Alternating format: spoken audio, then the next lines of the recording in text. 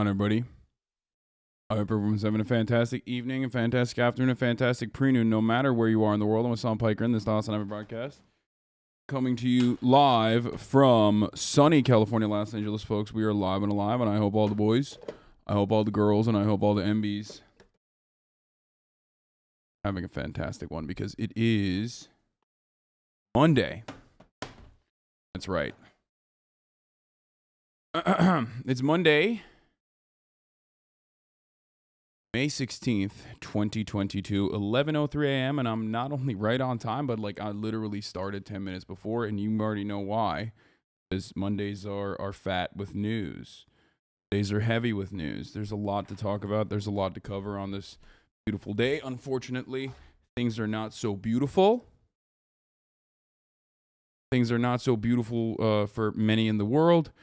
Obviously, there's a lot of heavy news to cover today. But this is part of the broadcast where I tell you a little bit about my personal news, give you a little bit of what's going on in my life for all my parasocialists. Yesterday,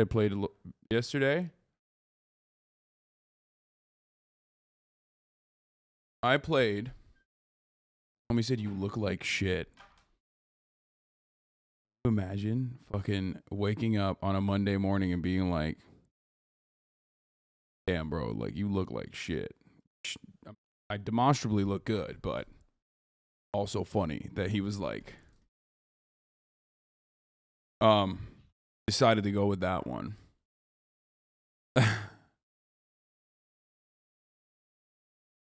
Anyway, I can't believe we're starting over. Okay, looking like the Highlander day. Okay, so anyway, part of the broadcast where I tell you a little bit about my personal news. I played some video games yesterday, and it was fucking awesome. I had an incredible time playing video games with some friends, and that was great. No, the funny thing about incels is like they'll be like, dude, you look like shit, and then they'll switch it up and be like, dude, you're hot, and that's the only reason why people follow you. Which is, of course, ironic because that is exactly what fucking people say to Pokimane and shit. You know what I mean? Like, it is the exact same thing, which is like, oh, dude, the only reason why people follow you is because you're hot. And also, you're fucking mid and not even hot. Okay? Like, what is it? You know, is this person mid? Or are they fucking so hot that they are literally successful for how attractive they are? You're both mid, and also other people consider you to be hot, but like I don't. Anyway, it's a really stupid thing.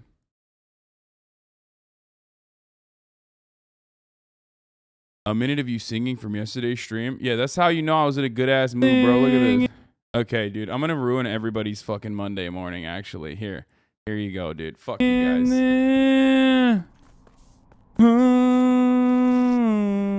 Something in the world.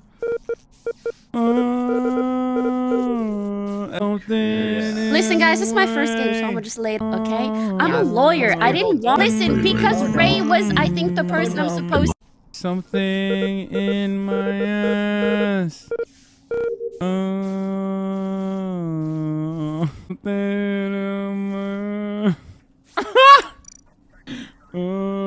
something in my ass.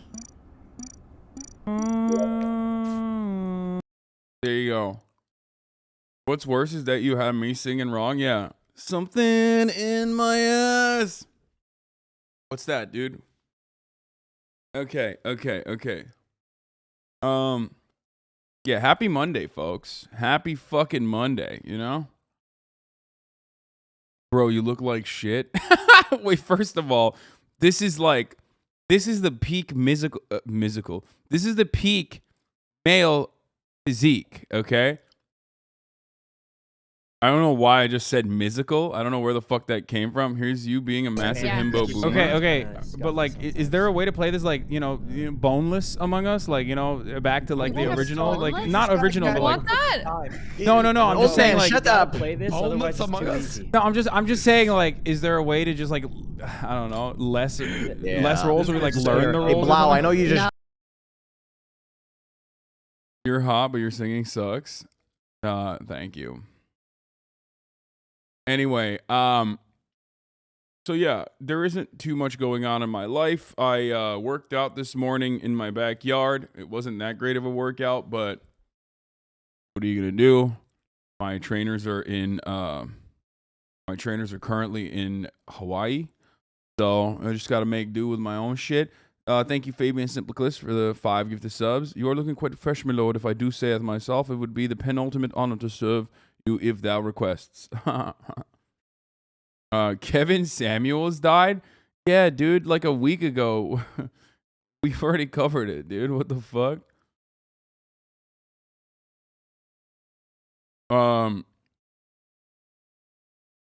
That's a funny ass haircut meme. Okay, you being hot is a perk to your human and personality in the bottom of your house. Don't listen to the haters. Thank you.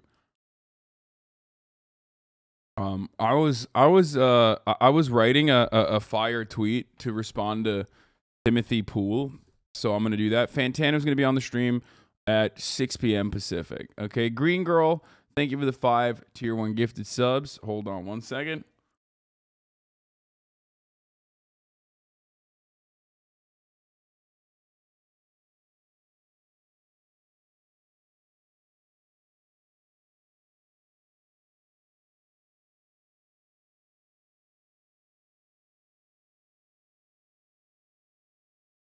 Wanted.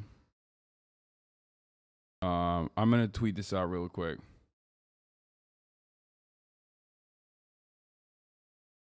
All third trimester abortions.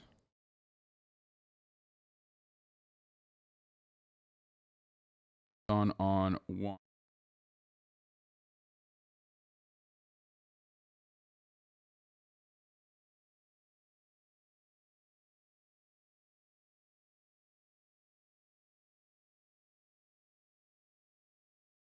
Not Fantano, bro. I know your music taste. Yeah, no, I was just fucking I was just quote tweeting. I wanted to quote tweet Timothy the pool boy over here because he was being a fucking asshole this morning, early in the morning, you know? I was giving a little bit of fucking fire over to these idiots. Tim Pool started off. What happens if a woman is on the way to get an abortion at 8 months but goes into labor in the lobby of an abortion clinic and accidentally delivers a baby before it can be terminated? It's like, yeah, dude. What happens if a woman is on the way to the abortion clinic and then a tactical nuke is about to hit the city and the person that's about to hit the nuclear button, it actually can only stop hitting the nuclear button if he realizes that, like, his child is in that city. Like, what happens in that hypothetical voice? It's like, okay. Yeah, thank you for the real scenario that you came up with. Like, that seems great. Thank you. What happens then, huh? Haha! I just destroyed you in my made-up argument.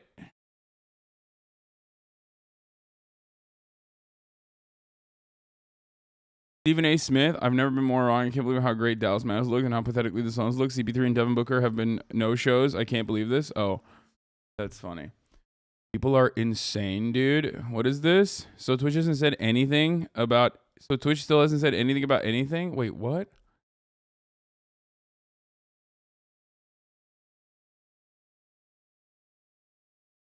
Okay. People are understandably going to get mad. I've talked about this already, okay? People are already going to get mad about this. Just let them, okay? It's crazy, but what the fuck are they supposed to say? Like, hey guys, Twitch has a strict no mass shooting policy. Like, hey, I don't know if you guys know this, but like here at Twitch, it should be said once again that here at Twitch we have a strict don't do fucking white supremacist acts of terror policy. Anyway, it doesn't matter. It's stupid. So who cares? But people are understandably angry and they are just lashing out at whatever the fuck they can. That's just how it goes. There isn't too much going on in my personal life other than that, so I'm just gonna blast the fuck off. Lots of guests this week. Tomorrow we have Dave 1, David Maklovich of Chromeo. Coming over to the broadcast. So, get excited. Have you been reacting to the new season of Z-Way? Her Chet Hanks interview was very funny. I have. I did react to Z-Way's new interviews, probably on YouTube somewhere. But also, Z-Way's dead to me. I thought we were, I thought we were moots. And for some reason, she's not responding to me. Now that I've asked if, when I asked her to come on the broadcast, she has not responded to me and read my message and left me unread. So I fell off.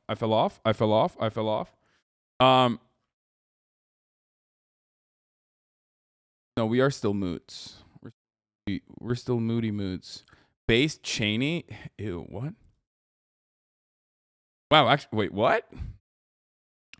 Does she know who her fucking dad is? What the fuck? This is kind of strange, okay? Yeah, we'll talk about Cara Delevingne as well, but let me just blast off real quick. Lots of news today. Republicans shifting.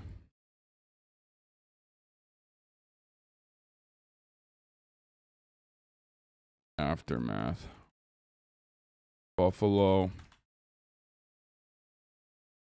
Amber Heard.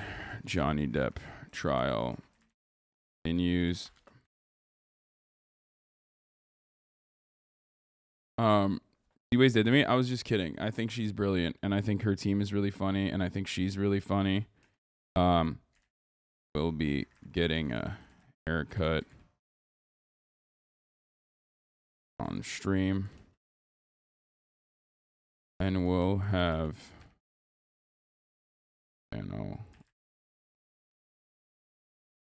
Fat Jock Carlos fall off.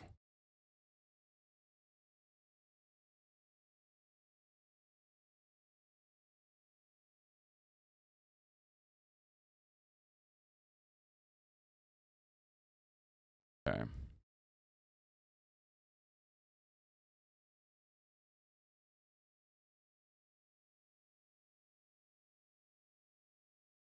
Okay.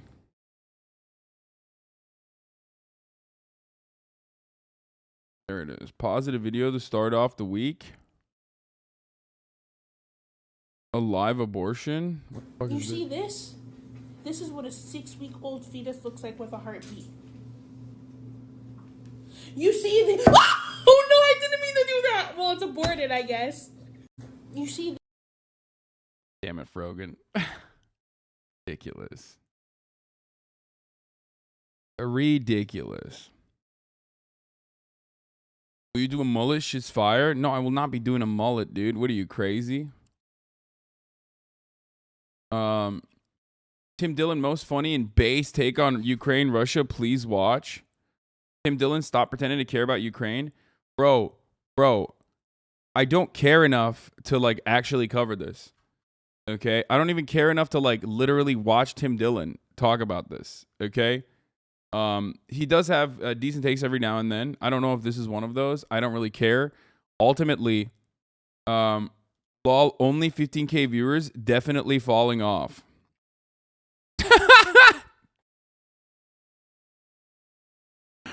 Okay. Thanks, man.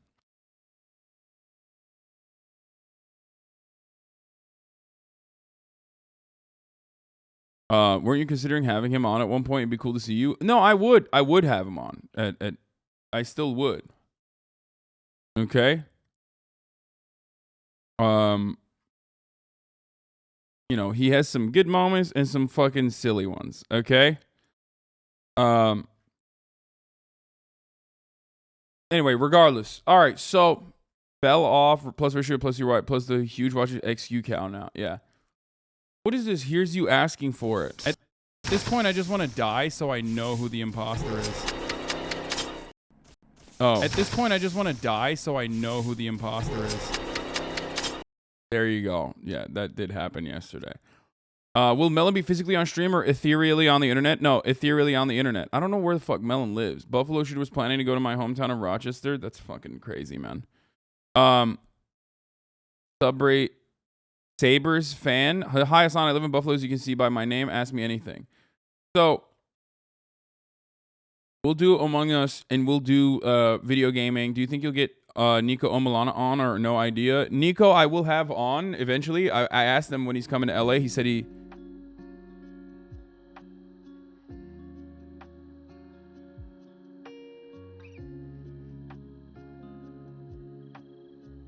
What happened? What did I just say?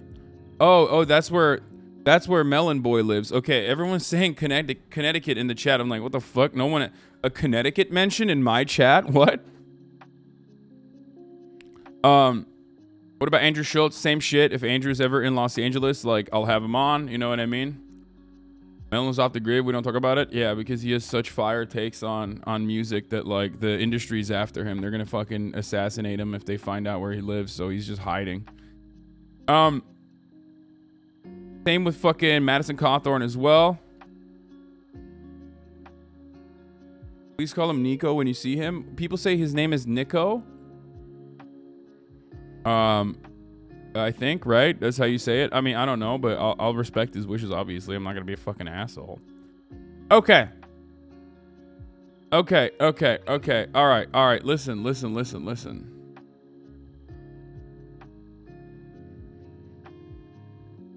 What is this? The New York Times pitch bot?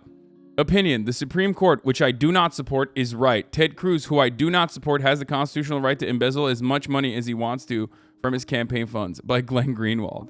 Yeah. Glenn Greenwald is like fucking completely lost his mind. I mean, when hasn't he lost his mind actually? Like, I mean, he's just like, if there has ever been a person who was such a well-respected and well-established journalist who fucking literally got brain broken because he wanted to be fucking cool.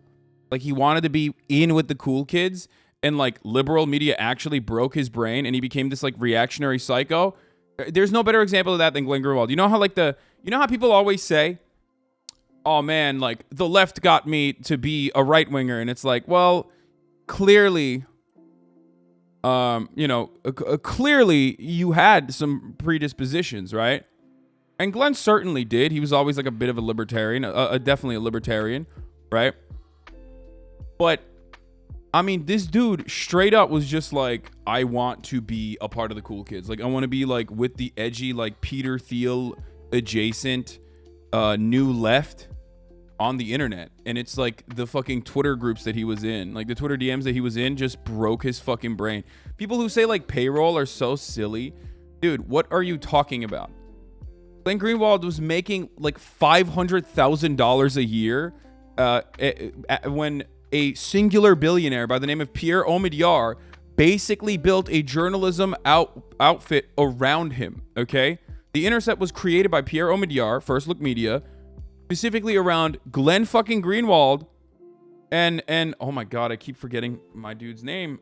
He needs to come on the show, I think, so I stopped forgetting his fucking name. He also hasn't really been writing or hasn't been really Jeremy Scahill. This is the second time I forgot Jeremy Scahill's name. What the fuck is wrong with my brain? I think I'm like something wrong with me. $500K a year? Seriously? That Buffalo shooter? Wait, what? No. I'm talking about Glenn Greenwald, brother. The fucking journalist. It's entirely possible to do good things at a point in your life and then do bad things at a later point in your life. I know. Except the good things that he did are pretty much immeasurable. You know what I mean? Putting his life at fucking risk, putting himself in harm's way, exposing American empire activities. You know what I mean? It's wild that he, and then exposing fascist activities in Brazil, almost personally being like, not like his team is virtually single-handedly responsible. His team at Intercept Brazil is single-handedly responsible for like Lula's release and subsequent potential victory. You know what I mean? Like, he did that shit. That's powerful journalism. And while he was doing that, he was like simultaneously losing his fucking mind about American politics. Not really? How not really, dude? He exposed the fucking, he might be anti-Lula now, but he straight up exposed the Brazilian prosecutor and the misconduct.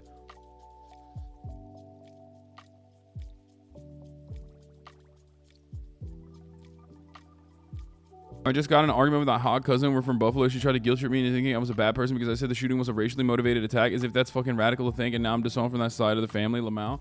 Dude, that's... You're brain broken. You are absolutely fucking brain broken if you personally think that your family's brain broken. I'm sorry. Like, if you personally think that the fucking white supremacy shooter who was like, I'm doing this for white supremacy, like, I love white supremacy, I'm gonna kill black people on purpose. If you look to that and you turn around and you say, oh, I don't know, actually, I need more evidence. Like, no, you don't need more evidence. Like, you're just a psycho. You're literally just like, you're the most delusional person I've ever fucking heard in my entire life. It's crazy. It's almost as crazy as, no, the person said hog cousin. Their hog cousin is just insane. Okay.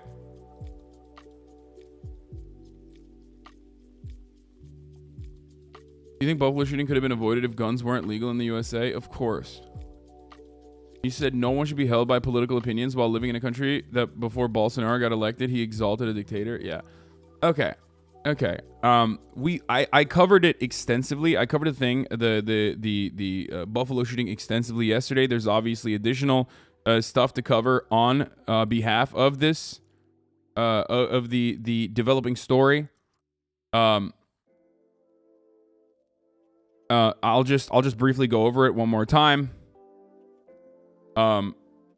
There was an 18-year-old white supremacist who got radicalized on 4chan on the internet and radicalized by Brandon Tarrant, the Christchurch mass shooter that killed 51 Muslims attending prayer in a mosque in Christchurch.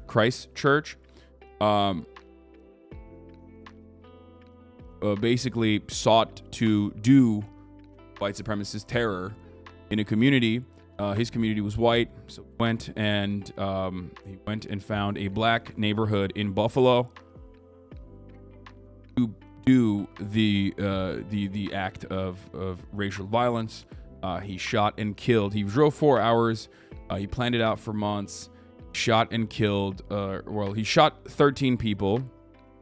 10 people died. And all the people that died were black. 11 of the 13 people who were shot were black. 2 of them were white. On the video, you even see him saying, him basically apologizing to one of the white people on the ground before he continues shooting. Yeah, not just any black neighborhood. He looked specifically for an area with the highest percentage of black people that live there. Yes. Now,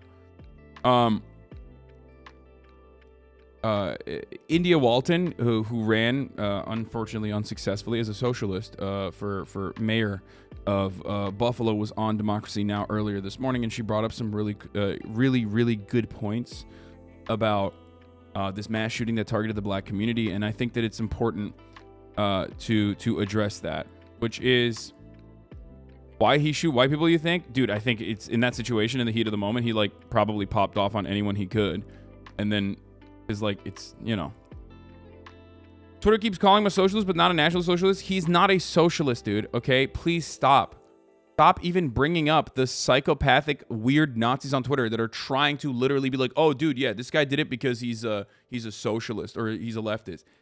Anyone who says that is trying to abdicate responsibility away from their own personal nationalist agenda. They literally are running in the same exact circles. Okay, stop.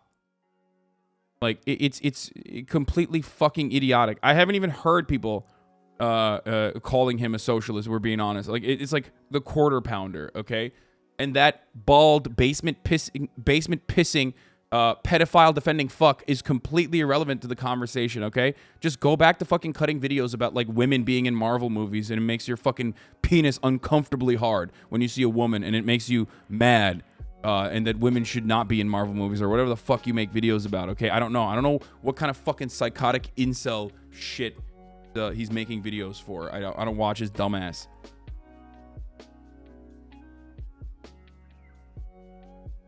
But ultimately, it doesn't matter.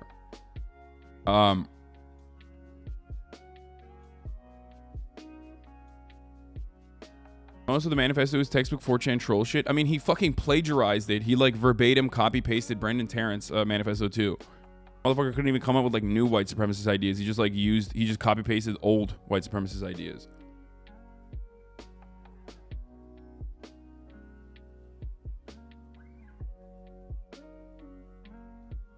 Okay? Now listen to me. Listen to me. As I was saying, India Walton actually brought up really good points on Democracy Now! Earlier this morning when she was talking about this, okay? Where she basically said that this community in Buffalo is subjected to violence every day. Community in Buffalo that this kid targeted, fucking terrorist piece of shit targeted, is subjected to structural violence every day. There's a reason why there's only one supermarket in that entire neighborhood. A neighborhood that is, I think, what, 70% plus black? That is because they fought long and hard to get at least even one supermarket in that neighborhood, because it was a fucking food desert beforehand, before that Tops. Now that that Tops is not slated to open anytime soon, they don't even know when it's going to open again. The community does not even have a fucking supermarket to be able to go to. And that's precisely why you are seeing, like the mother of the fire chief also shopped there alongside everybody else, because there's nowhere else to go to. There's no like disparity. There's no class disparity amongst black people in that circumstance, because they're all a part of that neighborhood, and there's only one fucking, there's no Erewhon there is what I'm saying. There's no expensive options to sift through. There's only one. Okay? That is structural violence. It's structural violence that black people are subjected to on a daily basis that is completely normalized, okay? That is seen as like the norm. That is seen as the you know, adequate thing. Okay? Another instance of structural violence is the highway that passes through that separates the black community from the other suburban otherwise white neighborhoods, okay? That's another example. I've talked about this before. Like, highways historically were built specifically to separate black people, from white enclaves and black slums, basically. That, in and of itself, is another act of structural violence. Yes, I'm going to get to the fucking Amber Heard trial in a little bit. Please, dude. Can I just make, like... Can I talk about other shit? Like, I know it's like the hot thing. It doesn't even matter, because, like, ultimately, it doesn't matter, boys, okay? Let's be fucking real. Nobody gives a shit. That all the fucking incels are going to go watch XQC and Asmongold cover it anyway, okay? And I'm sick and tired of making the same exact fucking points over and over again on this goddamn trial as we watch Amber Heard fucking... I don't know. It just, like, pisses me off, dude. Just stop. This is, like, significantly more important, please. Like, I'm a political commentator, okay? And this is, like, newsworthy. The Amber Heard thing is newsworthy, okay? Obviously. It is. I get it. But you're fucking bananas, dude. Are you kidding me? You want me to, like, in a day, like, over the weekend, a white supremacist action fucking killed 11 people? And you want me to cover, like, Johnny Depp and Amber Heard, fucking and sucking one another, dude? Like, are you insane? I mean, I'm going to get to it in a little bit, but, like, god damn it, dude.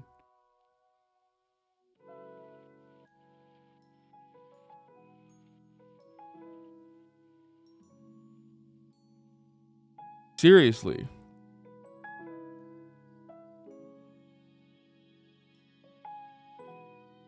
No, I think it's important to still talk about it, because, like, there's a lot of fucking there's a lot of momentum on the internet about it.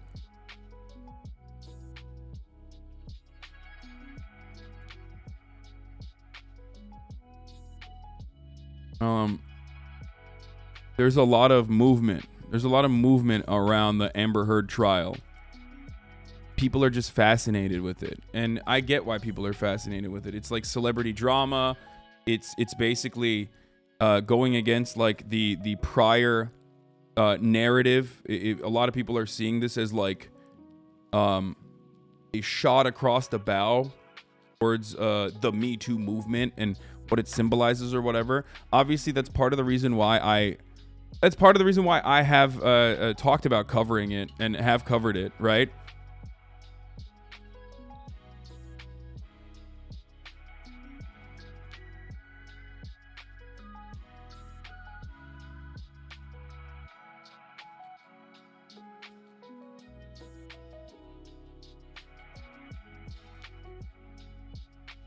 Anyway.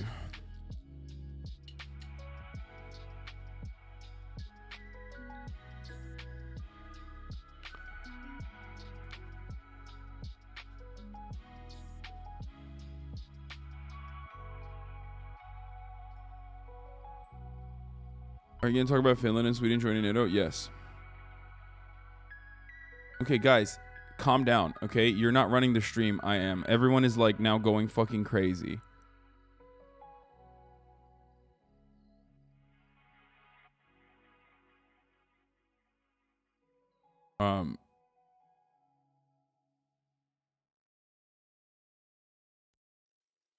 Trial seems more like a part of the spectacle than anything else, just something for the masses to focus on. Yeah, it is. It is spectacle. It is big. It is one big spectacle, obviously. But that doesn't mean that there's no reason to cover it. I mean, obviously there are reasons to cover it. Okay. But I'm not doing that currently. Listen. As I was talking about. Yes, I know there was another shooting that occurred on Sunday at a church in Laguna Woods, California.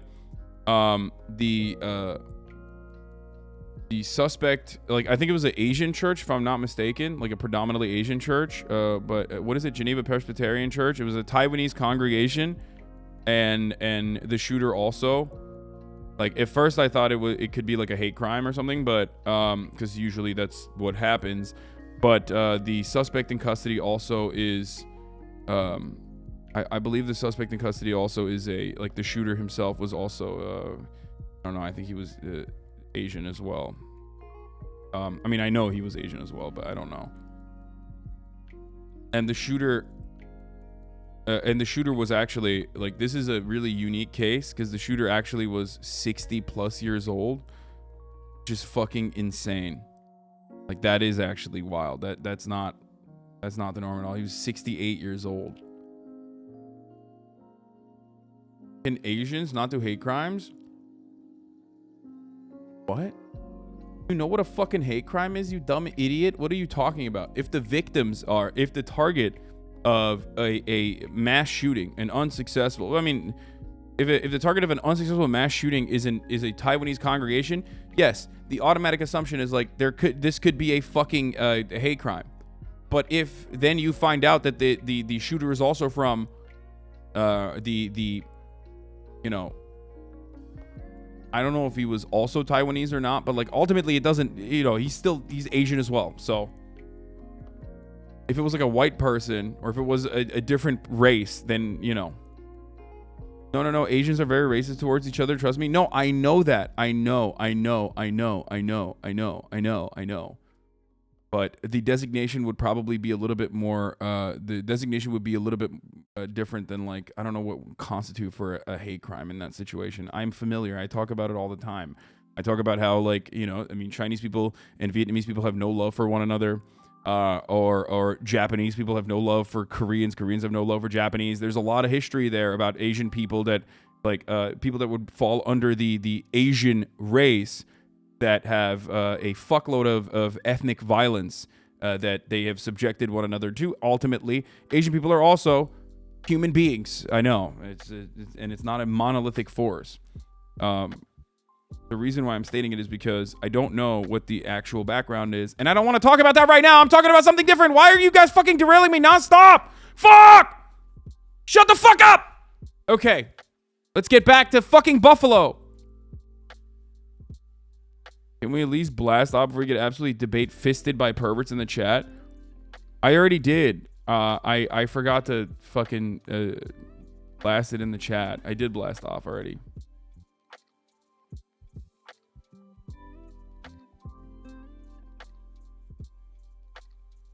Hasan Positivity Week is fucking over, okay? It's over. Here you go. Done. Obviously, I'm going to still try to do my very best to... I'm going to still try to do my very best to basically...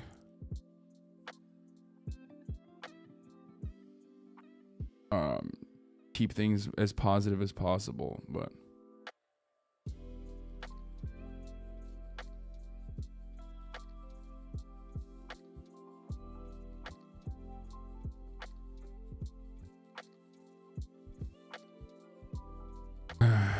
Okay.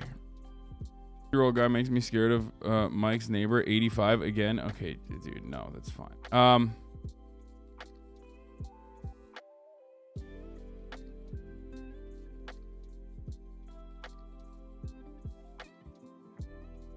Here. So the reason why I brought up the structural violence, the systemic violence in the form of systemic discrimination, institutional racism that black people face, is because it corresponds to the act of individual violence that we saw. These are ideas that are married to one another. You cannot separate them. Okay? You cannot separate an act of individual violence when it corresponds so perfectly to systemic violence that black people are subjected to throughout history and in contemporary society. All the way from highways to food deserts to the criminal justice system, to the lack of adequate funding for education in black neighborhoods, the way that we tax neighborhoods and fund public education, as a matter of fact, and after-school initiatives, things that actually have a tendency to demonstrably lower crime, the never-ending cycle of violent crime, and the social and material conditions that people are subjected to. These are all intertwined, okay? And there are plenty of people on the right, all the way from Tucker Carlson, okay, to straight up Groyper Nazis on the internet of 4chan, to your average Republican congressperson, that are basically reinforcing that structural violence in different ways, justifying it, normalizing it. Ben Shapiro is a great example of this as well. Okay? Every conservative pundit is doing one version of this, some lighter version of the exact same thing that this shooter was advocating for. Tucker Carlson does it way more openly than anyone else. Okay? But it's so insidious and it's so fundamentally American that, I mean, we often say, you know, racism is such a fundamental part of being American that criticizing racism feels like criticizing America. It's a big self-report that Republicans routinely will turn around and say, oh, you hate America. It's like, I mean, you're the one who is marrying white supremacy with America. Okay?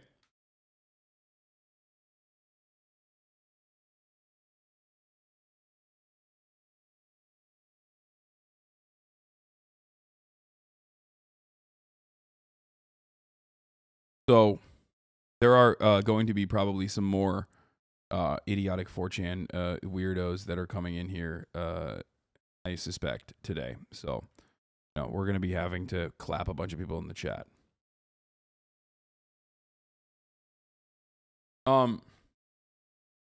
There's a reason why Fox News rarely ever covered the shooting yesterday when it was breaking news and continued with their regular programming. There's also a reason why when they do cover it, they often run cover for it and will turn around and basically say that it's like totally different than the things that they're advocating for. Here is a snippet from the manifesto alongside what Tucker Carlson has said.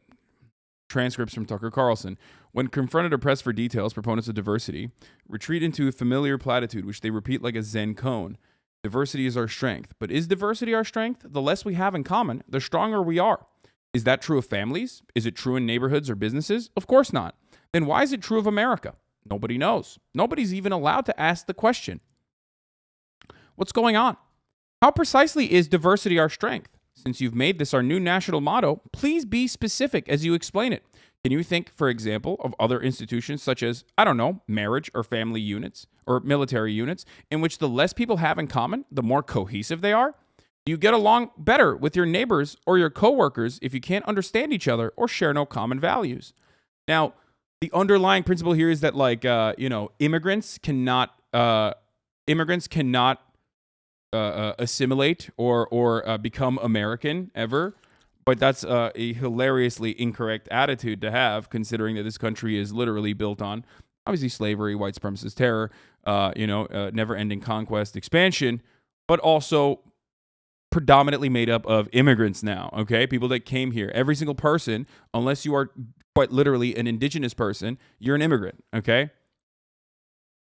So what's so different than the immigrants that are coming in now?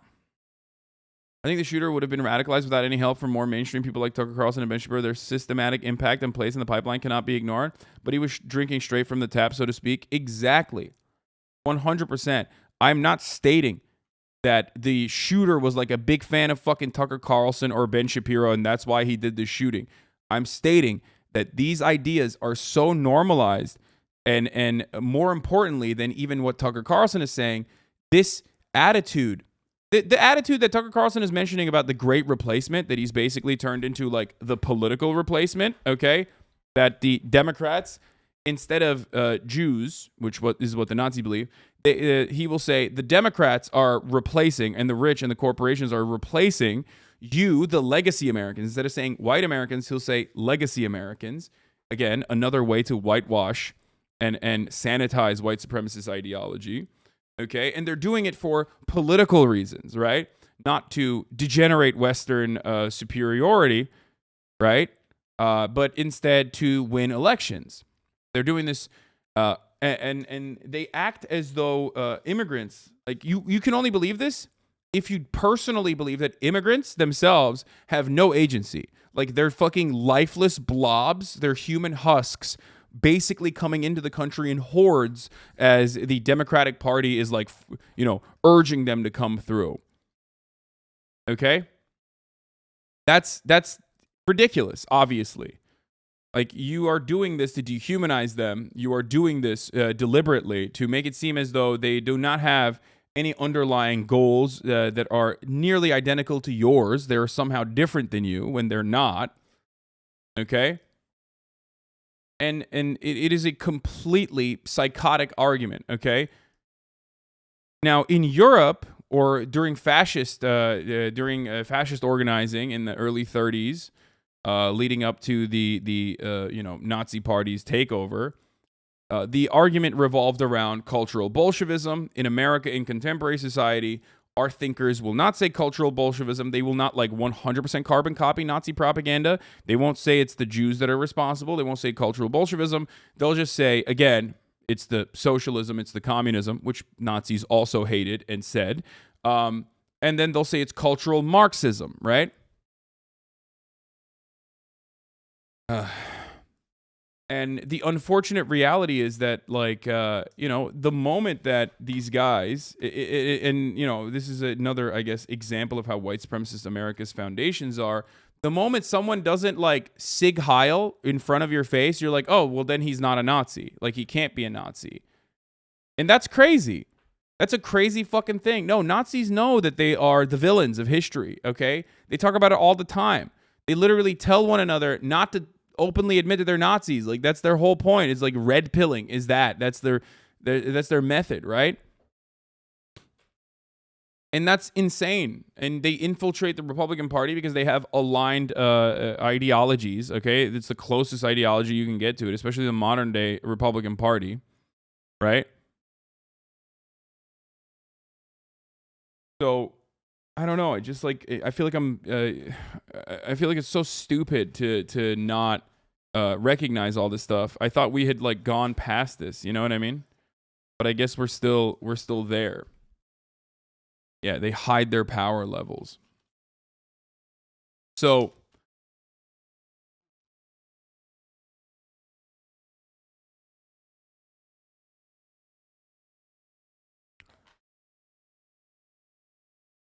and Tucker Carlson is the most popular news network, the most popular news broadcaster in the country right now. And perhaps perhaps it should not come as a surprise that the Great Replacement, or at least the Americanized version of the Great Replacement, where the main people that are coming in to degenerate American society, according to Tucker Carlson, are Latin American people, okay? And the reason, the sinister forces at play are the corporations, the wealthy elites, and the institutions that are also simultaneously working with the Democratic Party. Never the Republican Party, by the way. Never. Which is ridiculous. So, this is by the way, but what you say implies that you believe that complete multiculturalism is impossible and cultural assimilation of immigrants is needed. Do you think that host nations should try to forcibly assimilate if there's a risk of immigrants forming cultural enclaves? I think it doesn't matter what I believe, and it doesn't matter what you believe.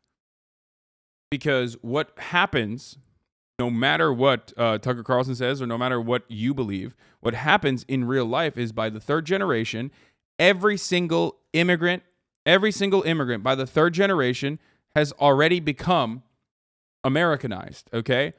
Complete cultural assimilation occurs by the third generation, no matter how hard you try to maintain your cultural values, okay, whatever the fuck they may be. There is no such thing as forced assimilation, okay? I mean, you could try to do that with, like, you know, residential schools and whatnot and engage in, like, cultural genocide, but you don't need to do any of that. By the second generation, it's functionally, there's functionally no difference, but by the third generation, completely Americanized, okay? No matter how hard you, like, believe in cultural enclaves or live in cultural enclaves, that's how this works.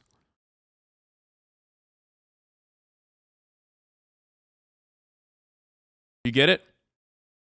There are probably people who are third-generation immigrants right now. They do not feel Mexican. They do not feel Guatemalan. They feel American, and that's normal. That's a normal thing to feel. It's a totally normal thing to feel. Now, you can also cherish your cultural roots, right? You can cherish your cultural roots and hype it up and support that, and that's perfectly fine as well. But that's entirely separate than what Tucker Carlson is mentioning or what the chatter was trying to point out. Okay? This type of white nationalism / forced assimilation is so fucked. The reason I love cities like LA is the fact that I can go to K-Town, a little Tokyo, a little Bangladesh, and have these pockets of flourishing global culture in one place. Takes a fucking sicko to be afraid of that. Yeah.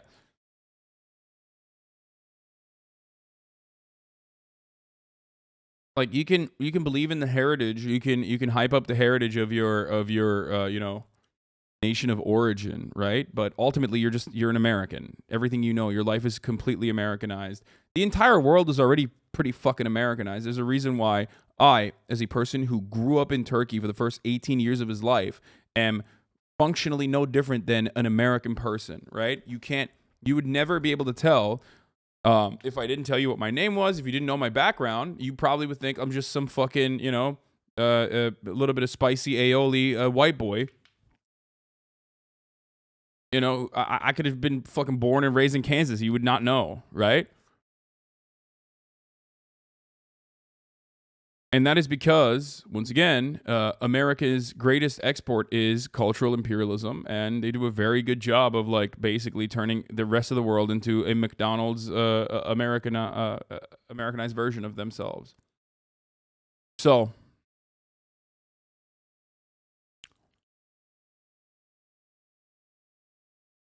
what I need to mention here is what is also dangerous about Tucker Carlson is that 1/3 of this country, according to the New York Times Daily, 1/3 of the country believes in the Great Replacement political motivation, the political Tucker Carlson version of the Great Replacement, that the Democratic Party is actively and deliberately, you know, bringing immigrants into this country to change the demographics so that they will go and vote for the Democratic Party. Now, this obviously is true in certain places, as far as, like, the immigrant communities and their first generation voting on behalf of voting for the Democratic Party, but it's completely ridiculous in others, like Florida being an example, or the Venezuelan community being an example. A lot of Venezuelans, for the most part, even older Venezuelans, are Republican. A lot of older Cubans are Republican. There's an incredible number of Hispanic Texans that are also Republican, voting for the Republican Party.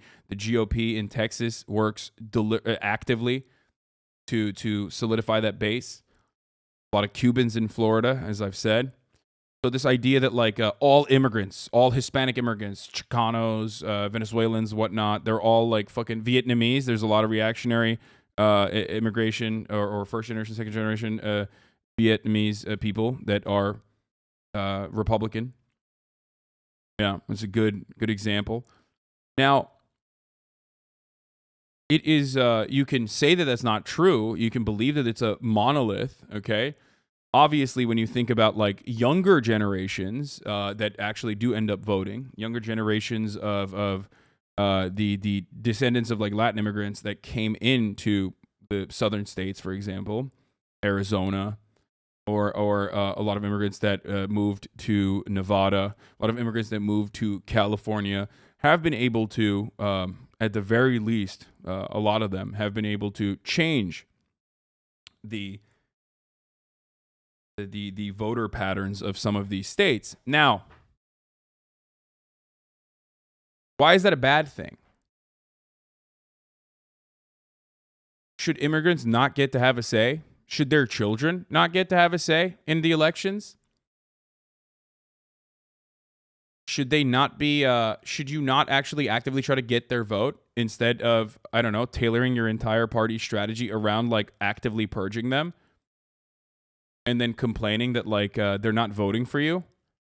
Why are you crying foul? Why are you crying to the fucking refs all the goddamn time? These people are not coming in because the Democrats are like opening up the floodgates. If anything, Reagan in that situation opened up the floodgates. Amnesty, right?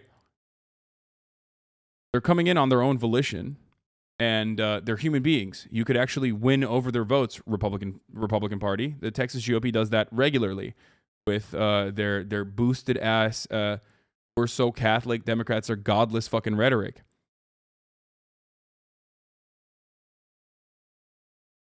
It's incredibly stupid. And, you know, racist. Okay, here it is. So basically this is what the shooter wrote. Why is diversity said to be our greatest strength? Does anyone even ask why? It is spoken like a mantra and repeated ad infinitum. Diversity is our greatest strength. Diversity is our greatest strength. Diversity is our greatest strength. Said throughout the media, spoken by politicians, educators, and celebrities. But no one ever seems to give a reason why. Well, I'll give you one reason. Okay, this is a pretty simple one. Bland ass fucking food, okay? Your disgusting, spiceless ass, boiled chicken ass food would be fucking nothing without immigration, okay? That's one reason. Okay, variety is good. We live in a fucking global planet. Isolationism is impossible. You are a delusional person, okay? We are not going to institute the hermit kingdom here. It's not going to be the fucking Democratic People's Republic of the United States of America, okay?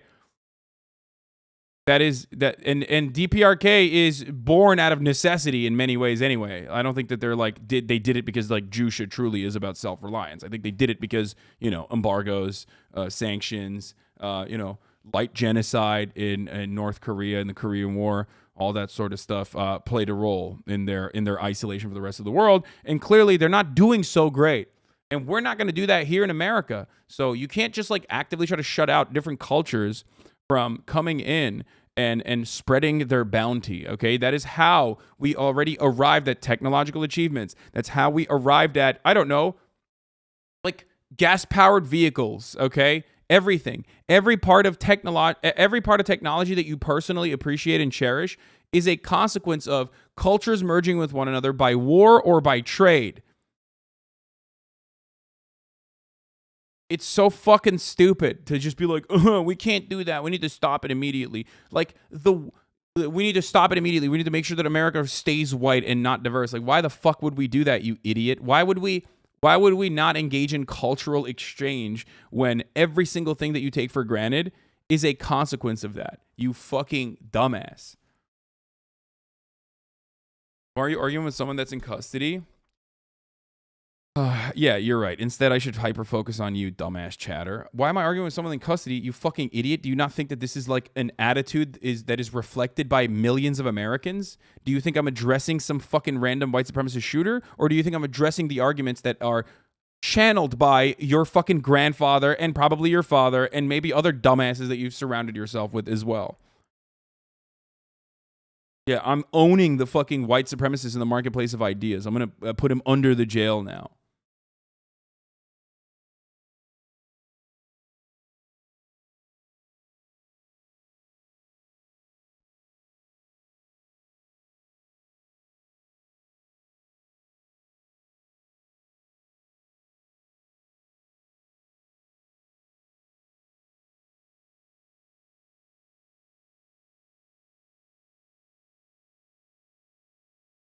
the problem, famously, the white supremacy problem, whether it be the systemic consequences of white supremacy or whether it be individual acts of white supremacist terror and violence, went away famously when this guy got arrested. It's over now. Racism is over.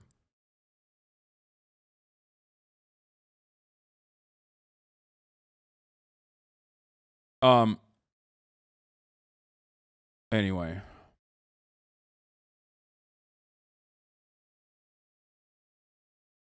As a white cis male, how can I outwardly show support and solidarity for the groups who are discriminated against? These groups seem to sneer and stay away from me. What?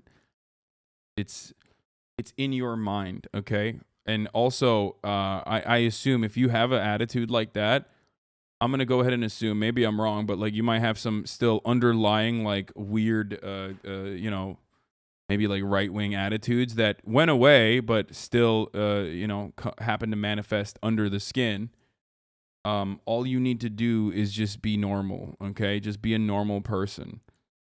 You're probably feeling that way because of subconscious racist thinking, which doesn't mean, I mean, it's good that you're actively working on it, right? You're obviously in here, you've been in here for a long time, but that kind of attitude is like that kind of attitude still comes around from like otherizing black people and assuming that they're like different. Okay. What do I always say to the white people in my chat? Just be normal, okay? Be normal, be normal, be normal. Just be normal, just be normal. I mean, there are people on the internet. There are black content creators on the internet that say I'm fucking racist on a daily basis. You don't see me fucking being like, oh man, how can I actively show support to black people? You just be yourself, okay? Unless yourself is abnormal, in which case, don't be yourself and be normal.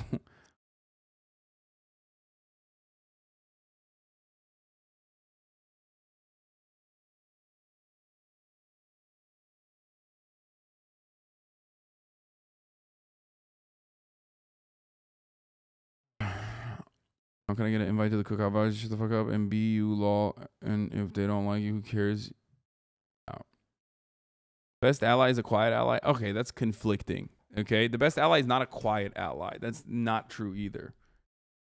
You can also donate to my Cash App for free lessons on how to interact with POCs. Hit my DMs. Shut up, nice bathroom.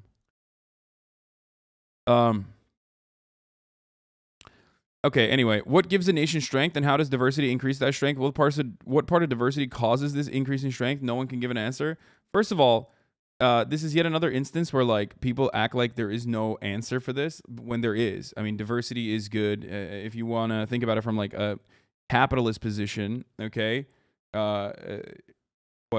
C-level executives, like the more diverse a C-level executive group is, the higher the profit margins are for companies. Like there's like studies conducted on this shit too, so it doesn't even matter from that point. Like, and these guys love capitalism usually. So the only reason why they act like they don't love capitalism is so that they can the only thing that they don't like about capitalism is that capitalism cares only about green, right? They care about money, so obviously they don't give a shit about like you know, who's gonna make the money. And obviously a great way to ensure that you have a never-ending pool of labor that is the certified underclass is by ensuring that you have a two-tier justice system that enslaves people for crimes that others would not be enslaved for. Obviously, I'm talking about like the disproportionate targeting of black people under our criminal justice system, or through you know, a flow of immigration from countries that we fucked over that don't get the same level of amenities and access and an opportunity to become citizens in the same way that like affluent people are able to from whatever country they're coming from. Okay. So Ben Shabibo came out with a fucking flaming hot take, as one does. So I responded to it as well. Where is it? Oh, here it is.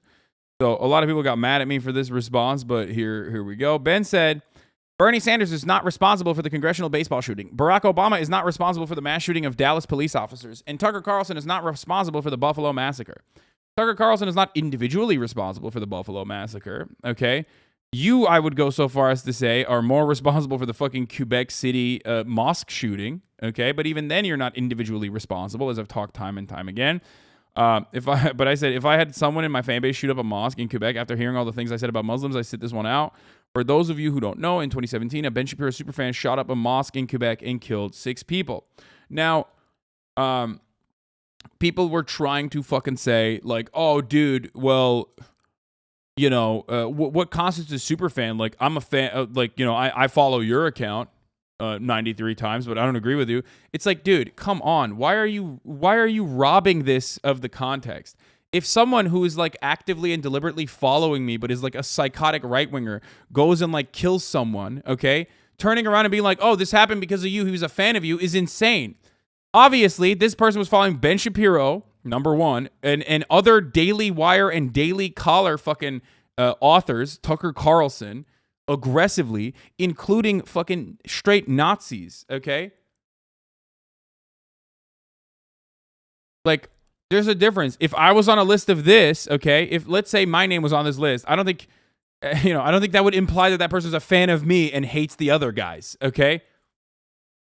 Like, and also, you have to look at the act of violence. The act of violence he committed wasn't, you know, in defense of Muslims. The act of violence that he committed, the shooter in Quebec, was perfectly corresponding to the rhetoric that Ben Shapiro and all of these other motherfuckers point to and say on a daily basis. But more importantly, perhaps, than what these guys are saying, about like Muslim immigration and whatnot, it also corresponded to the systemic violence that Muslims are being subjected to on a fucking global level at the time and still to this day.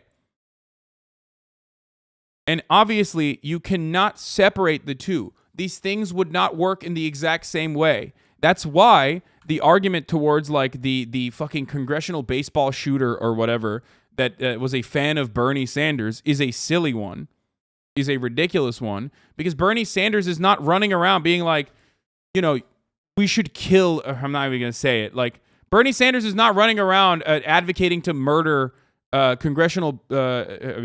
advocating to murder like congresspersons, whereas I caught myself. You know what I mean? I caught myself because I know that shit would have been fucking clipped out.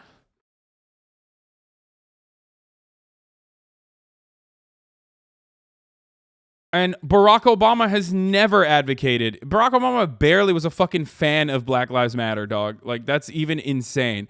And Black Lives Matter has nothing to do with like the mass shooting of Dallas police officers either. Okay? So you are, once again, trying to marry ideas that do not exist. There is no systemic backing for police executions. There is no systemic backing for mass shootings happening at congressional baseball games, in the same way that there is absolutely structural violence directed towards marginalized communities, okay? State violence directed towards marginalized communities that is being reinforced by the likes of Ben Shapiro. He can hide and say, oh, well, I'm not saying directly kill these people, all right? I'm not saying directly kill these people. I'm just saying run the top of the hour ad break at the top of the hour, and if you no longer want to see those ads, all you need to do is subscribe for $5 or for free. Sorry, I had to do that to you. I apologize. It's just, it had to happen, okay? Right. If you want an ad-free broadcasting experience, uninterrupted, all you need to do is subscribe, which you can do for $5 or for free. You earned that one, okay? Or you can get gifted a sub. Here's the 1 minute ad break now.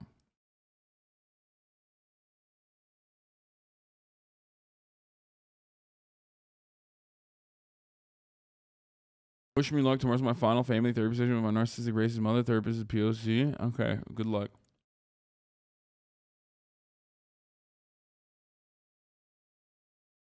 Yeah, the only mass killings Obama is supporting is towards hospitals in Afghanistan. Exactly. Like, Afghan children is the only mass killing that Obama supports.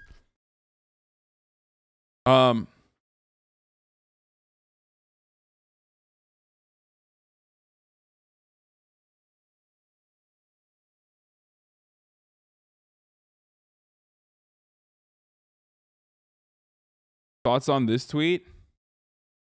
If once a year a black kid wrote a manifesto that sounded like popular left-wing ideology and used those theories to justify his mass murder in white neighborhoods, absolute all hell would break loose. The reverse is happening to collective white shrugs.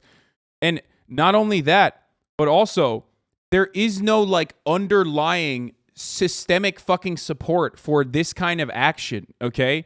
Like, we live in a country who, in its history, recent history, has straight up bombed entire neighborhoods where black people were living in, like the move bombing in 1985 in Pennsylvania, okay? We live in a country where, like, there is still so much state-sanctioned violence towards black and brown people. That's the reason why Ben Shapiro and others can personally fucking hide behind structural violence and make it seem like they're not urging for individual acts of violence. They're simply stating that the current way that things are going is good, and we need more of that. And then some people are like, yeah, you're right, actually. You know, these black people do present an existential threat to us, so I will go and fucking do this thing. I will take matters into my own hands, you know?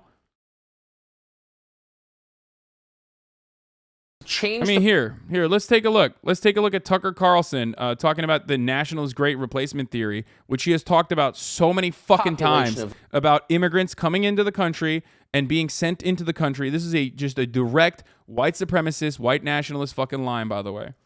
Hold on, I gotta pee. I'll be back. And they hate it when you say that because it's true, but that's exactly what they're doing. Is anyone pushing back at all? I have less political power because they're importing a brand new electorate. Why should I sit back and take that? How much longer do you think Americans will put up with this? How long before Americans start to take border enforcement into their own hands? We have absolutely the right to know. We should demand to know now. Every time they import a new voter, I become disenfranchised as a current voter. No, they're not allowed to do that. Why are we putting up with this? Most people go along with this absurd standard. They dutifully shut up. They don't think they have a choice. You wonder how much longer they imagine Americans are going to go along with this. It can't go on forever, but you can see why they're trying it.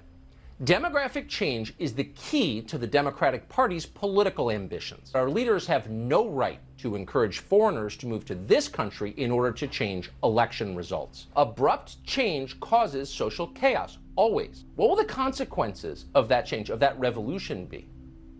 In your bones, you know the answer. It's terrifying. And it doesn't have to happen. You cannot overstate the scale of demographic change underway right now in the United States. It's a direct assault on our democracy. They don't even really care about your vote anymore. Their goal is to make you irrelevant. You're just an American citizen. Shut up and obey. They know that calling you a racist is the fastest way to make you obey. In other words, you're being replaced and there's nothing you can do about it. So shut up! If you don't obey them, they denounce you as a racist. Why do they do this? They do it because it works. But here's the thing. It can only work it works so if well. you play along with it. And we don't plan to.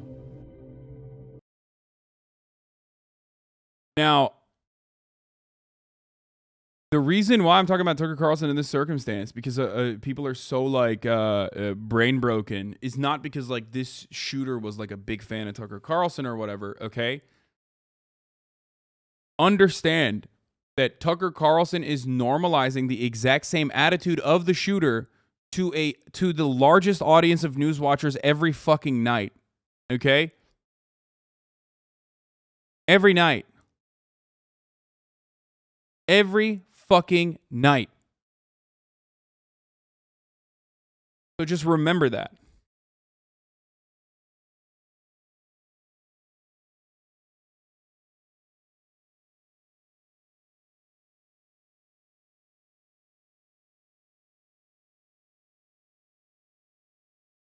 I'm not American. Can you please explain how the people take this lunatic as seriously as well as Fox loonies? I mean, what do you mean?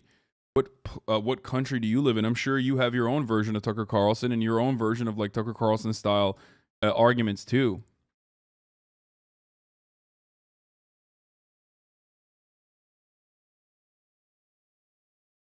You can edit this video into the boys clip and it will fit perfectly. Anyone with any more questions can watch the Amon Animations video. Have you talked about Turkey saying no to Sweden and Finland? Yes, I haven't. But I will. It would be cool to watch Tucker's live stream on what? Tucker live on stream and talk about his insane takes. Anyway, look. But they are far from the majority, luckily. Dude, they are not, dude. 1/3 of the country in a country that's never examined its white supremacist roots and never actually offered restitution for its white supremacist acts of violence, that's not fucking that's a terrifying prospect. That is an absolute terrifying fucking prospect for marginalized people in this country. Are you crazy? One third of one third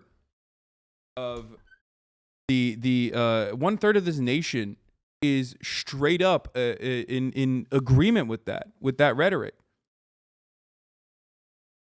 You don't need to be the majority when the pre-established attitudes are already reflected in daily acts of structural violence. Okay. Megaphonics, I'm not gonna look at your dad's brain broken take. Come on.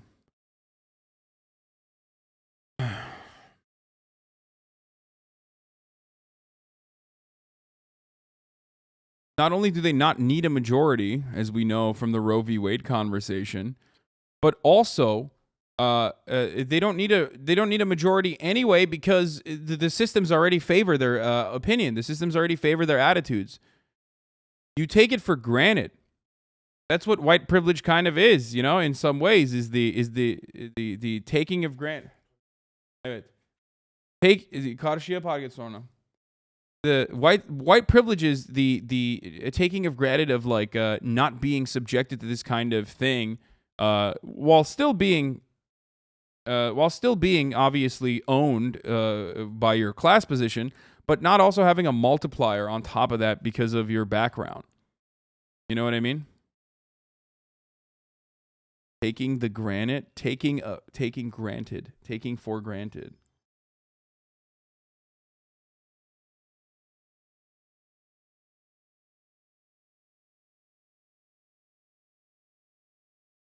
Minorities exercise the Second Amendment right now. Fascist violence may rise.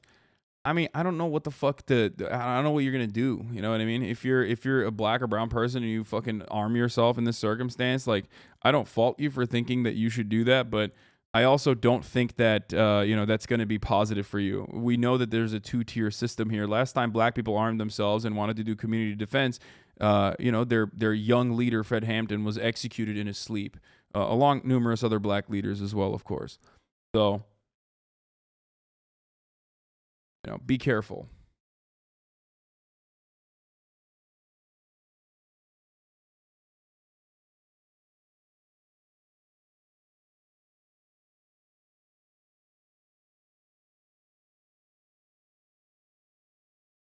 And of course, Ben Shapiro saying that like he doesn't believe that Obama is not responsible or whatever. I mean, he did say Obama was responsible.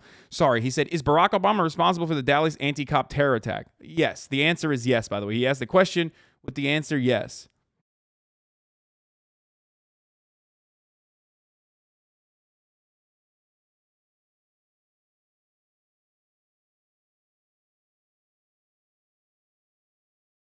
What? Sorry, not beautiful, and no amount of authoritarian tolerance is going to change that. Like, what? He just said he doesn't like... Wait, I don't understand. Like, what? He's just saying he doesn't like BBW? Like, what the fuck?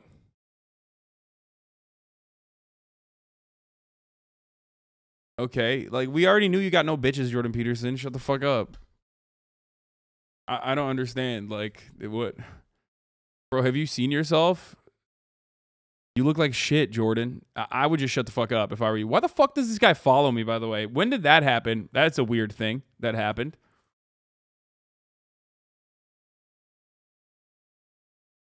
I did not know that that was the case. That's weird. What should I say to him?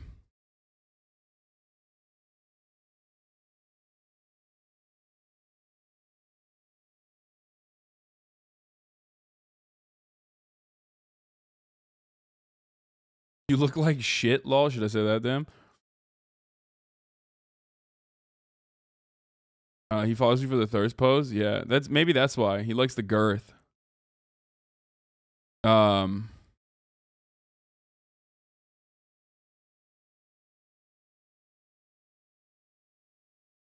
be fair, a guy who's built like a bus ticket is probably intimidated by BBW. I just get like I don't get it.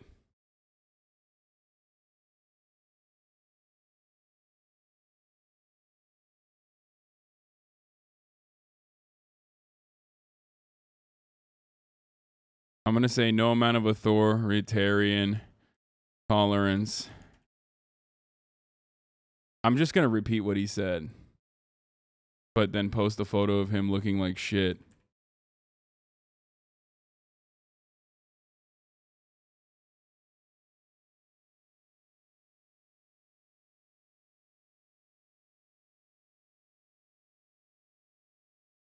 Does anyone have a good, like, ugly Jordan Peterson photo?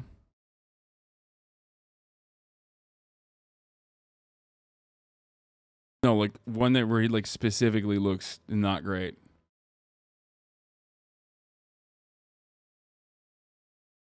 Thank you. Weeby with the fucking Weeby with a layup, dude. Good shit. There you go. Pump it, boys.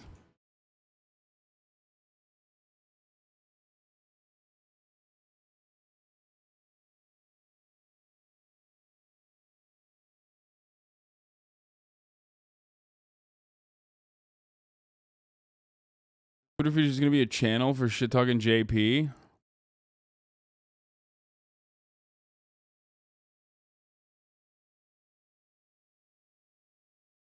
Best part is he follows you. I don't think he's gonna follow me after that. I think he's done following me.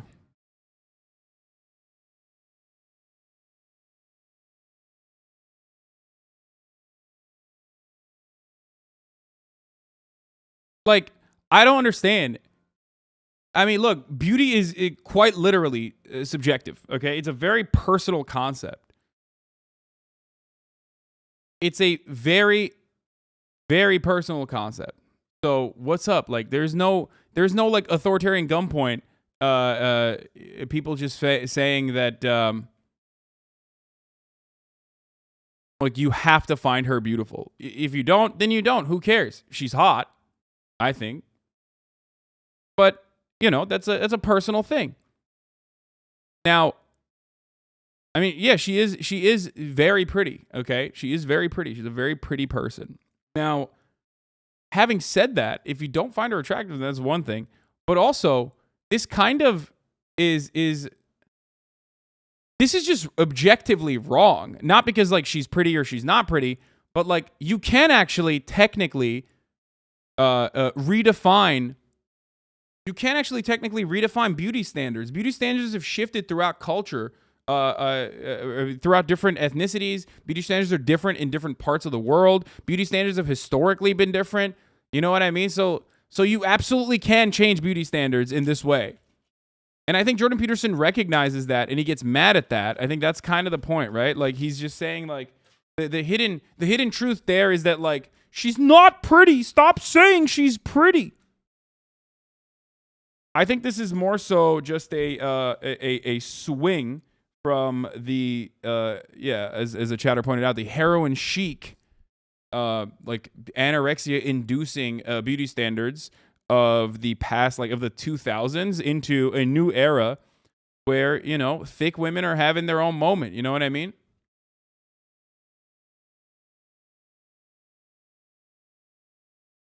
Like let the thick girls have some fun. What's up? Like they can't be seen as like attractive. They had their era early, like way early. You know what I mean? Curvy women used to be considered the standard, right? If you look at like older,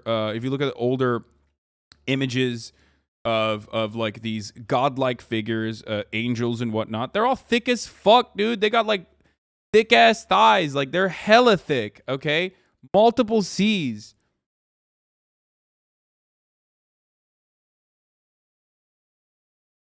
What's up? We're just kind of going back to that.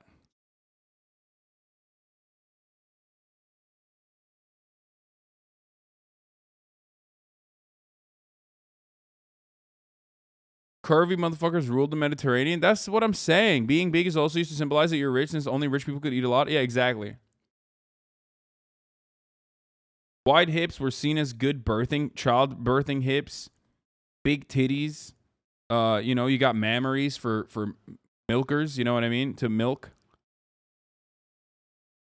It's just a normal cycle of it's a normal cycle of You know, what is designated as like the attractive beauty standard? It changes. Who cares?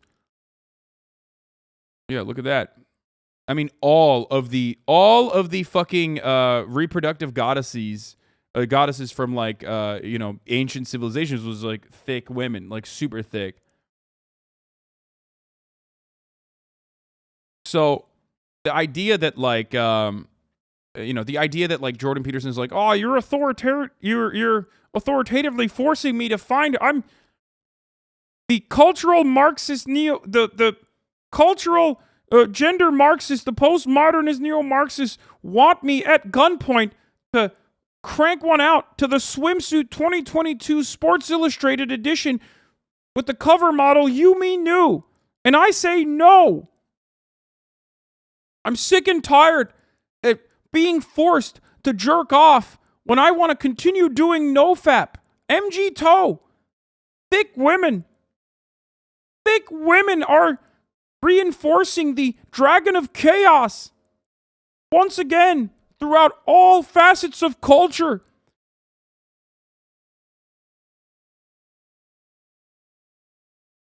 And this is true. Aphrodite was actually skinny as hell. She was so slim. Many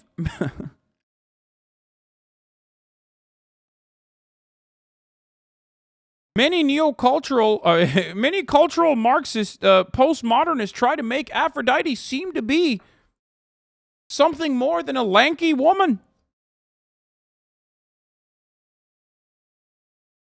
Anyway, sorry, but yeah, we ratioed the boy right here already, so successful ratio. Ratio acquired. We've got some imposters in chat pumping up JP's tweet. Yeah, we got some fucking weirdo 4chan losers in here today, so they're probably going in and going, yeah, that's right. Don't worry, 4chan losers. None of you are getting bitches. It doesn't matter if they're thick, doesn't matter if they're skinny, okay? You are going to be destined to a sexless loser fucking life regardless. Now, you can change that.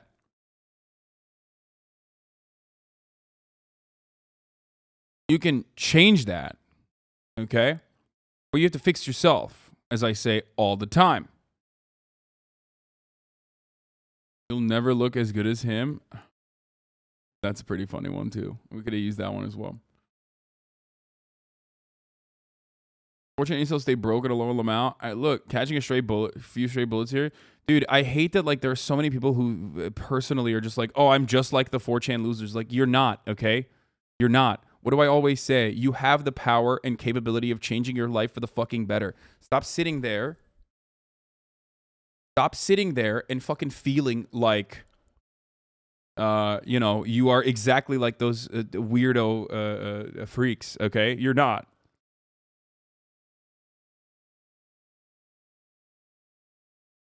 I think we have to unlearn unrealistic expectations of women as well.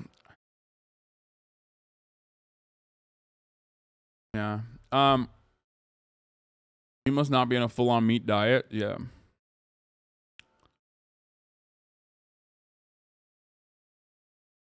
On the other hand, ancient Greece had a raging passion for little boys' thighs, so we could debate over the appropriateness of ancient Greece beauty standards.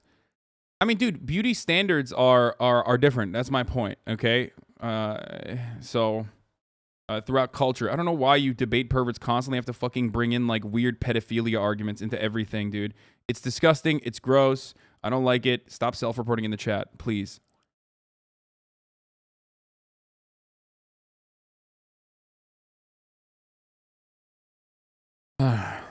Hey, not on topic. Oh my God, motherfuckers constantly talking about Turkey. Turkey has no fucking power in NATO, okay? They're crazy. They're crazy. They can try to stop it, but it doesn't matter. And the reason why they want to stop Sweden and Finland from joining NATO is because they believe that Sweden houses like Kurdish militants, okay? That's it. They want to use it as an opportunity to fucking say, you know, stop harboring Kurdish militants, okay? Let us kill them, basically. They do have veto power, but they're not going to enforce it. Taking a single screenshot from some random video versus a multiple hour-long photo shoot that has been edited. How stupid are you? Dude, I love this, dude. 3-month subscriber who's a Jordan Peterson fan. That's fucking dope. Hey, man, I don't know if you know this, but there's a concept such as jokes. Okay, you go, haha, that's a joke. I already gave the real reason why I think Jordan Peterson's tweet was fucking idiotic, but it accompanied the joke where I just basically fucking repeated what Jordan Peterson was saying that he looks like shit. Okay? I cannot believe he still has like crazy fucking weirdo, sexless, humorless fans. What is this? Sorry, you are beautiful, and no amount of authoritarian intolerance is going to change that.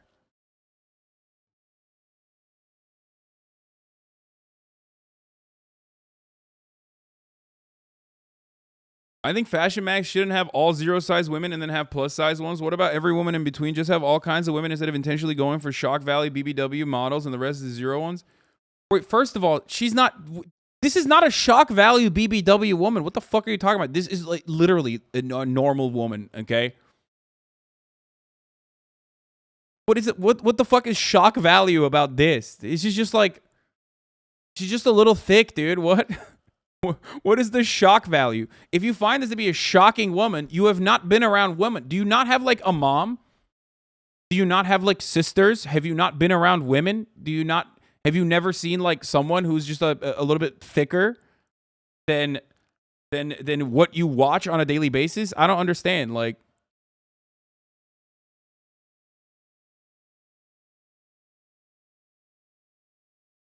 what the fuck? No, it really is. It really is weird as fuck when it's like. It really is such a weird thing to be like, this is ridiculous. Yeah, it's only ridiculous because like, it's only ridiculous to you because you're so used to just seeing like shredded ass ladies. And for the record, look, I love women in all shapes and sizes. Okay, all of them. Like lean beef patty. Okay, great example. I think what Sports Illustrated should be posting is literally fucking lean beef patty, in my opinion. Okay? What is this? I just Googled and her subreddit came up. I promise I'm not like, I don't know. Look at that. I love that. Okay?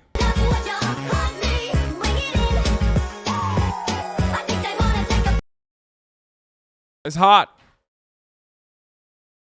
It's not for everybody. It is for me, though. Just saying.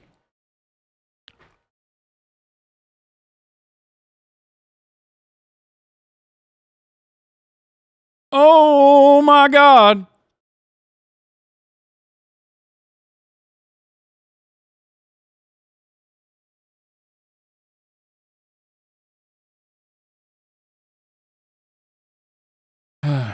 Bro, just come on. Just Google JoJo. Yeah, it was that. That was what got me into lean beef patty.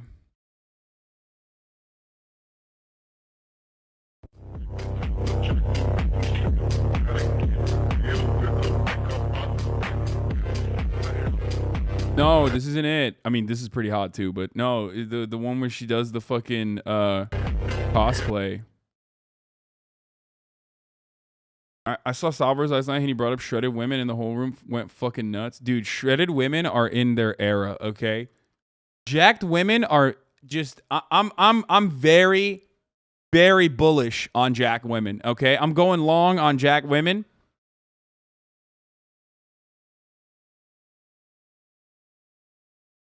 This is the Jenna Lynn Mowry era, okay? The JoJo Patty link. Oh, here it is. I say I'm turning red. They let me light it, then it don't do it's land. They do so much to me. I'm losing touch, get me. Served on a silver platter. After seconds, they just let me. They tell me I'm a god. I'm lost in the facade. 6 feet off the ground. At all times, I think I'm you and I. They tell me. Okay, was that the one I was thinking of? That's crazy, dude. That's fucking. That's okay. Anyway, like I said, HasanAbi Productions eating good today. LMFAO. I'm willing to bet that Yumi can beat JP in just about every physical exercise challenge you can think of. Yeah, probably. So anyway, the point I'm trying to make is like, listen, this is not the normal like the normative Western centric beauty standard for women, but you know, people find different things that they find attractive. Okay, beauty is subjective. I think you were looking for this one. Yeah, I think this was the one. This was the one. This was the one. This was the one. I think. Yes. That's crazy. That's crazy. Okay.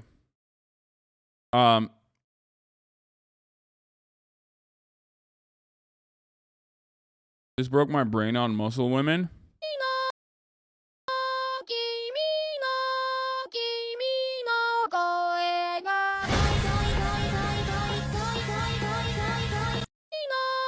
The Jean-Claude Van Damme, dude. That's crazy.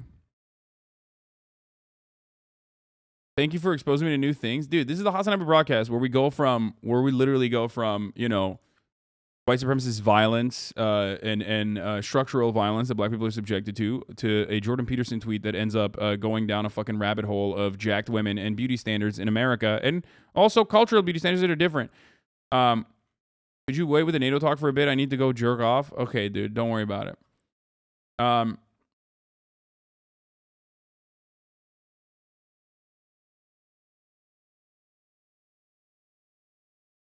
Hello, my boy Blissful Dan got me watching you recently, and I've turned from someone who avoids politics and just focused on myself into someone that is now very intrigued in learning about everything and why the U.S. isn't as great as I was taught in school and more. Thank you. You're welcome. I mean, but there's also, you know, moments where the United States is great, like what I just showed you. That is the best that the U.S. has to offer. You know what I mean? God damn, straight up.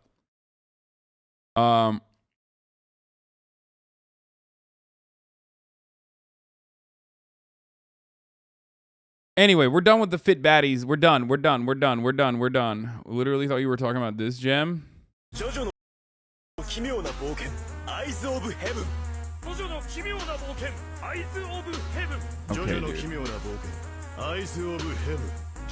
bro, this is fucked up. Like, this is literally like, this is, God, I fucking love. I mean, this is when I say, like, I love capitalism and I love the internet and I love American culture of, like, consumption of commodities, because, like, how else was I ever gonna find something that is, like, tailor-made for me? Okay, this is, thank you for me. Thank you very much. Love that. I can't. I'm sorry. This literally feels like it was, like, in a laboratory. This video itself was specifically mathematically crafted for me. Oh, thank you very much. That's how I react to it. Okay, when I see that, I go, oh wow, thank you so much for that. That's cool. It looks like every single female video game character. How is that not standardized beauty? What? You think jacked women are standardized beauty? Are you fucking insane? Bro, this is literally almost historically, throughout the entirety of time, been associated with, like, masculine features and just like men for the most part. Okay, you're fucking insane. I think most dudes would say she's manly. Look at the way that Abby from The Last of Us 2 was received by the fucking gamer audience.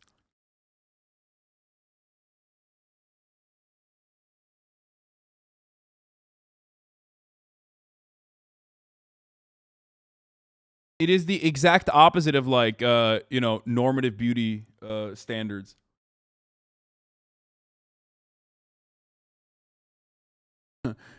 Yeah, she's only... Okay, we're done. We gotta stop. I'm stopping. Okay. Back in my day, if you found her attractive, someone would call you the F slur. Damn, bro, how old are you? Chatter.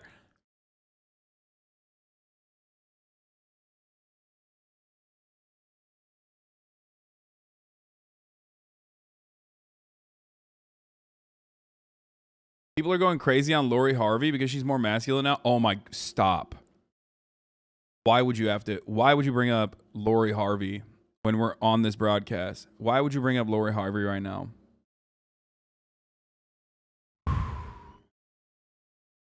I'm trying to stay on point. What is wrong with you, dude? Oh my God. Why would you do that? Why would you fucking do that? Let me tell you something. Why do you attack Jordan for stating that obesity is not pretty? Lol. Dude, Jordan Peterson fans are fucking awesome, dude.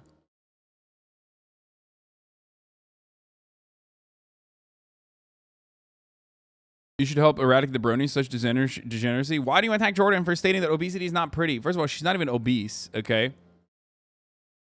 And I would... I'm gonna go ahead and assume that like you yourself are not exactly the best looking person, okay? Definitely not as good looking as she is. And lastly, Anne, can we close every window, please, please? Thank you so much. I'm doing a broadcast here.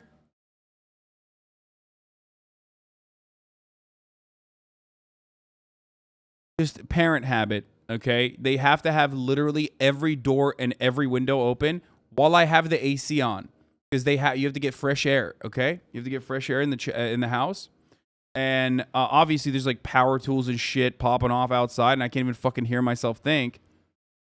Call your mom by her first name? No, Anne means mom. I don't know where it's coming from. It's coming from everywhere. You guys can't hear it. I can hear it. But she is pretty. I'm not copium. Everyone is pretty here. She's hot as fuck. The curmudgeons criticizing her aren't half as pretty. Yeah, dude, I don't... Like, you being like, this is not pretty is just you, okay, personally. Like, she's not my type, but I understand that she is attractive, okay? Do you see what I'm saying? And I would never turn around and be like, oh, she's so ugly, fuck you. And it's such a weird conversation to have because, like, one, she is very pretty, okay? Even if she is not my type personally, she is still very, very pretty. And it is weird as fuck that people in the chat are being like, nah, she's not. And you shouldn't find her attractive either. You know what I mean?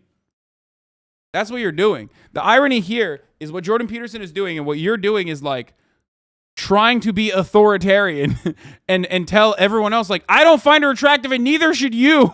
No matter how hard you try to get me to think she's attractive, I will not jerk off to this. I will not jerk off to this. You fucking stop it. Okay?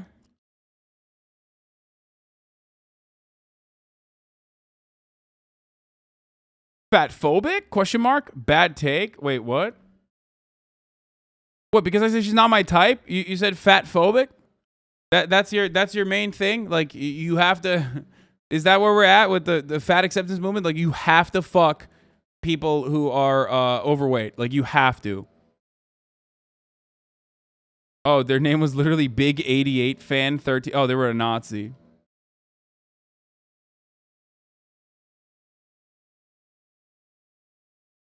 No, they weren't joking. They were just fucking, they were just a Nazi. They were trying to troll. But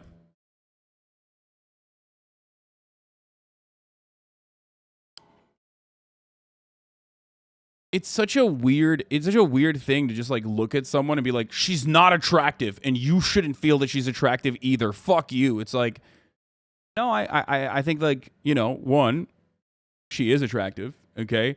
And two, she's certainly incredibly attractive to plenty of people, okay? So the idea that you know, you have to be subjected to like Jordan Peterson's beauty standards is a silly one.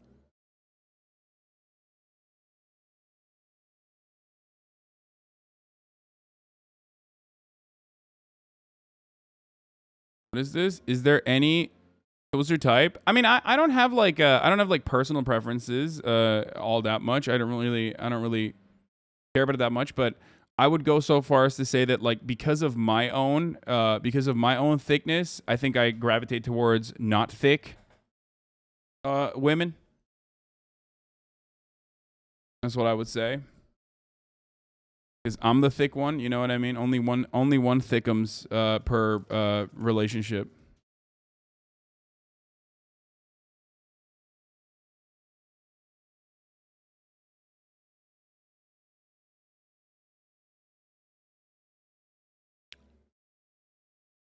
Bro, you make no sense on this one. Okay, bro. You just said this. You just sound like JP, bro. You just said the same thing about fat women, so just not fat, bro. You make no sense on this one. I mean, I've probably been with more women that would be considered her size than you ever will. So I don't know what the fuck you're talking about. Just by the assumption that you've probably never fucked. So what's the take there? You know what I mean? what's going on there? What's happening? You're making shit up, dude.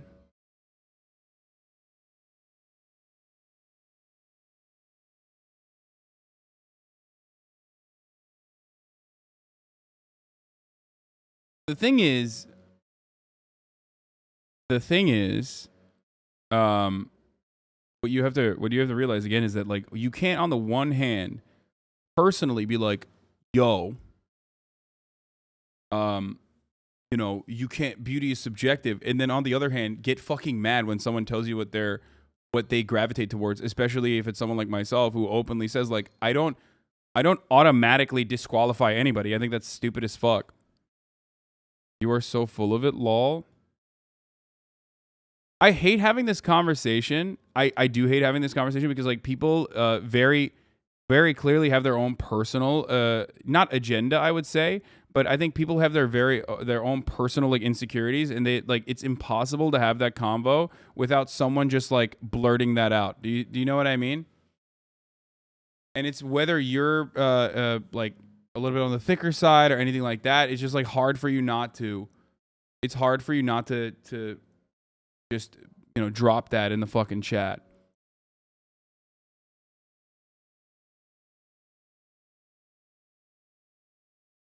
But when you have the urge to have a bad take that is motivated by or guided by your insecurities, just take a deep breath and don't put it in the chat. You know what I mean? It's one way to deal with that.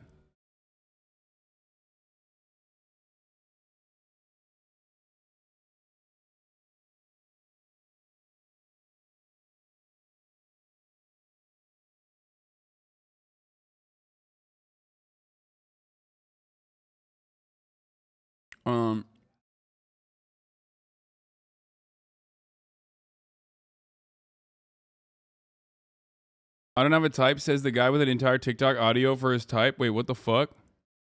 I love women of all races. There is not a fucking exclusion. Like, look, you have bangs, okay? If you have bangs and a fucking septum piercing, like, you're like halfway there. And you wear, like, the fucking, what are those, the eye shadow, eyelash, whatever the fuck it is, the cat style. You know what I'm talking about? What is it called? The winged, yeah. Winged eyeliner. Oh my God, dude. You're so fucking basic, Hasan. Yeah, I know, dude. I know I am. I'm telling you, I love. Okay, dude. It's no longer, dude, look. This is no longer the case. This is no longer the case. Okay. I'm no longer. That was in my winged eyeliner era, okay? I don't have this anymore.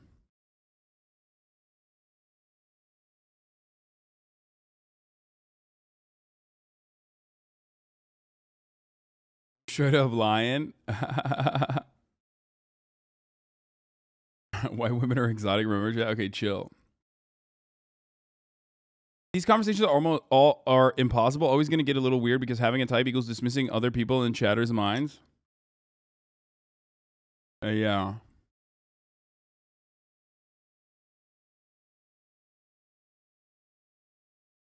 Exited the e-girl era, entered the buff girl era. No, I don't. Dude, I don't. You guys are wrong, okay? And I'm done talking about this because, like, it's so stupid. Like, I do not have I do not have, like, a singular type. It's just so stupid. It's such a stupid fucking conversation. I've dated and been with women from all different backgrounds, and all different kinds of ethnicities, and all of it. Okay, I've done it all. But the only type that I have is your mom. Okay, that's right. Look to your mom. Pull out your phone. Look at a photo of your mom, and then imagine me having sex with her because she's my type. Okay.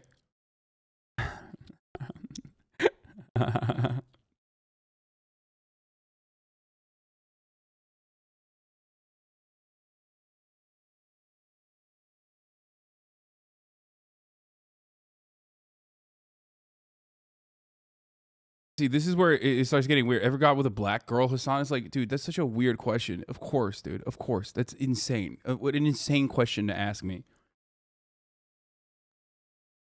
Like, why would you... Stop. Please stop.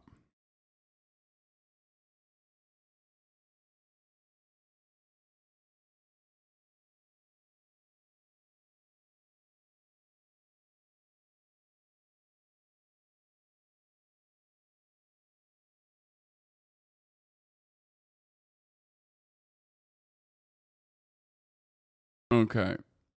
I'll scored at it again. My child will not simp for white women. She's exotic. Shut the fuck up. Okay.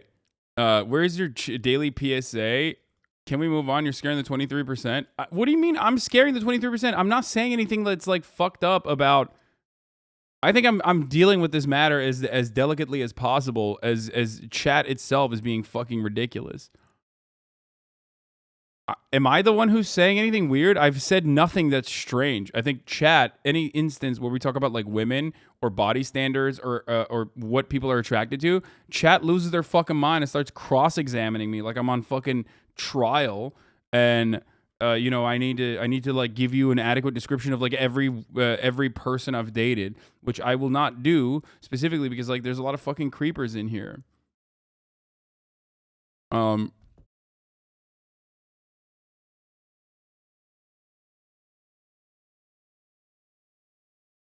They want to catch you slipping? Yeah. I mean, you were cooming hard for a good 10 minutes. Okay, shut up, dude. I'm a human being, okay? I was just saying that, like, this is cool, and I appreciate the work that she's put into her body. I like going to the gym, and when I see someone also going to the gym a lot and doing a lot of gym stuff, I respect that, okay? It's just the truth. What do you want me to do? Hide it? Haas just simp for jacked women is the only moment my lesbian ass relates to you.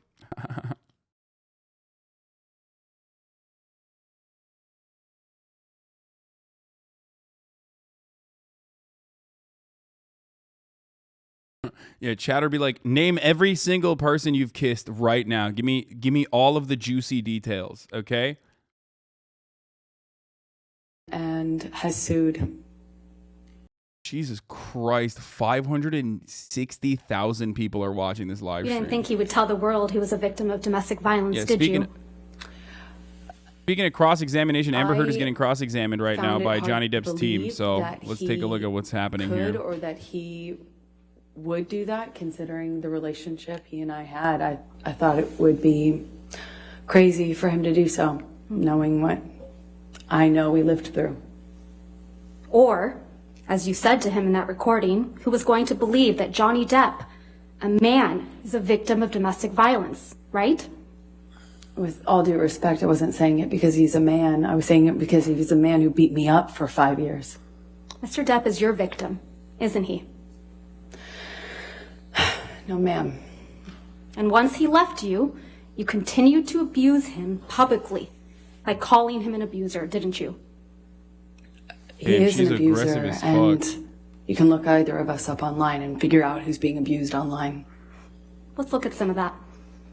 Oh shit, Mr. Depp she wears said I'm ready rings for on every that. finger, doesn't he, Miss Heard? That's my experience, yes. And they're not delicate rings, are they? No, they are not. Every one of his fingers is adorned, your words, big, chunky rings. Isn't that right? That's my experience of him. And Mr. Depp is always wearing rings, right, Miss Heard? That's my experience of him. And you've never known him not to wear these rings. That's my experience, is he normally wore rings, yes. So Mr. Depp was wearing these big, chunky rings on every finger, every incident of abuse you've described to this jury, right? I can't say for certain it was in every single incident. But you've never known him not to wear rings, right? In general, my experience with Johnny is that he wears rings almost all the time. Where's she going with this? Is she going to be like, haha, like they would leave way bigger markers or something? Ms. Heard, do you recall giving testimony in a deposition in this matter in January of this year? If the glove doesn't fit moment? Can we please play? Oh my God, she's in her Maoist era. Oh shit, she's in her fucking. From your she's in deposition, her cultural day revolution. 2, 512, page Rocking the Mao 512, sevens, dude. lines 11 through 15. Okay, I'm tweeting that. Sorry, chat. I'm stealing it. I'm tweeting that.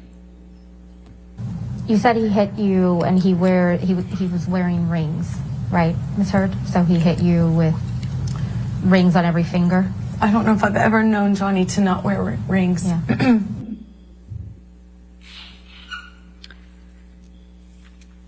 Ms. Heard, you testified to an incident in March of 2013 where Mr. Depp hit you in the face multiple times. Do you recall that? That's correct. And you testified, quote, you don't know how many times he hit you in the face. That's correct. So Mr. Depp hit you in the face multiple times while he was wearing rings on this occasion, correct? Which occasion in March are you referencing? You weren't The specific. testimony that you gave on day 15 of this trial, March of 2013. You weren't specific as to the day. There were several incidents. The one where he hit you several times in the face. I'm sorry, just so I understand better. There were several incidents in March. Which one are you asking me about? The time that he hit you several times in the face wearing rings. Well, he pretty much March of always. 2013. Right. What are you asking me? I'm sorry. He was wearing rings on that occasion? I pretty much always knew him to wear rings. Okay, let's please pull up Defendant's Exhibit 170A, which is already in evidence, Your Honor. You testified that this is a picture you took after that incident, right, Ms. Heard? Yes, that was one where he grabbed me. And hit you in the face so many times that you don't remember. Isn't that correct? That's correct. And there's no injuries to your face in this picture, are there? Not that this picture shows. And there's no medical records reflecting that you sought treatment after this alleged incident either. I did not seek medical treatment at this time. So there's no medical records reflecting any injuries to your face after he hit you several times. I did not need to go to the doctor at the time. Despite hitting you several times that you lost count with rings on his fingers. That's correct. I did not seek medical attention, other than my therapist. You testified to another incident in March of 2013 where Mr. Depp hit you while he was wearing a lot of rings. Is she gonna ask about Do you the remember poop thing? that Because I do testimony? want to hear that. I do want to Yes, hear ma'am. like her And be you testified you cross-examined felt on the like poop your stuff. lip went through your teeth Like, and it got a actually more little than blood on anything the else. wall. Yes, I remember that. There isn't a picture of you with injuries after that alleged incident, is there? I don't know if I've seen one. I can't recall. There are a lot of pictures. You didn't produce any photographs after that alleged incident, did you, Ms. I don't Heard? know if I took one or if it's included. I'm not quite sure which ones. You didn't show any pictures to this jury after describing that alleged incident that your lip went into your teeth. You don't remember that, right? You didn't show any pictures to this jury after I think she's describing that coming off a little incident, too right? strong. I'm gonna be I honest. don't believe I've seen that picture admitted. I think the lawyer's coming off a little too aggro. That picture doesn't exist. That's the reason why the cross-examiner is a woman, by the way, of course, is because like we have pictures that is a from March deliberate choice, 2013, chatters. Yes. You can't have a only man picture that destroying you've a produced woman and like shown to this the in a jury is the one that cross-examination, was but just she is still coming put up across on a the little bit too screen. aggressive.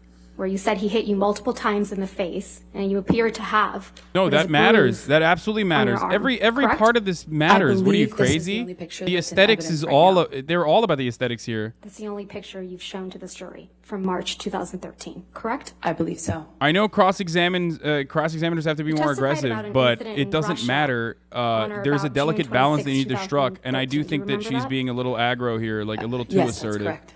You testify that Mr. Depp, quote, whacked you in the face. That's correct. And you went to the bathroom after that, right? I did. And then, according to your testimony, when you came out of the bathroom, Jerry Judge, Mr. Depp's security guard, who's passed away. Oh my God! Everyone is pointed out that fucking your nose describing was to me bleeding. what cross-examiner is supposed to do. I did that in know, the hallway. but when you are cross-examining said you hadn't someone known that your who nose was bleeding you until are, Jerry Judge pointed the it out to jury you? could possibly Yes, that's think correct. at this That's moment, correct. Tony not brought it up. with your I fucking didn't see it biases, when I that was in the Amber Heard is a bathroom. victim, right? They could think that. So it's your testimony. So if the jury thinks that Amber Heard is a victim, then if you're berating the fucking victim in their eyes, they're going to further literally assume that they're gonna reassert her victimhood. Okay. I don't even know if I paid attention to the mirror. I certainly didn't. That's why I said it's a delicate balance, and I'm saying that she should err on the side of caution, did you?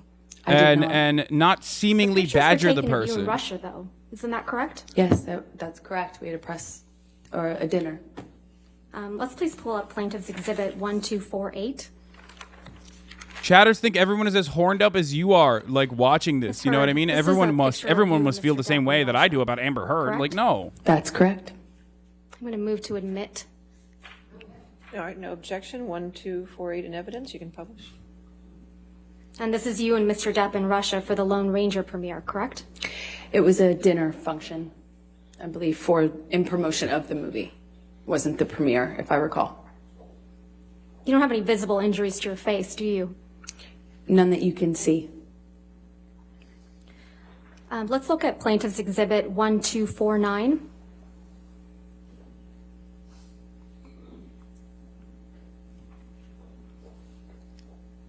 This is a picture of you, isn't it right? That's correct. I'm going to move to admit Exhibit 1249. All right, 1249 in evidence.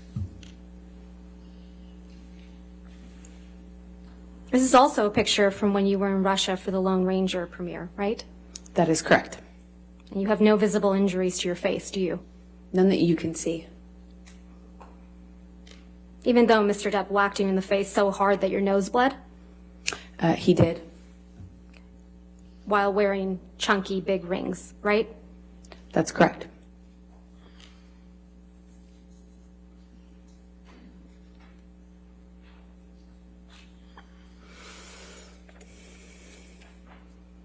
You also testify that Mr. Depp, again, whacked you in the face after the Met Gala in May of 2014, right? That is correct. You testified that you thought he hit you so hard he broke your nose. That's correct. You said your nose was, quote, swollen, discolored, red. That is correct. I took a picture of that. You testified you took a picture of your face after this. I did. But you didn't show that picture to the jury, did you? I would like to. But you didn't I found show it, Tumblr did super you? divided on this. That's Lots of not pro up to Amber, me. pro Johnny. I just don't want to talk about it. A lot of people are honestly just sick of this case. I understand you were under an obligation to produce all photographs after any alleged incidents of violence, right, Ms. Heard? I produced everything. You didn't produce any photographs after the Met Gala. Depends I on what produced corner of the everything. internet you're on. I think like a lot of YouTube is not divided on this. They are fucking extremely pro You also Johnny understand to a that you're degree where under like an they literally obligation are just to like produce overlooking all Johnny's medical records reflecting shortcomings any in the injuries you relationship, allegedly sustained making from him Mr. out to Depp, be like correct? a perfect victim, but he's not. correct. They're And gonna you be haven't shocked if produced he any doesn't win the pictures defamation or any suit and medical freak the fuck records out for that reflecting a broken reason. nose after the Met Gala in May of 2014, have you? I have given everything to my lawyers. And Everything. then there's the I other turned corner. over I'm such a literally fucking. everything I'm that not I even a have. centrist on Is this it your because I do testimony, believe that Ms. Johnny Heard, that Depp. you sought medical treatment I'm not a after centrist on Mr. this Depp because I do allegedly believe that broke Johnny your Depp is nose a after victim the Met Gala? in this No, the situation. Met Not a Gala perfect did not one, an support imperfect that. victim, but certainly a victim You also of attended domestic an violence. event after the Met Gala in May But of having said all that, 2014, like didn't he's you? also a fucking is correct. goober and a You went to weirdo and like the All-Star definitely like a Comedy weird tribute to Hollywood Don guy. Rickles. And for some weird reason, That was people the who like grew up next watching him night play after the fucking Met Gala. That is correct. people And there who were grew up pictures being watching taken him at this like event. be Captain Yes. Jack Sparrow are giving him so much leeway whenever like we talk about like things that he's done that are fucking wrong, like honestly, Is this a picture or of you, Ms. even Heard? like all the goober shit Yes, that it he's is. done, like that event? oh yeah, Is here's a this the knife, night cut after the me, Met Gala? cut me, here's a Yes, it knife, The night cut after me, Mr. cut my Depp skin. allegedly broke All your you need to nose? do is cut my skin. Like that's like I'm all not sure fucking if it weird was broken theater for the kid shit. record, You know what I mean? but Like calm I down. Like should he's see what it not. looked like underneath the makeup. You would never in another He whacked you in so any hard other in the circumstance, face. you would never look at this guy and be like, wow, what a cool person. You would be like, that's a fucking weirdo. Okay? Permission to admit this photograph. All right, 1252 in evidence. And motherfuckers be like, that's not Johnny Depp. That was the monster. He was a monster. This is a picture of you, Mr. Depp, and Don Rickles, right? That is correct. Let's please pull up Plaintiff's Exhibit 1253. Yeah, I mean, celebrities, like Hollywood celebrities, This is like bring another out the picture worst in people. from People that fucking evening, right, lose Ms. their Heard? absolute minds, Yes, it dude. is. They just fucking go Permission to crazy. Admit Exhibit 1253 and publish it. All right, so moved. 1253 in evidence. Like there's no like being normal after that. You know what I mean? This is a picture of you and Mr. Depp at the event the night after Mr. Depp allegedly whacked you in the face so hard you thought he had broken your nose. He did whack me in the face, and I did think it broke my nose. And this is you the night after. Yes, it is.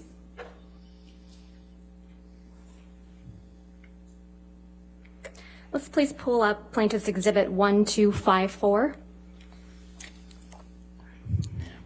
This is also a picture of you at the same dude, event, they're going correct, Ms. Hurt? insane. That is correct. They're going bananas mode. Move to admit Plaintiff's Exhibit 1254. But this is one of those instances where like publish. the team has a lot of And just to confirm now that the jury can Johnny see Depp's it, team has this good is a picture leeway of you here at to the same fucking event, the break night that after shit Mr. apart. Depp allegedly whacked you in the face so Johnny hard is very you thought he broke your toxic, nose. more than abusive. Yes. This is a picture of me after he did whack me in the face.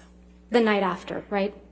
Yes, it is. I believe it was the night after. Like yes. that's wild. Like her nose is not broken, dude. I mean that's like one of those things. Your nose doesn't appear to Listen. be- Like I know that domestic violence can be hidden, okay, and it is hidden in many instances, which is why like believing women is like a fundamental part of the Me Too movement and all that. But that does not mean reflexively. That just means don't reflexively disbelieve women, okay? Just believe and parse through the information adequately.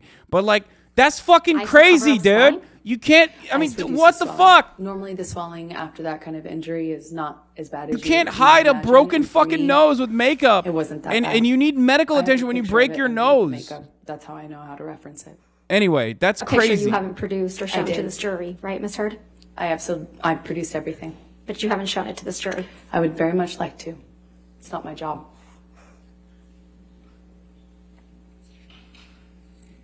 Your Honor, may we approach? Yes, that's fine. Would you take either the both abusers and toxic people?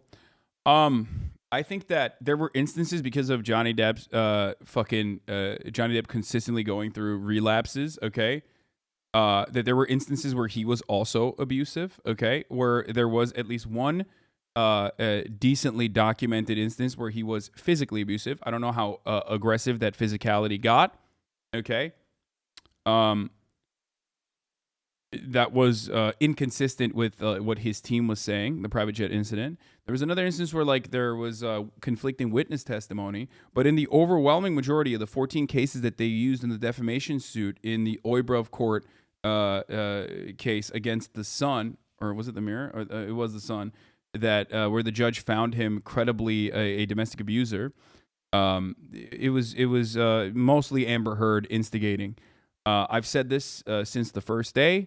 I am of the belief. I agree with the perspective of the counselor, the couples counselor that offered their testimony originally, that said there was mutual abuse and that Amber Heard would routinely fucking escalate and routinely start fights specifically to keep Johnny involved. And when Johnny would physically try to avoid the fight and like would literally try to physically exit the space, she would escalate it to violence. This professional assessment is also absolutely solidified by Amber Heard's own revealed phone conversations with Johnny Depp that were documented. So there is further proof of what she is saying. Okay? There's also phone conversations from Amber Heard where she openly states that people will not believe him because he is a man when he comes out and says that he had been abused. She said he hit her so hard she thought she broke her nose at the time because it was bleeding. I don't think she said it actually broke. Not exonerating her, as she definitely instigated, just looking at the info. No, I mean, she's said on numerous occasions that her nose was broken by Johnny Depp, and none of those instances actually correspond to the reality. Or even like the medical examiner friend of hers, the nurse practitioner who took medical notes, who was still, her notes did not feature any of that. That's crazy. Thinking you broke her nose different than getting a little bump on the nose. Let's not turn this into a misogynistic free-for-all when she's representative of all women. I've seen a lot of disgusting conversations revolving around women lying about abuse, and this case is being cited. Yes, that is part of the reason why I'm covering this issue, because I fucking hate that this has turned into like yo, Me Too was wrong. Like, look at us. We were always right. We're always right that like women just lie. They're all lying. They're all lying about their abuse. It's like, no, in the overwhelming majority of cases, like women are far more likely to be abused and have their abuse go overlooked than actually lie about domestic abuse. That's just ridiculous. Okay. Same with sexual assault, which is at the heart of the Me Too movement anyway, because the criminal justice system does a horrible job. The justice system in general does a horrible job of protecting women in circumstances like this, and that's precisely why there was an extrajudicious movement created by people to push back against that, which and to finally bring some accountability to very powerful men like Harvey Weinstein. Having said that, however, there's a lot of people who are just like completely one-sided on the circumstance, saying that like Johnny Depp was bad, he's abusive, and they originally started off with that position, so they don't want to fucking go back on that and be like, let me re-examine this. I myself had never paid attention to this, okay? So whenever people would come into my chat and be like, dude, cover Amber Heard for like the past year or so, I never really covered it because I was like, this is some incel shit. And then when I actually looked at the circumstances, when I actually looked at the evidence that was presented in the original Sun trial in the Oibrov court, and also in this one, I realized that like certainly Johnny Depp was a victim of domestic violence. Now, I've also talked about my own personal experiences of being in an abusive relationship. So obviously, like maybe I'm a little biased in that regard as well. And I did not react in the way that Johnny Depp did in that situation. But because knowing full well how that would be seen to the rest of the world, I never reacted in the way that he did. But also, I was not, relapsing and unable to control myself and my urges, as I was suffering with like addiction and relapsing and getting back into like pills and alcohol like Johnny Depp was, right? I was not doing that. So obviously that's the reason why that did not happen to me. Even if you is lying, it doesn't discredit the Me Too movement. You testified that in January of 2015, there was an incident in Tokyo before Mr. Depp's Mordecai, the film Mordecai's premiere. Like her fucking full-blown lying about this, which I don't even think she's like full-blown lying about it, but like her lying about shit doesn't change the reality. That's correct. That like there are plenty of women that go overlooked in the criminal justice system, and specifically in our justice system in general, in our courts. And you testified that you were checking for bruises in the car Mordecai back on the way to the event to make sure that there were, quote, no visible marks, right? I was checking on my phone after the event to make sure that they couldn't see anything. Your testimony was that you were checking in the car on the way to the event to make sure that there were no marks. What? See, then why did you think it was incel from the start? Because it was incels that were pushing for it, and there are still incels pushing for it. You yourself are probably one of those incels pushing for this. So shut the fuck up. There would be marks in any photographs since we were being photographed at Johnny's press event. You didn't show this jury a picture of you in that backless dress, though, did you? I don't know what you mean. I'm sorry. You didn't show this jury a picture of you at the Mordecai premiere wearing a backless dress, did you? I haven't had the opportunity to. Okay. I assume you have it? I do. Let's please pull up Plaintiff's Exhibit 1256.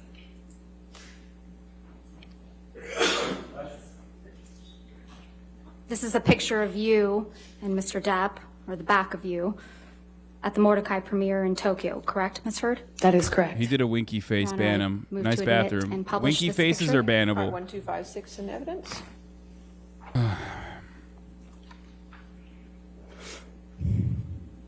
Look at that zoom in, dude. At the top of the hour, we zoom into the 60-second ad break. If you no longer want to see those ads, all you need to do is subscribe. You can do that for $5 or for free with a Twitch Prime. You agree that there are no bruises or visible Conduct yourself marks better than on your Amber back Heard in this currently picture. is on the stand. Not that I could and see. subscribe for $5 or for free. Or get a gifted sub if you're lucky. I'll show Here's the you woman ad break now. One other photo. If we could please have Plaintiff's Exhibit 1257.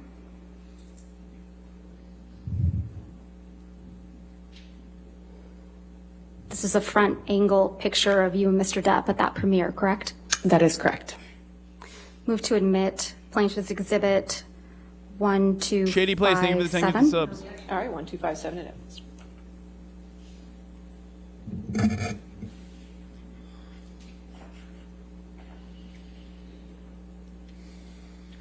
I'll show you one more picture. Plaintiff's Exhibit 1258.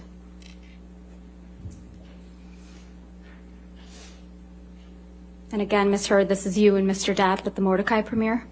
Yes, it is. Move to admit Plaintiff's Exhibit 1258. All right, 1258 in evidence. Publish.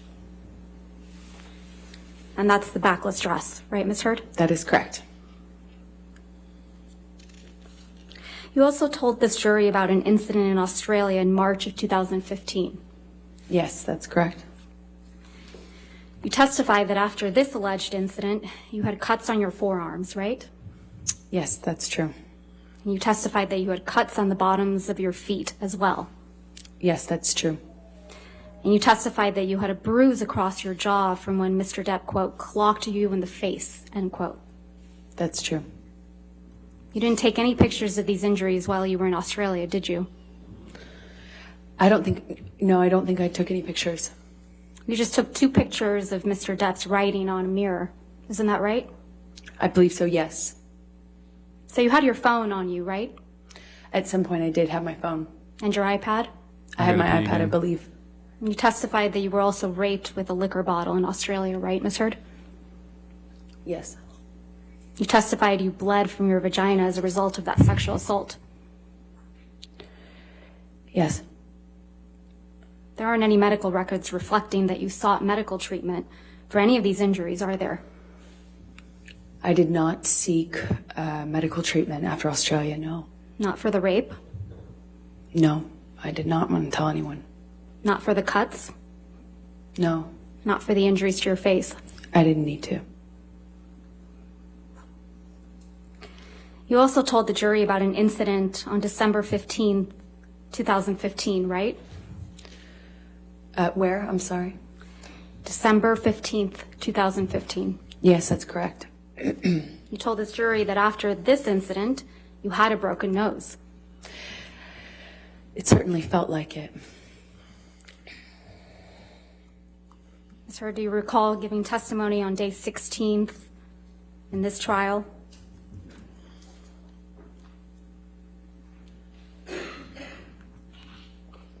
You were Yes, under I do. oath, right?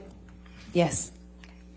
We can have a transcript for the jury, or excuse me, for the witness.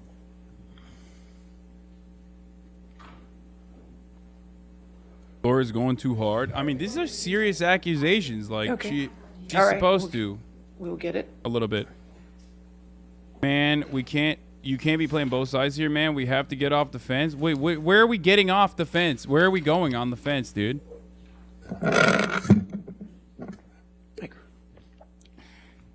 Did I miss it? Did I miss her talking about law tip? Evidence is relevant and can be used if it tends to prove a fact more likely than if the evidence was not presented. Thanks. Thanks for the law tip. Oh, guys. May I approach the witness, Your Honor? All right, yes, ma'am. And would you like a copy? Yes, please.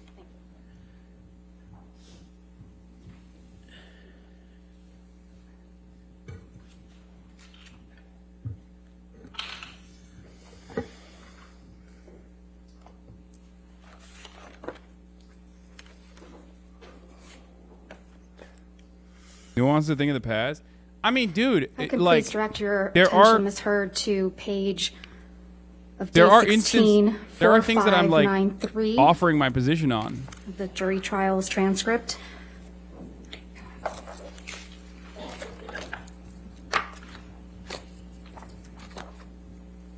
Law tip, crime is illegal. Fucking dude, I have such brilliant chatters. Thank you. I love posting the unironic law tips and upsetting chatters while educating them. Thank you.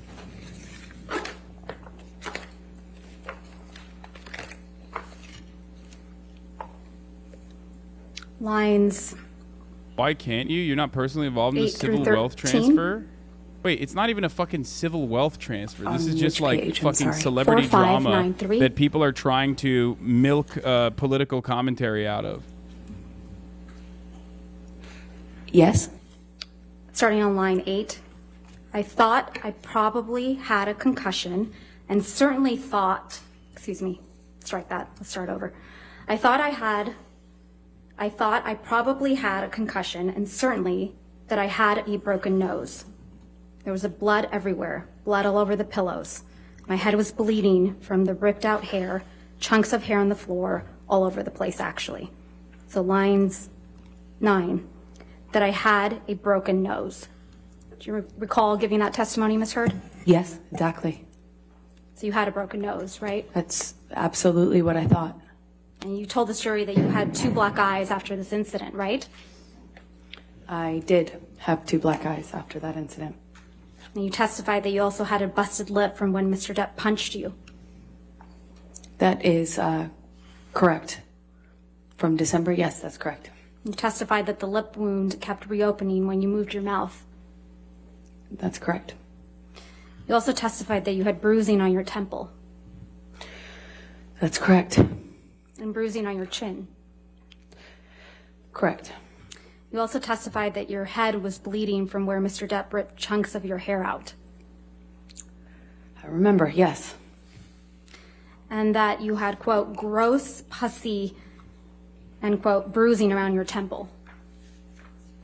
In my scalp, yeah.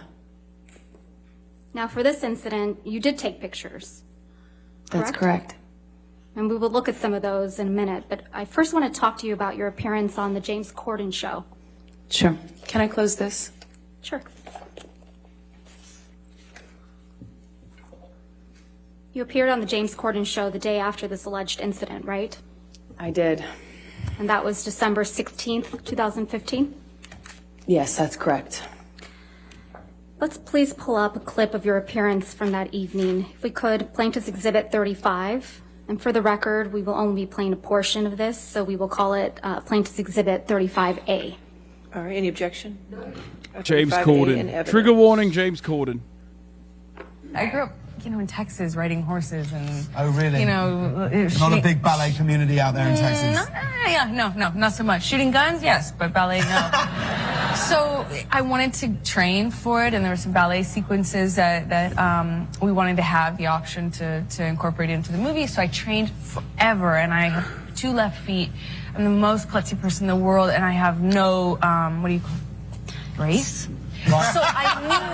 Your Honor, I'm so sorry, but it's not published to the jury. If we may have it please published. Okay, thank you. Apologies. If we can please start that over. Start it over, I'm sorry. Thank you, Your Honor.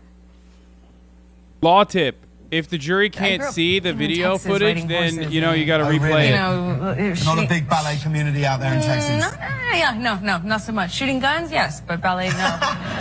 So I wanted to train for it, and there were some ballet sequences that we wanted to have the option to incorporate into the movie, so I trained forever, and I have 2 left feet.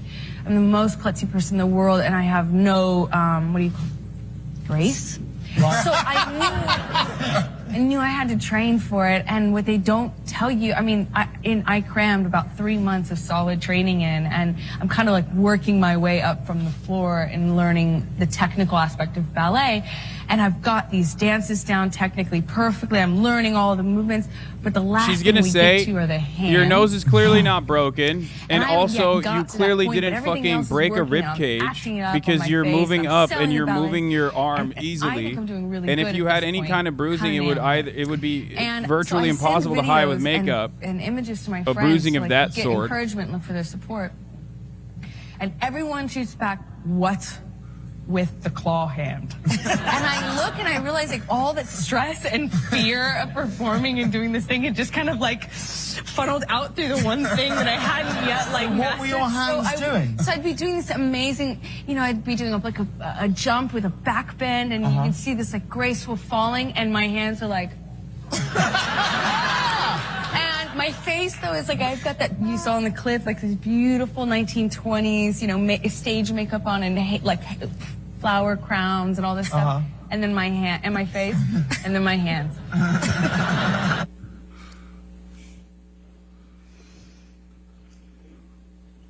That was you on the James Corden show on December 16th, 2015, right, Ms. Heard? That was. Let's please pull up Plaintiff's BLC Exhibit goated. 98. BLC.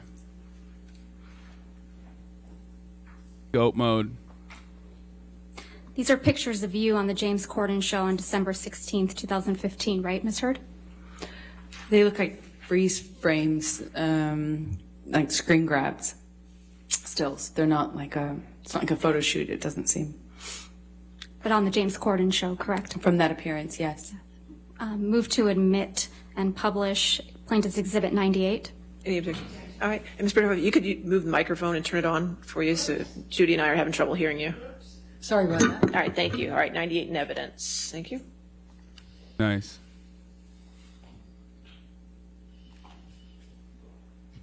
That's a photo of you opening your mouth on the right, right? That's correct. And again, a larger view of the same photo on the bottom That's correct. with a split lip. You've seen pictures of it without makeup. Dude, this part. So you had a split lip when you were sure moving did. your mouth that way. Okay, sure so did. here's the thing. Those Here's the photographs. thing. Here's the thing. Absolutely. Okay.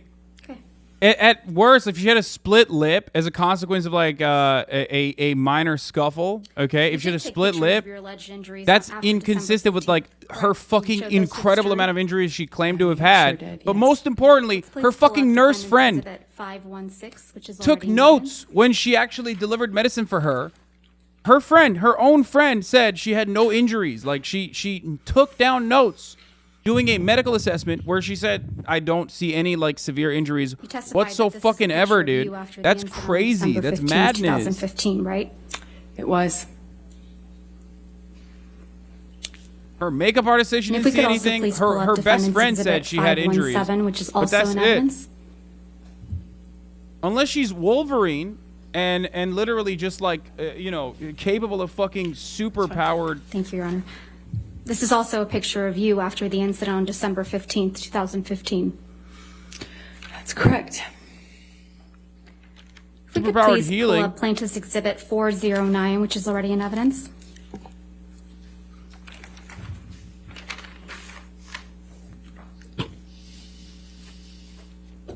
Psychotic fucking Johnny Depp stands be like, Amber Heard, she's doing cocaine again.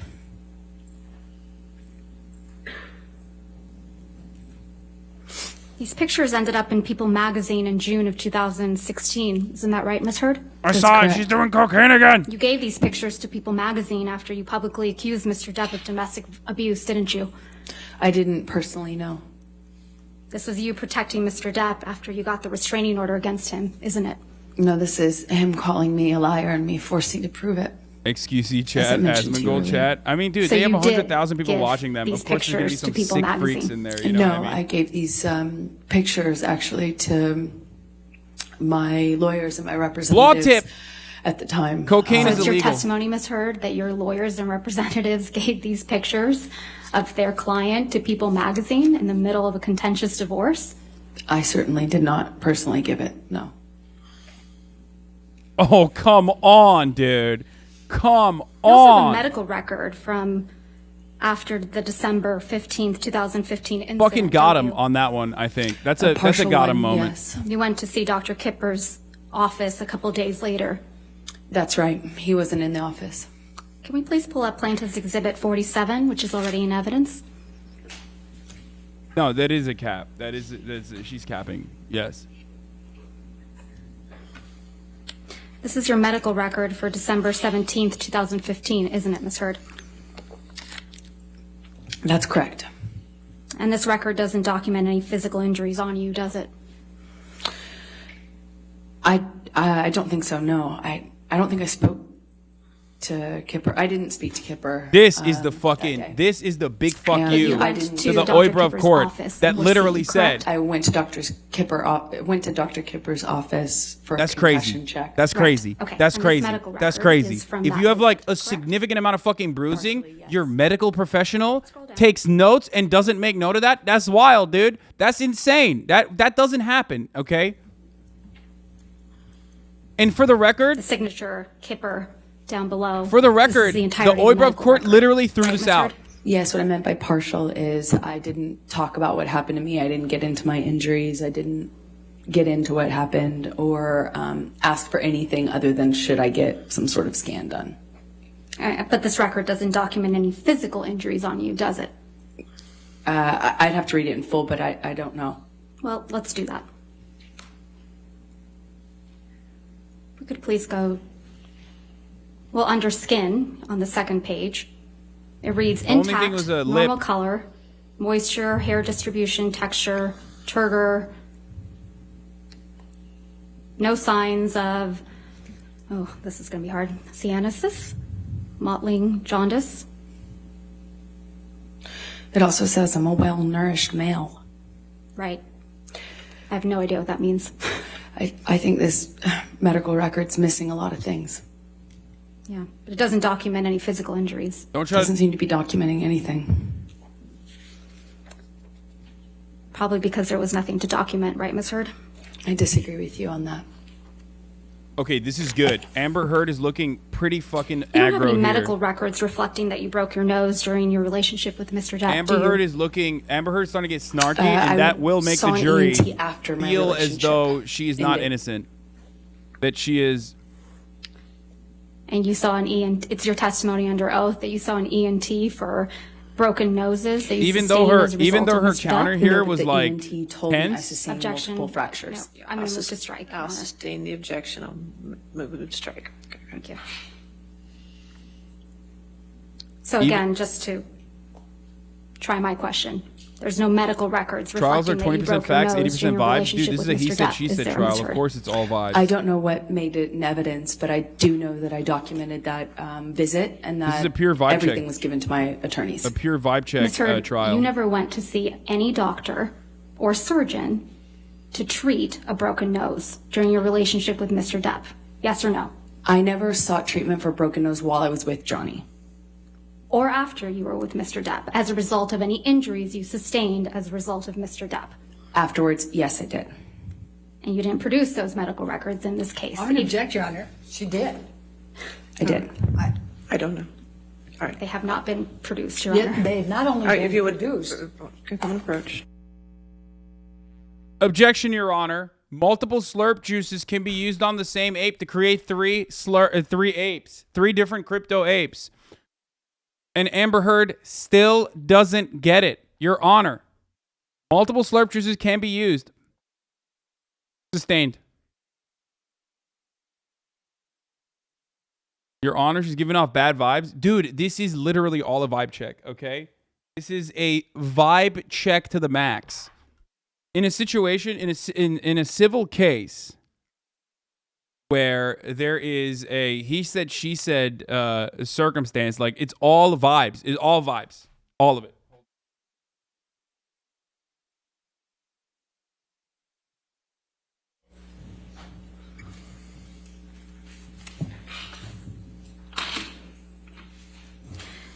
You don't have any medical records reflecting that you required any dental work during your relationship with Mr. Depp, do you?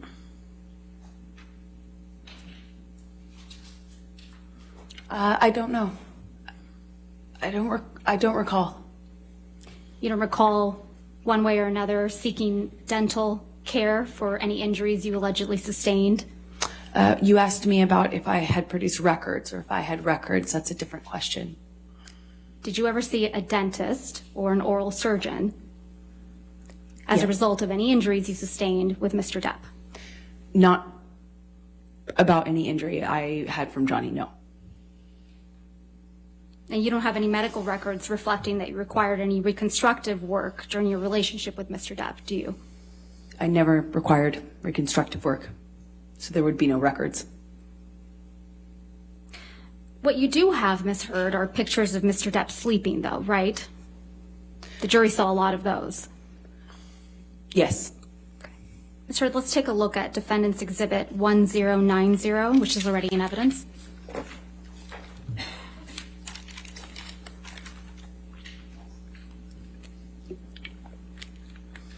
You took this photograph, right, Ms. Heard? That's correct.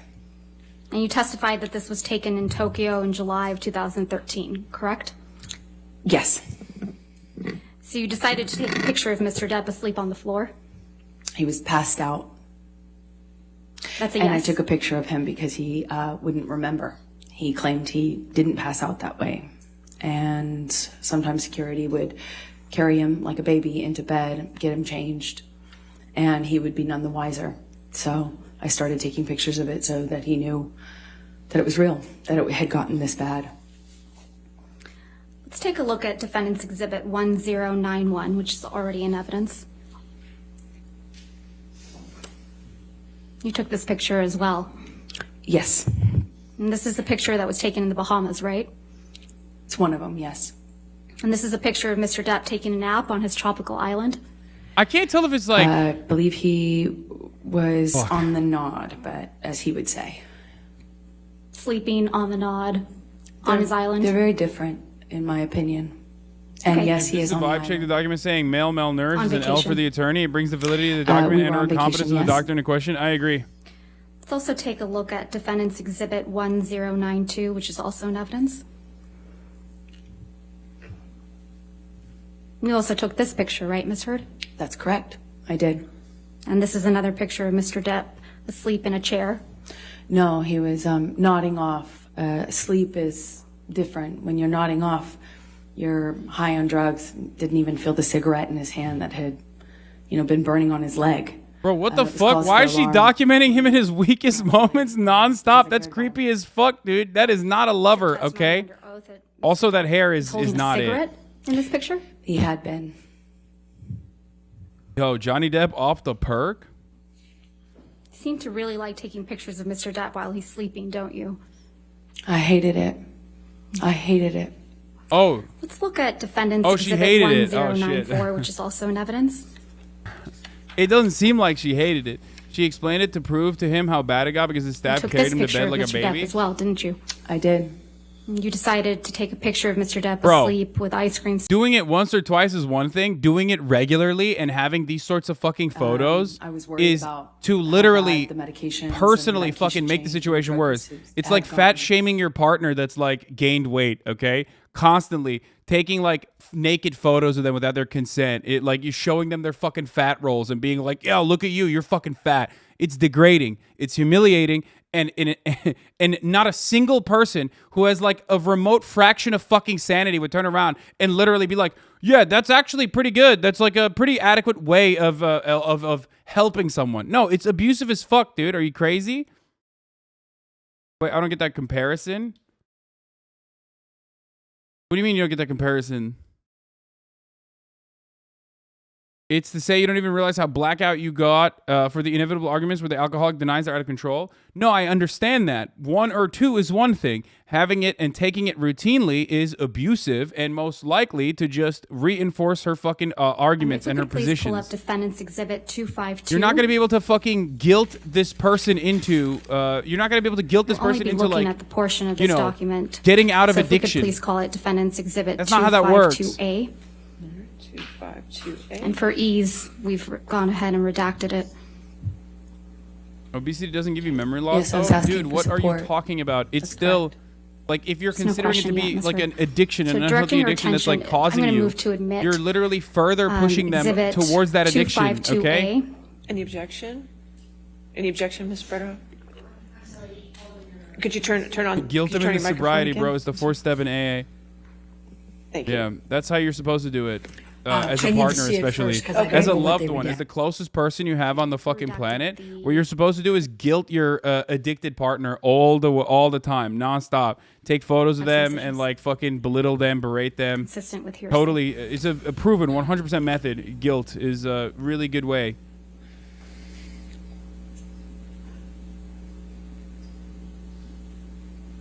Taking photos and pictures makes sense if you're trying to combat someone who's constantly gaslighting you, saying it's not happening. Yeah.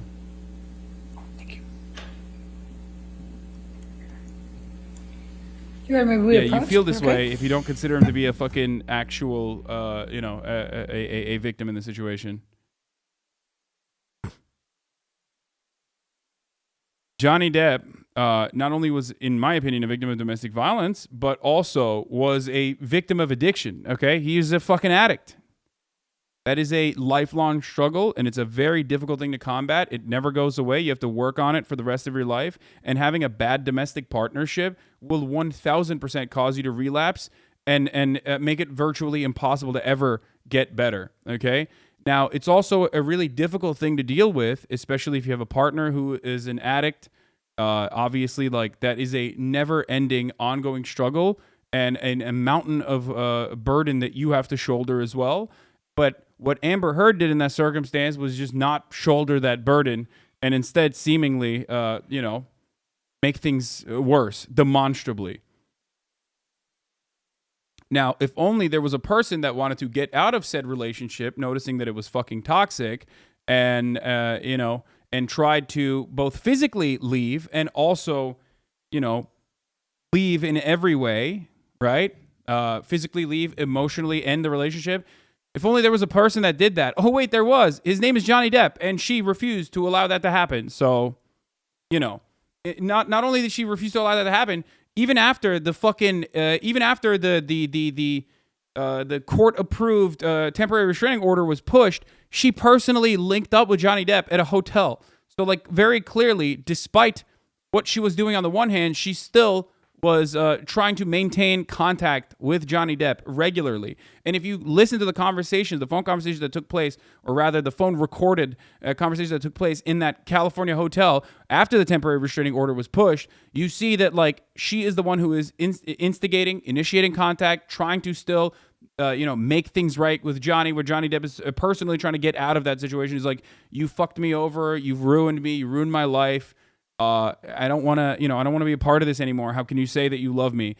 So, you know, you can say Johnny Depp was a gaslighter, Johnny Depp was a gaslighter, Johnny Depp was a gaslighter over and over and over again. But, like, after a certain point, you got to realize, like, maybe he's not the fucking gaslighter in this situation, and maybe he was being gaslit. Hold on. Oh.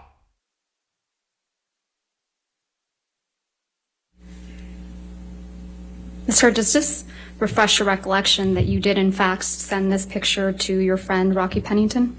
Yes, I did.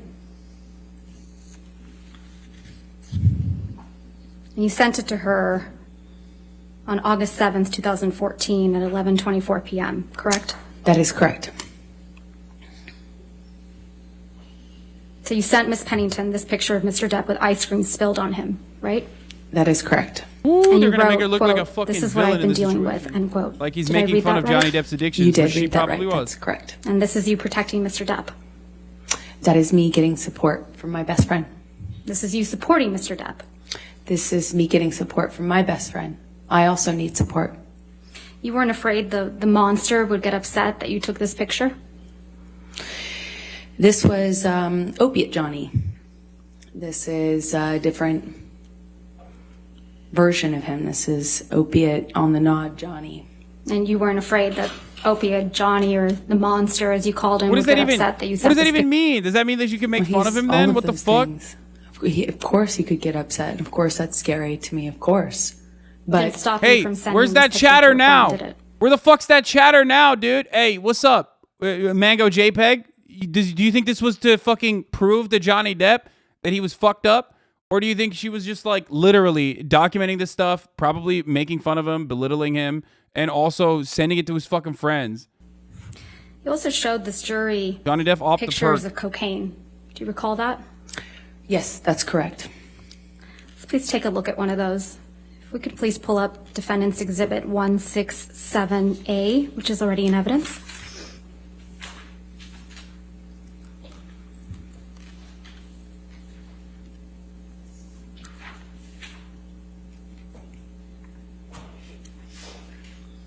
Directing your Amber Heard is attention extremely unlikable, but the way the internet is to treating her when she did experience abuse is fucked. Instead of both being photograph. condemned, her abusers This being is praised by photograph you basically took everyone.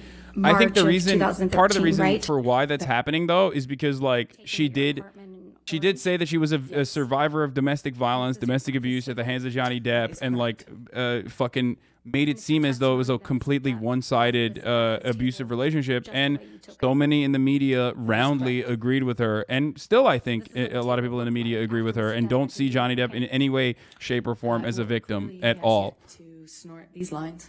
That doesn't justify the way that people are treating Amber Heard. I think that people are being fucking insane, as I've talked about. In this picture, I see 4 lines. Mostly because of There isn't any celebrity cocaine residue around those lines, right? culture and the surrounding mania around it. Not But that I can tell, no. Doesn't really look like anyone's been doing cocaine off that table, does it? With all due respect, I'm not sure you know how that works. I'm asking if you do. You've testified you've done cocaine. I have. Doesn't really look like Mr. Depp or anyone was doing cocaine off that table, does it? I beg to differ with you on that. When you snort cocaine, typically it goes into your nose. okay, this there makes on her the look. table. This makes the lawyer There's look residue crazy from a that little bit. cocaine when your lips and nose touch the table, right? Well, the tampon applicator next to the driver's license lawyer. that you see is a device that I believe my sister had taught him to use. Bro, this is a dead to rights cocaine table. What the fuck's she saying right now? Is she just being like a dork? What's the motivation from the lawyer here? That's Mr. like, Depp this is is the a most pretty heavy cocaine smoker, table I've ever right? seen. He is. And that's a cigarette in the ashtray in the back There's fucking there? lines right there. And a tampon back right? applicator that he's Yes, using. it looks like one of his hand rolls. There's no other cigarettes in that ashtray, are there? I see one cigarette. The one that's not smoked. That's correct. There's no ash in that ashtray either, is there? Oh, not she's that I saying can she set this tell in up this to make picture. it seem like pretty Johnny Depp clean. was doing coke or something? In this picture, it looks like it, yes. It's a pretty neat table. Wouldn't you agree? Oh, shit. She's saying false Depends on what you flag. call neat, I She's suppose. saying it's a And you setup. sent this picture to your friend, Rocky Pennington, as well, didn't you? I sure did.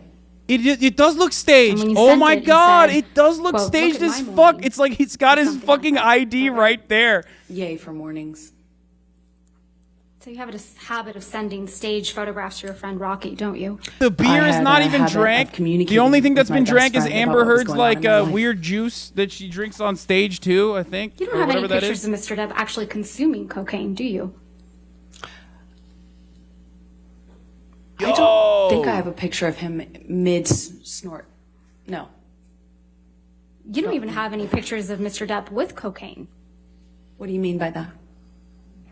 Holding cocaine, standing next to cocaine, sitting next to cocaine. I don't know. I don't know. Well, you haven't shown any of those pictures like that to the jury, have you? I don't know. No, I haven't. I thought, dude, she's on the back foot, dude. She got And you were never able confident. to catch We Mr. thought the Depp lawyer was with being a cocaine dork. on Turns film out, either. Were you? I never tried. turns out she was debate lording her But you into were a able to catch him trap, sleeping, dude. Right? I have seen him pass out in all sorts of places, yes. And you also captured a video of Mr. Depp in the kitchen that was played again for this jury today, beating up some cabinets. Do you recall that? Ooh, oh, this is gonna be Sorry, fucked say up. that again? You recall capturing Mr. Depp in the kitchen of one of his That homes? one was crazy. She's beating gonna up say, some "Why were you cabinets? smiling and laughing at the Yes. end of it?" Slamming things around, yes. So you took that video of Mr. Depp in the kitchen, right? I did. Okay, I'm gonna be honest. This is one you instance took where it the on one of debate your pervert iPad is actually devices? doing I took it a on my decent iPad. job being a debate pervert. Debate pervertry. You were deposed in August of 2016 in connection with your divorce proceedings from Mr. Depp, right? That is correct. And you will recall that the video of Mr. Depp in the kitchen was released online the day before your deposition in August of 2016, don't you? That's correct. You're the one who released that video. Incorrect. Isn't that true? That's incorrect. I flew in from another place at the time. I remember learning about it when I landed. So it's just a coincidence that the video you took of Mr. Depp was released the day before you were deposed in connection with your divorce from Mr. Depp. I absolutely had nothing to do with that. I wouldn't even know how to do something like that. This is way more on point to compare to the Johnny Heard's cross-examination. Or You settled your divorce from Mr. Depp in August of 2016, right? they are straight to the point. You are correct. That sounds right. And in connection with that settlement, you received $7 million from Mr. Depp, true?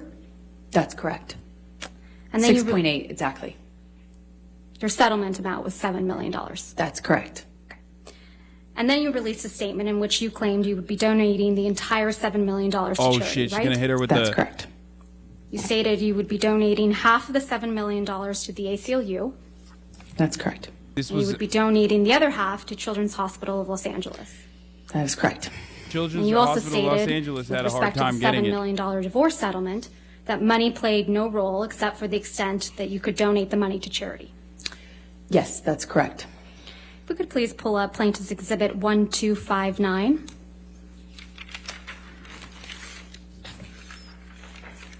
This is a character. She's basically thoroughly dismantling her character that she has established by saying she's has This is a an article tendency to entitled lie. Amber Heard Donates Johnny Depp Divorce Settlement to Charity. Read her statement in full. Is that correct? That's what the title says, yes. Directing your attention to the portion on the second page where it says, quote, read the statement below.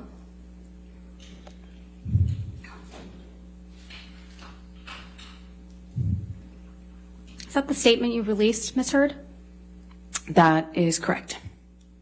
Your Honor, I move to admit the statement and the article as redacted. Objection, hearsay. She was dismantled It's her even in direct statement. with nonstop objections, speculations, sustained This is too. not her statement. This is some. She just testified, Your Honor, that it's her You statement. can always attack someone's propensity to tell the truth May I or see lie. the One full, area of character evidence U.S. Everything else systems is allows. redacted.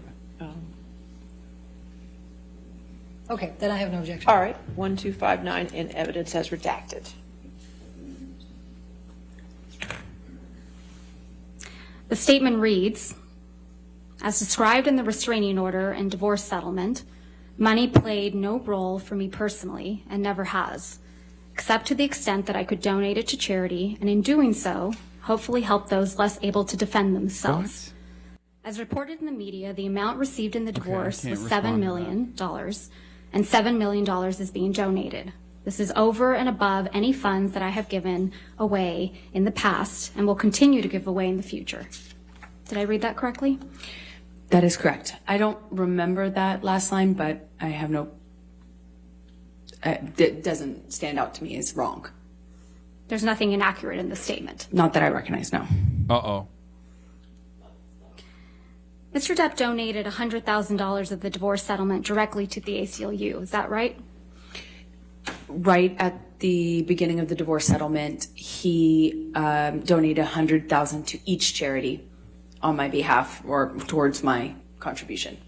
So $100,000 To each. to the ACLU. And to the Children's Hospital. And in response, you publicly demanded that Mr. Depp pay the divorce settlement directly to you instead of the charities, right? That was always the agreement, actually, is for him to pay me directly. It was not his money as per the settlement agreement to give away and reap a tax benefit from. I said if he wants to do it and give to charity all of a sudden, then he should pay the correct amount and not try to get a big tax break for it. So effectively for his tax bracket, he should be paying double that amount to the charity directly. And if he wanted to pay the charity directly, he could. He could do that, was fine with me, but he would need to pay the adjusted amount. Ultimately, the rest of the $7 million divorce settlement was paid directly to you, right? Over time, yes. And Mr. Depp didn't end up paying the rest of the $7 million divorce settlement directly to the charities you identified. That is correct. He paid them installments to me. You stopped that from happening, didn't you? I don't understand what your question is. I'm sorry. You stopped Mr. Depp from paying the charities that you had named directly. That is incorrect. I said if you want to pay the charities directly, pay the adjusted amount, or pay as per our agreement in the settlement or in the divorce, as per our agreement. She's trying to turn it into. She's trying to turn it into like a, oh, I did it for the taxes reason. You also publicly stated that the $7 million divorce settlement should be paid to the charities immediately in full, right? If he wanted to pay it in the way that he was suggesting, yes. And you said publicly that the payments to the charities should not be drawn out over many years, right? I said that. Oh shit! I don't recall the. But then now she's going to be like, well, why did you draw it out? And is now publicly a novel interest in getting a tax break. That if he wanted to do that and not pay me the settlement, that was fine. But he would have to pay the adjusted amount and not make it, you know, a commitment he would not fulfill or try to avoid in some other way. And that's because you wanted the entire world to think that you were donating every penny of the $7 million divorce settlement as soon as you received it from Mr. Depp. Isn't that right? No, I was going to be receiving it in installments, and I would be paying in installments the donations. In fact, you released a statement in response to Mr. Depp's $100,000 donations to the ACLU and CHLA, didn't you? I don't recall. Let's see if we can refresh your recollection. If we could please pull up Plaintiff's Exhibit 1260.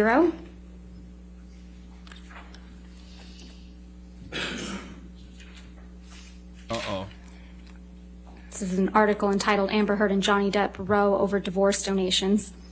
And if I could direct your attention to where it says, I believe it's on the second page, her spokeswoman responded in a statement. The language that follows the statement you released. Objection, hearsay, spokeswoman, it's not her.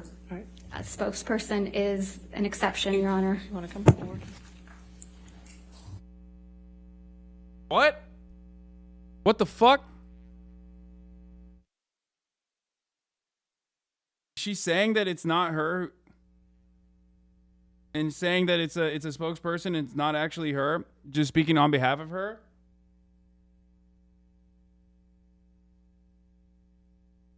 The fuck? Spokesperson is she? It's hers, right?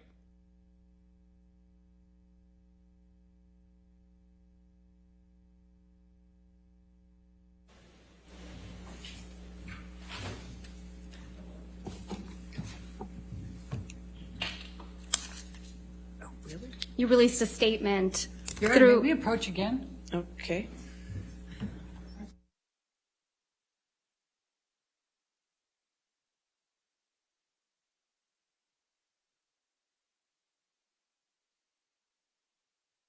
This is what I mean when chatters are being fucking weird. Like, there are chatters in here who are like, dude, stop eating. You're missing Johnny Depp smiling and laughing. That's what I mean. You're being a freak, dude. You're like a weird stand for the Johnny Depp domestic violence case. Calm down, bro. Oh, you're missing the good parts. Oh, I can't wait to put this in the TikTok compilation. It's gonna get 1 million views. Before we ask the next question, I'll just hand you a copy. Stop being weird. This one. I want to see it before you ask. That's what I'm saying. Okay. That's exactly what I said.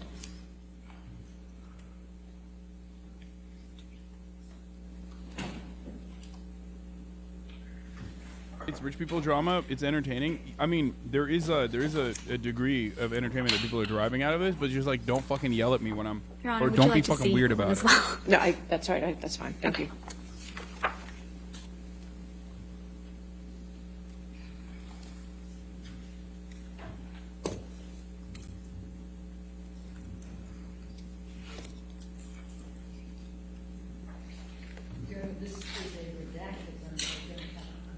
Could you please turn your microphone on? I'm sorry, Ms. Burnett. I'm sorry. Your Honor, they gave me a redacted, but I don't have the unredacted to be able to see the full I document. plan to admit it, or ask that it be admitted in redacted form. I'm taking away any hearsay, and I'm just trying to lay the foundation that this is a statement she released through a spokesperson. How would I know whether there's more to it that shouldn't be redacted, Your Honor, if I don't see the full document?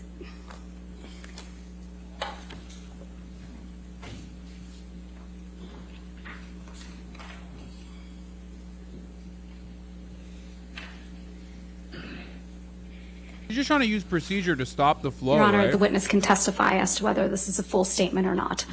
The witness can't do, we have the right to be able to see the document. All right. Do you have a document that's not redacted? We can Because pull it's it up on stupid our as fuck. computers. Okay. Just give us a moment, Your Honor. All right. I can represent this is the full statement that's reported. Okay, give her an opportunity to look at the unredacted one. Thank you, Your Honor. 'Cause she was spitting, like she was on a roll. A big part of this process and the cross examination is to catch Amber Heard on the back pedal, or also get her to show emotion other than like sadness or other than like what a victim would show. So basically what she's doing here is just using procedure, like Amber's team is using procedure to try to fucking hit a forcible timeout when your team is like heating the fuck up, basically.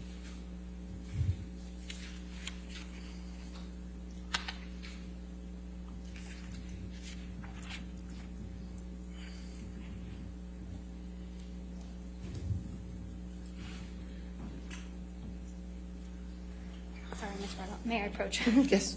They can choose to only admit a portion of the document in lieu of the full unredacted document. This is actually an important objection, even though it's procedural. This is known as best evidence. If they have the full document, they ought to admit it or acknowledge they're only admitting a selective portion for a specific reason.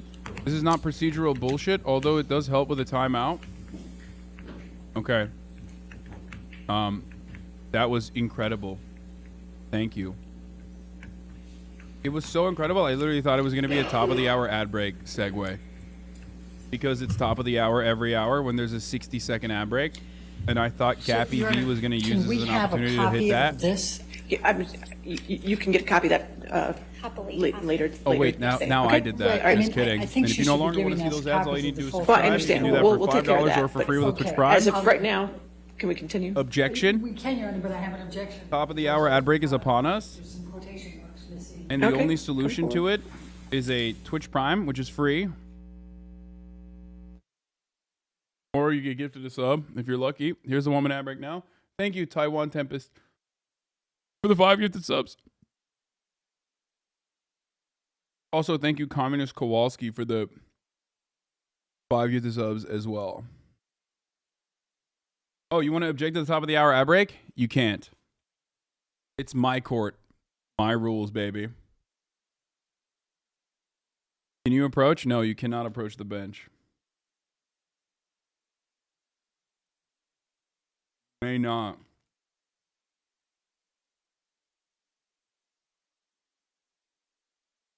You're badgering the witness.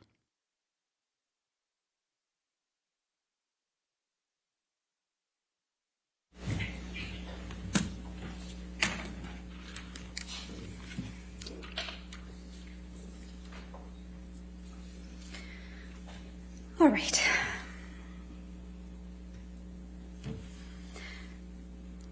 So directing your attention, Ms. Heard, where it says her spokeswoman responded in a statement. Your The Honor- language that follows. Your Honor, again, she can't read it. She has to show it The to language her. that follows. Right. If you want to lay a Is this- foundation to that, go ahead. You released a statement after Mr. Depp donated $100,000 to the ACLU and $100,000 to CHLA. Correct, Ms. Heard? I think so, yes. Okay. And the language that Good thing. follows Good is the thing they did statement that. you released in response to Mr. Depp's donations, right? I don't know if this is the official statement. I have no idea. The statement that starts Objection, at Your Honor. Amber Heard. That's the only thing I'm going to say. Would you please read that to yourself, Ms. Heard?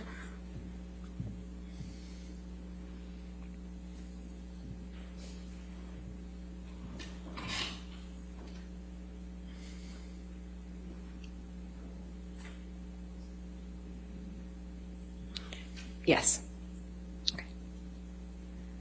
Did you read all the way to the very bottom where the last word is supported?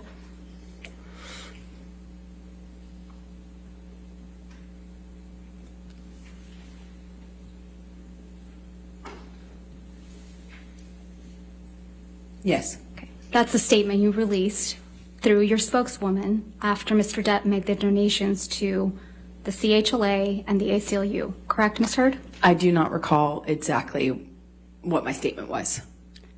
I don't disagree with anything in the statement, but I just simply don't recall what the statement was we released. Is there anything inaccurate in that statement, Ms. Heard? No. Okay. I'm going to move to admit.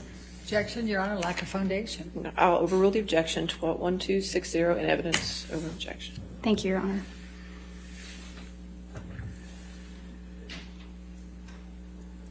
Statement reads, Amber Heard appreciates Johnny Depp's novel interest in supporting two of her favorite charities, the ACLU, American Civil Liberties Union for Domestic Violence, and the Children's Hospital of Los Angeles. This is great and unexpected news. And it continues. However, if Johnny wishes to change the settlement agreement, we must insist that he honor the full amount by donating $14 million to charity, which, after accounting for his tax deduction, is equal to his $7 million payment obligation to Amber. That's, by the way, that's an And it insane continues. thing.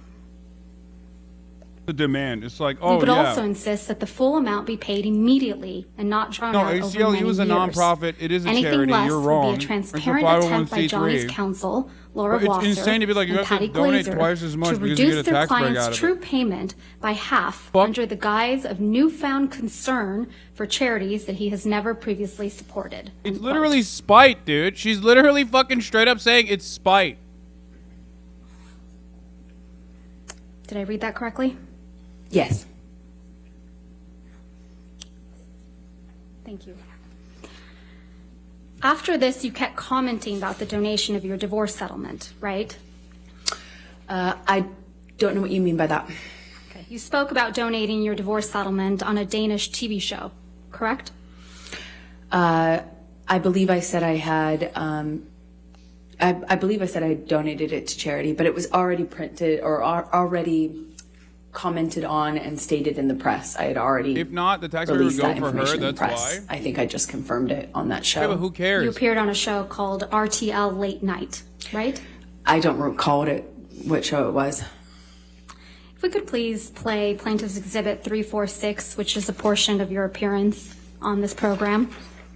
And we would ask that it be moved into evidence and ask for permission to publish it. No, I know he's reducing his tax burden by paying directly when their agreement was to get it Your herself. Honor, if we may approach. She very wants the briefly. tax. She wants the tax break for herself, but the doubling of the amount is fucking insane, and it just spite. It's just spite. Like him being like, I want to fucking pay the donations on my own, is certainly gonna have tax benefits, right? It's reducing your liability. It's reducing your tax burden, but it's also fucking ridiculous for her to be like, oh yeah, now you have to pay double.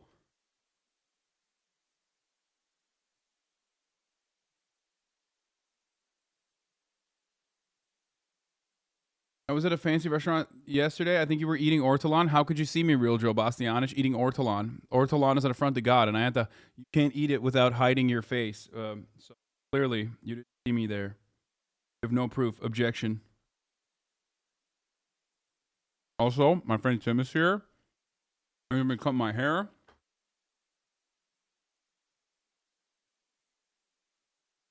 What am I gonna do with it? Oh no, I want to keep growing it. It's just that I have like split ends. I want to like take off the weight a little bit, maybe like make it healthy. Make it like what? I mean, come heavy as fuck, bro. I just gotta finish this real quick, but yeah, no, it's heavy, right? Yeah.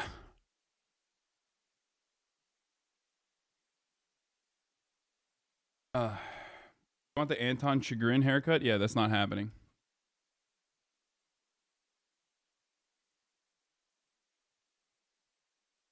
So, do you understand, chatters, that there's animosity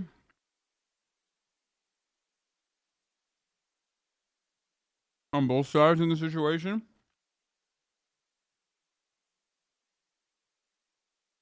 But like neither side cares about the charity.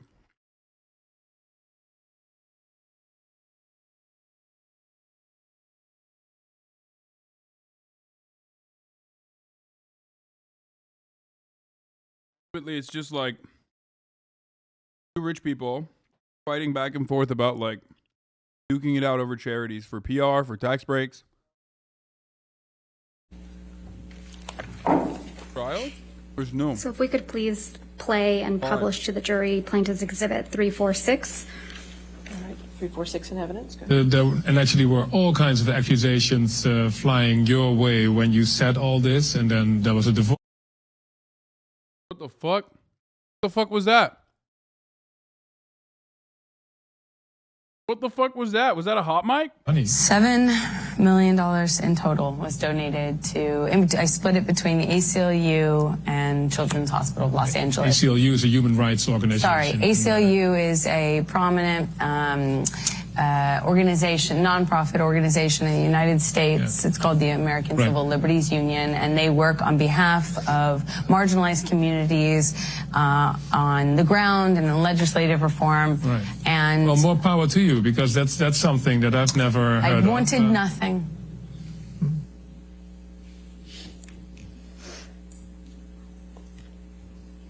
This interview was in October of 2018, right, Ms. Heard? I don't recall when it was. It was in 2018, right, Ms. Heard? I don't remember when this was done. This was after you had received the full $7 million of your divorce settlement from Mr. Depp, wasn't it? Again, without knowing when it was recorded, I have no idea. The $7 million divorce settlement was paid to you in full by February of 2018, right? That's correct. Let's take a look at Defendant's Exhibit 1458, which is already in It doesn't evidence. matter if you can't recall or not. There's, they filmed it. And it's on TV. You can't lie. This is the deal point memorandum from your divorce settlement, right, Ms. Heard? Yes, that's what it looks like. And if we go down to the bottom of page 4, Oh shit! there's a I heading can't recall. labeled equalization payment. Do you see that? Yes. And underneath,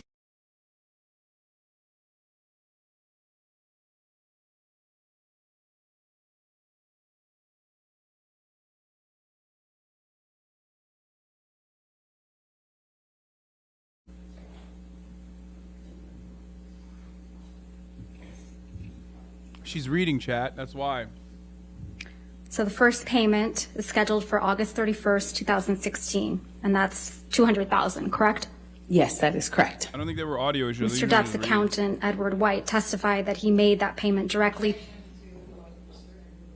You got to turn on your microphone, Ms. Berderhoff. I'm not going to hear you. Objection to her testifying to what Mr. White testified to. That. Okay.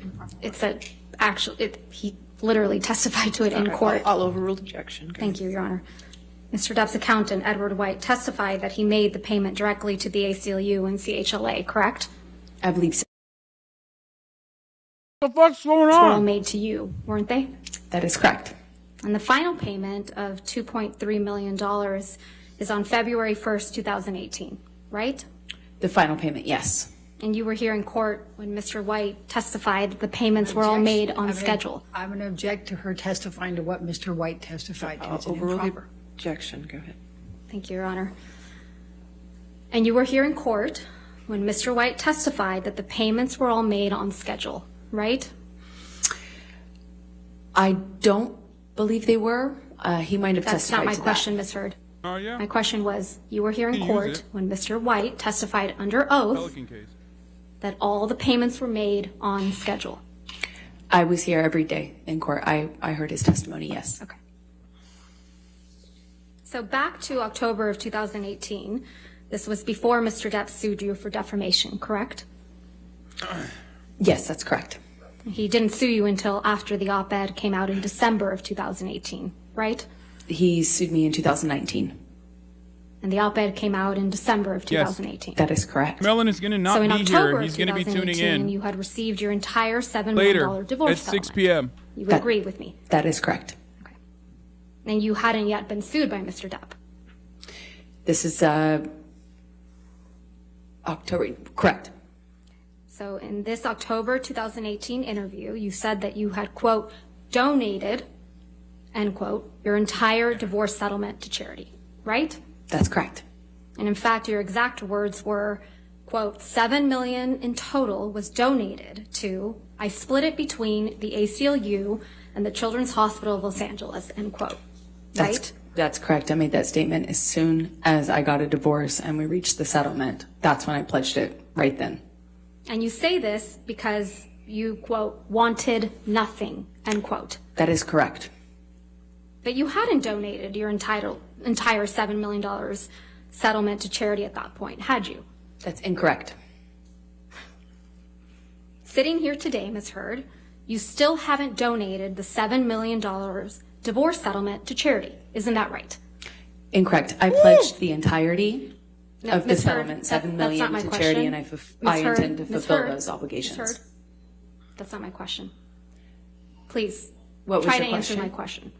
Sitting here today, you have not donated the $7 million, donated, not pledged, donated the $7 million divorce settlement to charity. I use pledge and donation synonymous with one another. They But do I the same don't. thing. Ms. Heard, I don't use it synonymously. That's how donations are paid. Ms. Heard, respectfully, that's not my question. As of today, you have not paid $3.5 million of your own money to the ACLU. Yes or no? I have not yet. And as of today, you have not paid $3.5 million of your own money to the Children's Hospital of Los Angeles, correct? I have not yet. Johnny sued me. So as of today, you have not donated, paid $7 million of your divorce settlement to charity, right? I have not been able to fulfill those obligations yet. Yeah. And that's because you did want something, didn't you? I didn't want anything and I didn't get anything. You wanted Mr. Depp's money. Yeah, no, I want to keep it going. Didn't get it, wasn't interested in it. I loved Johnny, that's why I was with him. You wanted praise for donating the money, right? That's incorrect. You wanted good press. In general, one does want good press, yes. You wanted to seem altruistic publicly. Goddamn. Wasn't my interest. My interest is in my name and clearing my name, and at the time I was being called a liar and my motives were being questioned. I did see it as important to clear that up. I wanted to make a statement to make sure that there was not any doubt that I couldn't be labeled these things just because Johnny was a bigger star and had more publicity reach. You wanted to remind everyone of your claims of domestic violence against Mr. Depp, right? No, I wanted to move on with my life. You wanted to make those claims seem believable. They are believable. They were You wanted believable. them to be seen, you wanted to be seen, excuse me, as a noble victim of domestic violence, I didn't have you? never wanted to be seen as a victim. Nor have I ever called myself one. You testified under oath that, quote, the entirety of your divorce settlement was donated to charity, end quote, didn't you? That's correct. I pledged the entirety. No. Ms. Heard, my questions. Your counsel will have time to redirect you after. You testified under oath, quote, the entirety of your divorce settlement was donated to charity, end quote. That is correct. I pledged the entirety. I'm going to move to strike everything after yes. All right. No. Ms. Hurt, this is really inappropriate. I'll sustain the objection and we'll just move forward. Thank you. Let's move forward. Next What question. the fuck? Under oath, that statement wasn't true, was it, Ms. Hurd? I'm sorry, I don't follow your question. Sorry. You testified under oath, quote, the entirety of my divorce settlement was donated to charity, end quote. That statement wasn't true. It is true. I pledged the entirety to charity. She's saying Statement. When you say you buy a house, you don't pay for Ms. the Hurd, entire house Ms. Hurd, at one time. respectfully, You pay it I'm over not time. asking, Ms. Hurd. All right. Next question, please. Thank you. That statement isn't true today, as you sit here today, is it? It is true. I pledged the entirety. But you to didn't charity. donate it. Unfortunately, You didn't donate it. It's a yes or no. I haven't been able to to fulfill those So that's a no, obligations. right, Ms. Hurd? I made the pledge. I want to be very clear. I pledged the entirety. I haven't been able to fulfill those pledges because I've been sued. You This had is all of even- the $7 she's million getting dumpstered. for 13 months before Mr. Depp sued you, and you She's starting to chose get not to paid. pay it to the charities you pledged it to. Is that correct, Ms. I Hurd? disagree with your characterization of that. You're not making it too short, right? No. Let's look at your sworn testimony from the UK.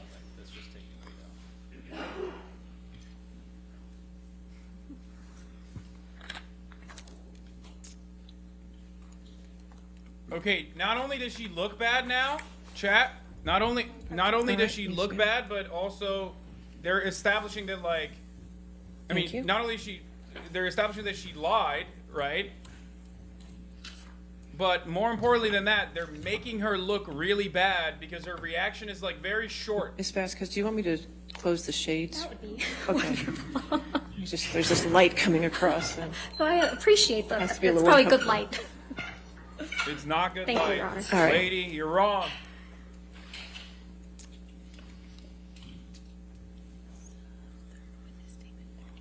I can't get closer to the microphone, you fucking idiots. It's as long as it goes. This is your third witness statement that you submitted in the UK action, right, Ms. Hurd? Correct. And this statement was made under oath, true? That is true. I'm directing your attention to the last page of that statement. That's your signature, right? Yes, it is. So you made this sworn statement on February 26, 2020. That's correct. And directing your attention to paragraph 4.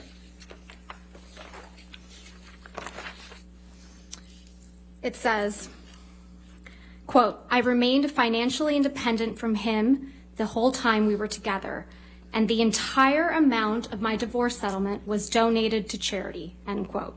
That is correct. Did I read that correctly? Yes, you did. The him you were referring to is Mr. Depp. That is correct.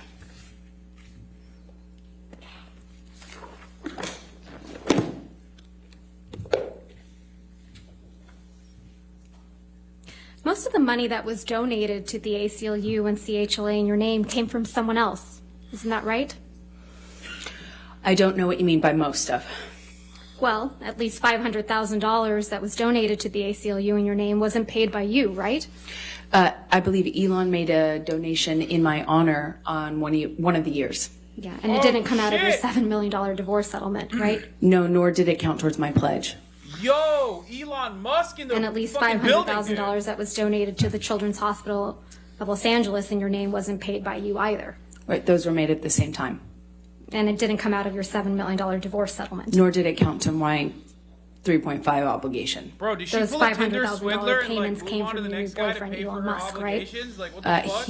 I don't know if he was a new boyfriend at the time. You got him to pay part of what you promised to these two charities, didn't you? Incorrect. Because you wanted to keep at least some of the $7 million divorce settlement for yourself, right? I'm very wrong about that. I think this, if Your Honor is Okay, fine, you said this is a good it's stopping breaking point. point. Okay, that's fine. All right, ladies and gentlemen, we'll stop here for the evening. God Remember damn tonight, it, do not dude, do what any the outside fuck? research and do not discuss the case with anybody. I know these days are a little longer, and I appreciate your patience Bro, and okay, she was getting real taking care of spicy. everything She here. fucking decided Please to take care of fuck yourself it. tonight, okay? And we'll see you in the morning Fuck at 9 you, a.m. Judge. Okay, so she literally fucking went and she went and basically got money from other people to fulfill the dono obligations so she could just like use the money for herself. Also, you can't say you donated if you just like pledged, you know what I mean? Like, what the fuck? Doesn't that... It's like a chatter being Again, Ms. like, Hurd, since I you're donated. still on the witness stand, please do not discuss your testimony with anybody to include your attorneys, okay? All right, 9 o'clock tomorrow then? Bro, All right, if we'll I see you was at 9 o'clock. a fucking juror in this trial, I would be discussing it with everybody, okay? It is impossible not to fucking discuss the details of this trial, dude. Like, I think it's the most insane thing to just be like, oh yeah, please don't discuss the details of the trial. I know you're not supposed to, but goddamn, I would never be able to stop myself, okay? She donated to the Allegiance. Oh, good one. Like, pledge donation.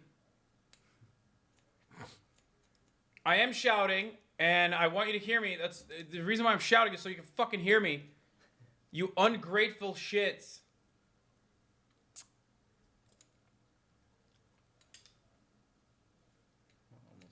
Should I not? Should I not? Oh, wait. You can actually hear me perfectly fine, even when I'm not yelling, I think. Oh, my God. I was literally yelling for no reason. Oh, my fucking God, dude. I am so mad right now. What the fuck? Oh, dude, that's bullshit, okay? This entire time, I was just like fucking yelling.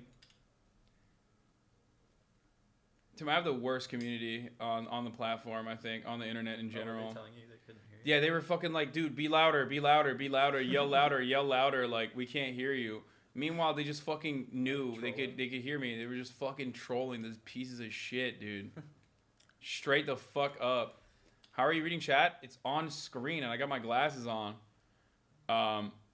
Anyway, you haven't paid attention to this at all, right? Have you? Yeah, the beginning of it. Not recently. I haven't really. Yeah. What do you think? What do you think of it so far? I mean, like, because I like hearing the perspective of a person who's just like kind of removed from the underlying political aspect of this. I mean, with what part? I feel like it's like layered.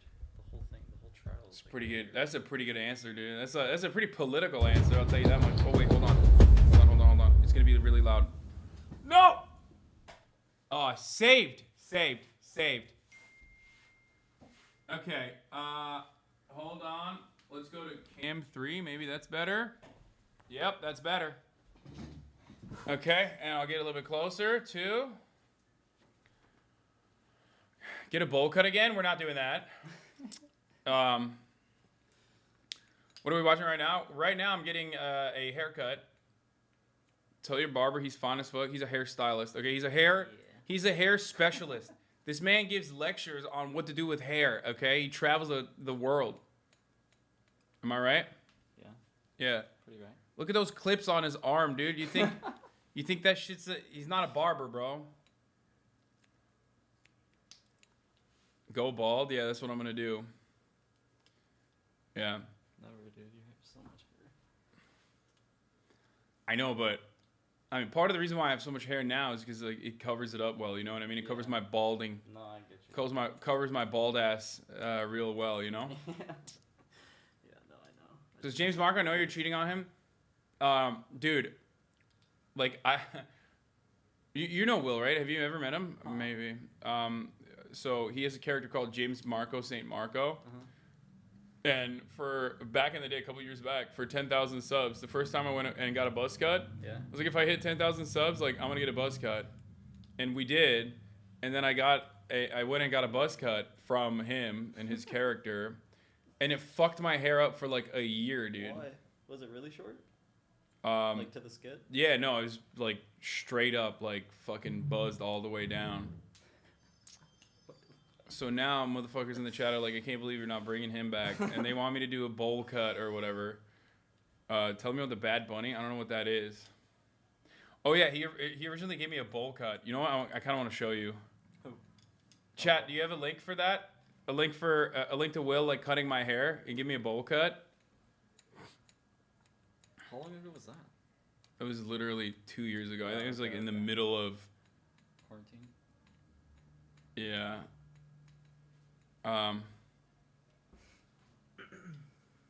Wait, hold on. One second. I just want to show this to you. No ego face. So I hear you're getting your hair cut by Will today. What's going on? It's not Will. It's actually so Will was worried that he was going to. He was worried that he was going to have a hard time, cutting my hair because he's not a professional. So he decided to bring in a professional instead. Really? His name is what's the professional's name that? No stress. We're just going to clean up. We put a fucking some of trash this bag over hair it, that's- dude. It's like, because we didn't have any of the shit. Like, That's because it's very hot. What are you talking about? This is the pace I've always been using. okay, let me show you this. No, there's a line around my. No. You're drinking. Yeah, you did. Ah! Fuck me. I mean, it was good. You hit a zero. You hit a fucking zero. No, dude, that's just I put it. Look at that racing stripe again. What have I done? He actually did. That's what I looked It's like. like the good old day bowl cut, dude. Dude, no, he put a ball over my head. That's how he did it. Bro, it literally, if you look at the back of it, I have what's the fucking, chat, what's the foo name for this? Simple Jack? No. Fuck, Edgar. Yeah, I got the Edgar, dude. Do you know what the Edgar is? You don't know what the Edgar cut is? No. Damn, bro, I gotta show that to you real quick as well. How do you not know the Edgar cut, bro? What the fuck? You're a hairstylist. You're literally a hair professional. What is the Edgar cut? Show me. Chat, who has a good Edgar cut video? I can't look it up right now. I just need to click on a link. The color? Oh, here. 1 second. Sorry. I mean, it's on screen. That's true. This is the Edgar cut. All right, nope, not that one. This one. Oh shit. That's so clean, dude. That is so fucking clean, dude. The bottom actually is really clean, but I don't know about that. Please watch this. Handful of ketamine. Dude, what is wrong with you, dude? I'm like literally looking for a specific thing and you're like, no, watch this like random fucking video I want you to watch instead. The fucking dude, I swear to God, I have the weirdest people in this chat sometimes. I'll be like, oh here, how to do a fluffy. Hey, what's going on, you guys? This is your boy Frank the Man, barber and cosmetologist, back at it again with another tutorial. And I'm right here with my man Elvin, and we're gonna be doing a fluffy Edgar crop top, French crop, whatever you want to call it. We're gonna be doing one today. I know the other one was very successful. A lot of people had a lot of questions. Just to answer them right now, the way you get this haircut is you just ask them for a French crop or an Edgar. They'll know exactly what you're talking about. Trust me, like. You know, you pulled up to me and that's exactly what you said, right? Fucking know what And I knew exactly what to do, and now we're here doing it for y'all. So stick around, enjoy the video, and of course, you guys, before we get started, this video is brought to you by Filoso Barber Brand. So without further ado, let's get started. All right, you guys. First things first. Bro, Tim didn't know. Tim didn't know what a fucking Edgar cut was, okay? And he's literally a fucking consummate professional. He's Mr. Haircut, okay? It's not happening. Nobody knows what the Edgar is. Okay, all right, let's continue. Sorry. No, you're good. We're almost done. We're almost done. Oh, that's it? I mean, unless you said you didn't want any length off, so. No, I don't want any length off, but like we could do. I don't know. I mean, I guess we could. Like, is there anything like you are literally? This is like your realm, all right? Like long hair for women specifically, but Yeah. I mean, this is now. Do we need to layer it or no? Well, it already is. It already is layered. Yeah, it's already layered. Oh, because the base was layered when you Yeah. did it first. Well, damn, yeah, he's that, like. And then when it grew out too, it just, I mean, obviously it's not going to catch up to the bottom. So yeah, it's still all layered up and shit. It should be good. Honestly, with the weight out, it should feel a lot better. It's just really heavy. It is heavy, yeah. As for the Edgar, yeah, that's what I should do. That's exactly right. Yeah, I'm gonna do the Edgar now. Get bangs, lol. Dude, I'm not fucking my life up for a chat meme. You know what I mean? People literally are like, people don't realize like this is kind of my job too. You know what I mean? Like I have to look a certain way at the very least. Like I can't just like decide to look like shit for one chatter's like funny fucking meme. Come on, bro. Like, I mean, I did that one time. I did that when I had 10,000 subs, okay? Not at 50. I debased myself.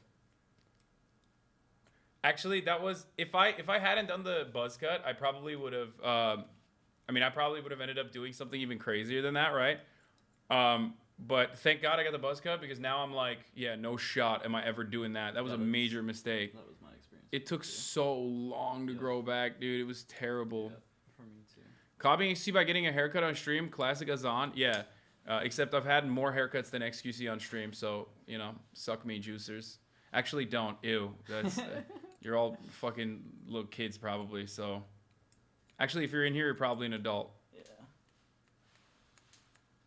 Yeah, I've cut your hair on stream so many times now. Suck me, juicers, moms. I fucked your mom, juicers. They're of age, so. All right, fill your hair. You let me know if you want more weight out. Okay. I mean, it looks. Oh yeah, it's good. It should feel way better. Yeah, it feels way lighter. Yeah. For sure. Yeah. It's pretty good. Pretty good. You use product in your hair or No. I don't even know what product I would use. You know what I mean? Just like cream or something. If you wanted to. I don't know if you even need to or not, but. Yeah. What kind of product are you using? What It's are you like, putting in? It's almost just, it's kind of like hair lotion. Oh, okay. Yeah. It's not like texturizing or anything. It just makes the hair look fresh. For sure. Ask me about the leave-in conditioner, please. Oh yeah, that's what. That would be good. That's what I need, I think. Yeah. How would you style this right now? What would you do to style this? How could you style this? You'd probably have to shower because I combed it all out, right? So it's all straight. But I mean, probably if you had leave-in conditioner, you could just do leave-in, and then like if you had some hair lotion type stuff when it's all wet, and then just let it dry. That's what I do. Yeah. And I mean, if you really wanted the curls to look like curly, you know, like when it's wet, you can kind of like curl a piece or whatever. But No, I don't want to curl it. Yeah. I hate that.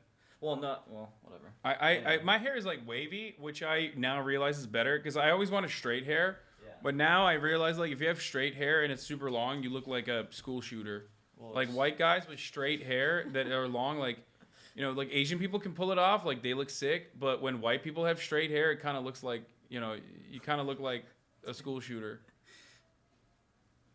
You know what I mean? Yeah, a little bit. So I'm happy with my waves. Yeah, I like texture way better. Yeah. Than straight for sure. Charlie's the only, you know exactly what I mean. Charlie, Moist Critical's the only dude I know that's like white that doesn't have that kind of vibes.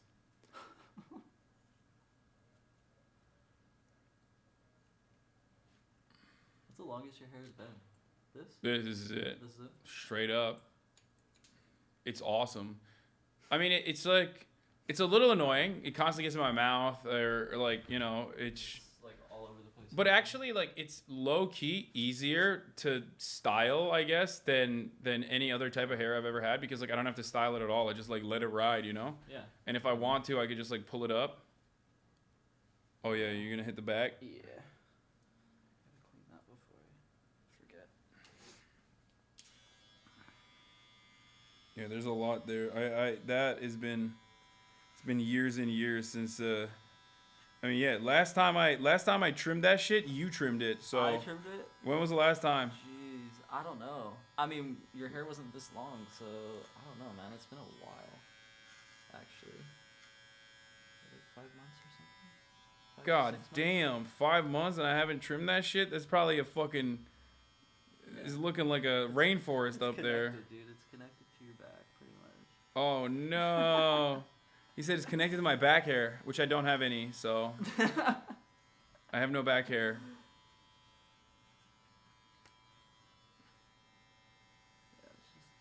Wait, do I have a necklace or two? Yeah, you have... Oh, shit, let me take them off. My bad. Oh, you're good. You're chill. You're like, I almost fucking put almost cut them off, but yeah. No, you're good. There's a raccoon lurking around there. Dude, you guys have seen me shirtless. Like, I don't have... I mean, I have, like, light baby hairs on my back, and I shave them sometimes, so it's not a big deal. Okay. All right, good sir. All right. Oh, man. I gotta fucking bring in the... Hold on. Let's do this. It feels lighter. Chat, you won't be able to see. Like, you won't be able to tell, but it just feels lighter. That's it. Yeah, there's not much difference. Like, it doesn't look different at all, actually. It looks awesome. Let's see the back. You want to see the back of my hair? Or the back of my head? Here you go.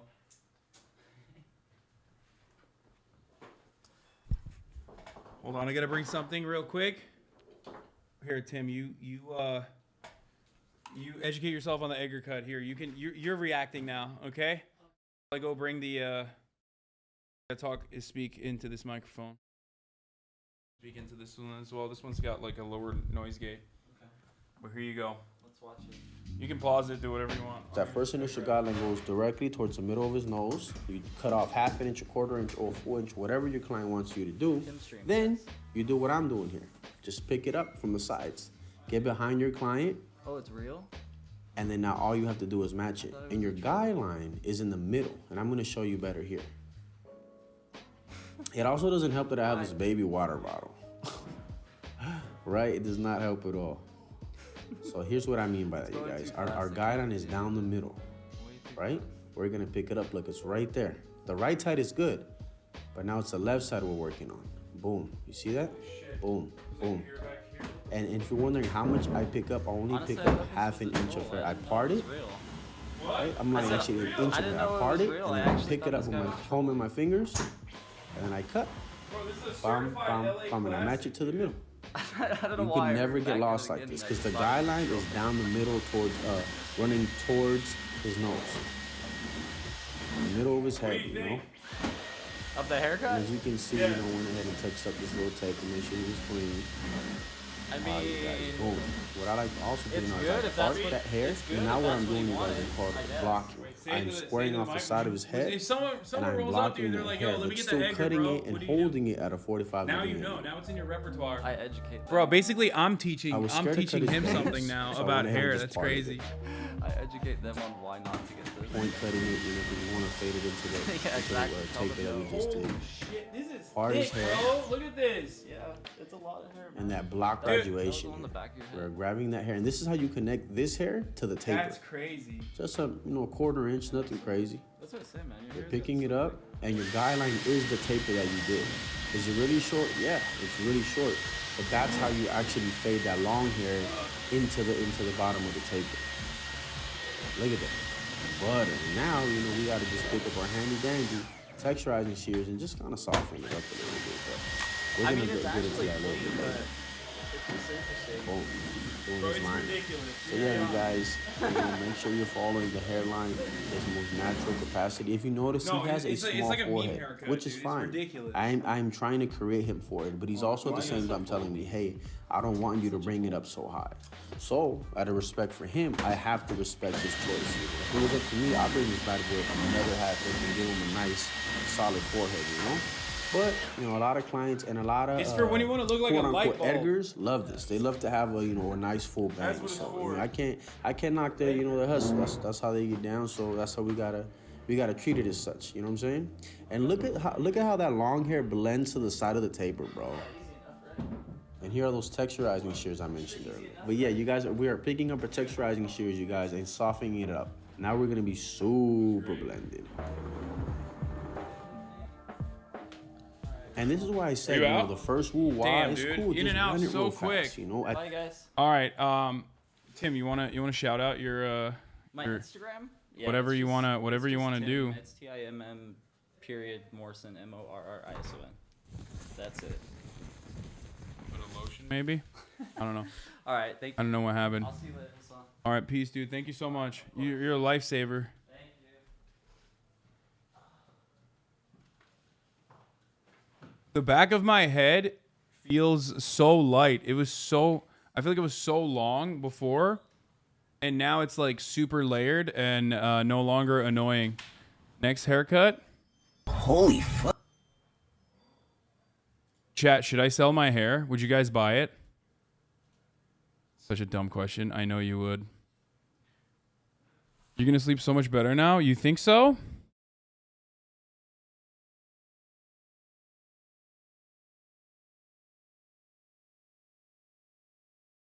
It actually looks better too? Hell yeah, dude. That's awesome. All right, I'm excited.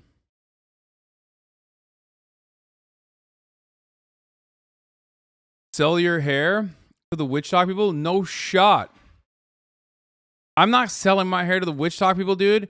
One time, like they're gonna fucking what do you call it? They're gonna use it to hex me. They're gonna get mad at me when I like make fun of them or some shit, and then they're gonna fucking hex me. Breaking: Trump campaign is sending out these mailers in Florida, North Carolina, and Michigan.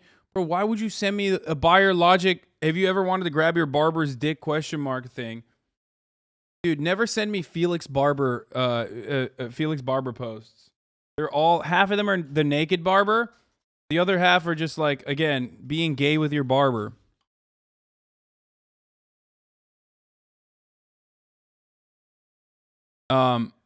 Okay, so Haas, you looking fine as hell? Thank you very much. I feel great. I'm happy that I got that done.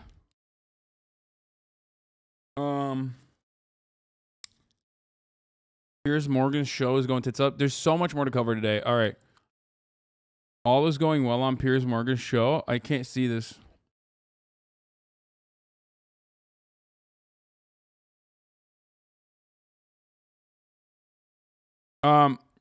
Amber Heard, Elon Musk, and multi-million-dollar mystery. Testimony in the Johnny Depp versus Amber Heard defamation trial, plus emails uncovered by Rolling Stone reveal cozy ties between the actress, the billionaire, and the ACLU. Dude, I've been a donator to ACLU in the past. I've donated a lot of money to the ACLU. But from what I understand, like, they did some fucking sus-ass shit. Like, they urged Amber or something. I heard from, I don't know how true the TrueAnon thing was, and I haven't really looked at it. So I would need further confirmation. However, what is this? Why is he so buff? Is it necessary? Well, okay. Okay, Blammo Nation. Okay, Jordan. What is this? Chatter HasanAbi? Amber Heard dressed like Dr. Evil is true. Yeah, the ACLU. Anyone know if Hasan said what time Fantano's showing up? At 6 p.m. Cool game devs. Took mild shots at JPB's tweet. People who are afraid of thick women are cowards. I just don't understand. Like, why would you? This is just such a weird thing to like get mad about. Like, you need to be like a petulant, annoying little fucking incel. I have not gotten over this. I have not gotten over this fucking post. Like, obviously, I love my thick ladies. You know, this is your, thick girl summer. You're thriving, and that's great.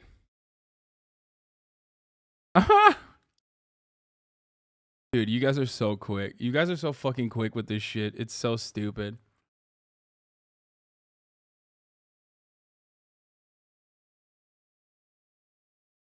Yumi Nu says hoes mad. Good for her. Careful, ma'am. He's gonna post so many videos of himself crying in response.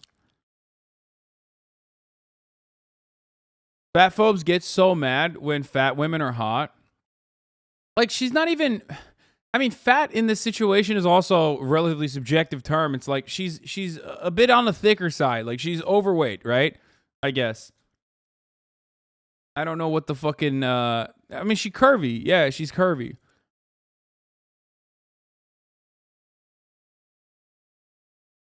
And the people say it promotes unhealthiness, obviously, are ridiculous, but...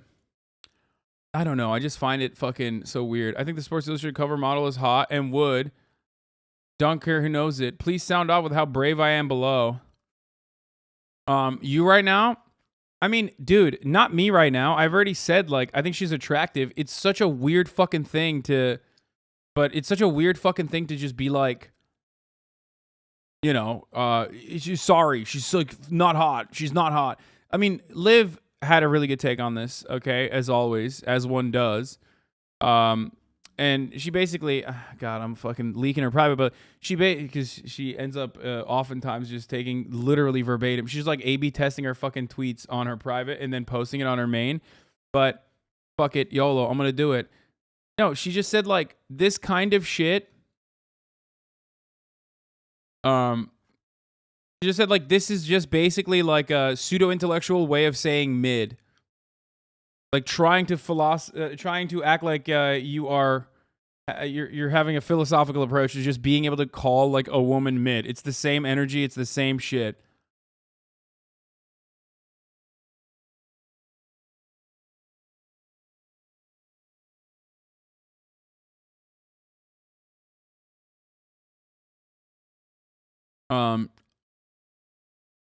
Here's a working link. So this Jane bloke tells Piers Morgan that he has footage of TERFs kicking and strangling people. You think if this were true, it would be all over social media by now? Where's the footage, Jane? No, it's not okay. We'll wait. Wait, what?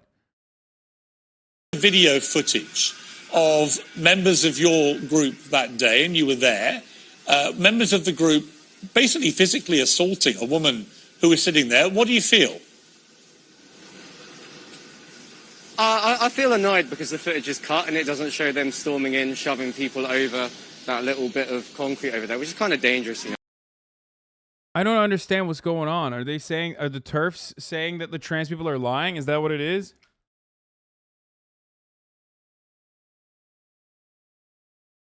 Allah liker with the best response to Jordan Peterson. Yeah, I'm cranking to this picture, Dr. Peterson. Cranking it. Yeah, you can't stop me. I'm jerking off to that, okay? Straight up. I mean, I'm not, but I'm saying that, like, you know, people are being ridiculous about it.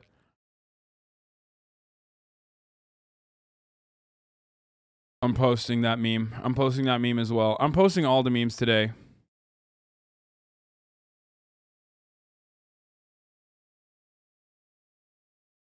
The Boys Season 3 trailer. I have and I will. You need to get a fade from this guy next. Damn, that's pretty good.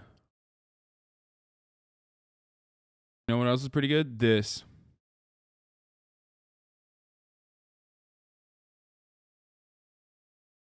JP replied to Vaj on the chunky cover. Why not me? What the fuck? It's a conscious, progressive attempt to manipulate and retool the notion of beauty, relying on the idiot philosophy that such preferences are learned and properly changed by those who know better. But don't let the facts stop you. Okay, but like, doesn't that fucking mean that, doesn't that literally just give away that your entire point is just you want your beauty standards to be authoritatively forced?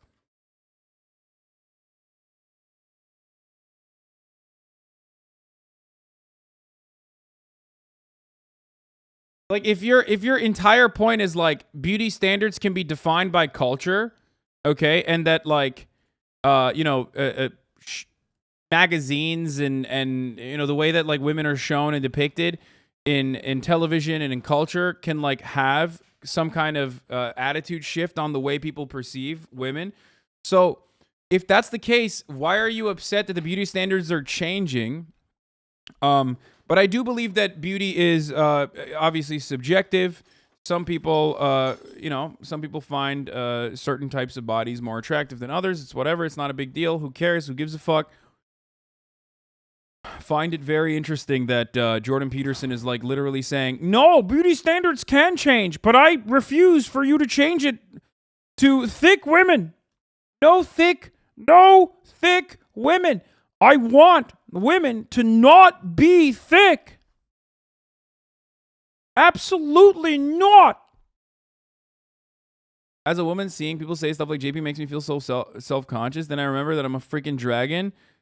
Eat a dick, JP. Jordan, like 60 of Mary. Why the fuck is he giving his opinion on a Sports Illustrated cover?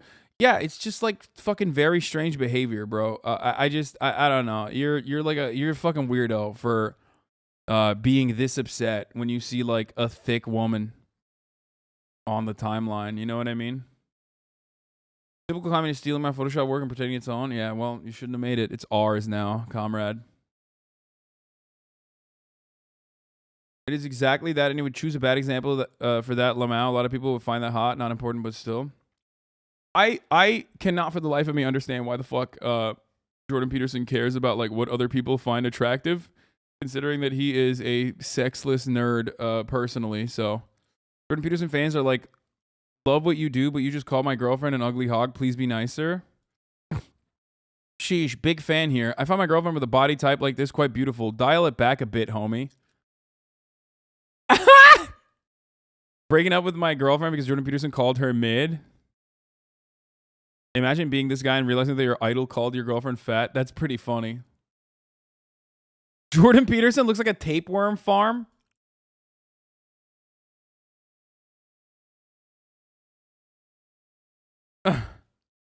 Jordan Peterson should not talk about like healthy beauty standards ever, considering that like he is a walking husk, dude. He quite literally is on the verge of collapse at any given moment. He quite literally is running around with a severe dietary restriction-induced health complication, jumping from one severe dietary restriction-induced health complication to the next. Like, if you're getting fucking owned by apple cider, okay? If apple cider has the capacity to fucking destroy you, ruin your life, completely own you, you should not be talking about healthy beauty standards or healthy standards that, you know, that correspond to whatever beauty standards you believe are appropriate. JP is already in an advanced stage of decomposition. Straight up, dude. Straight the fuck up. Yeah, 100%. I just don't know. Like, I don't know what to say to that because it's like, oh, what the fuck? Yo, what the fuck? Wait, is this for real? I'm so excited to be on the cover of Swimsuit at the age of 74. It's about time you can buy your copy, SI. Bro, Elon Musk's mom is kind of hot, though. Like, can we just... Yo, May Musk can get it, dude. What the fuck? I should have May Musk on the stream. I wonder if she'd come on. Hey, yo. What? Am I live? Oh, fuck. Some things better left unsaid. You know what I mean? Hey. Oh, no. Look at this shirt. Oh, no.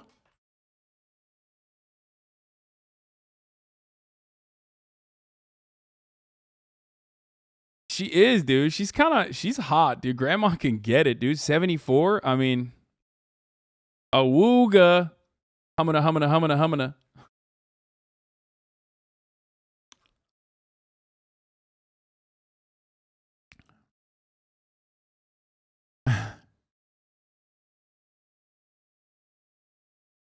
Think May Musk knows about the Edgar cut? Yeah, I'm gonna have her on, and then I'm gonna show her the Edgar cut. That apart pussy. You're a bad person, I think, for that.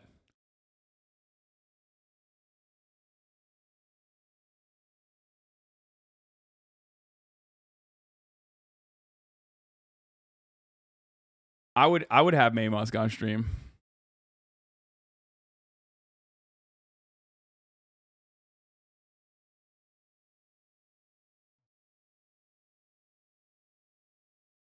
Go for a sexy Johnny Depp haircut. Dude, I already got the haircut. You can't tell, but I did already get the haircut. I got it. But that's a good thing. If you can't tell that I got a haircut after I got a haircut, that's a good thing. That's not a bad thing. You'll kill her. Do it. Wait, what? No, I would not do that. Ma'am, why did you name your boys Elon and Kimball? I do want to know what the fuck that's about for sure. I do find that interesting. I don't know what stage of stream we're in, but we're in a chance to watch the new John Oliver before Melon. Utilities? Yes, we can watch the new John Oliver. God damn, bro. Megaphonics, you are such a big fucking John Oliver fan. Oh my God, young Elon Musk's mom is literally... Oh my, okay. She's not bad, dude. She's not bad, dude.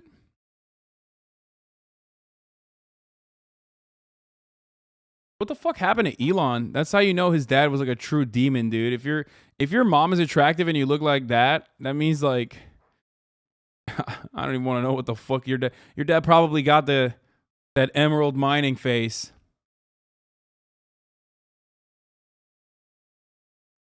You know what I'm saying?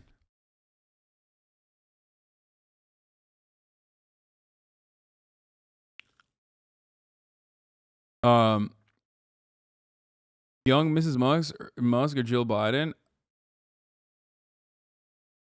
Call her right now. I can't do it, dude. This is what her dad... Oh, God!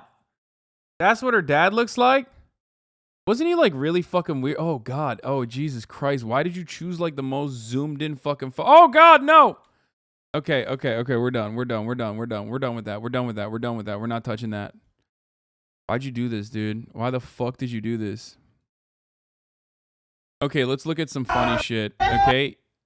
What the fuck is going on here? Can someone please describe to me what the fuck is going on here? Please, I need to understand what the fuck is going on here. Why is this happening? Why? Can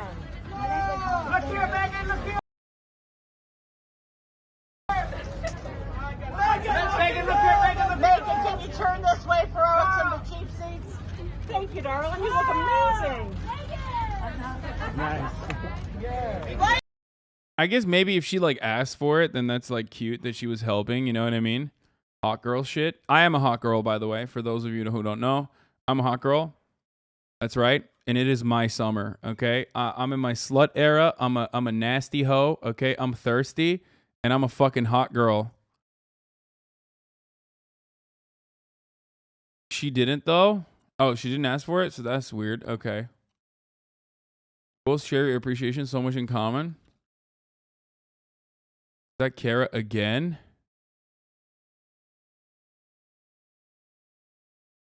Bro, what is she doing?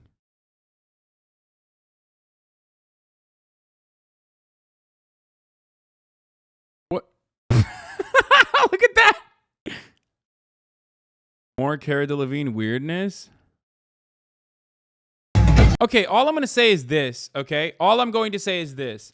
I think you guys are being oppressive to white women, okay? Some white women can't figure out what their personality is, so then they end up being like the quirky guy, okay? There's only two directions that they can go if they don't have a fucking personality. Conservative gun girl, which oftentimes is a horse girl adjacent umbrella, or quirked up white girl. Go to with the sauce. And she went, instead of the conservative white girl, like so many, she decided to go with the quirked up white girl. It's fine.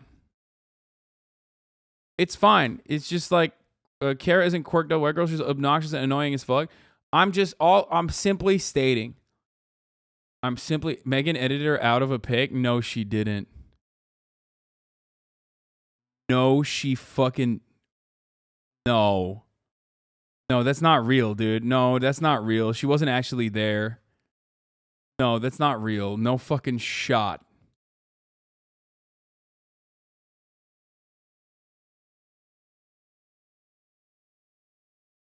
Oh my God.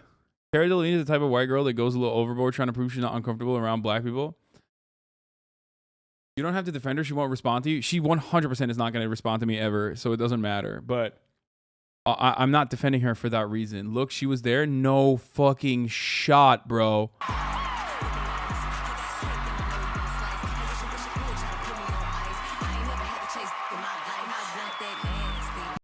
Oh my God, she literally was there. Oh my God, she fucking hit the Ludwig crop, dude. This is the hardest Lud crop I've ever seen. Oh my God, dude.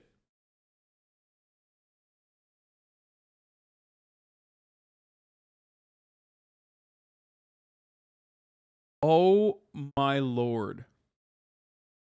Here's the original jump scare when Cara popped out from the back. The thing is that that was the flattest speech I ever gave. I was like, yeah.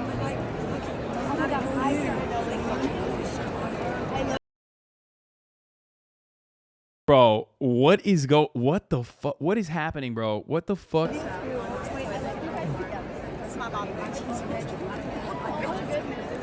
And let's have some applause, please, in 5. The thing is that that was the flattest speech I ever gave. I was like, yeah.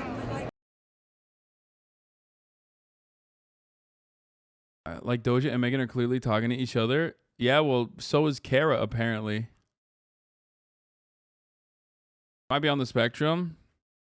Yes, girl autism visibility, dude. Yeah, that's important.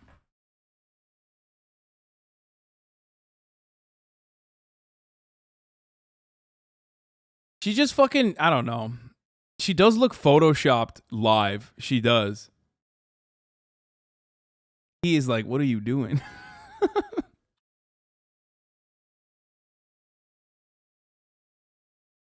Great for my confidence. Thank you. What do you mean?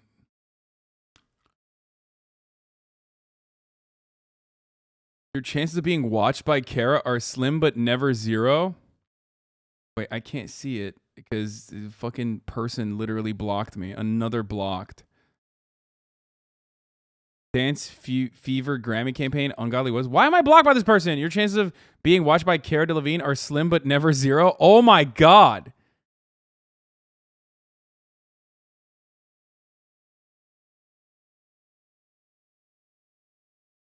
Oh my God, what is happening, dude? What the fuck?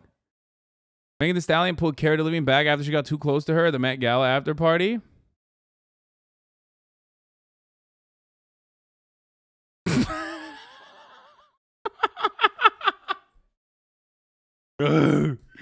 Whoa, dude, what the fuck? Okay, this is like a 1 second thing. You don't know. Maybe it didn't come across. They're clearly friends, guys.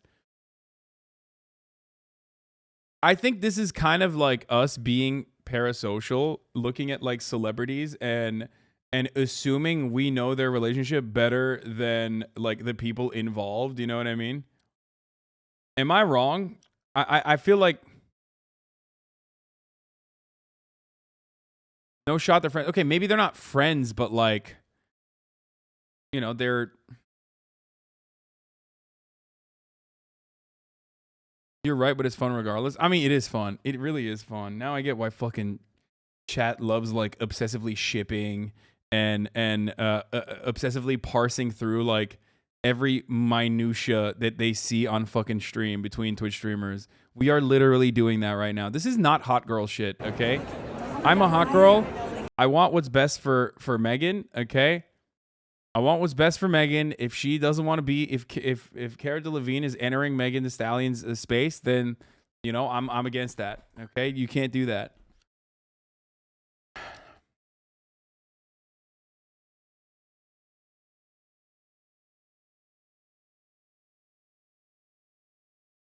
I love you too. Wait, I love you guys together. That's my mom. And let's have some applause, please, in 5. That's crazy that she was there. Whenever I see Karen, anything after 2014, I flinch. It's like she shouldn't have been there. She should have left her on Tumblr. But people are going crazy. Does Cara have mental? Oh yeah, what the fuck is this, dude? What the fuck was that?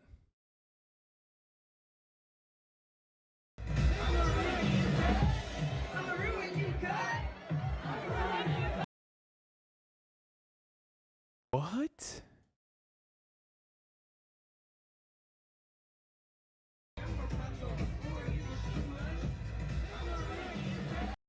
Okay, all I'm going to say is this. I can't speak for Megan Thee Stallion, But 100%, I feel like if Azealia Banks was not comfortable with her doing that, I feel like she would have fucking snapped on her. I don't think that. Dude, this person unironically loves this, dude. Look at this. Look. This person unironically almost exclusively posts about this type of mercury. Are you that guy? Are you the mercury guy again? Is it the same guy? He just like always loves talking about mercury and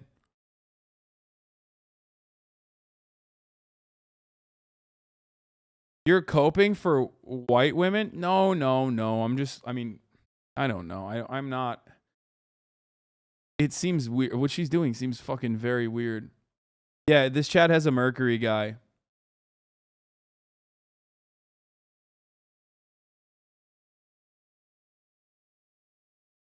Question, what is she doing? Answer, coke. Dude, here's an actual video of her standing around the corner, licking the air or something, looking at Megan. What the fuck? Are you serious? Wait, hold up. What?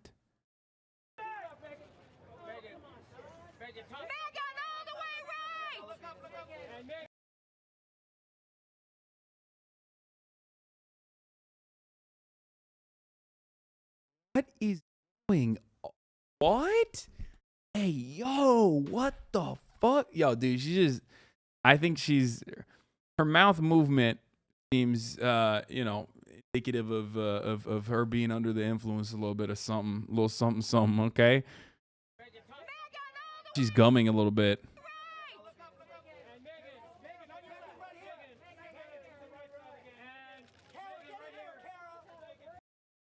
Cara off the perk? Yeah, no, it's just drugs. Just stay away from Megan. My sister been through enough. This is what Jordan Peterson warned us. Thick women are destroying society. Yeah, Jordan Peterson be like, listen, I do not care. You need to stop saying it's a hot girl summer. It's a hot male summer. Why hasn't it ever been a summer for men? What will we do without men? I get so emotional thinking about hot girl summer because it's a constant reminder that the top of the hour ad break is upon us. And what will the men do when they do not have a Twitch Prime or $5 to be able to avoid said top of the hour ad breaks? What will those men do? Have men not suffered enough? It's like you come in to the stream and you think this guy is going to do Jordan Peterson voice and give you commentary, and then he just debates you with an ad break segue. It's like, that's not totally representative of the best possible experience. Almas, the Northman, thank you for the 50 gifted subs. Boom. 1 minute ad break now. 5:10 kind of mid-tier ad break, but that's not on you. That's on JP. I just tuned. It's my birthday. Can I have a happy birthday? Kuchik type beat. Happy birthday.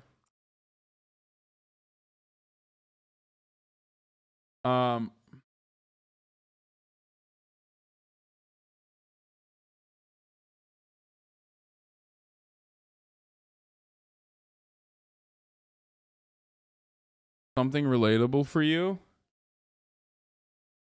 On spitting facts about a sensitive geopolitical issue. Me in the chat spamming poop sock. Nice. Remember she hung out with Eric Adams? Yeah. They're obviously friends. Cara just needs to lay off the drugs.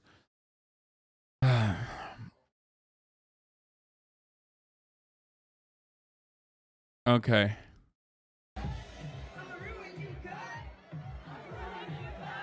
She's just trying to fit in, dude. Ludwig's cat picked its name. Okay, whichever one.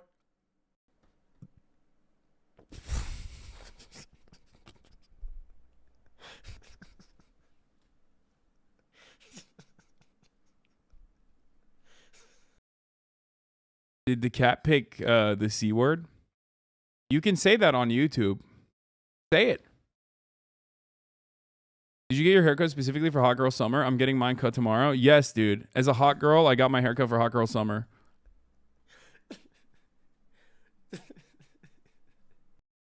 I mean, he can do that. He has that liberty to do that on Twitch. I can't do it. I will never be able to say Ludwig's cat's name, unfortunately.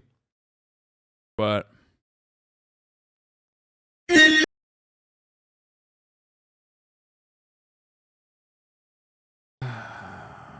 didn't even like look. You're a 24-month subscriber, dude. Like, you're literally abusing the goodwill that you have cultivated in this community. You know what I mean? Like, I really need to stop clicking on, like, you know, 2-year subscribers links without looking, because like I just assume that it's not going to be a fucking stupid thing. You know what I mean? I assume that it's going to be like worthwhile to check. Didn't even look. I hope you feel weird about that, Stumi, because you straight up fucking came in, okay, and you abused me, okay? You literally abused me. You fucking used the good nature, the desecrated the sacred bond between the streamer. You desecrated the sacred bond The video is between titled streamer and chatter. Okay? You did that. You fucking did that. You made the Philly D cut again on the Buffalo story. I did? What the fuck? Wait, am I in the Thumbo? I made the Thumbo? I'm in the Thumbo? Fighters are still holed up. I'm not in the Thumbo. No, he took me out of the Thumbo, bro. Look at that. The truth about iDubbbz and Dr. Mike's Creator Clash. I chose to go to gay conversion therapy. Ask me anything. Are you fucking serious, dude? Oh my God. Why? Why are the content gods like this? I'm sorry, but this is something we have to watch. Why? Why? Why? That was crazy, by the way. That fucking cut is insane. That is insane, dude. I mean, are you fucking joking? Are you joking, Jubilee? Are you gonna give me this? Are you gonna give me this? This? Really? This is primo. This is absolutely fucking primo. Got a 0.5 second reference in the most recent Curtis Connor. Folks. Where? Timestamp it, bitch. I don't know what this is. I can't look at it right now.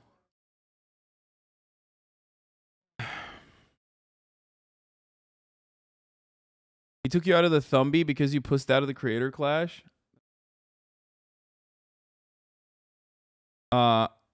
Okay, let's fucking go. Let's fucking go, dude. Let's fucking go, dude. Sorry for posting about dimethyl mercury. I'm really into my chemistry phase. Being on the spectrum, I get really into certain topics. Aw. It's okay. It's all good, chatter. We know. You don't, keep posting mercury. You're murked up. You're a murked up shouty. And a little bit, and a quirked up shouty, but also murked up. You know what I mean? It's all good. Wasn't that like weeks ago? Yeah, but bro, he's in his phase, okay? Chill. What are you gonna yell at him?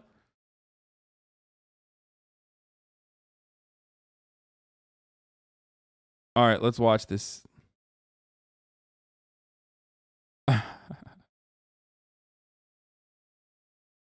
Okay. In a room with someone who willingly went through gay conversion therapy, what would you ask?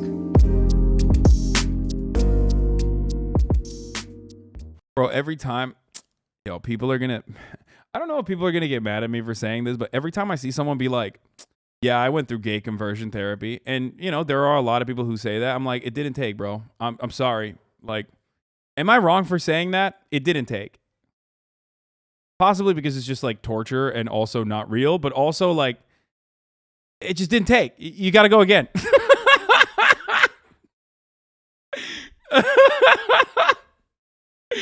I mean, seriously, I've never seen someone be like, it's the most famous example of that is fucking I Am Delivered, right? Like, I'm not gay no more. I'm delivered. Like, it's that. That is it's like, I don't know.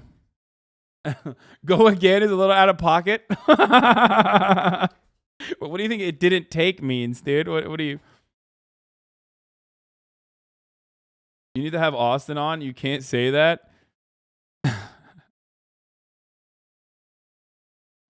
It's more so a testament. It's more so a testament to like gay conversion obviously not being real and only being fucking a brutal, torturous thing. But it is also pretty funny whenever, like, it is kind of sad, but also slightly funny when you see someone like Milo be like, I'm not gay. I like having sexual intercourse with a vagina. And you're like, dude, you are literally so gay. You're still, what are you saying? Okay, let's continue. Hey. Hi. You feeling good? I'm feeling great. Who are you? My name's Chris. Would you mind telling me a little bit about yourself? I'm 40 years old. I live in Los Angeles. I was born and raised in Canada. I came to the United States to study ballet and dancing, and I was a professional dancer for about 12 years. What was the moment that made you feel being gay was wrong? Can you take me back there? I'd struggled with that my whole life. I can't pinpoint an exact moment because I think I knew that I was gay from a young age since I was like 4 or 5. I always felt like it was not right, you know, because I grew up in the church in a conservative family and they had certain expectations. Bro, what the fuck? You did ballet. Like, I don't understand how, like, that's so sad. It's so fucking sad, but also, like, you literally did ballet. Like, it's, you know what I mean? Well into your adulthood. At that point, like, how the fuck do you turn around as an adult and go, I want to do gay conversion therapy? I mean, it's really sad. Of genders and sexual, of our roles, you know, and like guys don't like guys, they like girls. As far as the decision to go into conversion therapy, that was a decision I made when I was about 19 years old. And what was the deciding factor for you to go to conversion therapy? Why do straight men do ballet? Yo, straight ballet boys clean up? Probably. Ballet industry was kind of homophobic back in the day. Really? Bro, you're literally fucking running around in like tights and wearing like crazy shoes and shit. How the fuck? It's in the arts. Like, why the fuck would the arts be homophobic? It just makes no sense. You know what I mean? It's like fucking male cheerleaders being homophobic. Like, dude, are you aware of your positioning in the space here? Like, what do you know what you're doing right now? And of course, it's like really rigorous. The training is insane. I would go so far as say torturous, from what I understand. Like, I know I have some friends that have done ballet.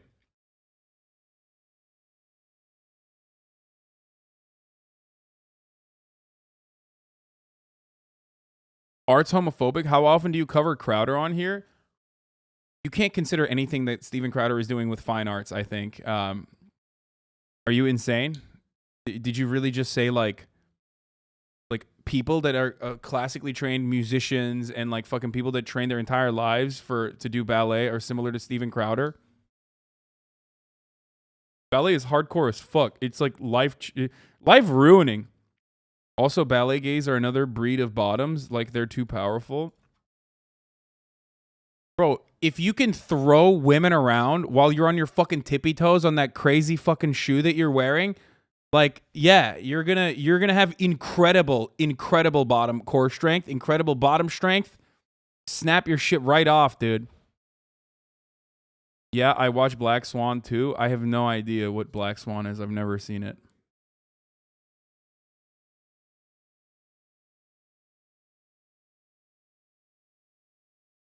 I have a good friend, very near and dear to me, that ballet. Did some ballet.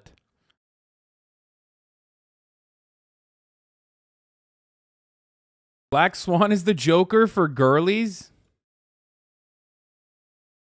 At 19. When I was 19, it was around the time that 9/11 happened, and I feel like a lot of people felt very lost. No shot. This man did not say 9/11 turned me straight, dude. Stop. Time that I gotta 9/11 happened, and I feel like a lot of people felt very lost and felt very scared, and there was a lot of like uncertainty in the air. Yeah. And when that happened, I was living far away from my family. I was still like relatively new to being on my own, and so I was just desperately seeking a sense of comfort and a sense of like security and just like someone to just protect me. And so I thought I needed to go back to the church, to my faith, but I felt like my homosexuality, being gay was holding me back from having, a relationship with God. So I decided at that time to go into conversion therapy. That's when I spent 2 years in ex-gay ministry. I don't look at it so much as conversion therapy. I look at it as like healing sexual brokenness. People sometimes are just born gay, and sometimes I do think that they're gay based on things that have happened to them in their life. Are you a devout Christian? I am a Christian. I consider it one of the most important things in my life. I believe in God. I believe that Jesus is the Son of God. I believe that the only way to God and to heaven is through his Son, Jesus Christ. So I believe like that school of thought.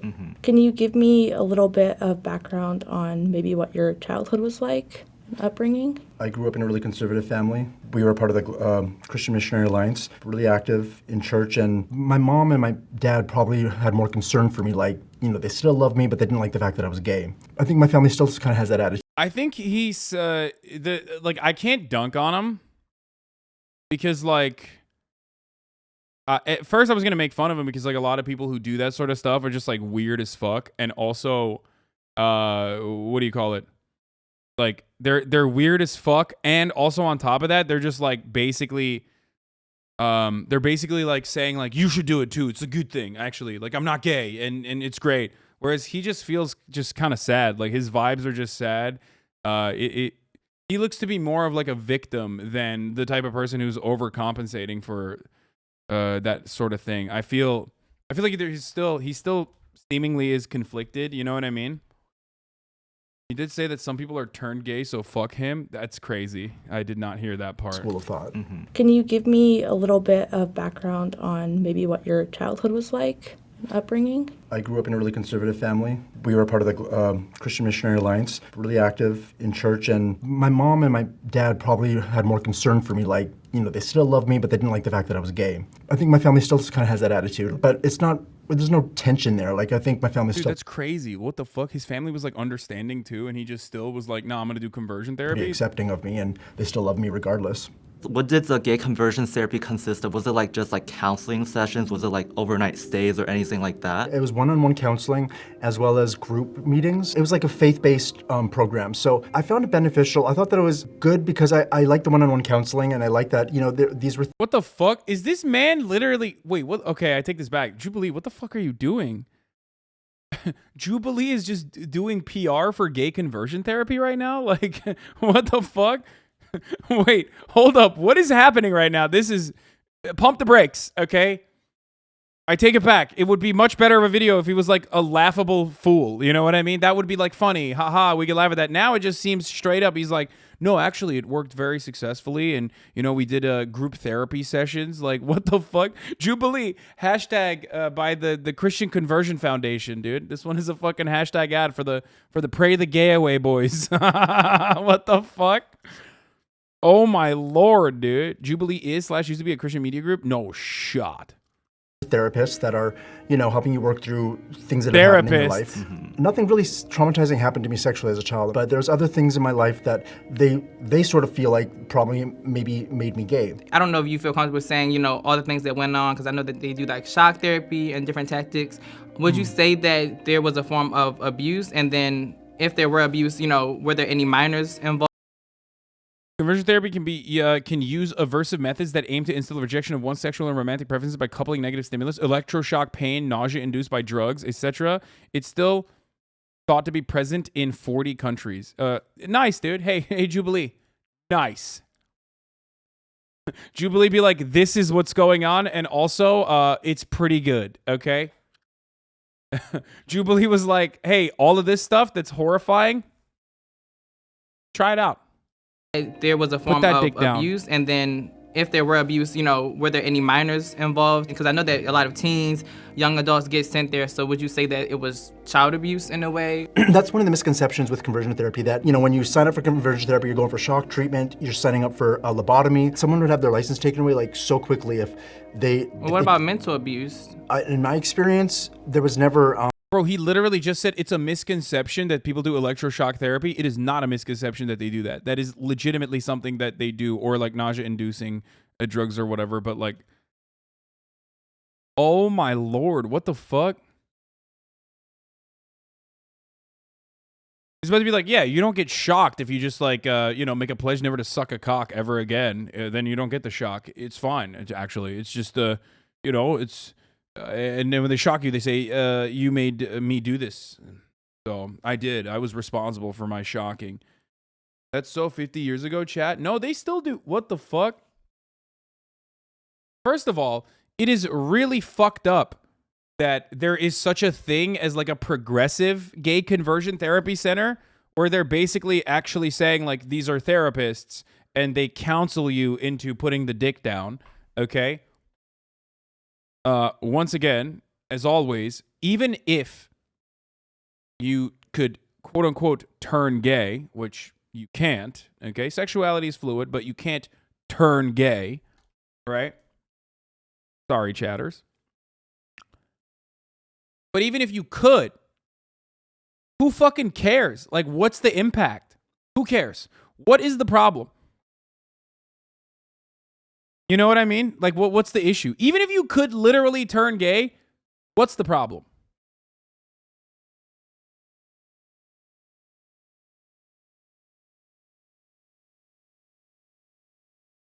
You know what I mean?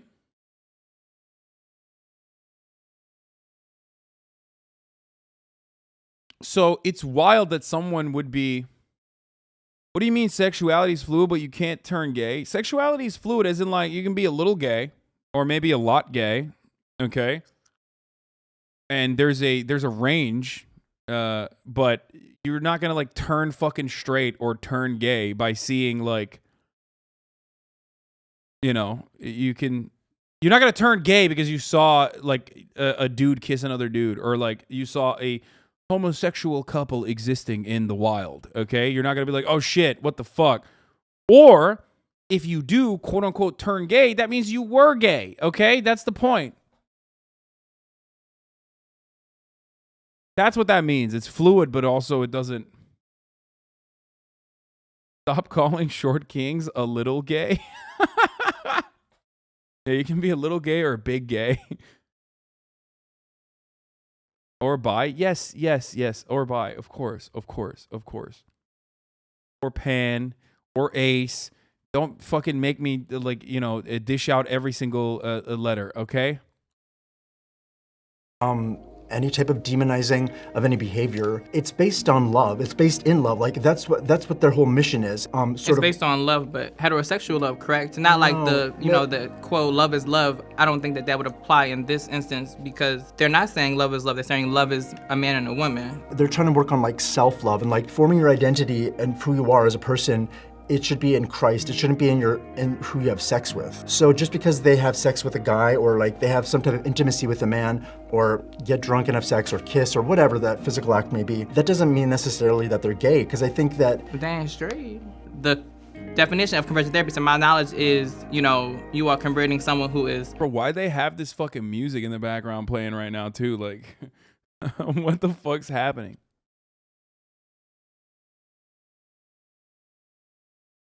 Yeah, conservatives will be like, oh my God, LGBT love like basing their entire personality around being LGBT, and then they turn around and base their entire personality around religion.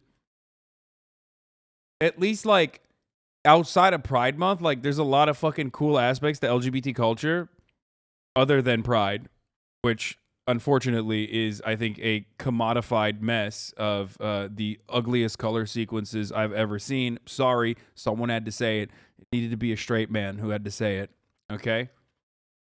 I've also, like, literally never met, I mean, even in WeHo, like, I've never met a gay person who's like, no, I fucking love that shit. But that's just me. Over the line? Oh, shut up. Over the line my ass, dude. It's like every color. Come on. It's not like a... It's not an aesthetically pleasing fucking sequence. Like, the bi flag is pretty aesthetically pleasing. The trans flag is aesthetically pleasing, but that's like kind of it. Everything outside of that, you're like, what? What? Come on. And it's like all over the place. I still disagree with your take on rainbows being too much, but I agree pride is absolutely a commodified thing now.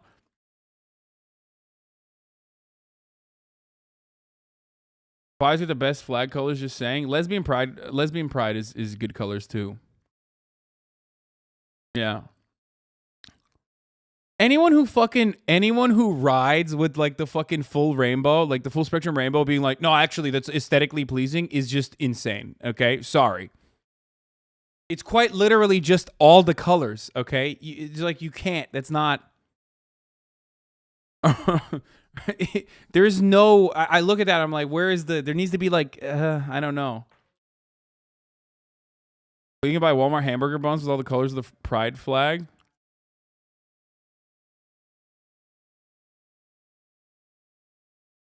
What the fuck is this, dude? You fucking idiot. What is this? Oh, Jesus. It's like all the Punisher logo. This is your hottest take yet? I've said this before. People got mad at me when I like ripped into the IKEA couches. Do you guys remember? Hasan really said fuck pride. No, pride as a concept is wonderful, obviously. I'm just talking about like the way pride is now the way pride is filtered now. It is someone who used to like, I mean, as someone who's, you know, very aware and has been going to pride parades as a breeder, disgusting LGBT foe, obviously. It's so corporate. It's, you got cops there, you got fucking Target balloons, and you got fucking all matter of different brands being like, dude, we love the gays. Oh my God, we're such a big fan. Yeah, okay. Well, where's the solidarity the other fucking 11 months out of the year, dickhead? You say, oh my God, we love the gays. Look at us. We're such queers. Am I right, ladies? And then you turn around and you're like, you know, pumping funds into Ron DeSantis' reelection campaign. You know what I mean? You can't fucking do that. It's like Raytheon. Oh, our laser guided missile systems erase both gays and straights from the planet. When they live in Yemen and they happen to be going to a wedding. But it's not a gay wedding, it's a straight wedding, but some gays might also get a raise. Equal opportunity, baby.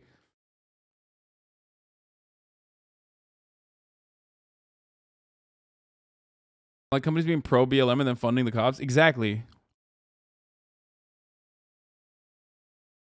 When the sun is shining into the rain and breaking apart all the colors, I look into the sky and go, ugh. No, the rainbow, like in the wild, is cool, I think. Like, it is cool. I'm not taking aesthetic commentary from someone who dresses like this. Fuck you, dude. Wow, that's messed up. No hate, just death for all? What?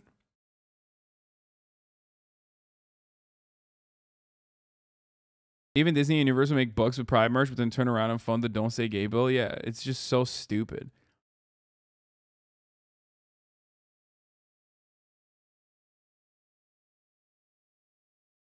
I went to Pride with a few friends, and there was a few adults attracted to minors there. What? A lot of people were pissed off. Some are understanding. What's your take on that? I don't believe that at all. You just fucking lied in the chat. There is no adults attracted to minors there, okay? It was not the fucking libertarian conference. Shut the fuck up.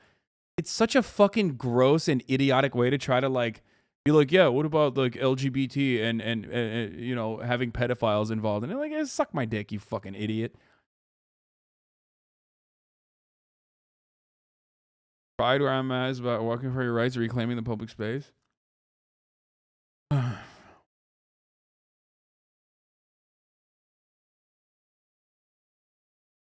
Why did that dude just come in here to fucking think that he could just like lie like that? That's such a stupid. Oh yeah, dude, that's crazy. I can't believe that actually happened, bro. That's wild. Yeah, people were just like walking around being like, "Oh, I'm a pedophile and this is my sexuality." Get the fuck out of here, dude. You fucking idiot. Yeah, you were the one who was a fucking pedophile. Homosexual urges to heterosexual urges, man and woman, you know, that kind of thing.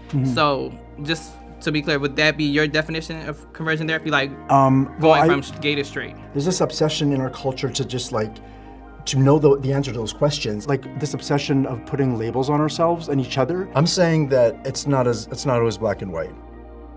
Do you want to elaborate on what you specifically got out of like going through gay conversion therapy? I don't know, it just kind of helped me see sexuality sort of differently. And I think that maybe it wasn't necessarily the best thing for me, but I don't think that it's good to suppress that or to like prevent anyone else from, you know, exploring that if they think that it would help them. So maybe some people, they have just a smaller attraction towards men. So they go into conversion therapy because they kind of want to work on those attractions so they can have a relationship with. Bro, why is he fucking whitewashing like straight up being like deeply, deeply insecure and uncomfortable with your sexual urges, like, holy fuck, dude. How about you explore some cock again, brother? What the fuck's wrong with you? Like, no one who's like, oh, I think I'm like a little attracted to dudes is like, let me go to conversion therapy. What the fuck?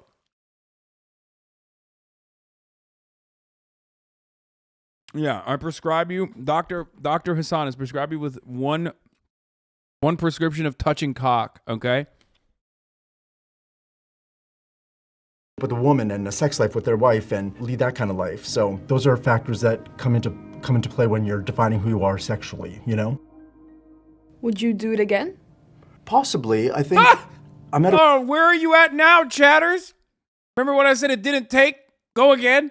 And you were like, wow, that's really fucked up you said that. He's like, no, I should.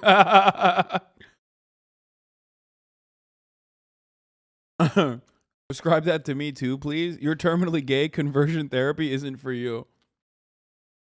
a weird place in my life where I would say that I'm gay just based on the fact that I like to have sex with men. I left conversion therapy in my early 20s, and then after that I went into the world of adult entertainment and I did porn and escorting and traveled the world for about 8 years. Do you mind me asking what kind of porn you did? Yeah, I did gay porn and I did over 150 movies. So does that... Wait, what? Okay, don't touch cock.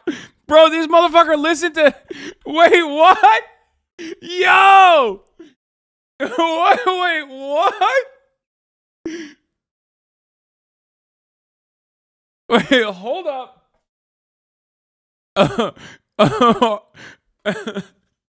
Yeah, I went to gay conversion therapy and it made me extra gay, dude.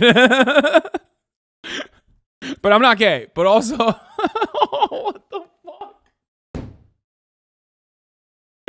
Yo, this dude was like kind of sad at first, but now I'm just like, okay, this is...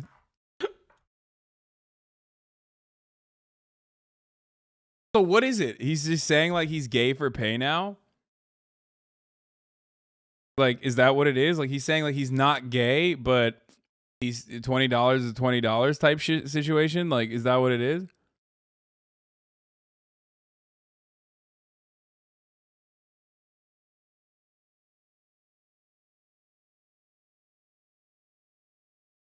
Dude wanted to start New Gay Plus. Okay, dude, that was fucked up, chatter. Oh, no.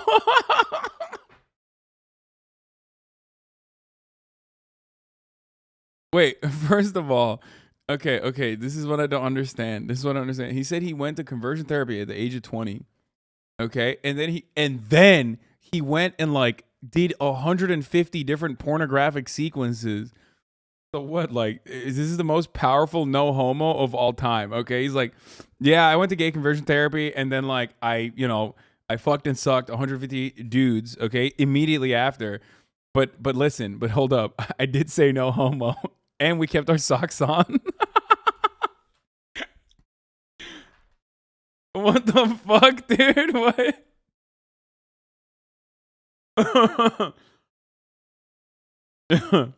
It's all good, bro. I think you're misunderstanding. He went to conversion therapy to become gay, thus the post-conversion career. Yeah, what is going on? Did he go to get gayer? Like, what happened? Go against what the conversion... Wait, I gotta run it back. Like, did I not understand what happened to him? I like to have sex with men. I left conversion therapy in my early 20s, and then after that I went into the world of adult entertainment and I did porn and escorting and traveled the world for about 8 years. Do you mind me asking what kind of porn you did? Yeah, I did gay porn and I did over 150 movies. So does that go against what the conversion therapy was about? Like, did they say being gay was wrong? It's very complicated. If you figure out sometime in your life that, okay, I'm gay, I like sex with the same sex, I'm gonna live that life, I'm gonna get married to, a man, and I'm a man.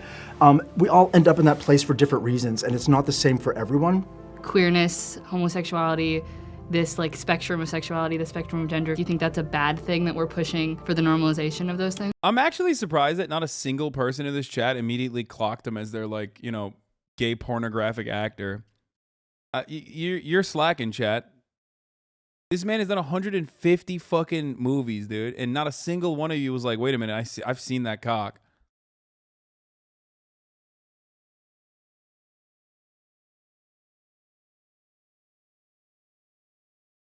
Because he's not a popular gay porn star? 20 years ago, you boomer? Oh, okay, never mind. Yeah, that makes sense. This whole idea that, you know, it's all about love. Love is love, man. Like, just love who you want to love. It's like, I feel like that's the problem, and that's toxic. And I feel like Why?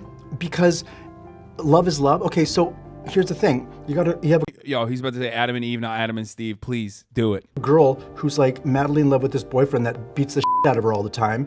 And, you know, she stays with him for years. She keeps trying. Bro, what the fuck? He's talking about dick like it's a fucking abusive relationship, dude. What the fuck is he saying right now? Why is it that like people, dude, why is it that fucking people who are homophobic and like bigoted as fuck always have to turn like the act of queerness, like engaging in like queer actions, I guess, or queer love into like something it's not and something that's like awful? Like, you can't on its face be like, oh yeah, a man and a man loving each other is wrong. You can't do that. So you have to like compare it to something that's like bad. That's why people always do the classic, oh, it's the same as like pedophilia or whatever the fuck, right? Like whenever they want to be homophobic. Also, their face is pretty funny.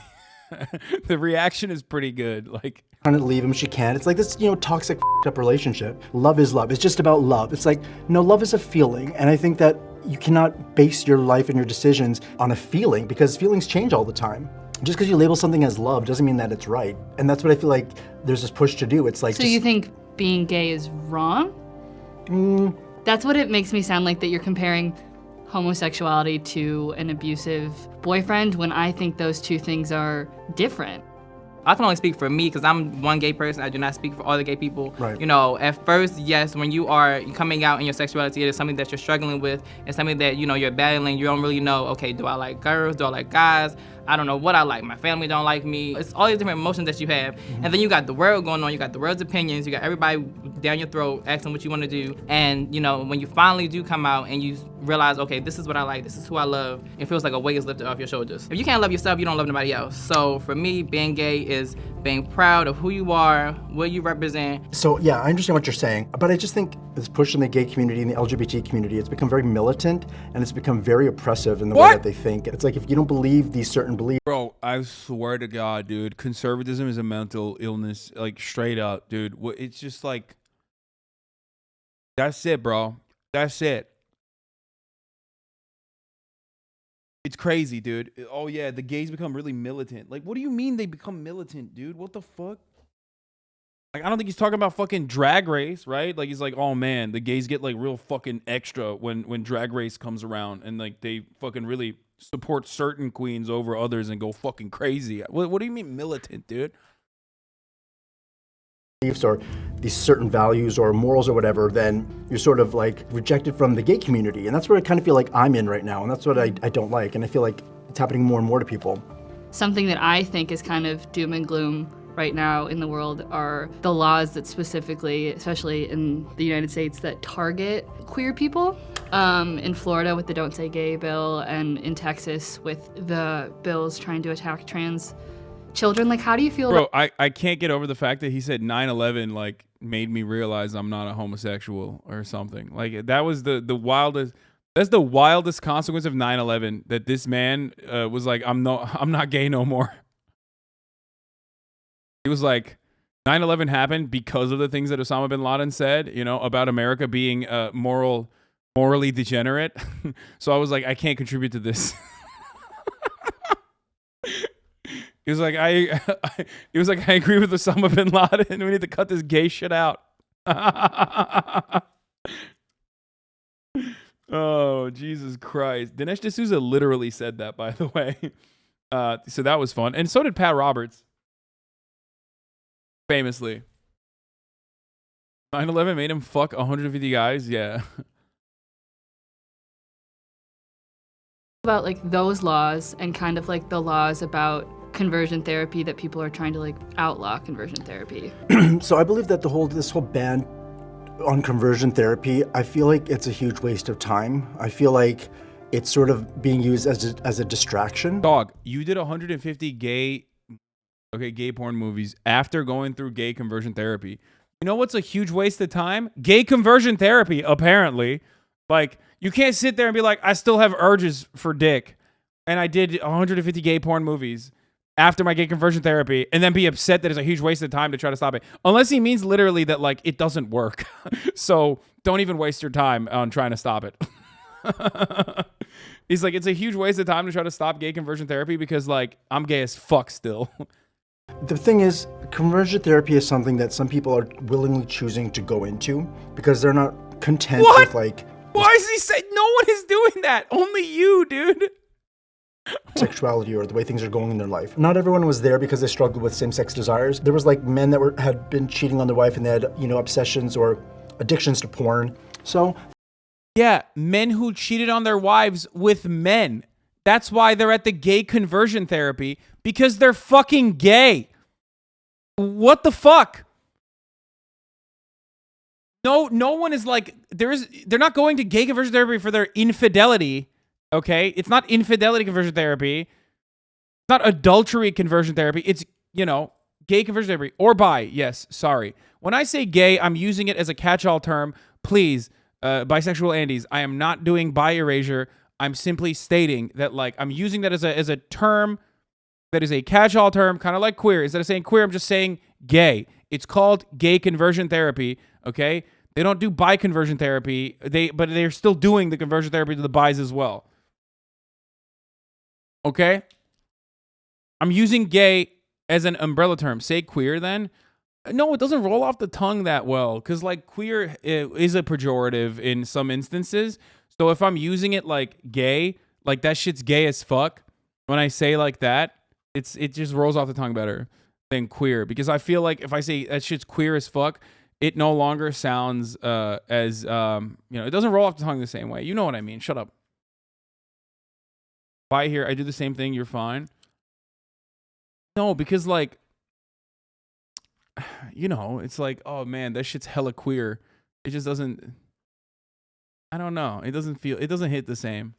It doesn't have the same mouth feel. You know what I mean? It sounds insulting because queer is, like, still to this day, especially in Massachusetts, still used as like a, okay, but that shit's gay as fuck also used to be a pejorative. Yes, which is why we're in the post-irony version of, like, using that shit's gay as fuck. Do you understand? Whereas queer itself, like, gay is no longer really used as a pejorative in the same way that, like, queer sometimes is. So I feel like saying that shit's gay as fuck gives, it's, like, ironic. I don't know.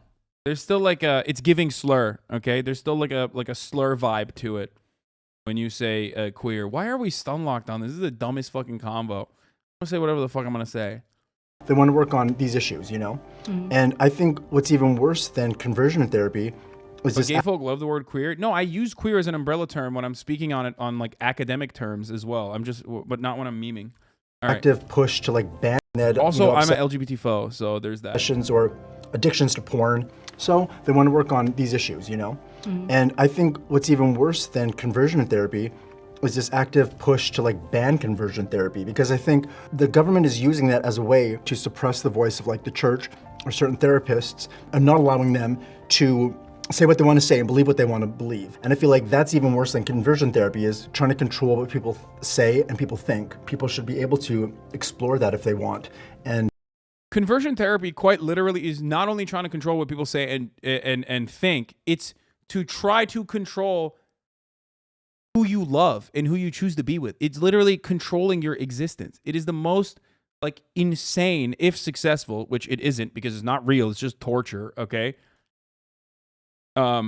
It's the most oppressive thing you can do. Why is he... Dude, why the fuck is he, like, trying to... It seems like he's literally doing PR for, like, a gay conversion therapy place.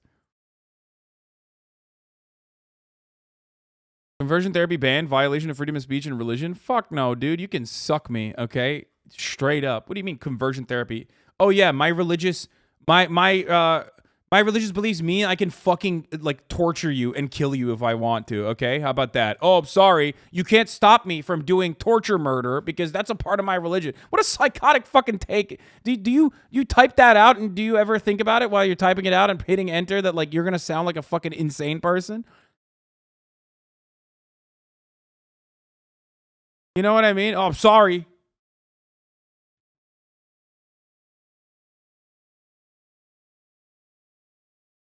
That's even worse than conversion therapy, is trying to control what people say and people think. People should be able to explore that if they want and decide if it's right for them, because I feel everyone's situation is different. If you could press a button and become straight, would you? Yeah, probably. Why? So I'm 40, almost 41. Things aren't necessarily... My man's never dealt with women. Am I right, fellas? Oh! Fucking got him! Oh!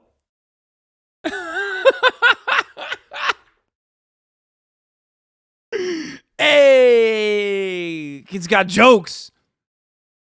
What a zinger that was. Ironic misogyny is still misogyny. Bad in my life, but I feel like I've kind of done this whole gay thing, and if I could change it, I'd be like, yeah, change it, because I'd like to see what it'd be like to be straight and have a wife and have kids. Yeah, I'll share that. Oh, he's so sad. He's like the saddest man in America. What the fuck is going on? As a perma-straight man, I've said that many times, but I'm stun-locked into women. This guy believes in so many contradicting principles. I'm fucking shaking. Bro, they found the only person that's like willingly gone to gay conversion therapy, okay? Of course, there's going to be some issues in his brain. Brad Fems will send a firing squad to your house after you said that? Yeah. I did some form of conversion therapy myself. For years, ever since I was a kid, I prayed that God take this sin away. It wasn't until I got to a place of real depression. And then you converted to being the most swagged out priest in America. Look at this fucking drip, dude. Are you kidding me? That's really sad. I just wanted to lighten the... You know, I just wanted to lighten the mood a little bit because that's a very sad thing that you know, people have to go through.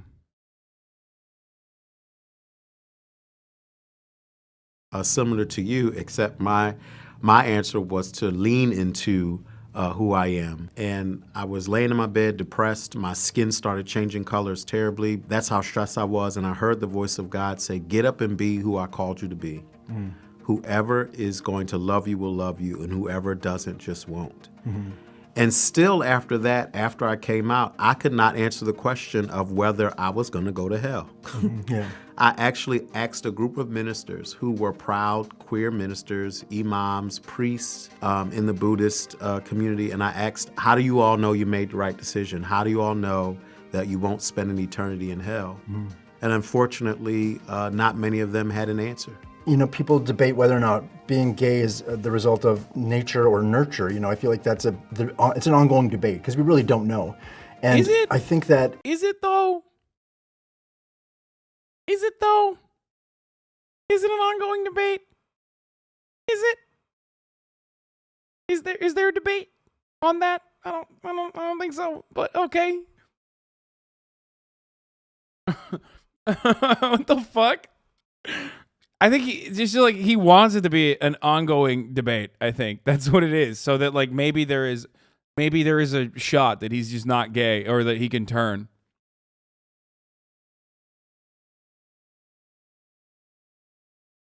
It doesn't matter because I feel like even if it's nature, then if we're gay because it's a result of all this bad stuff that's happened to us and things that were beyond our control, then why would God punish us for that? I don't think he will. I was born gay.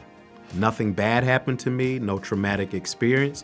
And what I learned... Everybody knows, if there's one thing about nature, no homosexuality, by the way. I mean, guys, if there's one thing we know about the animal kingdom, they don't do gay shit at all. They would never, okay? They would never even think to do gay shit. I mean, that would be crazy, okay? If you saw... a boy animal fuck another boy animal, you'd be like, wow, that's weird. That never happens, dude. Nature is the gayest, dude. Are you kidding me? This entire concept, this entire social conditioning around like homosexuality being a sin is an incredibly new concept in the grand scheme of things. When you think about like the history of mankind, our cultural attitudes shifting against homosexuality, and our cultural attitudes like seeing gayness as like a bad thing is a super new concept. Like people didn't even fucking think about it. That wasn't even a thing.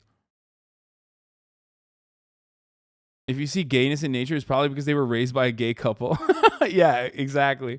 Yeah, sometimes two gay dogs will give birth to another gay dog, and then that's the only way you get a gay dog.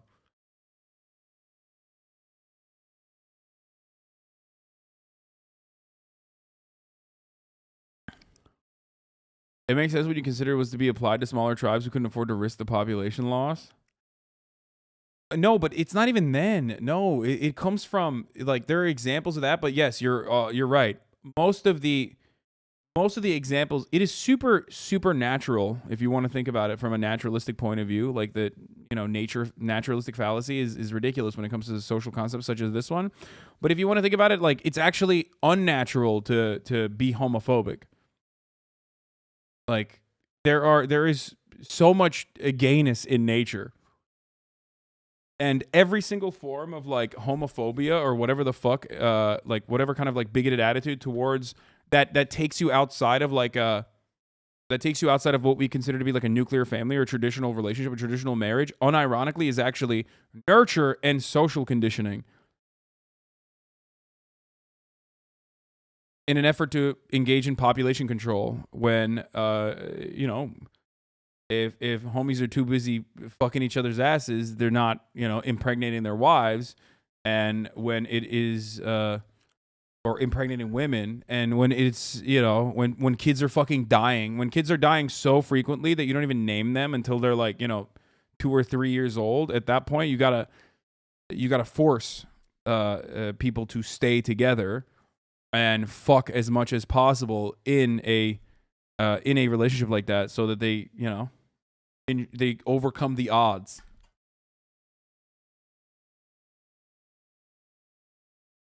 And how being gay became the biggest sin in the world is because of messaging. Right. The word homosexual did not get into the Bible until 1946. Mm-hmm. You talked about building a relationship with God, and you felt being gay kept you from that relationship. Yes, homophobia didn't gain traction until the Catholic Church began to gain power and influence. Yeah. The famous example of this is in the Ottoman Empire, homosexuality was decriminalized. But the only reason why it was decriminalized in like I think the 18th century was because in the Western world there were it was considered to be a criminal component. That's the reason.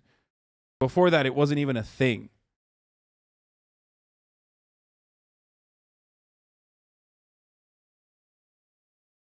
Relationship.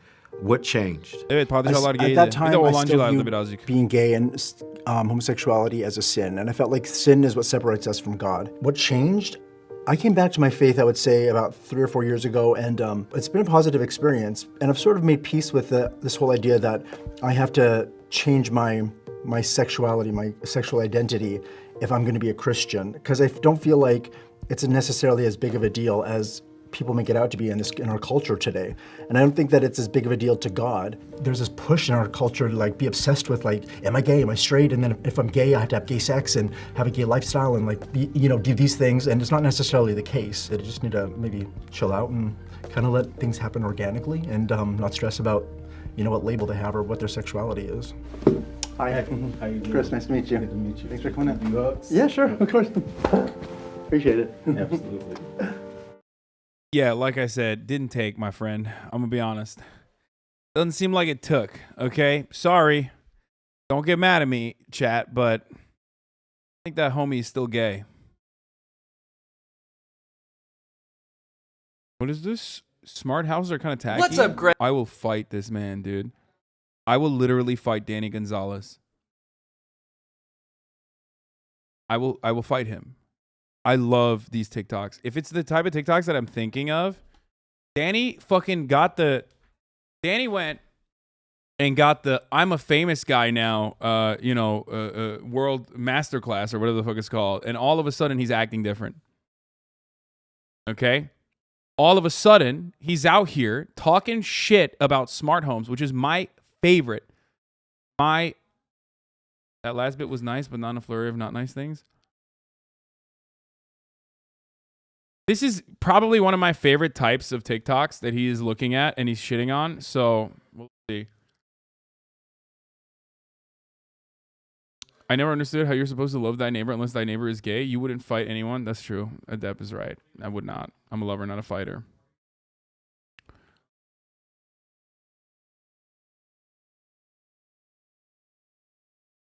Greg, so a couple weeks ago, I installed 2 smart light switches in my house. Okay, what the Curtis Connor shout out Okay, is at 2:30, folks. starting at 2:15 here. What is it? Why did he shout me out? And in this article from 2010 titled Fushigi Ball Poised to be Bigger Than Snuggy's Xbox, which is a wildly bold claim. I don't know who the fuck thought it would ever be more popular than Xbox. Could you imagine instead of people streaming video games on Twitch, it's just people fucking playing with an orb, having a late night sesh with the... Oh, that's it. That's awesome. Look at that.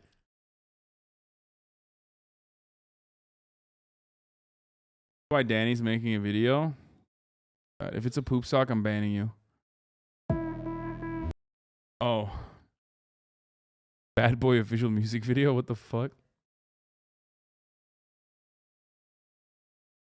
God, we just changed videos just to see the shout out? I just wanted to see the shout out, dude. What? What single women do after work? Yes, these TikToks, What does single- dude. This. These are my favorite fucking TikToks, dude. Curtis confirmed HasanAbi head? Of course, dude. I'm a Curtis head, so.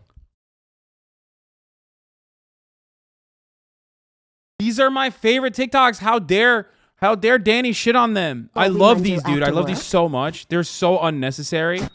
Let's just watch this really quickly, and then we'll look at what Danny has to say, which is wrong. Oh, I've seen this one before. This one's great.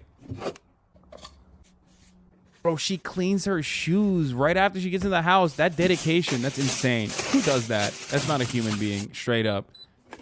What the fuck is this? What science is this? Why are they living in like 2058 in Korea? What the fuck's going on? Or Japan, I don't know. Some of these are in Korea, some of these are in Japan, but... What is that? Is that alchemy? This is a fucking self-dry cleaner, dude. Self-dry cleaner bag. What the fuck? Ultrasonic for the berries? What does that do? Does that do anything? Does that clean the produce? Do I need ultrasonic waves to clean my produce?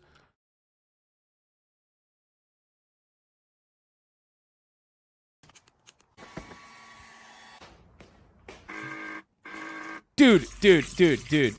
Some of these are so bad, but I still fuck with it. You know what I mean? Fellas, you're staying the night at this girl's house. Okay? You guys are about to bump uglies. I don't know why I'm saying bump uglies. When am I fucking 50 years old? Okay? Walk into the bathroom. And this is what hits you directly in the face. Do you still keep going? Is that not a deal breaker? Yeah. It's wild.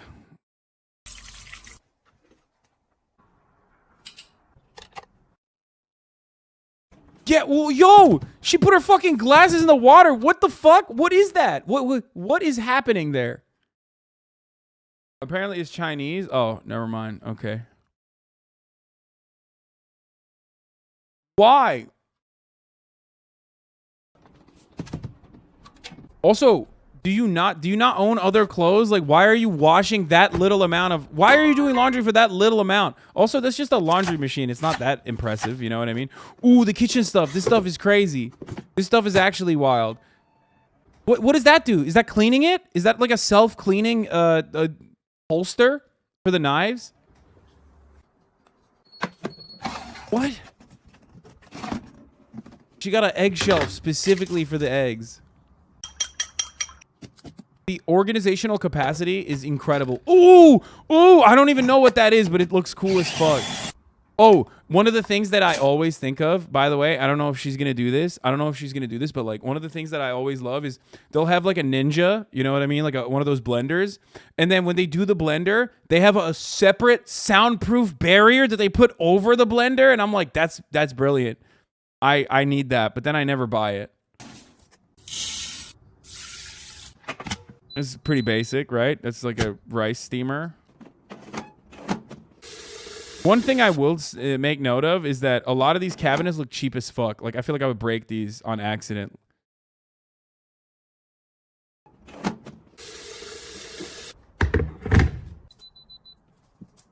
It's just a regular kettle. Don't know what these things are, but I'm about it. Bro, she fucking gently laid this shit down right here. She like laid down all different kinds of fucking dirt specifically so she could clean it up. Is this an ad? Like, what the fuck is she doing? Oh, I hate it.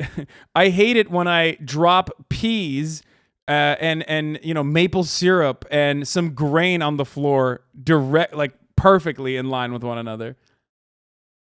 Are you doing this ad for free? This is not an ad, dude. It is the top of the hour, so obviously you think that an ad is coming, and you are right. Because at the top of the hour, there is a 60-second ad break. If you no longer want to see those ads, however, if you want an ad-free broadcasting experience, I mean, all you need to do is subscribe. You can do that for $5, or you can do that for free with a Twitch Prime. You can also get gifted a sub if you're lucky, but here's the 1-minute ad break now, okay? Straight up. Yeah, bad transition. These are sadly all ads. I was heartbroken when I found out. Damn, bro, the fucking dude, Chinese people are so, they're just so, they're in the future. They're living in the future. I didn't even realize this was a fucking ad, bro. X Radical 2X, thank you for the 5, get the subs. Like, we have QVC, right? Like XQC. We have QVC in America, which sucks. Doesn't make you want to buy anything. In China, they have QVC on steroids, where like they make incredibly, like they make such a beautiful sound design with these TikToks. Like, I love watching these things. I watch them for hours.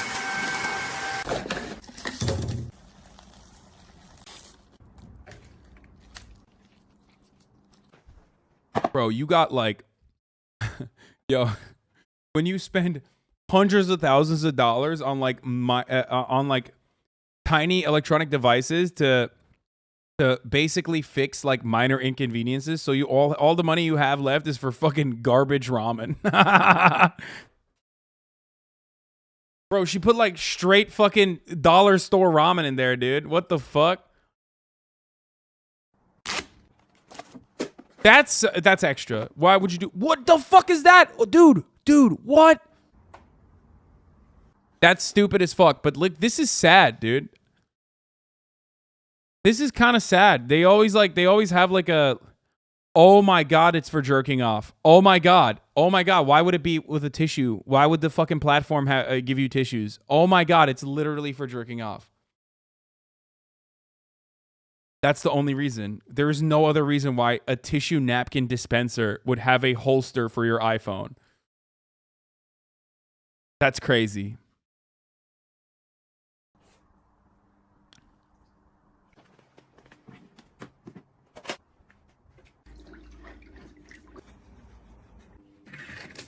Oh, that's the self-cleaning. That one's so stupid. This is the dumbest thing. That's the dumbest invention, straight up. Yeah, that one is so dumb. Welcome to the future. What? What? What did she do? You don't expect that to get fucking tiny like that. Oh! That's ugly. That floor mat, ugly. Okay, straight up. I'm gonna say it.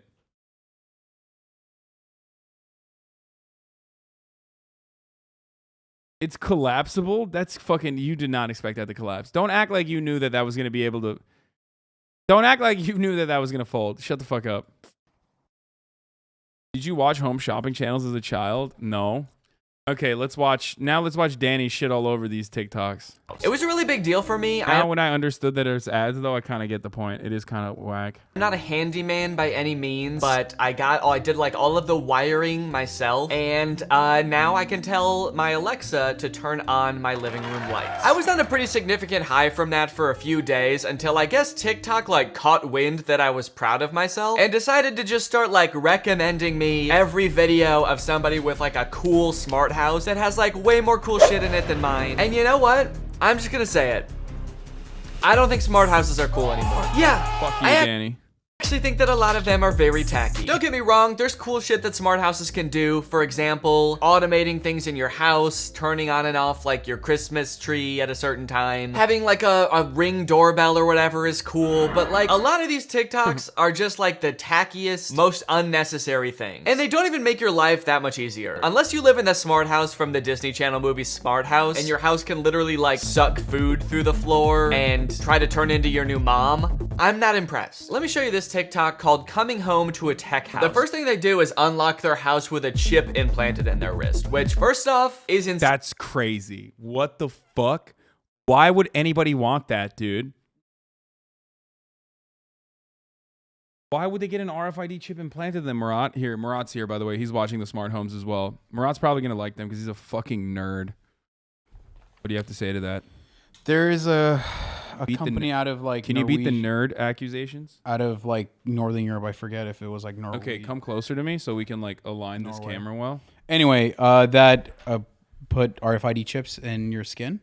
So it's like, it's kind of like a smart ring or something where you don't have to actually carry it around. It's with you at all times. I don't like that. Insane. Was there not a less intrusive government spying on us? Government spying on us! I don't like it!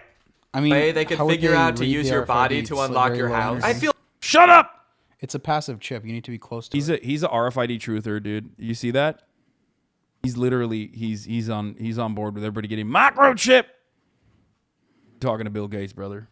I feel bad even telling you this, but like I can unlock my phone just with my face. See, look, if I just look at my phone, it unlocks like that. I didn't even have to get surgery for that. It just works. They couldn't figure out how to do that with your house. This girl's account is actually called Chip Girl here. She goes by Chip Girl online because she has a chip implanted in her wrist, which she can use to unlock various things in her house. It is a very unique thing, I will say that. I don't think I've... Wait, what the fuck? Why did she pull out? Why is there a wine bottle next to in her fucking nightstand, dude? Wrist, which she can use... Why is it locked? You don't know what's going on. To unlock various things in her house. It is a very unique thing, I will say that. I don't think I've ever met anybody else that has to use like cybernetic enhancements to get like grab a quick towel out of the cabinet. Why do you think I gave you the microphone? You fucking, of course you're on video.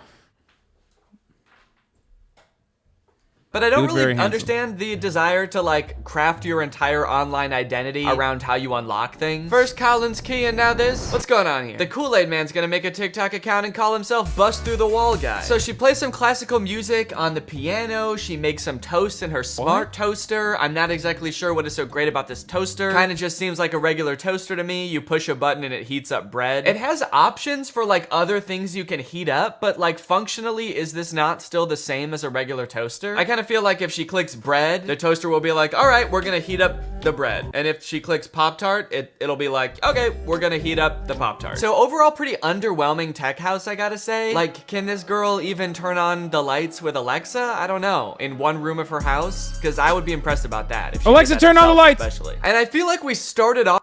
Did it work? Alexa, turn off the lights.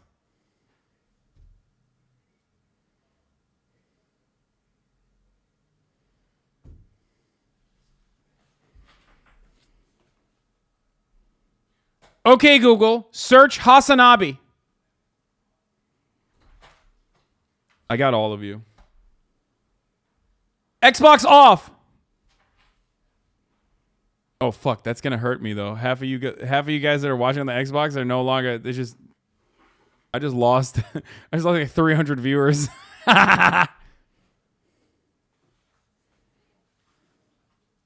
Off really crazy with the chip implanted in her wrist, and then as it went on, it was kind of just like, and I can like uncork a wine bottle without twisting, and I have an automatic soap dispenser, and it's like, yeah, so does like a Wendy's bathroom. It's not that cool. With things like the soap dispenser also, unless that's like plugged into the power of the house, I find that the hassle of like having to replace the batteries for that once a month outweighs not having to go like this to get your soap. Other people, I guess, must have been way more wowed by this person's house. One of the top comments on this video is it's giving me Black Mirror vibes. Yeah, I'm sorry, but no. No, this is not Black Mirror vibes at all. The chip in the wrist thing is weird, but it's not that crazy. And the rest of the TikTok was like so just kind of like weird and tacky. It's like, I don't understand how you make the connection of like, oh no, our piano can play itself? What is society coming to, man? Next thing you know, the prime minister's gonna be fucking a pig on TV. Chip Girl also will occasionally shed light on— Okay, that actually happened in the real world, for the record, okay?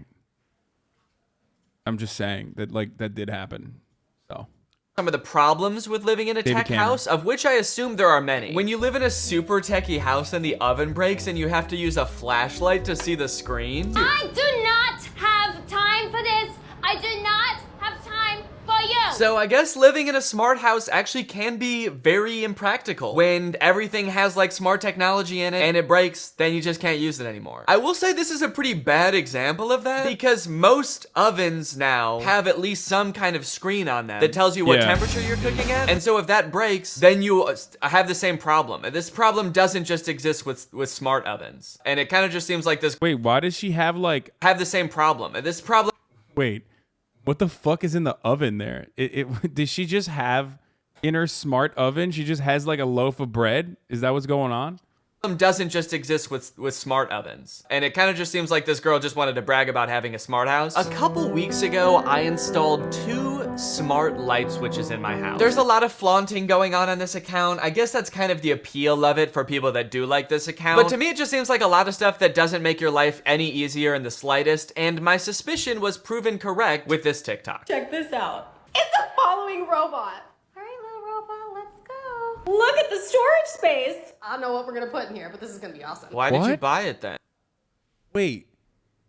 What? Okay, this shit does not make sense at all. It's just like, at least the What happens when you go Asian smart home upstairs? TikToks that we were looking at, like, at least they make sense. You know what I mean? Like, a lot of them are like still pretty basic stuff, like a kettle or whatever.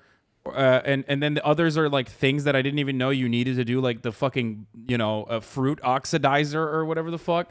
But this one is I feel just like like a Fallout companion. Exactly. It's so weird. Society, we always kind of feel like we're like moving towards some sort of ideal version of the future where like everything in our home is Probably meant for a disabled person, to be honest. Yeah, actually, you're right. That is probably very useful, right? Automated. And to an extent, I think that that's cool. If it makes your life easier, that's great. And sometimes I feel like we sort of forget how far we've really come. If you have like an Alexa in your house, that's like having a personal assistant that can just tell you shit all the time and also try to sell you things. I don't know if anybody else has an Alexa out there. Is it always trying to sell you shit? I'll ask her like, what's the weather? And she'll be like, 60 degrees. By the way, do you want to buy some crack? Anyway, to get an idea of just how far we've come, I found this video called Futuristic Smart Home 1989. So this is a video of what the people of the late 80s thought that our homes would be like in the future. Well, this is a concept of a TV of the future. This combines 2 different technologies. I like that he says it's a concept, which means it's not even necessarily a working prototype at the moment. So I'm wondering, like, is this how thin they thought TVs could get? Like, they were just making a concept, and they could not even conceptualize a real thin TV. But I guess, kudos for trying to be realistic, I guess. You were wrong. Like and 30, you are dumb. 33 People years of the ago. past, you were so stupid. That would fit against the wall and was very maneuverable, but you can always position it away very discreetly. Very discreetly. No one would ever even know there's a TV there. Now, Mark, It's like when you bought the fucking the TV, the frame TV. Murat was really adamant. He was like, "We have to get the frame TV." I was like, "All right." I got it on sale. It was like an open box item. It was already super cheap. He loves technology. No, you're these being unfair, dude. How do we control them? Do we have a lot of these little infrared controllers like we currently do with our VCRs and so on? Now, I know that I'm biased because, like, this video is all By the about way, the we still use future, infrared and controllers, I so I live guess in the he was future right. for these people. But it's very hard every time this dude in the pink shirt says something not to be like, no, you idiot! Are we gonna control every device in the future with an infrared controller? Yeah. We are doing that. Yeah. Literally still do that. We're just gonna have 9,000 infrared controllers. You know how people have like key rings with hundreds of keys? Those are all No, that's literally what we kind of do that. Yeah, like Gonna home be like theaters have TV like 19 remotes. That's remotes literally that, like, what no one knows what Yeah, they no, do. that's actually true. To be fair, no disrespect to Danny, but like no, we still definitely use Bluetooth. You can say size controllers. Shit, there's one specific controller that I use to turn the couch blue. There we go. Man, the future really is more convenient. But I will try to have some empathy because I do live in the future and they live in the 80s, which sucked. Let me introduce you to Dennis Arsenault, who can talk to you a little bit more about the systems within the house. Hi, Dennis. Nice to meet you, Steve. I bet this guy in the pink shirt's gonna be like, oh, does Dennis come with every house in the future? No! Dennis, can you demonstrate some of the systems within the house? Sure. Voice command. Good morning. Who is she? That's the voice of our computer. He's like horny. The smile on his face. Oh, who is she? Like, yeah, dude. Me too, brother. Me too. He's like, I haven't had sex since 1974, okay? Give me a break. Who is she? Ooh, a woman's voice? God damn, bro. My man is down abysmal. Oh my god, they're immediately turned on by the computer voice. Who is she? One guy is immediately like, who is she? And the other two are like smiling and nodding, like, yup, we made a hot computer. That's the voice of our computer. She's tied in through the house and she recognizes only the voices of the homeowners. The computer comes on, this guy immediately gets nervous. She's tied in through the house and I built her from the ground up and through the house. And wow, dude, you people will make jokes like this and then they cry at the end of her. You know what I mean? Not me though. I'm very different. I never cried at the end of her. People keep saying I cried at the end of her and they're lying. Those people are liars. Anyway, let's continue. She's the love of my life. So only your voice. That's correct. Yep, she's mine, so back off. It's not even like a seductive sounding woman's voice. It sounds like a GPS. The computer's like, hello. And these men are about to abandon their families. What else does she do? Evening party. That's incredible. She's dimmed the What lights. else does she do? Got music coming through these loudspeakers. Amazing. What else? So he keeps asking, what else does she do? Like he's expecting something. Like he's really hoping that something's gonna happen. And what else does she do? I mean, come on. When is she gonna come out here so we can have a little fun? No, I don't think you understand. She's not a person. She's a robot. Where is this chick, dude? Where's she hiding? I can hear you. Privacy mode. That's amazing. She's They're gonna fuck. They're gonna fuck the computer. 100%. What's these blinds here?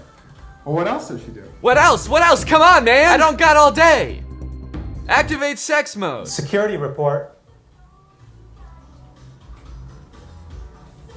Security report. Oh, I guess she left. You were creeping her out. The smart house has gone to a safe house. The security system is now disarmed. That's amazing. I hope she doesn't call the police on us, too. Wait, what the fuck? Wait, what? Okay, dude. Bro, it's 1989. Give it a break. In 1989, everyone looked like a pedophile, though. Like, straight up. Both of these dudes look like different versions of pedophiles. I feel like it's that pedophiles didn't come out of 1989. It's they just remain there. Yeah, no, but like, It's you know what I mean? Like 1989's fault. Also, he said security system define, or did he say disarm? I thought he was like She said defined. Yeah, and then she disarmed on accident. Call the police.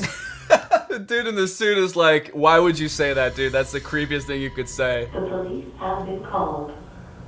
That's amazing. That's amazing. I gotta get the fuck out of here, huh? You know, you can see real practical applications for somebody who's handicapped. Absolutely.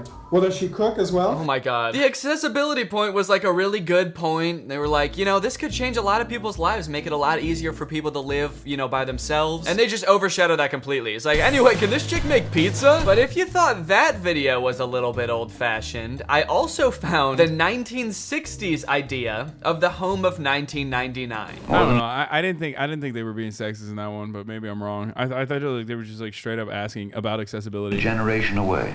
And yet dreams travel faster than light. First off, that is an insanely cool car. I don't care what is in the rest of the video. I'm disappointed that this vision of the future doesn't exist for the sole reason that I will never drive this car. This car has 6 wheels. And look how thick this door is too. Holy cow. I also like that it's just like the rest of the world is this barren wasteland and then there's this sick ass car. In the future, there will be no more buildings or people. There will only be sick ass futuristic cars. Scientists and planners I'm about to are act shaping the lives of our children who will live in the 21st century. How will they live? Perhaps in a honeycombed structure like this. Yeah, perhaps. I'm not sure why they would, though. I feel like he just made some shit up there. He's just making stuff up. Anybody can do that. Perhaps in the future, our children will be bees. Perhaps we'll all have Ferris wheels in our buttholes. Master James Shaw, 8 years old, student. His assignments are programmed into the home computer.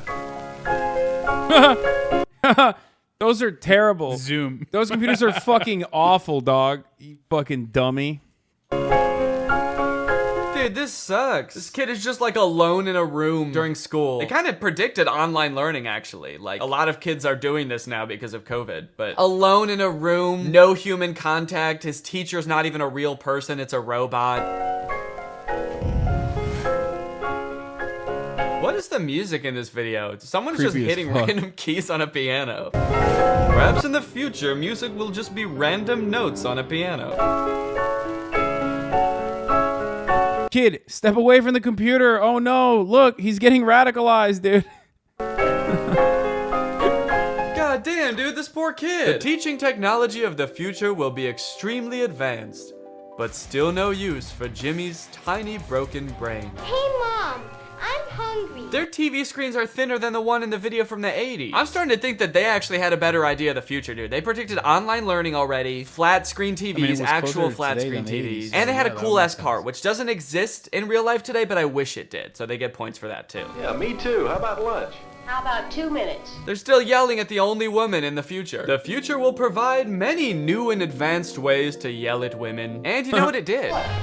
3, 2, 1. In the future, no one will have manners. When your wife has promised that Wait, what? In 1954, a home microwave cost $3,000? Dude, you need to look up like 1960s, 70s kitchen advertisement for women. It's amazing. Really? Yeah. Is that what you look at when you're like, he needs to get his misogyny kick. He's like, oh yeah, the the good old days, brother. They decided to advertise computers for women, and they're like, you can have one in your kitchen dining room, dining table. For a woman who computes.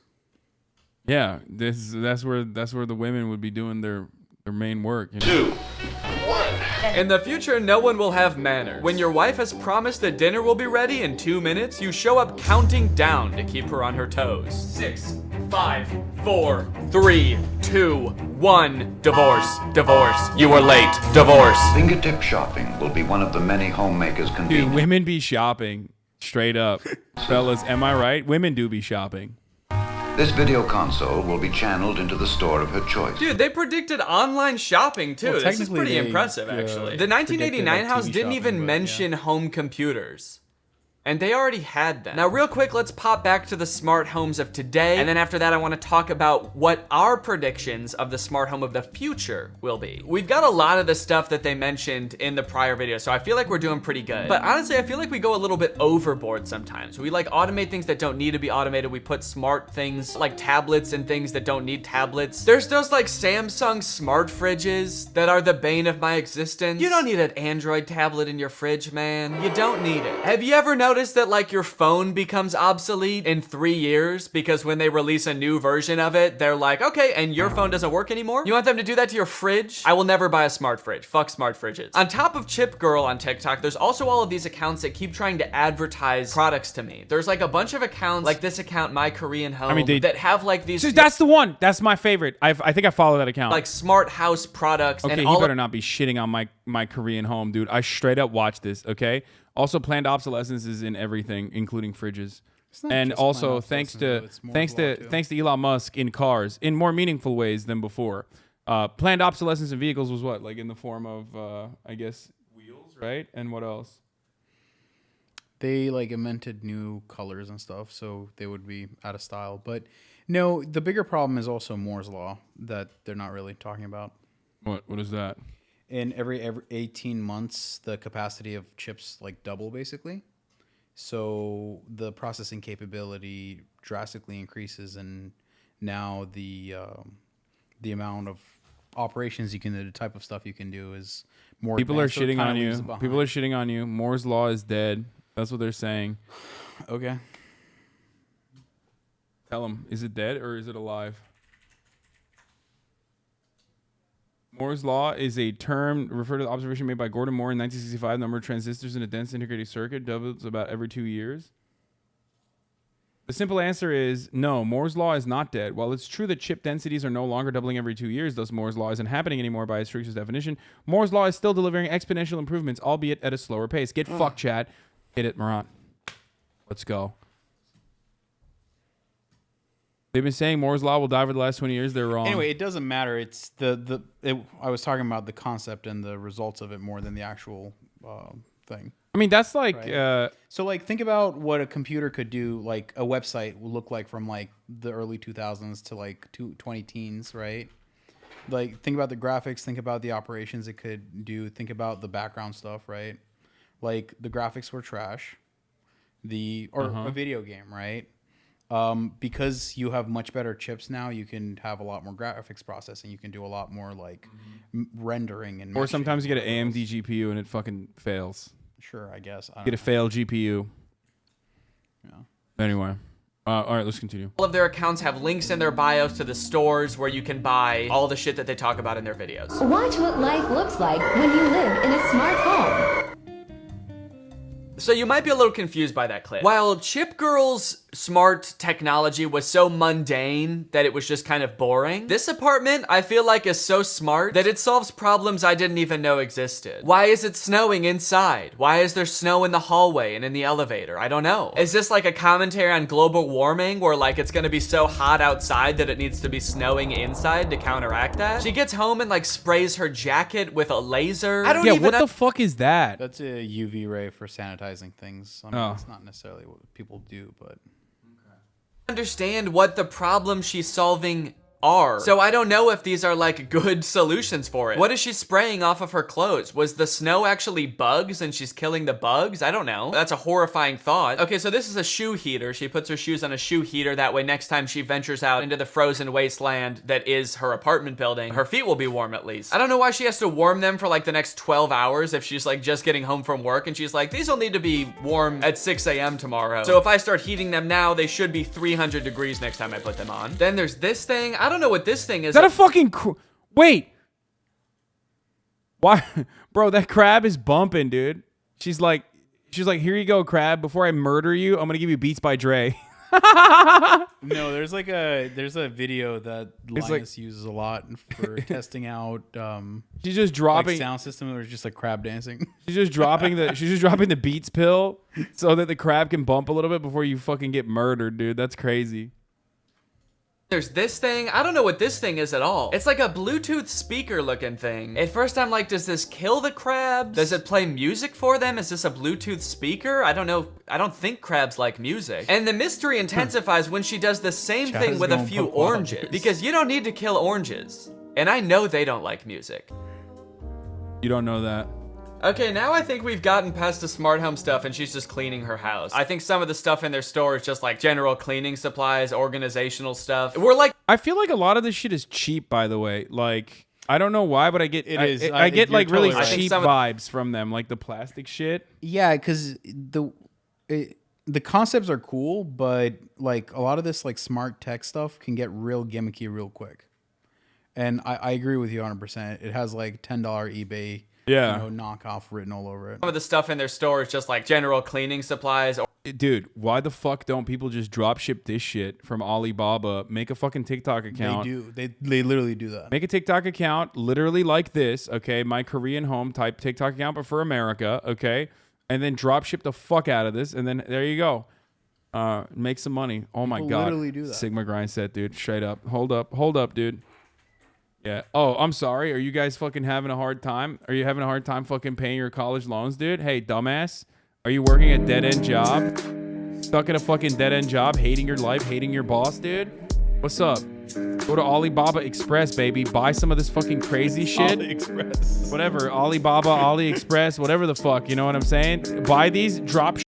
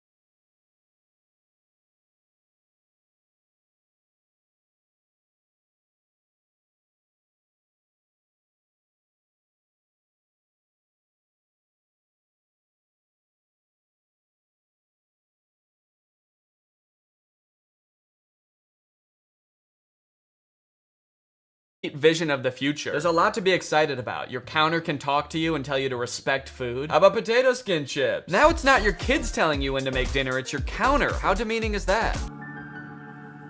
That's sick. Okay, this kid has some sort of magic wand. Was not anticipating that as part of the vision of the future. Just turns into magic. Your firstborn will possess unnatural abilities. He will be whisked away to a school for extraordinary children. Nice. They didn't put a caption on that. The table and chairs inching towards you. You will have table and chairs that follow you around and demand that you sit. You're like cowering in the corner of your room as all of your furniture closes in on you.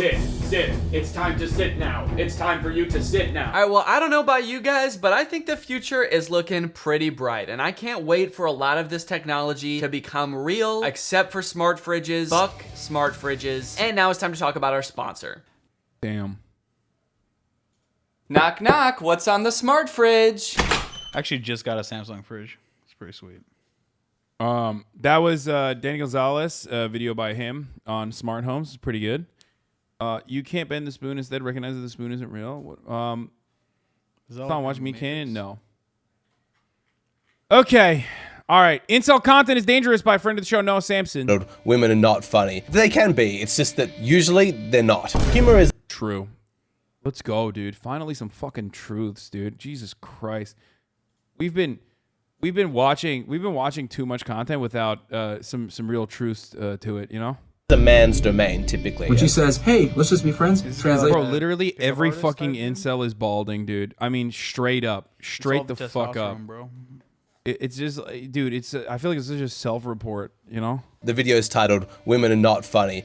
Bald kings, rise the fuck up. Don't be like these guys, okay? Can be. It's just that usually they're not. Humor is a man's domain, typically. When she says, hey, let's just be friends, translation, I don't find you sexually arousing. However, let me use you for your masculinity, your positive male energy, your ability to be decisive, your protection, your ability to be decisive, while not giving you sex. God forbid you. Women having a hard time deciding, dude. Everybody knows this. Everybody knows this. That's right. That's why they need a man in their life to make decisions for them. Yeah, if there's one thing that women can't do, it's decisions. Am I right, fellas? Fuck yeah. Positive male energy is when you talk about how women don't know how to decide. You take a break from the CC. Oh my god, dude. This character... Bro, if this is your VTuber avatar, dog, like... I mean... You could have chosen like a sexy vampire, dude. This is like an alternate reality to Alex Jones's They're Making Frogs Gay. Why did he choose this? They're making frogs more masculine. Yeah, he's like, look at my sexy frog, dude. I'm a frog, but like a sexy one. You know what I mean? I'm fucking buff, dude. Why is his frog wearing a backwards hat? And like the moonshine or whatever. And yeah, he has a moonshine. And he's like, I love drinking moonshine. I'm a frog. I'm a bro frog. She's gonna go from getting pumped and dumped on one dating app to another one. Ooh, you're kind of crazy if you expect any different results, my chick. Joking? No, this is a real incel in the wild. No, the guy. Lie 18. Just take. Yeah. He's joking. A shower. Reality. Although showers will improve your hygiene. What? Lie 18, just like a shower? Reality showers can't wash away beneath skin? Wait, what? Wouldn't a shower help your skin? Wait, what? What is going on? Wait, hold on. Are incels like against showering? Anti-shower Andy. Bro, what is happening, dude? Are incels turning into anarchists? They're like, showers are a way to make you servile. It's an unjustifiable hygiene is an unjustifiable hierarchy imposed upon society to make society more subservient, servile, and appropriate little slaves. Bro, shower washes away all the viruses and germs that make you stronger. Yeah. Take a shower. Reality. Although showers will improve your hygiene, they cannot wash away flaws beneath the skin. What? That's the saddest fucking thing I've ever heard, dude. He said showers can't wash the flaws beneath the skin. Hey everybody, welcome back to the channel. I'm your host, Dehydrated Eddie Burback, and it's bad news everybody. I found another guy. Alert! Alert! New guys are dropping every week, and somehow they just keep getting worse. And the thing about this channel is that when I find them, I have to show them to you and look at them, and we look at them together. Motherfucker went straight bisexual lighting, dude. Look at this. This is like the bread tube archetype, dude. Look at this. I mean, come on, dude. You're supposed to be better than this, Noah. What the fuck is going on, brother? What? What? Yeah. No, dude. It's. I don't know what you. It's secret water. It's a secret water. Maybe it's just Mountain Dew. Okay, bro. Come on. You're a gamer now. Just speak into the microphone. Together we hold hands, we say, why do you do this stuff? Please, enough is enough. So recently on this channel, we've taken a bit of a descent into what's known as the manosphere. The manosphere is an area of the internet that's focused on, well, the boys. It consists of everything from men's rights activists to men going their own way to pickup artists to everyone's favorite alpha male podcasters, all the way into the deep dark depths of inceldom. It's quite the party. They all love women and respect women a lot. Totally normal, regular guys being dudes, guys giving dating advice and stuff. What you say is irrelevant to them. They don't want to learn. They don't want to change their minds. Sounds like a lot of modern women today, right? I like that this guy is a killer.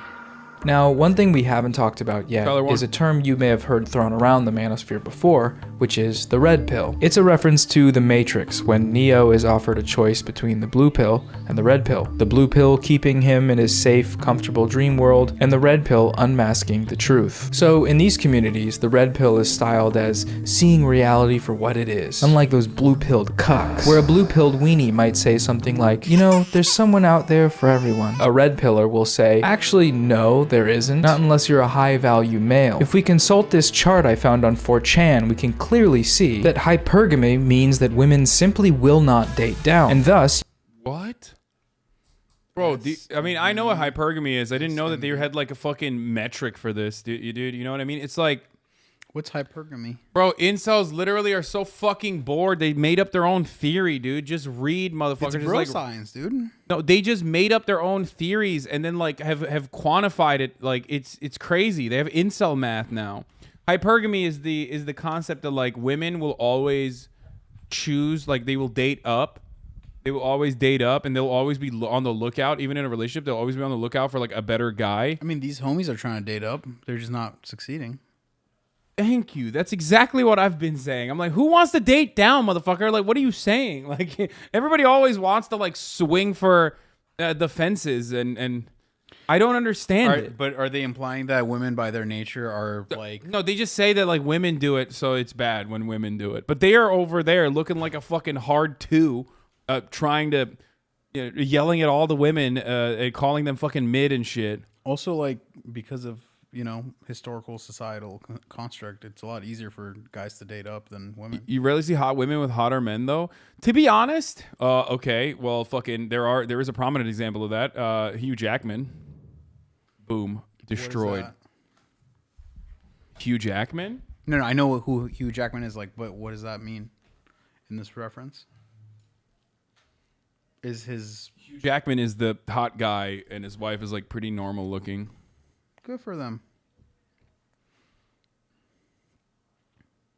Anyway, let's continue. You need to Sigma male grind your CEO ass up to CEO of your company to become a big man. And once you're 47 and a half years old and Forbes listed, that's when you can go around your college town trawling for young women who are unspoiled by the plight of society. They will gravitate. Is the Naruto music like actually copyright free? Because this is a game changer for the record. Like, I didn't know that was Naruto music. I just saw it in the chat. I would never. That's nerd stuff. I don't do nerd stuff. I'm a cool guy. I watch sports. Right. I watched sports last night, and definitely not Naruto Shippuden or Jujutsu Kaisen, which is really fucking good, actually. Is what I hear. Is what I would say if I watch Jujutsu Kaisen, but I don't, because I'm not a fucking nerd, dude. Towards you based on your sheer high-valued maleness. scientific truth. So basically unhinged, misogynistic crap, overt sexism couched in biological essentialist rhetoric, vast generalizations about women, what they want, how they actually don't know what they want because they don't really understand it like we do, how guys just know better, and that's why instead of actually just listening to women, you should just subscribe to their podcast channel because they'll teach you the tricks and tips. And as bad as all this stuff is, well, don't worry, it gets worse. It goes one level deeper. After the red pill, at the dark liminal spaces at the edges of the manosphere, that's where you find the black pill. For the uninitiated, the black pill means accepting the belief that if you... I thought it ran away, and I scratched my nose, and it fucking went up my nose, and then it's flying again. Oh my God. I thought I didn't catch it. So I went to for my nose next. So I went to scratch my nose, and it snuck into my nose and then flew out. Okay, that's disgusting. Keep moving. Yeah.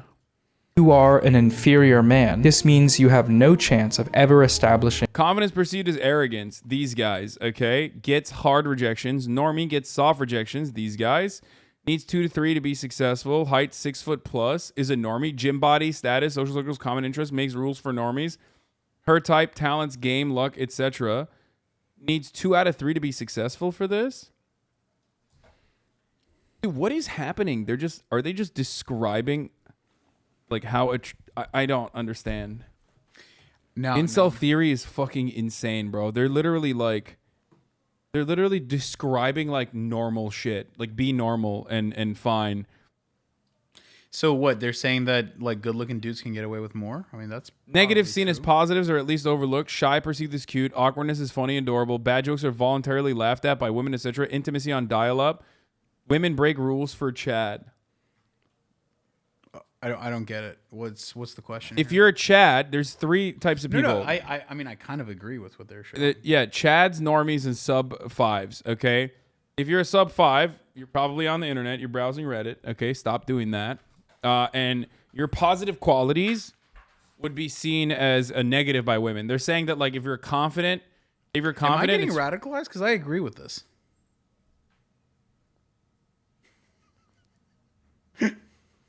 What? I'm just saying, like, it's Dude, not that wrong. I swear to God, they should abolish stem cells. He is a stem cell. He's a stem. He's got stem brain, dude. Straight up. Stem brain, they look at this and go, wow, all of a sudden something makes sense here. What the fuck? I don't get it. Like, he's not baiting. He's being serious. Chad is about to turn on Murat so fast. Yeah, no. Okay. All of this is idiotic. I don't want Chad to turn on me, but I'm just saying. All of this, Murat, all of this is idiotic, okay? There's no such thing. First and foremost, every man can be a 7. That's a HasanAbi rule, okay? That's a part of the HasanAbi doctrine is that every man is a 7, okay? You fucking take a shower, you go to the gym, you fix what kind of fucking hairstyle works with your head, you figure that out, you figure out what kind of like, beard you can grow, and if you can't grow a beard, then GG's, you're not growing it, then fuck it, stop trying with the peach fuzz. And also go to the gym, and you will, you can very easily be a 7. Okay? Fair. Okay. And then there are people that are just like better looking than that, certainly, naturally fit people or whatever fucking, people that are like very attractive. And who cares? Yeah, those people have like some advantages. But as a 7, you can do whatever the fuck you want. That's your starting point. And you can do whatever the fuck you want. But I don't disagree with anything you just said. Okay. These guys are unfortunately sprinkling in what is it? Biological essentialism? Is that what it is? Like where you're basically destined. You're there's no way to change your situation, and also that like no matter what happens, like you're basically stuck. Okay. No, I totally get the angle that they're going with. I'm just and they also are basically talking about women's perceptions as though it's like a 100%. Codified, solidified thing. Yeah, they're total biological assholes. Determinism. Yes. Yes, determinism.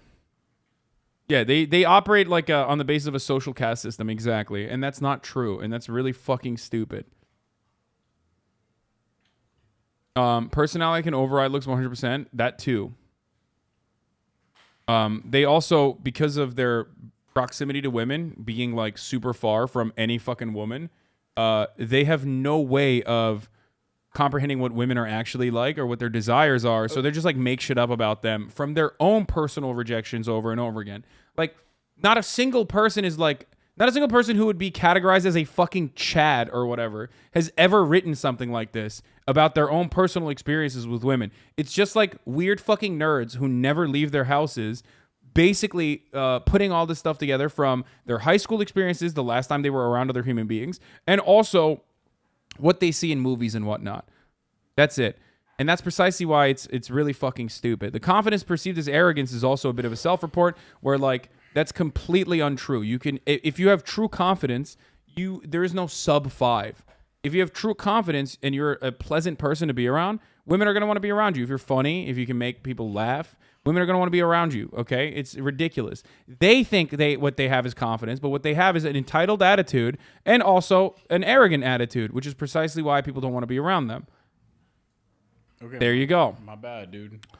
And this part of it, the Chad intimacy on dial-up stuff, is kind of stupid because it's basically like, it's a fantasy more than anything else. It's not even just a fantasy. It's like, I mean, it's a self-report on how they perceive Chads from afar, how these fucking losers who write these rules perceive Chads from afar, where they're like, oh, their shyness is perceived as cute. Like, what the fuck? No, dog. That's your perception. But the truth's hidden in this layer of like weird selfish or weird jealousy. The truth layered within it is actually that, yes, attractive people can get away with shit that super traditionally attractive people can get away with some stuff that other people might not be able to get away with. Okay, fine. You know what I mean? Who cares? You're crazy. Like you just pointed out to, like, a normal thing, and the more you make that your entire personality, the less likely you are to get pussy ever. You're gonna be a fucking annoying little angry person your entire life. I think we agree, but we have a different scale. I think they can become a 4. 7 does almost bid exist. 10 is what the best looking can be with a professional photographer. Okay, dude. The thing you were, what? You could have been like, yeah, there's some normalcy that's being skewed. Yeah. Instead of a 30-minute rant. I'm just saying. No, but then I couldn't stretch out the video for content. Oh, okay, that makes sense. Sexual relationships with women. And inferiority in this case is defined by immutable characteristics like your height, bone structure, facial. Liver King! No, that's not Liver King, bro. That's man, fucking. I wish it was. No, that's what's his face, dude? He passed away. R.I.P. Rich Piana? Is it Rich Piana? Yeah. Someone said Panini.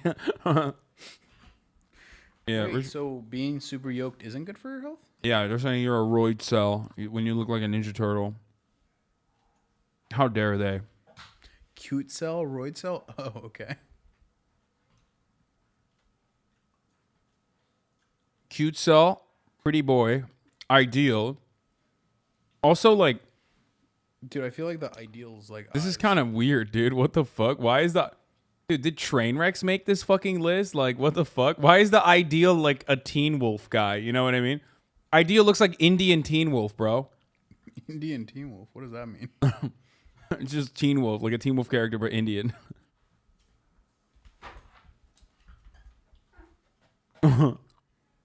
Uber Mask is Dan Bilzerian. Symmetry, overall attractiveness, the size of your penis, and if you are one of these inferior males that fall short in any of these characteristics, no amount of self-improvement, personality, sense of humor, nothing can make up for these flaws or prevent you from not being able to have sex or, to use their terms, reproduce and carry on your lineage. For black pillars, your status as an incel is biologically determined. It's inherited, and it lives with you until you die. It is a genuinely dangerous ideology, but the people who subscribe to it are often unaware of this. They're brought into these online communities through a shared experience. Bro, look at that. That's Murat. That literally is Murat, okay? This fucking confidence perceived as ignorance. I felt that. My one-itis, what is one-itis? Said that I was arrogant when I asked her out. It never began for me. I don't get it. You literally looked at confidence perceived as ignorance and you were like, I agree with that. Arrogance. No, dude. No, you did though. What I was alluding to was that, better looking dudes can get away with things that less better looking dudes can't. That's it. Okay, what is one-itis? Come on, we gotta have one fucking incel in here. I don't even know this, which is crazy. One-itis, often confused with love. This is the feeling that a particular woman is actually special. This is just an illusion. Oh, she's like the same she's as the the other one? 3, yeah, or so billion. Go fuck 10 other women is the most common prescribed treatment for this disease, hence the itis. It tends to show quite quickly how very alike people are. In other words, get over yourself and your obsession with that girl because it's just an illusion. And when you get rejected, don't be depressed because there's really not much to worry about. So being obsessed with one person. Bro, they wrote this in 2004, brother. That's so sad. Why? Shit's been around. This designation has been around for a while. They're brought into these online communities through a shared experience of isolation. Wow. Those 1 to 3 guys don't even look disgusting, but it's over for them. Meanwhile, their female looks match are slaying. What the fuck? Dude, they're so sick. Incels are so cool. Like, they're such fucking little nerds that just like sit around. They sit around in like weird dark little corners of the internet and just like make up terminology for things that already are in existence. Like they made up their own fucking language, which to a certain degree you have to appreciate. You know what I mean?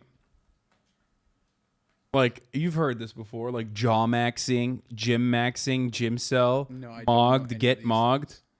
Get mogged by a fucking looks maxer, dude. What? Yeah, when you're looks maxing, you're maximizing your looks. I feel like this is all like theory about people who've actually never been to the Bro, it's literally fucking MMORPG. It's like treating life as an MMORPG, but like you suck at it, okay? They're too busy being the lore masters of the MMORPG of life to like actually fucking follow through on it, okay? Bro, I understood maybe 2 of those words. Max and life. More made up words than J.R.R. Tolkien. Brushing teeth equals look maxing. Exactly. Yo, do you ever do teeth maxing, dude? It's crazy. Hyge maxing when you take a shower. They treat life like an MMO, but they don't want to actually play the game. Yeah, they're too busy. Like I said, they're too busy fucking being like the weird little, the weird little like Poindexter data brokers. Basically, they're just like too busy turning it into an MMORPG. Loneliness, frustrations with dating apps. Ironically, just be yourself may actually be sound advice because if you're unattractive, nothing you do will matter. And if you're attractive, whatever you do won't matter. It's really dark. No, it's really fucking dark. It is incredibly dark. Like that's kind of the scary part about it is that like, basically. Dude, I have one recommendation for this person. What? Get off the internet and go outside. I have a recommendation. Subscribe to the HasanAbi broadcast for more news and also to avoid the top of the hour ad break. Yeah. Oh. Yeah, that's right. At the top of the hour, there's a 6-second ad break. It's called ad maxing. I think it's called revenue maxing. Sigma mindset. Rev maxing. Rev maxing. That's what I'm doing. And if you no longer want to see those ads, dude, you can do sub maxing, which is when you're a sub sell, when you purchase a subscription for $5 or for free with a Twitch Prime, as long as you have an Amazon Prime account connected to your Twitch account. When you steal it from your wife's boyfriend, you steal your wife's boyfriend's Amazon Prime and connected to your Twitch account. Thank you, Easy Living One, for the 10 tier 1 gift subs. Here's the one I'm going to add right now. Insecurity and or self-loathing, and the communities further perpetuate this self-loathing by pushing generally distorted, one-sided, sexist views about women. And this is where our new guy of the day comes in. Wheat Waffles is the channel name. Huh, that's weird. Doesn't sound incel-y enough. Not at all, actually. It just sounds like a healthy foods cooking channel or something. Maybe I have the wrong oh, okay. Well, are you sub 5, normie, or Chad? How to know when it's truly over. Why the black 5, normie, or Chad? How to know when it's truly. Yeah, bro. Is it the same dude? Just like yeah, Photoshopped? Exactly. Yeah, bro. How to know when it's truly over? Like when your face looks like this. Yeah, this is how girls get horny. Like, that's when you definitely know women. Okay, when you're like, oh, look at this horny girl. It's like, dude, horniness is like when you no longer have muscles that control your face because you were in a horrific car accident. Okay, sorry, that got dark. Really over. Why the black pill is so underrated in 2021. 4 in-depth reasons. 100 black pill beliefs in one video. Warning: the gap between normies and chads is growing. Oh, I feel like they're talking about socioeconomical divide. No, that's for awesome. chads. Mathematically perfect, 55 features. Wait, I kind of want to watch some of this stuff. This is awesome. Mathematically, scientifically, objectively. Oh, they even have a 4-part series analyzing the mathematically. Wheat waffles, bro. I gotta watch some of this shit, dude. Should we watch this? No. Why? Are you worried that you're gonna be red pilled after this, dude? Yeah. Yeah, this is what you should be watching. Dude, that was dumb. Dumb of me to fucking just Google wheat waffles. Wheat waffles YouTube, 73,000 subscribers. 1. Post subscriber, Looks dude. are the most important factor for man's dating success. 2. Women care about looks. Wait, more than men. 100 black pill 1. beliefs in one video? What Dude, the okay, fuck? we're watching this. Okay, dude. This is the content gold mine, brother. Oh my god. Looks are the most important number 6 factor look, for man's worse dating than number success. Yeah, isn't number 5 like a? Isn't that like a content number 5's creator? a good looking dude. 2. Women care about looks more than men. Oh, totally. Wait, what? It's I like mean, dude, 100% the opposite. Okay, if I want to know, yeah, I know. If I want to know about women, I'm gonna definitely go to the one place where this guy definitely has never known women. Okay, I need to, like, that's who I want to hear about women what's from. a black pill? I understand. Black red pill's pill. like red pill, but like to its highest degree when you finally realize the truth that like there's a social caste system depending so on like your. this guy when he says black pill is like trying to expose the truth. Like this No. is When QAnon he's for black bro. pilled, it's over. Like he's doom pilled. Like he's doomer. He's just like he's nihilistic. But like there's no when- way to like solve it. There's when no way to somebody salvage it. watches this, do they go, okay, these are things that are ridiculous and I should stay away from it? No, or they they're- go, yes, my dude figured it out. No, there's no hope. Like it's over. Like this will doom you. This will make you realize that like the world is unchanging and that you're never gonna get pussy. So you should end it all basically in a video game, but not in a video game. Like that's Wait, this makes no sense. This is the entire fucking thing of like this is the entire this is what the incel circle revolves around. I don't get Look at the description. Get a personal face rating and analysis from me. What the fuck? This is my rundown of 100 beliefs commonly spoken about by the black pill community. Again, does he agree with them or is he just trying to like No, he does. educate He people? does. Black pill is a 100% objective truth to these people. Yeah, exactly. They will literally say like you should neck yourself. Okay, well, there's, like- or this is called it's called sui fuel. Like suicide fuel? Yeah. Oh god, that's very dark.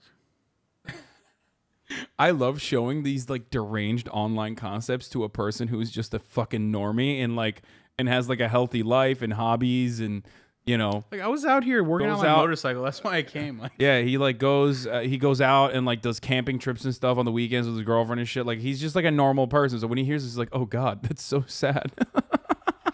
Meanwhile, I'm like, yeah, I'm sui maxing, dude. Let's go. I'm fucking sick. all right, Based. play the video. I want to know. I'm into it. Okay, women care more about looks than men. 3. This is mainly because women are much more selective in their mate choice. I mean, that's their that's dating fair. strategy can be compared to a single-line fisherman trying to catch the highest quality fish. Wait, I don't think that's how fishing works, bro. Like they're still fishing though, and you can't like. Also, like you can there's catch no different rod- types of fish with there's different types of methods. There's no rod that like magically finds like this guy's only concept of fishing comes from a video game. So he thinks like, yes, if you have a rod, you can fish max where you find the best kind of fish, obviously, instead of a net. Like you definitely can probably get higher quality fish with a net and a lot more fish in that situation. Depends, but I mean, I'm no fisherman, but I would assume that like you'd use a different type of bait and different type of line. yeah, for a this different type of motherfucker, fish. this Like, I don't motherfucker get it. thinks this motherfucker thinks fishing is like Pokemon fishing. Okay. Meanwhile, 4. Most men take whatever they can get. They're like sea trawlers throwing a big net Men into have the no ocean. standards. Wait, what is this? This is when it turns into men are trash. Like, I feel like this is yeah. actually What are you get more like, fucking standards. a woke lord, brother? What's happening? Men have no standards. Saying like men are gross. picking up whatever. There's a lot of men out there that will pretty much go with anyone, attractive or unattractive. 5. Looks is becoming even more important for guys now because of the explosion of online dating apps. How heterosexual couples met, dated from 2009 and 2017, met online, met in a bar or restaurant, met through friends. Bro, the internet wasn't a thing before the 80s and 90s. Bro, isn't that crazy? Isn't that crazy that in the 1940s there were no one meeting online? Also, where did they find this data from?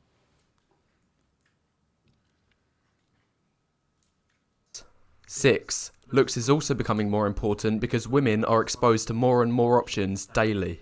What's the fastest way to narrow down 100 options? Do they realize Easy. that there are like Just get rid of anyone. non-attractive women out there too who aren't just like being, having men thrown at them? There's an equal number of women and men out there. Or even like, not everyone is just fucking exclusively looking at the way people look. Laughing because people were too poor in the 40s for internet. Real nice. I know. Fake socialist. Am I right? So women have more options every day is a really funny one because so do men. Like, what the fuck? But of course, they always believe in the Pareto principle.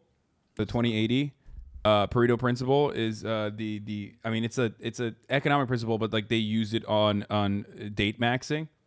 I'm making this stuff up. I don't think there's date maxing, but the Pareto principle is real. They say like that 20% of the guys get 80% of the girls. That's what they think. So like 80% of the guys are just like sexless in their minds, except they're the only ones who are sexless. But anyway, the principle was proven wrong in new data, by the way. 60% of men now get all the women. It is real for dating apps where superficiality reigns supreme. 100%. I understand that. I get it. Except, you just got to fucking figure it out. Hey, maybe you should lower your standards, bro. No. I mean, it's true. I think dating apps are like nightclubs. You know what I mean? It's like very hard. It's an environment designed for one specific type of person to thrive. Nightclubs especially are about like, putting out as much, showcasing your social status in like really fucking horrible, vapid ways. So people who are very good looking will thrive in that environment. People who can dance well will thrive in that environment. People who have a lot of money will thrive in that environment because like you can show your status there as well. You can, but that's what it is for. It's like primal. It's supposed to be like, chest thumping, basically like a bunch of fucking apes. Dating apps, on the other hand, are also very, dating apps, on the other hand, also hyper-focus on the way you look because there isn't too much you can showcase. Like, you can't really showcase your personality all that well from a couple of sequence of photos or whatever kind of music you are playing on your app, or if that's what you have on your app, that's what it is on Raya. So it's hard to break through that first date. But these are obvious things. Like, these aren't crazy things. These are obvious things. What is this? Chad, normie, sub 5, gets hard rejections. Dude, what the fuck is this, dude? Murat, you're on it. They put you on there with the beard. It's the beard that makes it. This is so stupid. Are these all streamers? XQC, Asmongold, and Trainwrecks. But they don't like that I ranked higher than Austin. Austin's definitely a better looking dude than me. Ludwig, Nick Pollum, and Austin. Tyler 1, Alpha.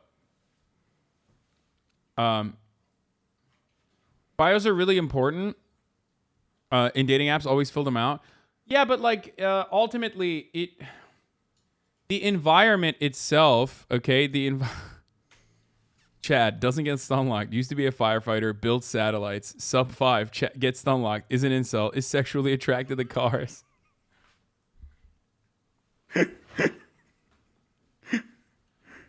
Anyway, Is there a lot of social isolation in our internet-based economy, in our internet-based society? Absolutely. You have to figure out ways around that. The only way to interact with other people and strangers should not be, of course, nightclubs. Hobbies are good for that sort of thing. Pick up a hobby.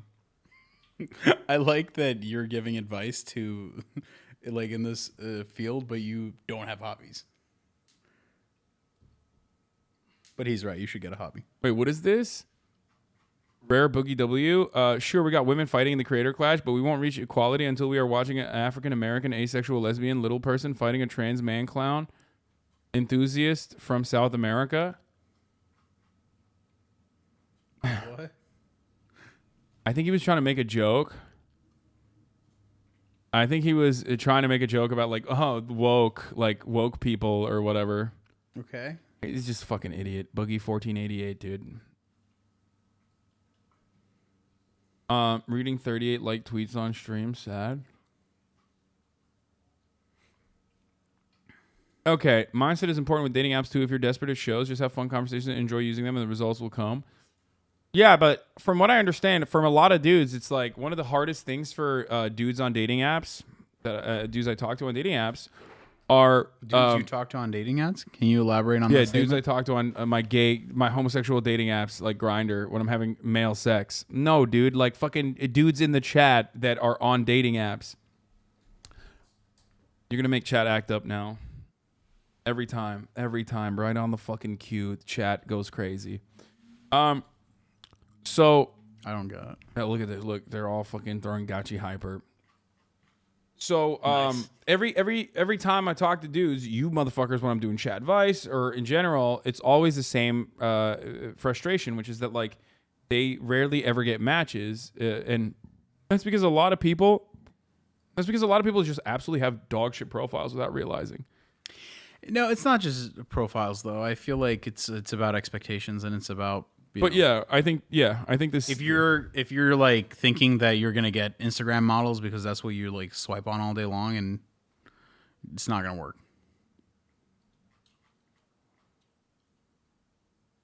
Yeah, I mean, you're right. That's why I said you need to go out and work to your own. Dude, the fucking. Only a pathetic man constantly fucking cries about their shortcomings, okay? A smart man... Unlike a Sigma alpha man yeah, like you're describing. A Sigma male, on the other hand, an alpha male, on the other hand, recognizes their shortcomings and works against them, okay? That's it. And some people are going to have less shortcomings than you. That's just the reality. It sucks to suck, but you need to fucking deal with it. You need to live with that reality. Just like I, for example, have to fucking torment myself for the rest of my life in the way that I diet in an effort to make sure that I am not obese, okay? It's just the reality.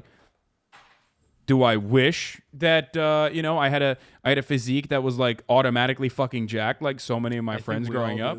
Yeah, that would be great, but it doesn't. So what do? I fucking work to overcome, okay? I work to overcome because I'm not a pussy who fucking cries about the situation I have to deal with, okay? So shut the fuck up. And some of you guys are going to be like, well, I can't fucking, work out to be, I can't outwork and be 5'11" when I'm 5'7" or whatever. Once again, you can't have it all. You just have to be confident with the hand that you were dealt. Constantly fucking complaining about that and constantly being upset about the hand you were dealt is only going to hurt your feelings, and it's going to make it impossible for you to accomplish anything. All of the people that you see... What else you should do? What? Not be stun locked and continue watching the video. No, dude, I'm giving good advice. Shut the fuck up. This is the whole point. This is like incredibly important, okay? Because a lot of people need to hear this. Okay, you can lose weight, but you can't gain height. I know, dummy, but here's what you can do. Not fucking worry about your height all the goddamn time and realize that there are a billion fucking women out there who would love to be in a relationship with you if you weren't a fucking weirdo who constantly worries about his height and showcases that insecurity through his personal interactions, because clearly it's such a big deal that you're even writing about it in the anonymous chat where no one knows how fucking tall you are, okay? Look at all the fucking short kings out there, dude. Michael Reeves, a short king. Noel and Cody, both short kings, okay? There are plenty of fucking short kings out there, and not a single person, and they have wonderful relationships with their beautiful girlfriends. And the reason why they have that is because they're not constantly fucking thinking about how tall they are. They're not constantly like letting that be an insecurity and letting that fucking ruin their lives. There's no reason to let that happen. Don't get owned by that. Don't get owned by your own, personal shortcomings. Okay, don't do that. No, this sucks. You're just getting whiners throwing out whatabouts. No. I mean, there are people that are constantly worried about that. Lol, you're selling this like capitalism sells the American dream? No, dude, you're right. Sui fuel is actually better for you, you fucking idiot. No, the problem is, like I said, everyone can be a 7. You know how you don't be a 7, though? I'm going to tell you right now. You know how you don't be a 7? If you're constantly fucking worried about your height. Okay? It's not about manifesting, but the really sad and scary part about this, the really sad and scary part about all of this is that this feels good. When you're in a shitty fucking mood, it's like watching, depressing TikToks or whatever when you're fucking depressed, which is something that apparently people do. That's the scariest part about this kind of black pill content is that people love feeling shitty about themselves, and people love like shifting the responsibility away from themselves to like, oh well, this is just how the system was, and then motherfuckers will turn around and literally point to how this is exactly like capitalism, because they cannot see that self-improvement is something that they can achieve, whereas capitalism has built in a budget shortfall into your existence because you need to be servile for the rest of your fucking life, and the only way to work around that is by organizing. It's a lot easier to move up in looks than class, I guess. 100%. Do you think about using king and queen as compliments as internalized subconscious bootlicking language, or is it more that we're taking it back? Dude, what the fuck? Shut up. Short, ugly, bald, and so on. 7. Any man an 8 or above in attractiveness will have the red carpet rolled out for him on online dating apps. 8. In contrast, any man between a 5 and 7 in attractiveness... See, this is the betrayal, though. They get the scraps. Bro, you just already admitted that, like, you're a piece of shit. You know what I mean? You're like, oh, I'm not going to be able to, like, fuck all the hotties. Okay, well, then women are doing the same shit, dumbass. What the fuck do you mean? You're literally you're straight up making the argument that it's okay when, it's okay when we are just, like, fucking annoying and call women scraps. But they want to fuck all the 8s. It's like, dumbass, you want to fuck all the 8+s too. And also, this isn't even fucking true. And the 5 to 7 spectrum is so stupid because, like, these guys are all attractive, okay?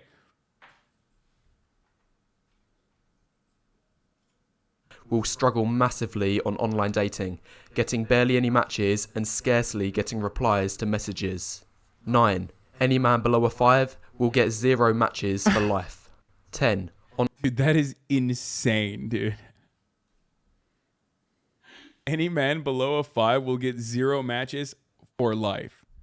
Like, you're just never going to. You're just never going to. That's statistically not true. Yeah, it's impossible. For life, he said. Serious question. Do you need to be financially stable to date? I certainly wasn't when I was in, like, my most serious relationships. It definitely does help, though, when you are. Yeah.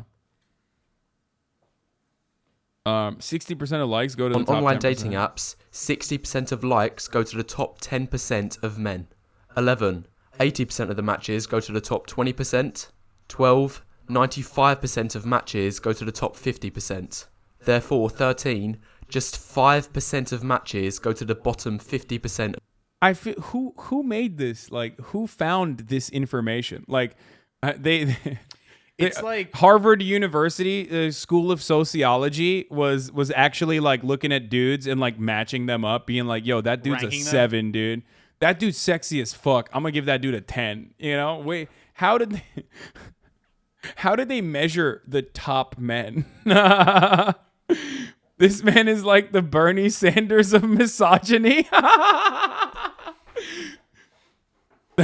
No longer will the top 1% of sexy dudes have the 99% of the broads. We are going to socialize women. I love that emoticon. Broads for everybody. Oh, Jesus Christ. It's true, though, average and below looking girls all get thousands of matches. Dog, if you're saying, I'm going to be honest with you.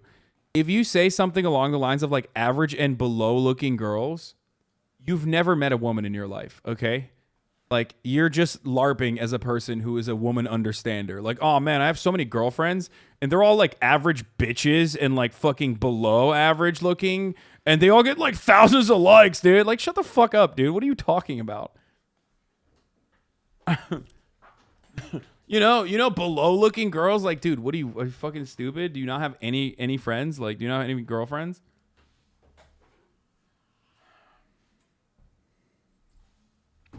Chat, does he actually ever finish videos, or does he I do. just jump Shut the from fuck one up. to I one? do. Of guys. 14. These statistics also show that looks are mostly objective. Dude, that's funny. When people say like looks are objective, but then they turn around and literally will be like, yo, that girl's a mid, that girl's mid, that girl's mid, blah, blah, blah, blah, blah. It's like, it's not. It's not true. That's not true. You can have like aesthetically pleasing features that are that correspond to the beauty standards of wherever you live, and that changes dramatically. Okay? That changes dramatically from place to place and certainly throughout time. 1 minute and 43 seconds, by the way. Everybody shut the fuck up. Go watch the video on your own if you want fucking suey fuel, okay? I'm trying to talk the motherfuckers off the ledge. And Murat, if you're bored, you can leave. I'm just letting you know. Thanks. Okay.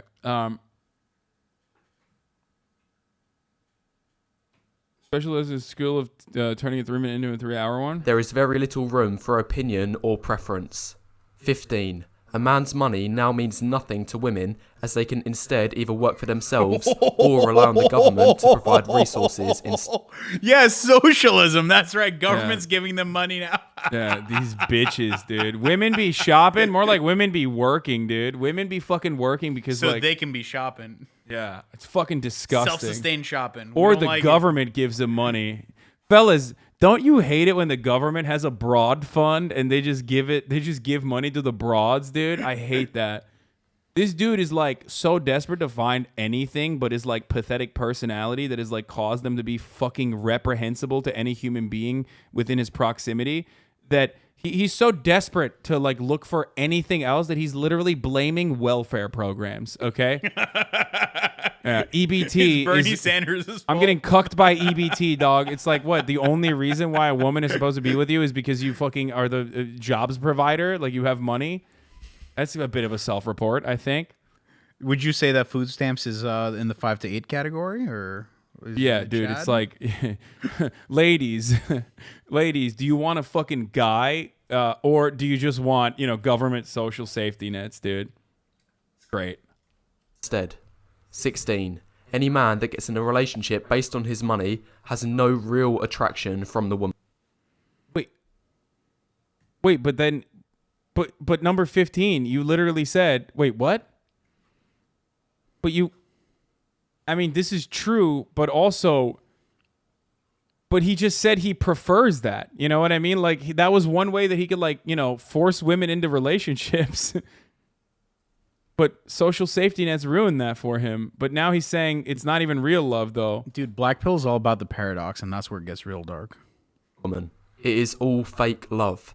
17. His only purpose is... Yeah, women only have one real love, and that's EBT.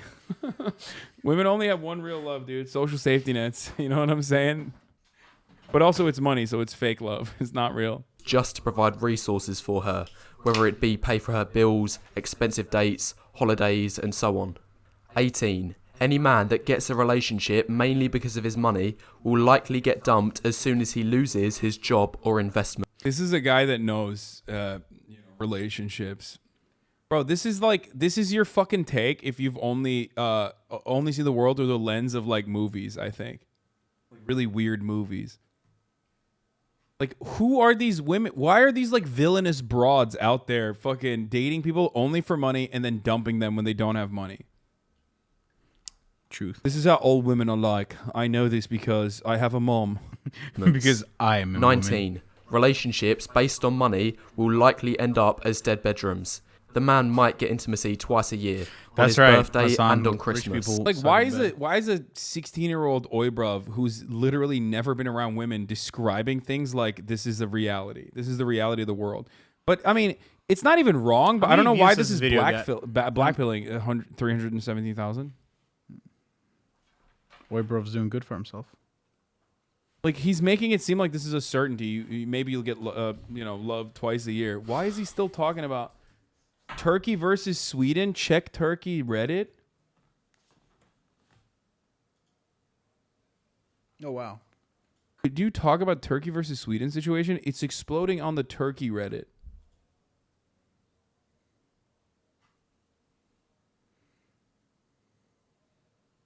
What a hyper specific weirdo thing to draw my attention to. I don't give a fuck about the turkey subreddit, dude. Like Reddit drama, I don't care. Maybe 20. later. Confidence doesn't mean much and only helps if the man in question is already attractive. That's bullshit. Now I get it. It's like, so it's kind of saying that you can't climb out of this deep hellhole you're in just by being more confident. So Yeah. it's kind of like putting themselves down. No, that's all it is. This is suey fuel. It's like what you watch when you want to feel bad about yourself and feel like the. So it's emo for people who don't get laid. Exactly. Oh, dude, that's a perfect way to describe it. It's like the entire point of this is to feel sad about yourself, because there's like something liberating about finally saying like, oh, it's out of my hands. You know what I mean? It's not you that tried and failed.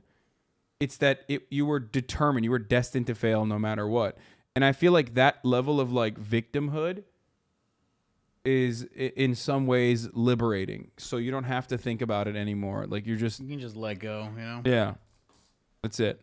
Like Jesus takes 21. This is because if an unattractive guy is confident, it is often seen as creepy. Dude, that's not true. Like this is just you're probably fucking arrogant, and you're mistaking arrogance You're just for overdoing the hell out Yeah, of you're it. mistaking arrogance for confidence. You're not a confident person. Let me tell you something. If there's one thing I can say with a 100% certainty, one, this motherfucker's never gotten pussy, and two, you're not a confident person. If you're looking at videos like this, you're not a confident person. If you're getting your notes on how interpersonal relationships operate from this fucking video, you're not a confident person. You're just not.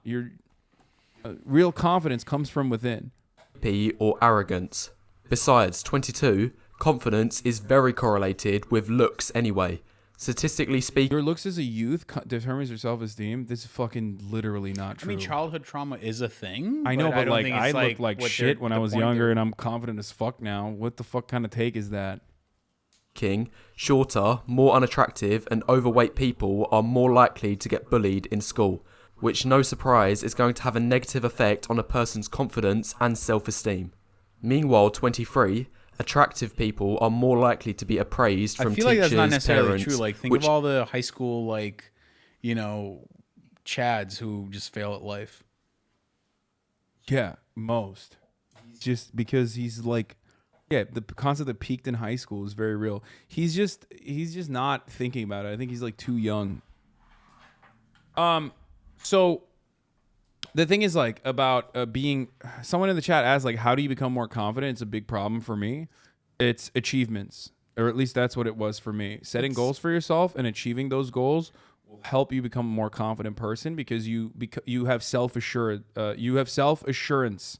All of a sudden you believe that there is nothing that you can't, no one can stop you as long as you put your mind to it. Okay. So set little goals for yourself that allow you to reach midterm goals, that allow you to reach long-term goals. Okay. And throughout that process, at least for me, I've been able to recognize that there is nothing that I can't do if I want to. You know what I mean? As long as I put my corny ass advice, except, look at me when I was fucking 18 years old and look at me now, look at where I am in society. I think you would probably, do better if you were to listen to my corny ass advice instead of fucking anonymously posting your fucking suey fuel in the chat, you dumb anonymous bitch.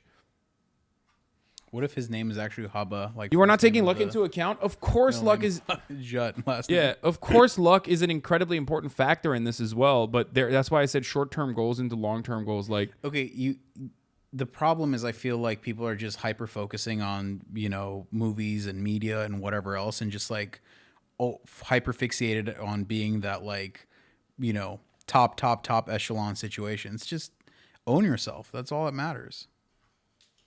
Yeah, I mean, I just meant like short-term goals and the midterm goals and the long-term goals will help you recognize that you can achieve a self-improvement if you put your mind to it. It doesn't have to be like you set your mind up to become a fucking billionaire, okay, or overcome like all the odds or whatever. Of course, odds are still going to factor into it, but that's why like losing a lot of weight was incredibly important for me. It's one of those things that like totally changed my life when I was able to like reach a certain point. that I always wanted to, that I always dreamed about when I was younger. And once I did that, once I did that, once I was able to achieve that, it was like I knew that it's one of those things that, you know, I've been going through my old photos around grandma's house, and I have a message to all you think they're fat and ugly right now. Shit will change. You'll learn how to manage your food, workouts, and learn what kind of haircuts work with your head. Things will get better, I promise. Yeah. Damn, is that a chatter because he's fat and ugly? What? Don't say that. What the fuck? All chatters are pretty and great. I think you mean set realistic goals and realistic timeframes. Yeah, exactly, of course. Dude, the funniest thing is people will be like, "You were never ugly." Like, come on, bro. Like, come on, dude. They're missing the point. Come the fuck on, dog. Like, if I still look like this, you would be making fun of me right now. I'd be like, "Why is this fucking idiot giving advice?" Shut the fuck up. Your title. Why? Dude, you are such a chatter. I swear to God. Wait, can you turn on the AC? I'm fucking dying. It shuts off automatically.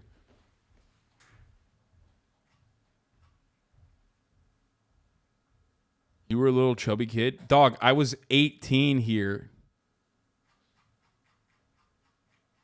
Exactly. Yeah. Yeah. So shut the fuck up. Yeah.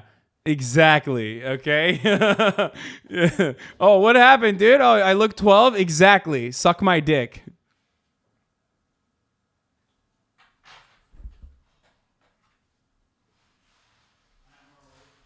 There you go.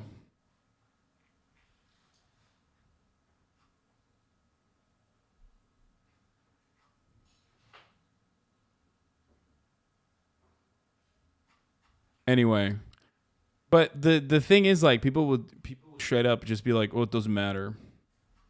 People straight up, people turn around and be like, "Oh, well, whatever. You were still attractive. Fuck you."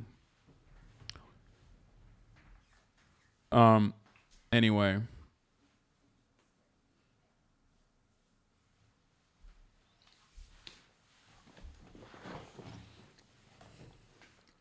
In turn boosts their confidence.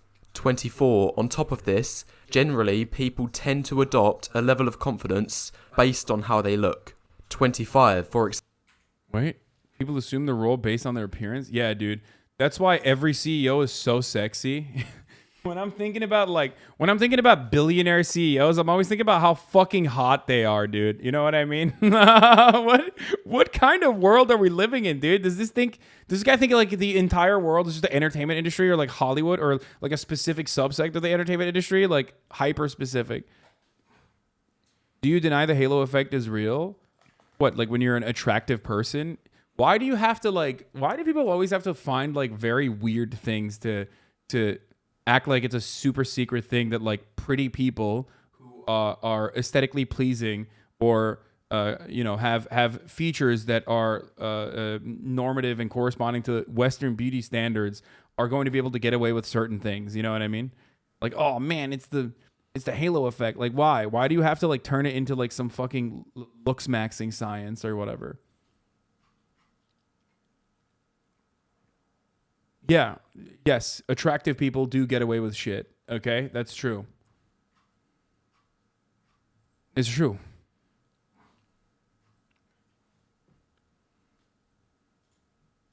Tend to adopt a level of confidence based on how they look. 25. For example, how can this short guy look confident to the camera if he's standing next to this man who's way taller than him? Wait, I don't get it. 26. What? How can you be confident if you're short? I mean, this dude looks confident, I guess. I don't know. He looks fine, but also like, what's the hyperfixation on height? I don't get it. Dude, because it's like one aspect that is like not changeable. So they love that shit. They love like, instead of being like, yeah, if you have a shortcoming, like it's not a shortcoming at all and you should be able to overcome it. Someone said we can't see. Oh. It's not a shortcoming at all. And you trying turn to pun when you say shortcoming? No, I'm not. You're turning it into a shortcoming when you fucking literally make it your entire life. Do you see what I'm saying? I do. I catch your drift. And I try to describe that to people, but like they fucking don't. It's just impossible. Dude, I'll say one thing. It's what? It's short king season. I think so too. I think it's short king summer.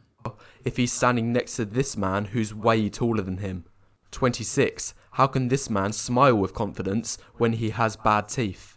27. You can A, get your teeth fixed. B, smile without teeth. Yes, but again, unchangeable characteristics. You know what I mean? They see it as like something you can't change. This dude can wash his face more regularly. How can this man be confident in his cream? own skin when he has severe facial acne? On other aspects. 28. Okay. The skin thing is like, again, like dermatology, dentist. I guess he's British, so he just like doesn't understand these concepts. Accutane, you know what I mean? Status means very little. Status also doesn't matter for these reasons. I do too. Because 29, similar to confidence, status is also largely determined by looks. What? Again, they're showing movie stars. Wait. And also the guy in the middle is short. But I think he's saying like that guy's a loser. I don't know. I can't tell. You mean the hero of the movie that they're at the premiere of? I feel like this guy bashing men more than women, he says, due to these poor guys. Yeah, dude, incels do that all the time. What Rogaine do you use? I don't know, the fucking Hims one? Not an ad. Do you say that because they do a lot of ads? Yeah, and also because they haven't paid me. If they did, maybe I would do a hashtag ad. Damn. That level of acne will leave scars. Yeah, you know who else has fucking acne scars like that? Brad Pitt, dude. What the fuck is your? What are you saying? Like, there you go, dude. Famously unattractive guy, Brad Pitt, with his fucking scar marks on his face. Oh, Jesus Christ! It's just like it's so frustrating, dude. Is this guy saying Jeff Bezos is in a model slaying Chad because he's ugly and bald? Yeah, that's what he's saying. Your status is determined by your looks. Exactly. Is he tall, Jeff Bezos? I don't know. For example, 58% of CEOs are over 6 foot, despite them only making up 15% of the population. Additionally, this man said, bro, this is the new dialectical. This is the new bourgeois versus proletarian, dude. 6 foot. For far too long, the 6 foot and over bourgeoisie have ruled over us exploited proletarian. No gods, no masters. We must rise up. Literally. Oh, that's funny. I took Accutane. It definitely helped my acne, but it did low-key drive me into depression. Sorry. I've seen Bezos up close. Not tall, not attractive at all. Yeah, the 6 foot versus 5'11". 31. Women tend to only care about status when they have reached settling down age. 32. What? Women be picky. This guy literally said status doesn't matter for women. Oh, just kidding. It only matters for 30-plus-year-old women, which is, not women at that point. Like, we don't care. The woman expert, dude. The woman expert has signed on. It's a lot funnier when he starts talking about women. It's pretty funny. Everything in this 100 black pill belief is contradicting to one another, by the way, which is kind of cool. It's like Kendrick Lamar's Damn. You know what I mean? Like the song where he's like rapping about being 19 and all the fucking lyrics actually like go back to the same. Like it's all driving like an overarching narrative that he's doing the same thing, dude. But they're all contradicting one another. Okay. Yeah, that's right. I just dropped the music note because the Melon Boy is going to be here, not in this house, but we're going to be talking to him on Discord.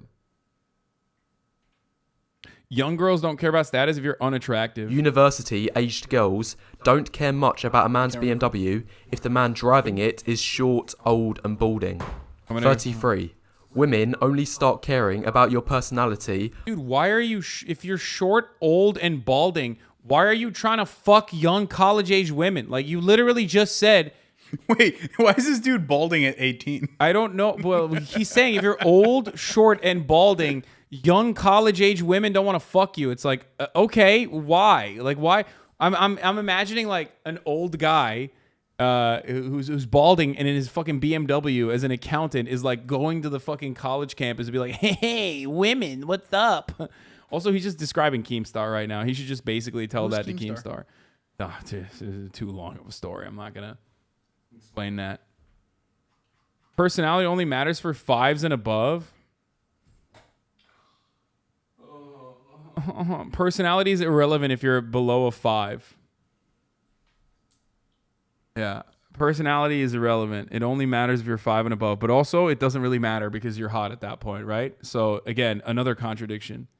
After you're above their minimum looks threshold. 34. If you're way above a woman's minimum looks threshold, it gets to the point where you can get away with pretty much anything. And in fact, your negative personality traits can be seen as positives. See 35. This video is legit. You're ugly and short, so you may as well die. I know, and it's so fucking stupid.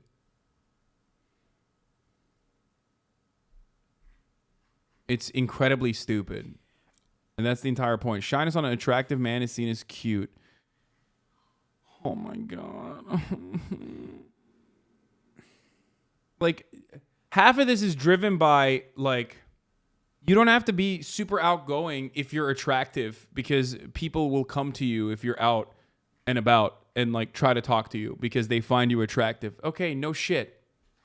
Like, I got it. Okay, so what, dude? Then you can work around that. You know what I mean? Like, it's not, the entire purpose is that, like, you're not supposed to believe that, like, this is predetermined and you're gonna fucking die. You're gonna eat shit and die if you're not like a 9, which is basically what he's saying for the most part. This video gives you a cop out from having any control in the situation because part of the time, if you try and fail, it's worse in the moment. Yeah, I know exactly.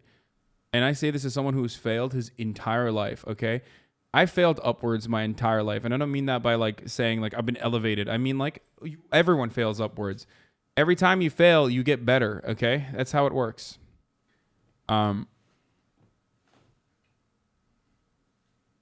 Get the haircut number 35 guy has. Yeah, no, I'm not doing that. Nice. An attractive man who is shy is perceived as cute. Meanwhile, 36, an unattractive man who is shy is seen as antisocial. 37. The only difference is an attractive man who's shy, I guess, depending on how shy they are or how they operate, is going to have more people approach them usually. That's it. So I feel like that's what he's describing. Awkward on an attractive man is seen as funny. A man who is awkward is seen as funny or adorable. Meanwhile, 38. Thank you, Rainbow Bun 623 for the 10 gifted subs. An unattractive man who is awkward is seen as weird or creepy. 39. When an attractive man makes bad jokes, they will be voluntarily laughed at by women as they want to impress him. Meanwhile, 40. When an unattractive man makes good jokes, they will be shunned as they will be seen as perverted or uncalled for. Okay, then it's not funny. Maybe you're just not funny. I'm just saying, maybe you're just fucking not funny. Maybe your jokes are just not good. Get better jokes, idiot. Like, this is such a fucking stupid take because it's like, what comedian is attractive? Like, in comedy, I feel like the less attractive you are, the funnier you are. So, what the fuck's going on with this dude's, like, distorted worldview? Yeah, motherfucker said Dane Cook. It's so stupid, you know? My point proven, dude. Bill Burr's a 10, fuck off, Piker. Exactly. Bill Burr's a 10 because he's fucking brilliant and funny. That's it. That's the reason why you consider him to be a 10. Is funny, dude. So, yeah, if you're seen as a creep, there's a likelihood that you probably might be. Okay. 41. An attractive man who is intelligent is perceived as smart. Meanwhile, 42. What? Intelligence on an unattractive man is nerdy or geeky. What? Also, being nerdy can be sexy. I don't know why. What the fuck? Yeah, only if you're attractive, bruv. Yeah, that's right. If you're unattractive, you're a fucking loser. Yeah, I'm always like, I'm always judging, people by how attractive they are. This is just like 100 self-reports of a dude who like painfully and pathetically only cares about looks more than anything else, and that looks are also unchanging somehow. Okay, I love that. This is a great video overall. It's just him just repeating the same concept over and over and over again. 43. An attractive man with no friends is seen as a lone wolf. Meanwhile, Sigma. He's a Sigma. He's a Sigma. That's right. 44. An unattractive man with no friends is seen as a friendless loser. An unattractive guy with no friends is seen as a loser. Bro, he hasn't said anything different than just like if you're attractive, you're cool. And if you're unattractive, you're uncool. And that's just not true. The only reason why this dude is uncool is probably not because he's unattractive, which I suspect he might be. But the reason why he's uncool is because he's like let this fucking weird, tautological fucking attitude define his entire worldview. That's it. Like he's just repeating the same fucking cycle over and over again. Yeah, you're gonna be a really boring person. You're a really fucking painful loser if the only thing you talk about is like how your predetermined biological your biological output is defined your future for the rest of your life. So that's the first 44 points. And now I've got almost half of the points out the way. Now is a good time to press the like button and leave any thoughts you have in the comments below, as it helps the YouTube algorithm. Anyway, carrying on with the rest of the points. If it's all about looks, why do you care about the algorithm? 45. Things such as grooming or improving your appearance don't amount to much. Okay, the point that everyone's missing here is that attractiveness is not just about physique. That's insane, dude. That's insane. He said grooming doesn't matter. I think he's going to say, like, if you're attractive, grooming doesn't matter, right? And are overrated. This is because 46, clothes and haircuts are not tied to your genetics. You can't pass down an expensive haircut to a child. It is an... What? What? Dude, this guy is... Dude, he's a stink cell. Bro, this dude is he's stink maxing, dude. He is poop maxing. Oh my God.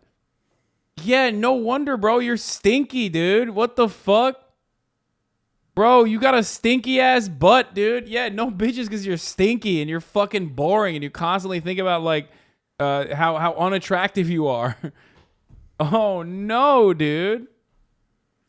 Oh no. That's awesome. That's awesome, dude. Yeah, grooming is genetic too, actually. And are overrated. This is because 46, clothes and haircuts are not tied to your genetics. You can't pass down an expensive haircut to a child. It is an environmental factor. Therefore, women won't care about it. 47. What? Additionally, these factors... Bro, that's so wrong, dude. Holy shit. Remember when I looked like fucking doo-doo when I had the first stage of the fucking Lord Farquaad cut? Like, that shit was not good. You know, it was totally working against me. Yeah. Are you stink-pilled, chat?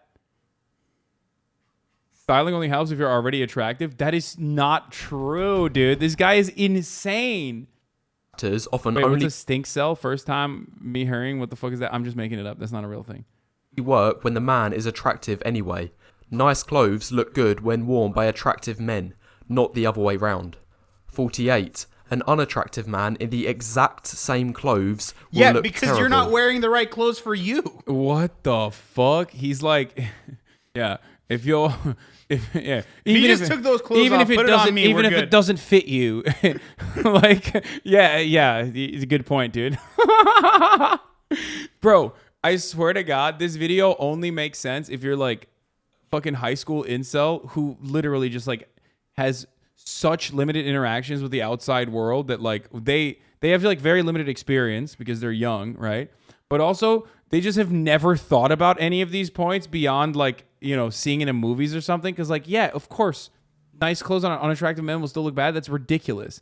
If you take the same outfit from like a TikTok zoomer and put it on me, I'm going to look ridiculous on it. Okay, there you go. 49. Going to the gym only helps if you are at least average in the face. This is going to kill me. Like, I hate this. This is not true, okay? This is just so not fucking true, dude. It is the this is straight up the worst advice I've ever heard. For which it can dramatically improve your appearance.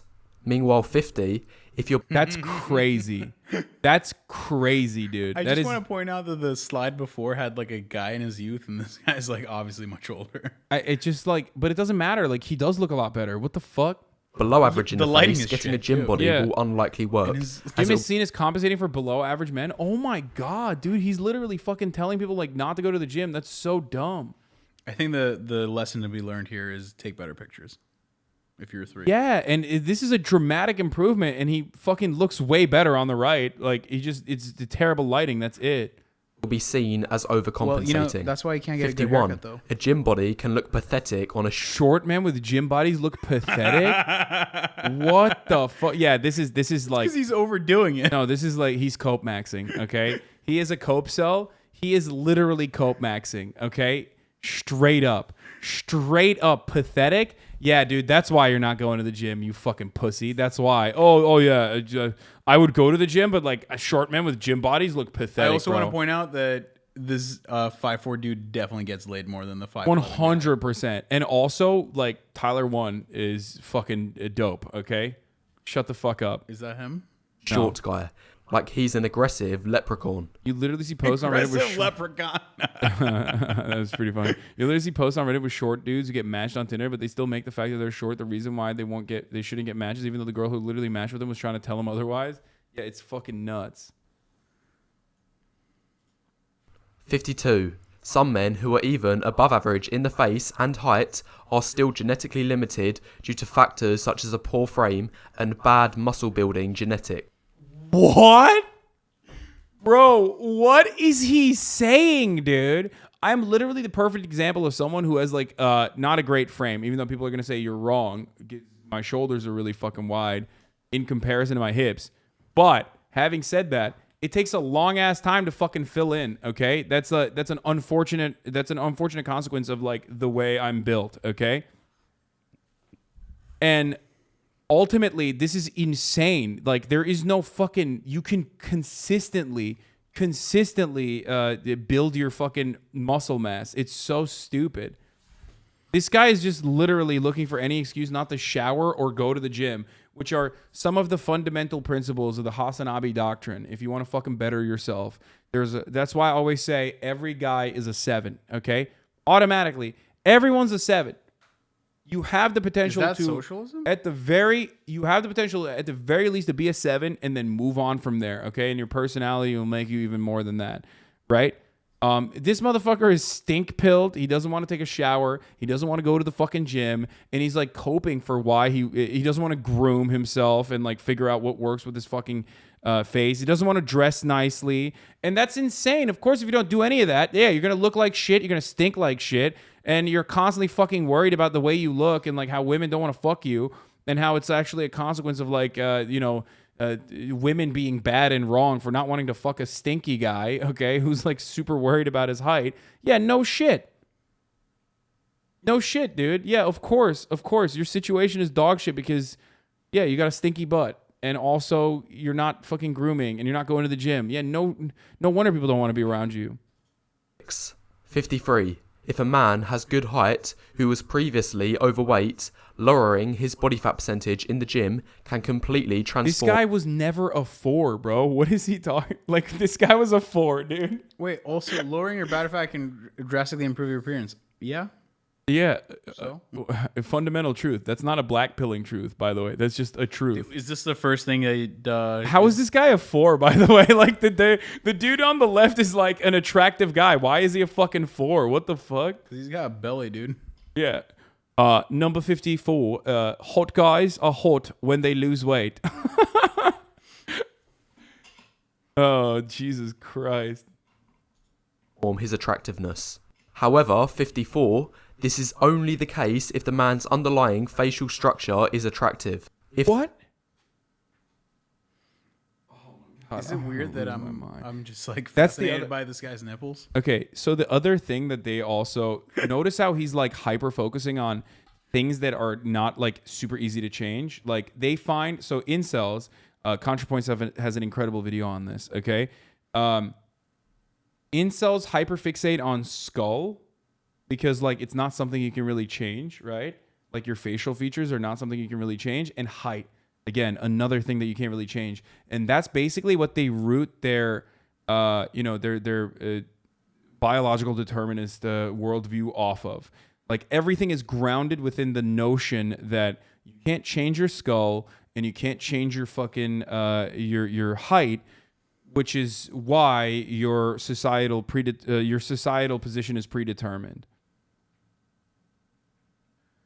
He is literally just saying you can't do anything except you are not going anywhere. It's legit horrifying. Yeah, it's fucking insane and really stupid. Was it called sussy pill? No, stink pill? No. Oh, suey pill. Suey pill. Suey fuel. If the man is unattractive beneath the fat, he'll barely be in a better place than he was before. 55. The only difference between a friend and a boyfriend is how physically attractive you are. 56. What, dude? What the fuck? Yeah.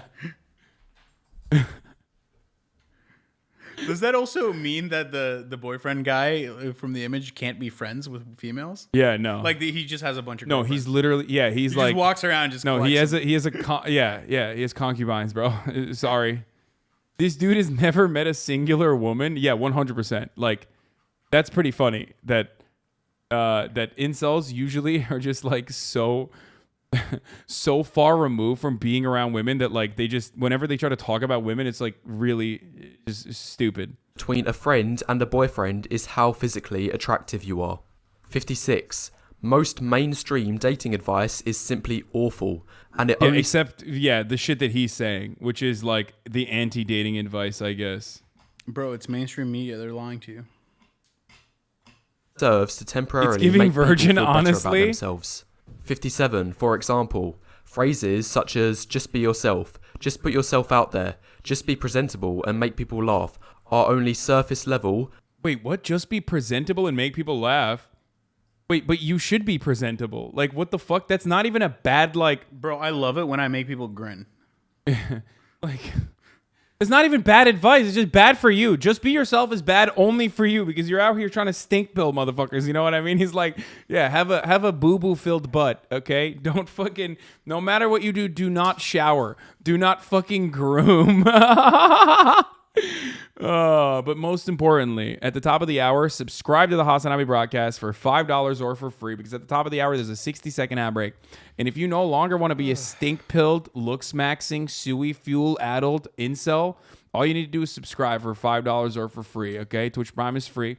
As long as you steal Max from your parental unit or, you know, I don't know, your fucking wife's boyfriend, you know, the bull in your relationship. You can steal their Amazon Prime and connect it to your Twitch Prime and use it on your favorite broadcaster. 18-year-old girls who aren't ageist and realize 40-year-old guys are actually dope as fuck. That's such a stupid tweet. Bill Vaughn, thank you for the 20 gifted subs. Alika, thank you for the 5 gifted subs. Here's the 1-minute ad break now. And don't infiltrate deeper meanings of attraction. 58. In fact, any dating advice that starts with "just do whatever" is probably... Dog, his dating advice is literally just don't. Like, he's like, oh, any dating advice just is bad. Also, just don't advice. That's the only thing that he said so far. Oh, real Noam Chomsky, thank you for the 5 get the subs. Probably going to be terrible, terrible advice. 59. The number of men excluded from the dating market is increasing year after year, and this is mainly because of rejections based on looks. 60. What? But he just said, what? Oh my God. Yeah, there's no other reason for why, you know, men are having a hard time dating. It's just because looks. No, bone structure. Yeah, bone structure. The male bone structure has become painful and pathetic. Source, I made it up. Yeah, YouTube should do something about this. I feel like there's 100 reasons why you should kill yourself for young depressed guys. Yeah, no, that's literally what it is. That is exactly what it is. Dude, They got to it. Attractiveness equals bone structure. That's literally what I was The saying. attractiveness Also, of your face the is skull on the determined left by your has, facial bone big brain structure energy. and is almost entirely genetic. 61. The importance of facial features goes eyes first, then jaw, then hair, then mid-face. However, Hasan, 62, did you hear that? it is better to score averagely in everything rather than having one or two fantastic features along with one outstandingly bad feature. For these two guys, the man on the left is more attractive than the man on the right because he has much better consistency. And this is despite having a lower overall score. 63. Surgery may be one of the only potential solutions. This video was brought to you by the plastic surgery lobby. For men with unattractive features. 64. Height is an attractive trait as it is seen as a display of dominance. Again, the guy in the middle is literally the hero of the movie that they're promoting, Hunger Games. 65. The ideal height for men falls between the 6'2 to 6'4 range. I'm 6'1", so I guess I'm screwed. However, men who are 6 foot are also in a good spot and don't have anything to worry about. 66. Every inch you have lower than 6 foot is seen as a small blow to your overall attractiveness. This is the danger zone. Meanwhile, 67, heights 5'7" and below are in the no-go zone. Persistent rejections will occur solely because of height, and this is true even with an attractive face. 68, on the other side of the spectrum, heights taller than 6'4" are still good, but have a few negatives going for them. Yo, 6'4" and above is niche. Yo, let's go! We fucking made it, boys. Woo! I'm niche. So realize your guest chair is by design lower. I don't like this. Okay, fix it. Danger zone. Bro, if you're under 6 foot, you're in the danger zone automatically. Like, you can literally be fucking 5'11", danger zone, dead. He's trying to grab as many people as possible to fucking feel terrible about themselves. That's so funny. Oh my God, what a fucking psycho, dude. Run it back and listen to what he says. What did I miss? Did I miss anything good? No-go zone? Oh, wow. Ideal height is 6'2 to 6'4? Wait, what the fuck? As it is seen as a display of dominance. Missed all the good shit. 65. The ideal height for men falls between the 6'2 to 6'4 range. However, men who are 6 foot are also in a good spot and don't have anything to worry about. 66. Every inch you have lower than 6 foot is seen as a small blow to your overall attractiveness. This is the danger zone. Meanwhile, 67, heights 5'7" and below are in the no-go zone. Persistent rejections will occur solely because of height. And this is... Dude, this is fucking nuts, dude. This is like such a fucking horrible way to live your life. I don't know how, this is... The solution is so easy as well. Hold on. What? So I feel like we're at a different tier than just like basic incels, though. No. This is basic incel shit. Yeah. No. This is basic incel shit. This is like pretty much a lot of these like black pilling rules. I thought incel was just like, I'm not getting laid. I live in my basement and I never go outside. What, you think these motherfuckers go outside? Yeah, you just described No, this but guy. I feel like this is like a deeper level of dark. I mean, this is like a higher tier incel because he's an incel content creator that's like trying to make more incels. I know, but like people, like, you know how I make theoretically people, would believe this. You know how like I'm the highest tier Muslim because I've made 30,000 people say the Shahada. Oh, and you're just baiting right now. And I'm definitely going to heaven for that. You know. Thank you. Like he's the higher tier. He's the highest tier incel because he's basically doing the incel Shahada by converting as many people as possible through these videos. You know. And Allah would look fondly on him. Except he wouldn't. Except he's just trying to have premarital sex, so I don't know about that. This is Incel 201, not 101. Sure, I mean, it's a little bit more advanced, but a lot of the stuff that he's talking about are pretty basic Incel concepts. True, even with an attractive face. 68, on the other side of the spectrum, heights taller than 6'4" are still good, but have a few negatives going for them. Namely, it can increase the likelihood of falling into a niche market, also the likelihood of having an elongated horse face or a lanky body and frame will increase. Therefore, the ideal remains at 6'2 to 6'4". That said, those who are 6'5 and above are still better off than the average heighters of 5'9 to 5'11". 70. Balding can destroy a man's chances in the dating market, even if he was successful in the past. Excuse me? Shut the fuck up, bro. Few men. 71. Although Bitch, your hairline is just as bad as mine. Shut the fuck up, dumbass. I don't know what you're talking about. My hairline's amazing. Oh, okay. It's still possible to be attractive. Don't let Twitch chat fucking start bullying you. If you're bald, the black pill They won't bully teaches me. that less than They're nice to 5% of men can pull off the bald look. And those people... Oh, yeah. Only 5% of men can pull off the bald look. Like, what? Where did he get this number from? Like, who's pulling off the bald look? You know what I mean? Do you think I could pull off the bald Like, he's just making... I'm plenty of men pull off the bald look, by the way. But it's just funny that he's just making stuff up, and everyone's like, yeah, this is great, actually. These statistics. Where did you get the number would from? usually need to be attractive to begin with anyway. 72. Balding will give the appearance of being 10 years older than your true age. 73. Okay. Men reach their attractiveness peak between the ages of 20 and 28. 74. Men younger than the age of... Dog, we literally peaked. It's over. I'm still up there. No, you're good. at the end of it. In a couple months, We're you're good, going to be man. 29. We're good. I'm still in there. It's over. 20 may not have a fully developed face yet, therefore they're not as attractive. Meanwhile, 75, men older than the age of 28 I just will want to point out increasingly that face this dude issues has the caused by same level of aging, such as biology balding, knowledge skin and degradation. genetic knowledge is like 1980s, 1800s like races. Oh, 100%. Wrinkling, and so on. 76. This process of aging Yo, if you're will above likely start 50, off you're slow, ugly. but accelerate rapidly into a man's mid-30s. Oh, no. 77.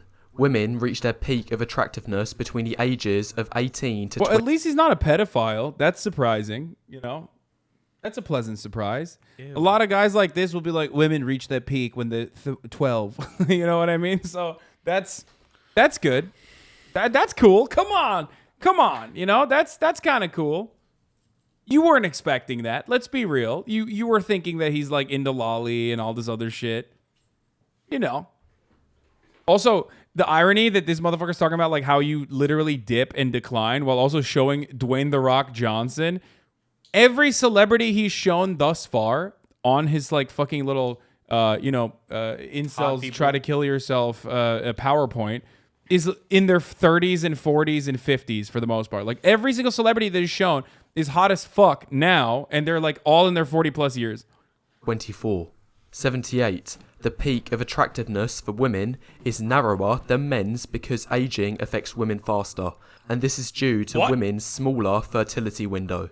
As you can see from the chart on the right, men's decline in fertility is much more gradual. How is fertility in any way an indication of like your the way you look or anything like that? I mean, like childbearing hips and stuff, I guess. Dude, this homie straight up exclusively is like, women are here as baby incubators, and therefore, the moment your fertility starts to decline, you are no longer important in society. Gradual. 79. The ideal P length is 6 inches or greater. What the 80. fuck? You know what's ideal P length? One that can be in a consensual situation. That was awesome. Yeah, this motherfucker's never gotten his ideal P length. Oh, that was great, dude. 5 inches is a struggle. Inches is seen as an uphill struggle. Again, this is the danger zone.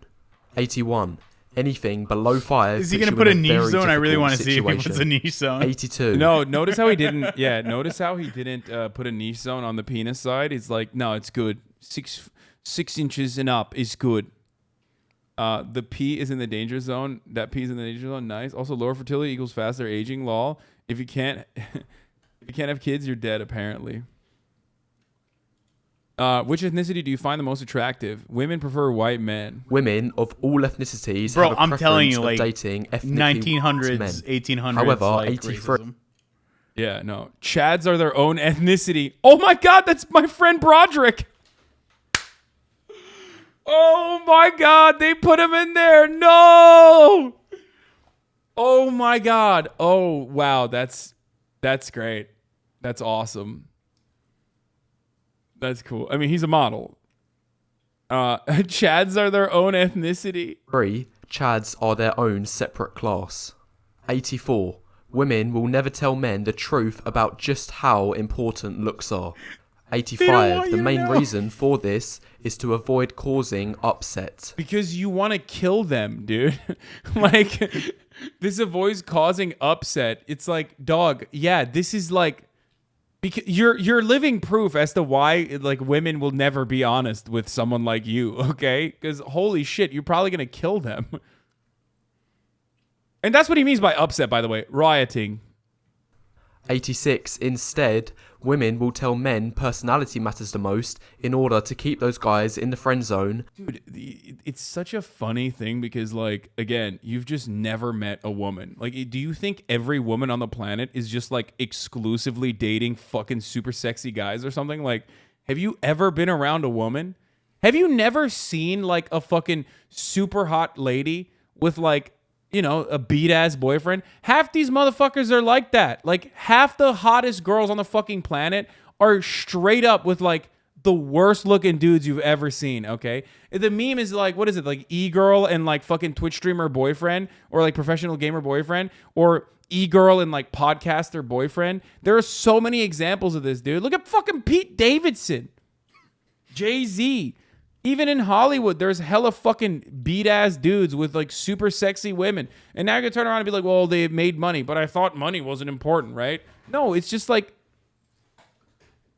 it doesn't matter. They said Melania Trump. Yeah, Melania Trump.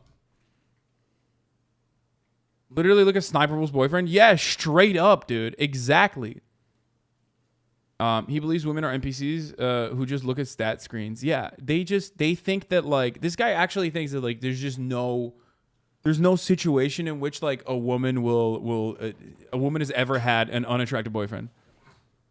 And or keep receiving attention and validation from them. 87. Women only date up in terms of value. There is no dating down out of... Being an incel guy on Twitter is so inexplicable because nowhere will you find more hot girl, just some schlubby guy couples. Yeah, exactly, dude. Exactly.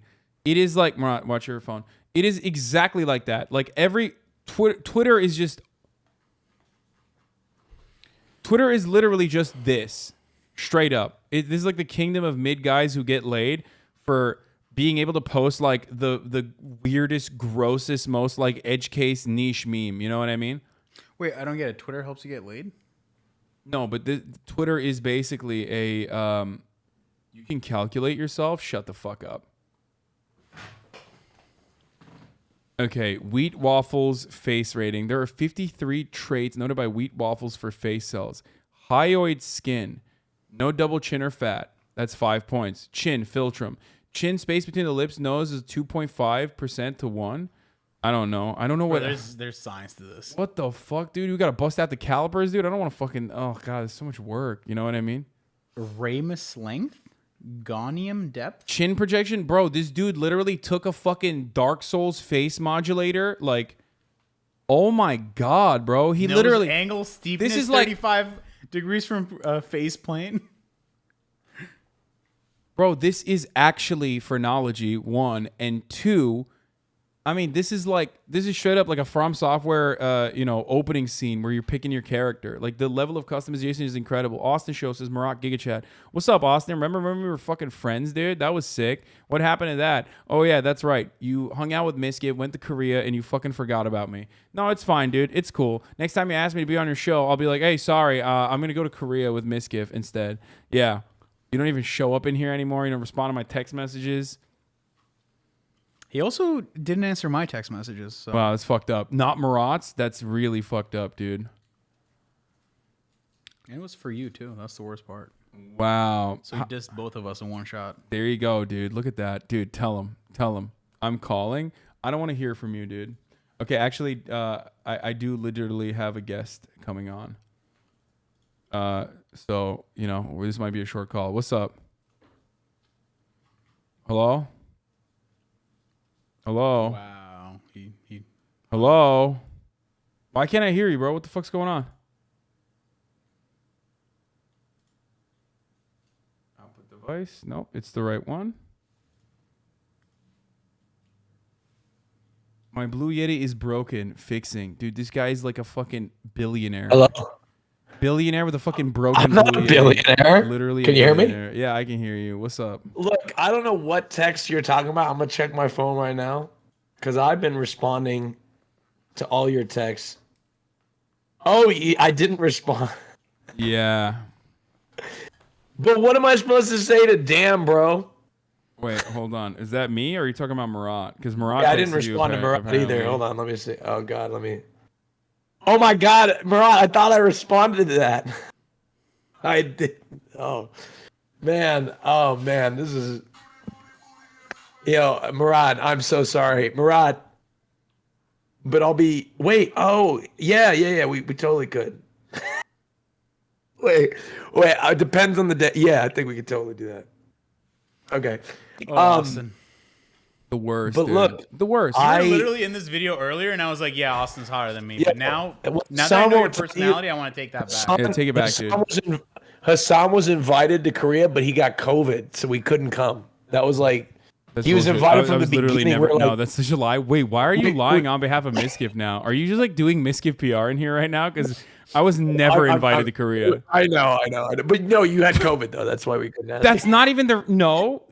You guys planned this before I had COVID, and I was still not invited. No, that's not true. I don't know. Damn, bro, this dude fucking flies you out to Korea, and you start doing propaganda for him. Like, what the He fuck? didn't fly me out to Korea. I flew myself out to Korea. Which Korea did he fly you to, Austin? South Korea, and I flew myself. By the way. Yeah. I flew myself. You know. What was the Lake Kai? This is unacceptable. Yo, you know, Lake next Lao guy, time. that's where he went to. What? You know, next time I'm in LA, I'm pulling up and doing a little PR press tour, promoting the next appearance of Hassan Piker on the Austin show. Oh, that's So I'll be exactly. The only time he ever comes up, the only time he ever comes over is like when fucking I'm in his like, you know, Hold on. I'd be on a show. Let it be known to the public that I took a business call, I took a phone call from you that lasted 42 minutes at 5 o'clock in the morning in Korea. Okay, to report on Madison Cawthorn. Okay. Yeah. Well, let it be known. I woke up at 5 a.m. to take a 42-minute call. Okay. Yeah. To report in on Madison Cawthorn being a homosexual. I love that Okay? you're acting like you did that for me and not for yourself. You know what I mean? Okay. Are you kidding me? I did it all for you. Why would I not do it for you? This is God damn, Hassan, you're worse than some of the twinks in West Hollywood. I tell you what. Yeah, exactly. No, it's because I have self-respect and I know, okay? I know what I'm worth. Don't let these selfish tops ruin your lives, okay? Chat. That's why I'm a defender of bottoms. I'm a bottom defender. LGBTQ foe Hassan Piker. You can't treat me like your bottoms, okay? Okay, I treat my bottoms very well. A lie. You're cutting out, bro. What the fuck were you? Are you still in Korea? What's happening? Hold on, is it Blue Yeti? It's my Blue Yeti. Hold on, I Yeah. gotta get a new mic. I gotta get a new cord. It's a little busted. All right, we have a lot to talk about, actually. You and me? Yeah, we do. What's up with your fucking straight baiting, dude? I'm literally an LGBTQ Oh, foe dude, now. I thought we were gonna talk about this in fucking. I thought we were gonna talk about this in person. I heard you were working to cancel me for straight baiting. No, you are canceled. Okay. Wait, am I canceled He was just because like I was running straight baiting? around, fucking flirting with women that he had no intention of having sex with, and he No, loved it, and he was okay. making it seem like he was straight and like into them just so he could get the attention. And he was not. cucked I like was Misgiven not. S fan. Okay. I Like was all the not. time, he literally just like took all of the attention away from them all the Hold on. time. So if a girl is looking at me and going, "Oh my God, so handsome," am I supposed to be like, "Sorry, babe, I'm gay"? No, but you were flirty, What am I flirty as supposed to fuck. You were say? such an attention whore, dude. No, just in that situation, what am I supposed to say? You know what I mean? Like we am I saw the supposed way to- you were operating. You were dancing around, dude. I would, dude, the girls. Yeah. The girls love me, and they loved me. They were saying, "Oh my God!" They would stop me and take pictures and say, "Oh my God, so handsome." And I was like, you know what? I like what is that straight baiting? What am I supposed to say? Yes. What am I supposed to say? Yeah. Like, am I supposed to say no? You're grossly minimizing. I'm unable to. You're grossly minimizing what you were doing. You were just like, you were flirting, dude. Was I really? Was I flirting? I don't even know what that is. A little flirty. It's all Was I good. flirty? A little bit. Look, but I didn't. It's not like I was getting their numbers, right? Oh, that's the okay. So that's your limit. Got it. I don't get anybody's numbers. Can't you just flirt a little bit? Isn't it benign flirting, right? A little bit of flirting. Okay, so, right? Okay, you admitted it. We got him, boys. We got him. He was straight baiting. No, like, look, it's a little bit of flirting. You know, it's platonic. We got him. It's. We got the him. thing is, you know what's fucking? Let me enjoy this, okay? Because if you were there, you would be getting all the attention, and I would be second That's not place. even true. That's right? why you weren't invited, dude. That's it. That's exactly why. Because I was getting hit on. Miski was transforming Seriously. himself into looking more like me, and because of that, he was like, "I don't want to bring Hasan with me." That's not true. That's not true. Okay, you come. Let's go to Fiona? Japan. Yeah, it is Fiona. Yeah, there's a Fiona emote. Oh. Yeah. I love it. Are we going to Japan? What? Wait, you're going to Japan? Oh, dude, I think this is your food. Go deal with this real quick. Let's go to Japan. So you're going to Japan. I want to go. Yeah, I do Yeah, want to alright, go. I Matt. do want to go to Japan. Yes. I was talking to Elwig. But I'm Everybody down. wants. Everybody wants to go to Japan. All I want is a couple of streams. That's all I want. That's my payment. Yeah, you love it now, dude. I'm proud of you. You were doing IRL I streamed streams with your twice. bag. That was cool. I know you're very Yeah. nervous about that. Wait. I was what? I know you're usually very nervous about streaming IRL streams on your own channel. IRL streams in Korea are so much less stressful than IRL streams in fucking Texas. Yeah. Okay. Well, remember we had additional hurdles to fucking jump through. Like I don't know, you getting a fucking Tesla with the worst battery in America. Okay, look, that had nothing to do with me. That had everything to do with the fact that, that was a Tesla, and it's just a poor design. Tesla's dog shit. I agree. Yeah, it's like, I'm sorry. Sometimes I don't want to have to plug in my car. You know what I mean? To go somewhere. It's such a buzzkill, man. It's such a buzzkill. I mean, I have an EV, and it's pretty nice, if I do say so myself. Yeah, but I'm just saying, like, I would charge it more if I needed to drive it more. So I think that's an Austin problem, is what I'm saying. Oh, also, you're. You think it's my problem? On what? Okay, by the way, when I returned the car, this is a part of the story I never told. When I returned the car to the guy, because I said, dude, this is too much. Like, I keep running out of battery. And he's like, oh, yeah, it didn't have a software update. I was like, what? So evidently, the reason why it was running out of battery so fast is it didn't have a software update. That's crazy. That it was supposed to have. But let me tell you something, Chad, that's not my fault. It's not my car. Am I supposed to do the software update on the car? Right? There's no way that's my fault. Like, I don't. And that's the other thing. Why the fuck do I need a software update for a fucking car? Wait, You know what Austin, I mean? someone said Japan borders opening with limits starting in June. Expect racism while you are there, unfortunately. Racism towards what? What the fuck? What? Like anti-white racism or something? Because that's awesome. I've never. I mean, That's so funny. What are they going to be like? Oh, they're going to yell at me. They're going to say I'm Gaijin. Is that what's going to happen? Is that a, what is that? I'm There pretty are sure- some places in Korea that say Koreans only. Like What? Yeah, That's crazy. What the fuck? we went to some places that say Koreans only in certain places. But what the fuck does that even? What? I don't know, but they said no foreigners. It says like no foreigners, Koreans only. In certain, like in Itaewon, went to Itaewon. There were some signs that said that. We saw one there. Someone said if you go anywhere in rural Japan, you might not be let into some places. Like what? What the fuck? But again, like somebody said in the chat, I'm not sure if it's. I think it may be a language barrier thing, more so like a we don't like foreigners thing. Japan has people. But I don't know. Japanese people don't like Americans' law, probably because of the nukes. Wait, no, they're either. Gaijin is a legit slur in Japan. Either they fuck it. First of all, I don't give a fuck. That's sick as hell. That's that's cool. You love slurs anyway, right? Yeah, I'm I mean, a that's big just fan, your- especially anti-white that's- slurs. Yeah, White that's your people favorite. saying Japanese people are racist. I mean, Japanese people are very okay. Okay, chatter defending Japanese people. Like okay, let's be chill for a second. Yes, Japanese people are not exactly known for being welcoming to people from other nations. Okay, but it's fine and it'll still be awesome because I hear it's beautiful, and plus a lot of Japanese people in like the areas that we would go to are Ameribus, so Yeah. it's a sick ethno state. I think I think Japan would be great. I think I may like Tokyo better than Seoul. I think like Seoul was cool, but like I feel like I like Tokyo better, like as a city. Yeah. I don't know. I don't know why. I just feel that way. No, I won't. Okay. I hear I like Tokyo better. So. But dude, I tried to speak Korean and nobody wanted to hear it.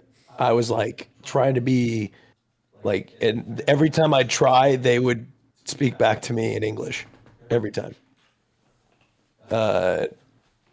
And I was trying to be like, but evidently my Korean was. Oh, you saw? Oh, okay. So when I was in Japan, I did notice that they do that. We have the same problem in Turkey where like everyone speaks English, but they're like embarrassed to do so. So even though everyone understood us, they didn't really like acknowledge or help us. Which was, I think in Korea, yeah, but that's like France too. You know what I mean? Oh, Austin's pronunciation is terrible. Yeah, no shit. I mean, no shit. Oh, I'm sorry. Did you think I was fluent in Korean when I did? You know what I mean? Do it right now. No Say shit. something in Korean. You won't. 안녕하세요. What does that mean? That was pretty good. What the hello. fuck? Hello. 안녕하세요. 안녕하세요. 안녕하세요. 감사합니다. 마스크 주세요. 마스크 주세요. Which means, may I have a mask, please? That's pretty good. Of course you have to learn that. Dude, how was your anti-masker ass doing in fucking Korea, bro? Dude, I was letting it slip. He was a fucking American Karen, dude. He was like harassing retail workers. I was not. No, I'm just kidding. I'm kidding.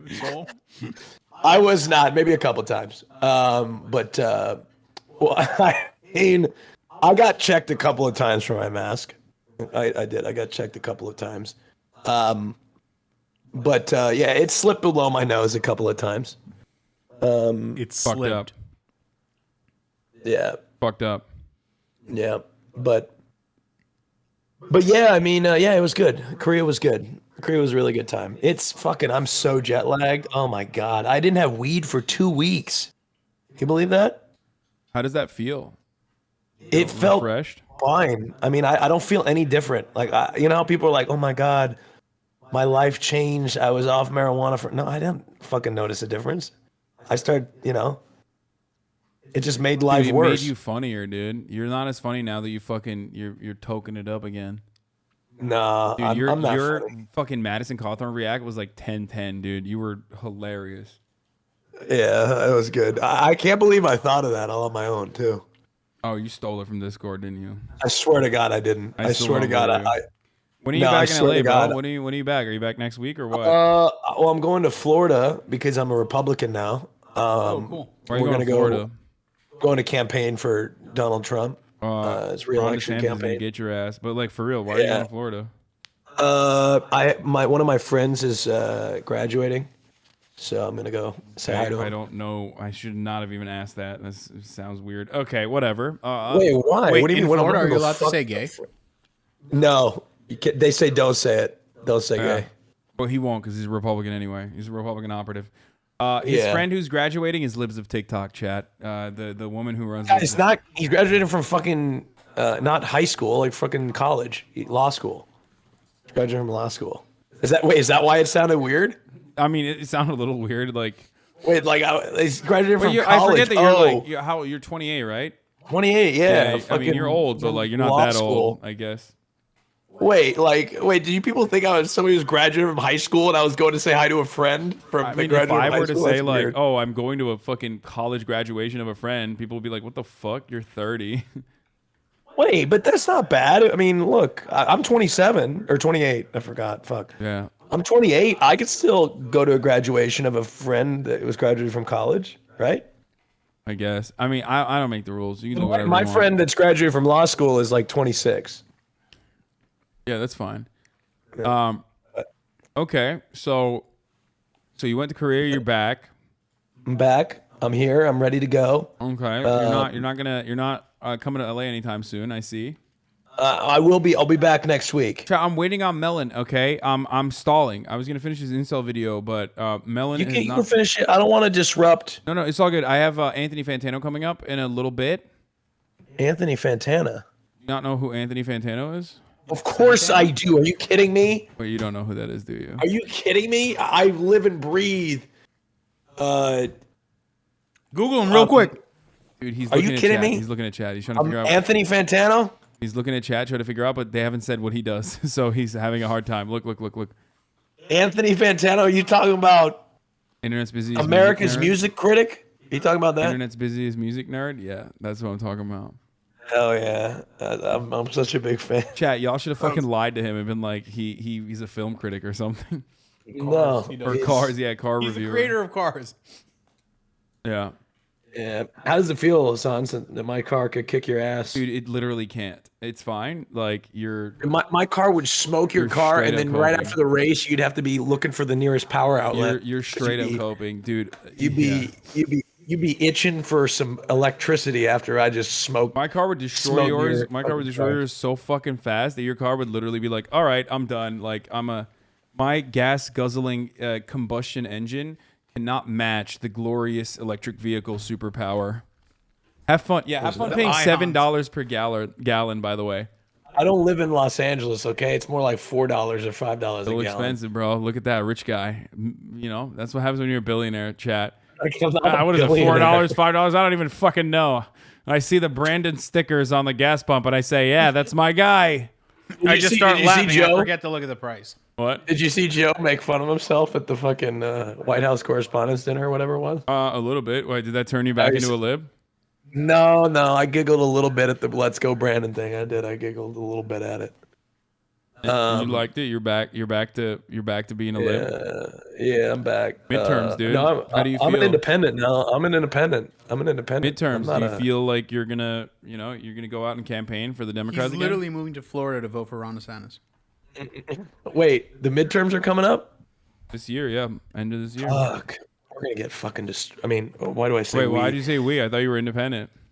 Democrats are gonna get fucking destroyed. Yeah. Do you still think that? Yeah, 100%. It's gonna be a red wave. Oh yeah. 100%. It's gonna be. And we're just gonna be then we're gonna be at a stalemate in Congress for like 2 years. Oh yeah, as if we weren't already, bro. What do you mean? Oh yeah. Well, that's what I'm saying. It's gonna Another be 2 so years of a different. Yeah, it's stalemate. gonna be so different than the current situation that we have in Congress, where Joe Manchin is the villain. Instead, in this situation, there's still going to be a stalemate in Congress. So sick. And Republicans will like push for fucking like murder gay people bills and shit, as they have been. I'm a swing state voter now. I'm a swing voter. I'm that little that I'm the thing they talk about on CNN. I'm the swing. I'm the undecided where voter. Are you moving? Are you moving to Florida? No, fuck no, I'm not moving. Sometimes. Almost. When was the last time they were a swing state? Florida is a really interesting state because, like, on the one hand, they'll be like, this was a tweet that someone fucking tweeted. I remember it was like, Florida will vote like 99% for like bring about international socialism bill, and then like we'll end up voting for like a fucking fascist by a 50% margin because the other side is like a neoliberal, which is literally, it's true. Like they end up voting for some of the most like progressive props, like where they will vote for $15 minimum wage or shit like that, and then Joe Brandon will lose. I'm an independent, but like low key, if Obama ran again, it'd be over for me. I'd be like, oh yeah, here I go. I'd be like, I'd ride into the DNC on a donkey, and I would just be like, fuck yeah, here we go. You know what I mean? Let's do it again, baby. You'd all be excited about Obama, right? I mean, everybody would be excited. Absolutely I know not. you, Hasan, you get chills just thinking about it. I know. I do I know. so much. I love Obama. Oh my god, the liberals would be unfucking bearable. Oh, dude, we'd be I say we because I joined back. I joined the liberal coalition. I'd join back if Obama came back. Obama. People get so pissed when I say that. What? All right, hold on. Let me get him back. You know who'd really rile me up? Man, and I'd just be right on the campaign trail is Bernie Sanders. That's right. Look, oh yeah, Chat, he's treating you. Chat, this man is treating you like you're a bunch of little Bernie simps. Look at him. Don't believe his lies. No, look. You know what he's doing? You know what he's doing? Yeah, let's go. You know what he's doing? He's not only is he a straight baiter when he's in Korea, but he's a Bernie baiter in this community. Do you see that? Bernie baiter. This man knows. This man knows what he's doing. He will do anything and everything he can to get. Do you think Bernie will run again? I mean, he said he's not ruling it out, and if he old is runs, he? I run with him, dude. I think, but How see, like old I is said, Bernie Sanders? I asked you 4 times. Don't know, man. Like old. Like I'm telling you, 78. Hasan, look up Bernie Sanders 2022. Look at a picture of him, okay? And then look up Bernie Sanders like 1970. Yeah, he looks the same. He has not aged. He has not aged. He has been not like 70 aged a years day, old. dude. He's He looks the fucking he's same 80. since He's 80 now. 1975. He's 80. He looks the exact same as he did like 50 years ago. Yeah.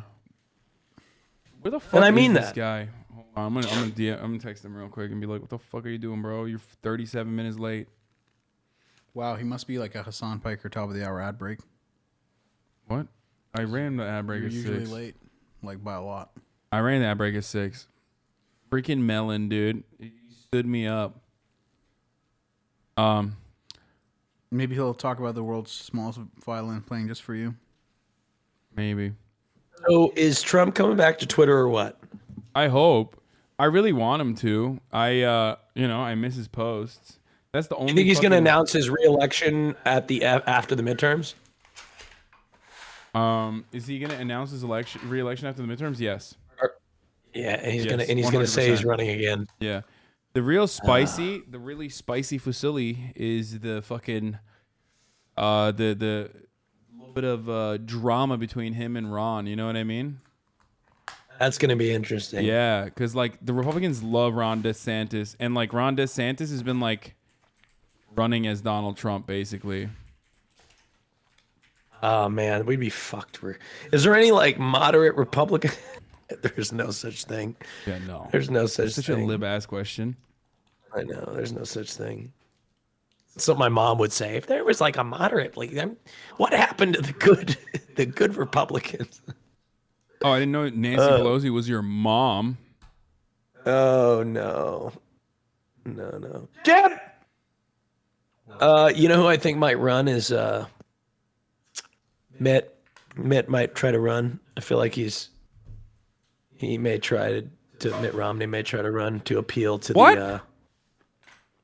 You don't think Mitt Romney will try to run? No, I don't think so. He's gotten fucking bodied so many times. He has no constituency in the Republican Party. So, like the never Trump Republicans are just like a non-existent coalition that is holding on by shoestring. You know, like I can see them making a play like a Liz Cheney play, but they have no base. Like they have no base of support.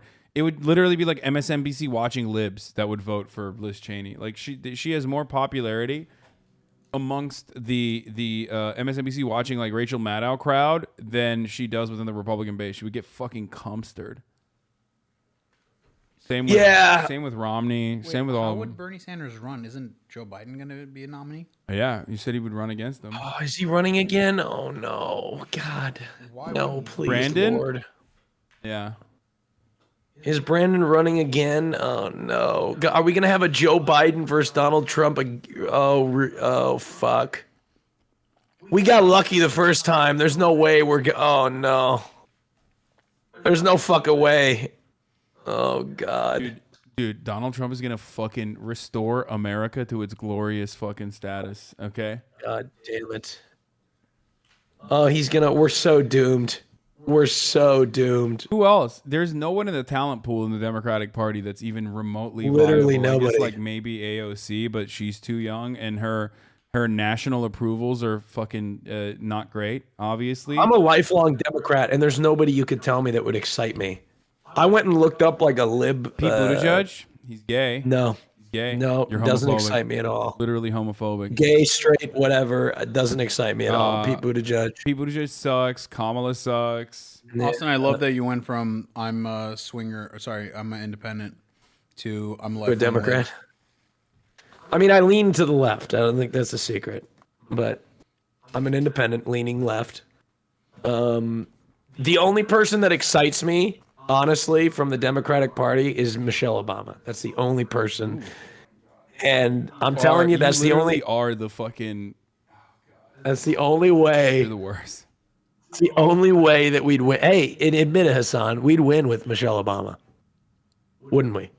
I don't know, but also it doesn't. Whether you like her or not, I mean, we'd win Michelle with Michelle Obama. Was like always. I would say Michelle Obama was like always not exactly super popular. Oh, really? I mean, she's popular with me. No, I don't think Michelle Obama is as popular as Barack Obama is. I think she was Oh, seen yeah, a little bit more like I don't out of think so. touch. Mm-hmm. But I don't know. I mean, I don't know. I don't know. I've never like looked at her chances because I don't think. I just don't think that there's any Democrat that could beat Donald Trump right now. I just don't think so. I really have doubts. Remember how I was very optimistic about Trump losing, and then I was right, and then you were wrong. Wait, first of I all, was right. First of all, after I was calling Trump losing for 2 years before it happened. After he killed like 500,000 Americans, I was like, no, it's over. And then got COVID right before the election, and even then it was kind of a close election. Come on, bro, you literally denied COVID and then got COVID like a week before the election. There was so many Hail Marys for the Democratic Party in that situation. I think they just had a COVID gun and they shot Trump with it. Yeah. But hey, remember my take after the first presidential debate? One of my best takes. Hey, remember when your best take was when you said Texas is turning blue, baby? Okay, that was a little rough. I'll be honest with you. That was a little phone banking too. It was a little. What a loser! I phone banked for Miami. Every place I phone banked for Austin, Texas. And then I phone banked for Miami, whatever county that was in Florida. And what's fucking crazy is they give anybody the phone. Like I logged in and they didn't even vet me whatsoever. Like I didn't even have a script. All of a sudden I was just fucking dialing. And I was on the phone with people and I was just like, I don't know, I had no training whatsoever.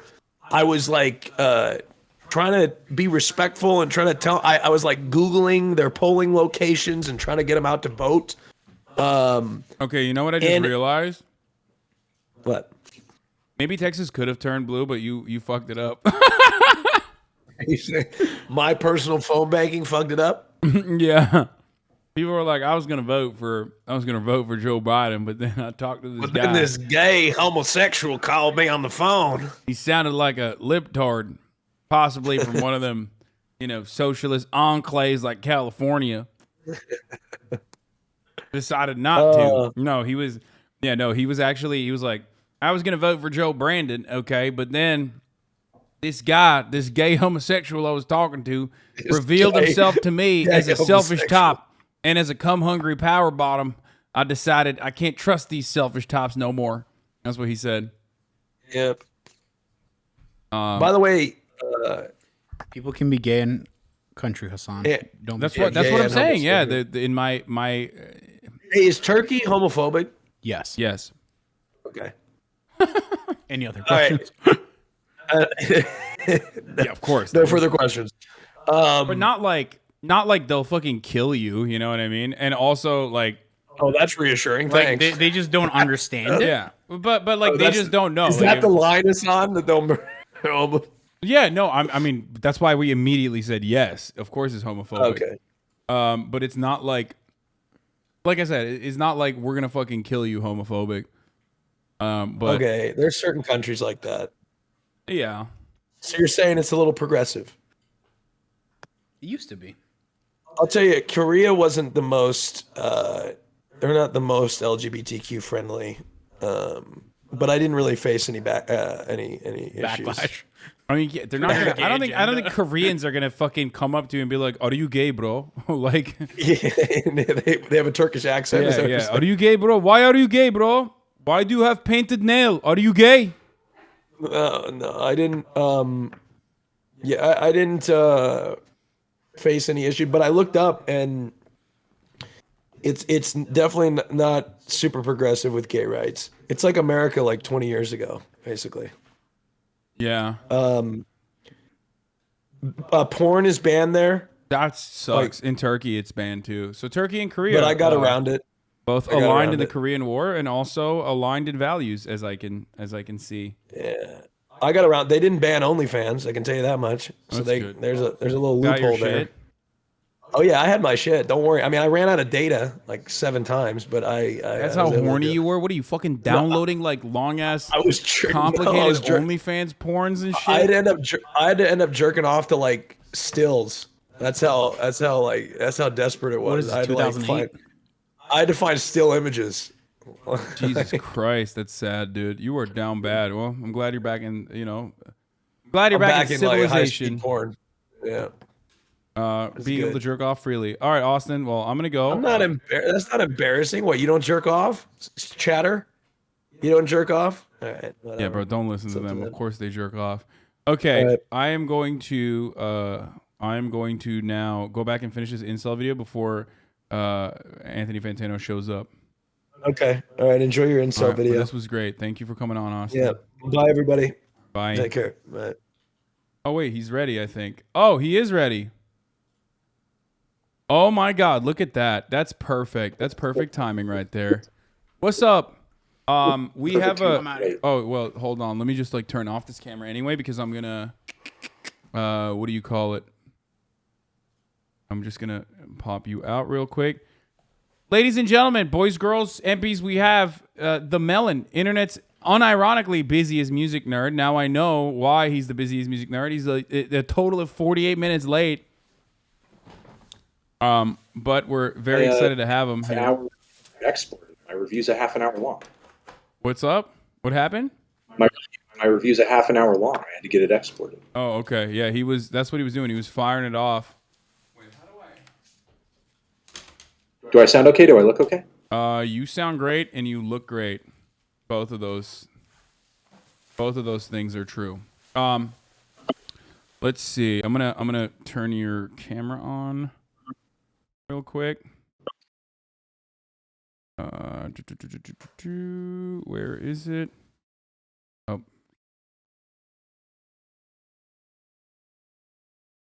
That's not right. I'm trying to... Oh, this is it. Okay, got it.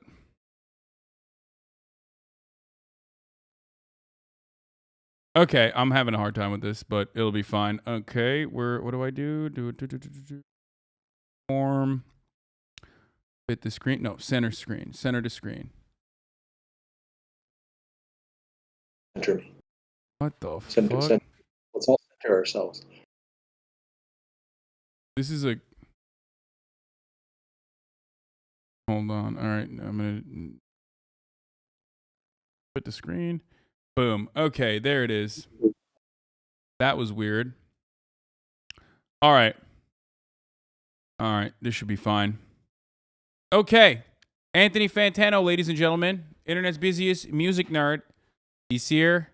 He's ready. He's going to give us some fucking hot takes. He's going to convince me that I should listen to music, I think. And a whole bunch of other stuff. What's up, dude? What's going on? You had a busy ass week. Yeah, it's just Monday. It's not even the week. The week's barely even started. Oh no, I know. I mean, at least there's good music coming out, right? Yeah, this past weekend was a kind of a huge week. You know, like a lot of us, me like everyone else, we were just kind of sitting back and we were like, there's 2 potential albums of the year dropping this week. Wait, hold on one second. Kendrick. Sorry to cut you off. You're probably on the wrong mic right now. You're probably using your webcam mic. That's what people are saying. Yeah, it's fine. This mic doesn't work. Whenever I use this mic, it sounds like piss. For whatever reason in Discord. I can try it. Hold on a second. What the fuck? How does it sound? Good or bad? It sounds exactly the same. Like literally, you did not change it at all. Hello. It sounds like you did not change it at all. Hello. I don't even hear you now. You can't hear me because you changed the output probably instead of the input. You changed the output source instead of the input source, Anthony. Output, input. What the fuck is going on here? Don't you literally stream on Twitch? What the fuck? Oh, it's perfect. Wait, hold up. Speak again. Hello? Is it good? It's cutting in and out because your noise gate is pretty crazy, and I think you need to change your noise gate in the Discord. I can walk you through it very quickly if you would like. You need to click on your user settings, the little cogwheel in the bottom. Your sensitivity on your noise gate is like super high or automatic currently, and you need to flip that off. talk. Wait, hold on. I'm just gonna turn off this Discord thing real quick and then freaking go there and I'll show you. Okay, so you clicked on the cogwheel, right, on the bottom. Then you're going to click on voice and video. On the voice setting where your input device is, whatever your right input device, output device. Underneath it, it says input mode, voice activity, push to talk. Keep it on voice activity. Right underneath it, it says input sensitivity, automatically determine input sensitivity. Check that off and then basically scroll it all the way to the left. And then talk. And instead of automatically determining it, like take it all the way to like, I don't know, wherever it was, like minus 85 decibels or whatever. Okay? Did you do that? I think I did, or did I not? Turn off noise suppression. Nope, it's literally just like cutting in and out. I don't know why, but if you change your automatically determined input sensitivity and like literally fucking crank it all the way to the left, it should stop cutting in and out when you're talking. Put volume, voice talk. Wait. It's not the gate. It's the audio subsystem under voice and video. My dynamic mic did the exact same thing. Oh, so is there any way to fix it? I sensitivity, crank it all to the left. Yeah, no, it's not working. The webcam mic is better, I think. Let's just use a webcam mic. Yeah, it's just not working. It says change it to experimental, but yeah, I think that's better because we can at least like hear you. It's an audio interface issue, I guess. Did you change it back to the webcam mic? Because now I can't hear you at all. Now I can't hear you at all. Now it's just gone. This is awesome. No, Melon is here, but can't hear him because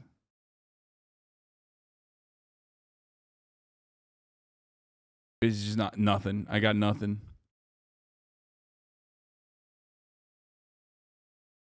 God damn it.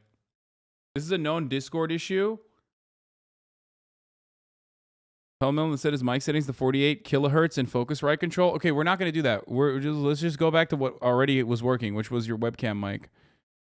So in your voice settings, just click on your input device and whatever it was, the webcam microphone, put it back to that input device, and it should be fine. Yeah, you're good now. I'm good. Okay, cool. Oh, thank God. Okay. Holy fuck. Okay, perfect. I love this, dude. Two boomers trying to fucking figure out audio. That's great. Just two guys, just two friends trying to troubleshoot. Yeah, exactly. Nothing weird about that. Yeah. You know, it's totally fine, totally normal. Okay, so yeah, busy week for you. Yeah, a lot of albums are coming out, a lot of music coming out. That's good. Big time for music. I don't listen to any music. Except I did listen to some of the Kendrick album. So I'm here to ask you, what's up? I'm surprised you didn't start with the Chainsmokers record. That dropped this week too. Oh, that's my favorite. You don't want to go in easy. Just start with the Chainsmokers and move your way up to the Kendrick. I flipped you vertically while you were talking. I'm such a fucking boomer, dude. No, I am not too fond of the Chainsmokers or their music.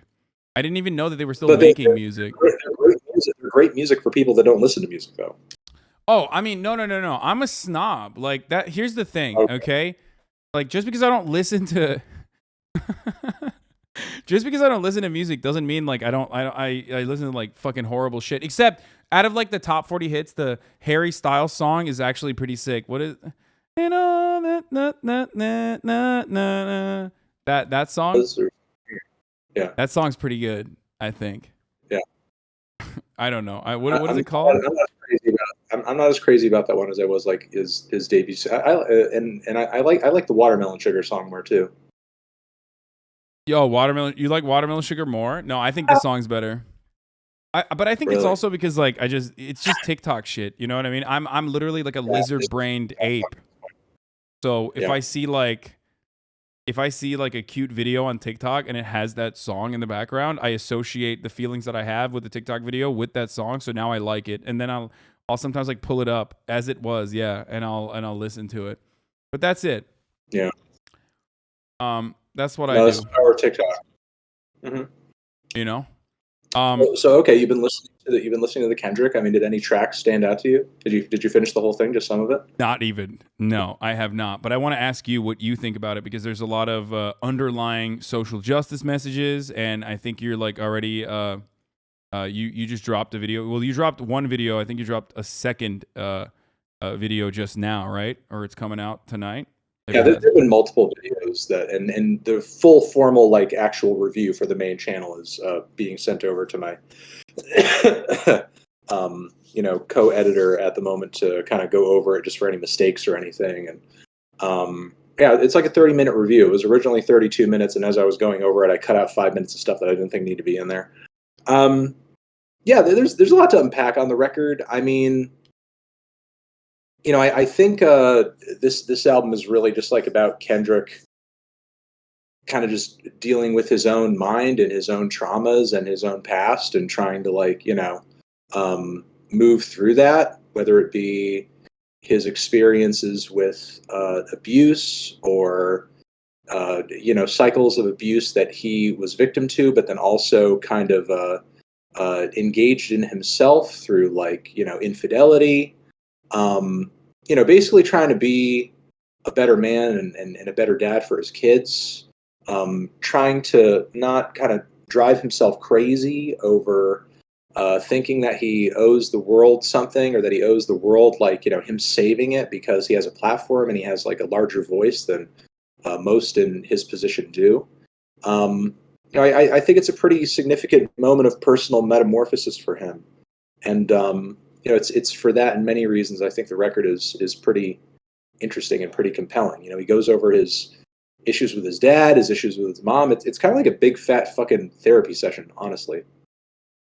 What do you? I mean, I feel like in a lot of circumstances, art that tries to make change, and especially dive into issues that are outside of the scope of their own personal privileges, like specifically talking about trans-related issues, which Kendrick Lamar's song, that's been something that a lot of people are criticizing and talking about, and it's also happens to be the only song that I've listened to multiple times on the album. But in a lot of circumstances, I feel like when people try to reach outside or make or talk about experiences of other marginalized communities from the framework of their own personal framework, it's often really limited, but it can come across really lame. I kind of cringe, you know what I mean? Like the Macklemore Same Love type, music. Right. Do you feel like it's not that? I hear what you're saying there. Like, I see what you're getting at. Like, I'll say, just as a point of comparison, think of the opening lines of both of these tracks. Kendrick starts off that track with his personal experience having, at least a couple very close trans family members of note to talk about, and his experience kind of knowing and kind of growing to accept that this, way of life and this identity switch is valid through just his experience with family members. Whereas Macklemore's connection off the bat for his reasoning of, kind of going into the same love thing was what, when I was in the first grade, I thought I was gay. It's no, that's not enough. That's not enough to give yourself a pass to speak on the issue. It's I thought I was gay when I was a kid. You know what I mean?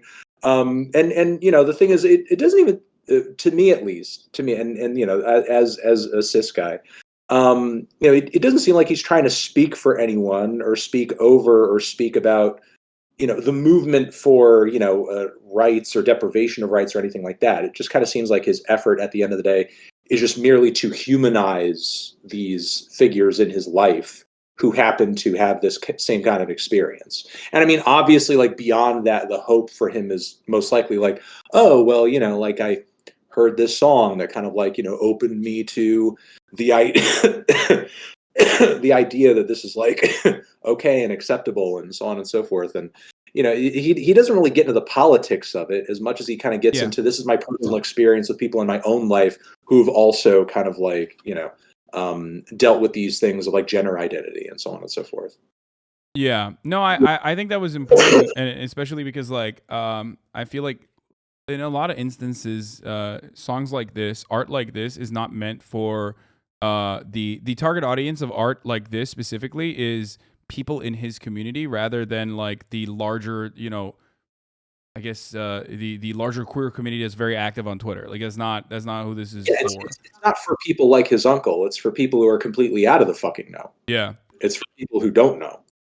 I mean, for somebody who's walking that path, I mean, this track probably isn't going to bring too much to you, other than maybe the assurance that okay, there's at least another very visible figure who is not like demeaning me or my community. I mean, it's certainly like a breath of fresh air in comparison to like how Chappelle approaches things, for example.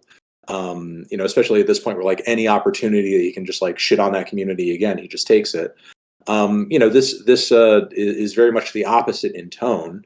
And, again, I think he does a good job of kind of sidestepping the politics and kind of the controversy and kind of the ways in which this subject matter has been employed in the culture war, and just kind of keeps it strictly to, I have these family members, they were given hell by other members of my family, and like sort of a preacher figure that I mentioned in the song too, really for no reason, because they're just as innocent and loving and as valid as anybody else who I'm related to, and he just kind of keeps it there, and I think in that respect it works. No, absolutely. I appreciated it. Where would you put this album in Kendrick's discography, if you don't mind me asking? I would it probably. Somebody asked me that just today, and I like had to rank out his catalog to answer that question. I would probably go Damn on the bottom, then Section 80, then this record, then Untitled Unmastered, then Good Kid, Mad City, and then T-Pad at the top. So this one's pretty in the middle for me, but it's in the middle of a really fantastic catalog. So I mean, even being in the middle of a Kendrick catalog is still something. Yeah. Okay. That's cool. People are okay. That was that drew up a lot of hell yeses. Was that a hot take? I guess I don't know. People are fucking freaking out. Does this happen normally, where you just give a take on music and people are like, "What the fuck? Fuck you!" I feel like it's the only. I feel like music and sports Twitter are like the only two fucking other avenues that are like where people are so ride or die, similar to fucking politics. You know what I mean? What are people so mad about? Damn at the bottom? I don't fucking know, dude. But I do feel like when you say something, it's like people treat it like you're, they want to murder you. They're like, what the fuck? How dare you, you piece of shit? That's every day of my life. I mean, maybe some people are unhappy I didn't rank it high enough or rank it too high. Who the people fuck? Are pogging. They liked it.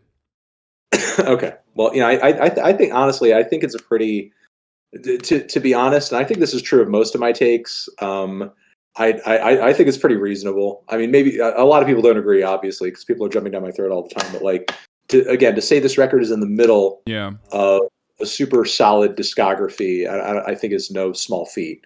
Because the thing is, like, the albums that are above it are some of the greatest hip hop albums of all time, like Good Kid, Mad City, and To Pimp a Butterfly.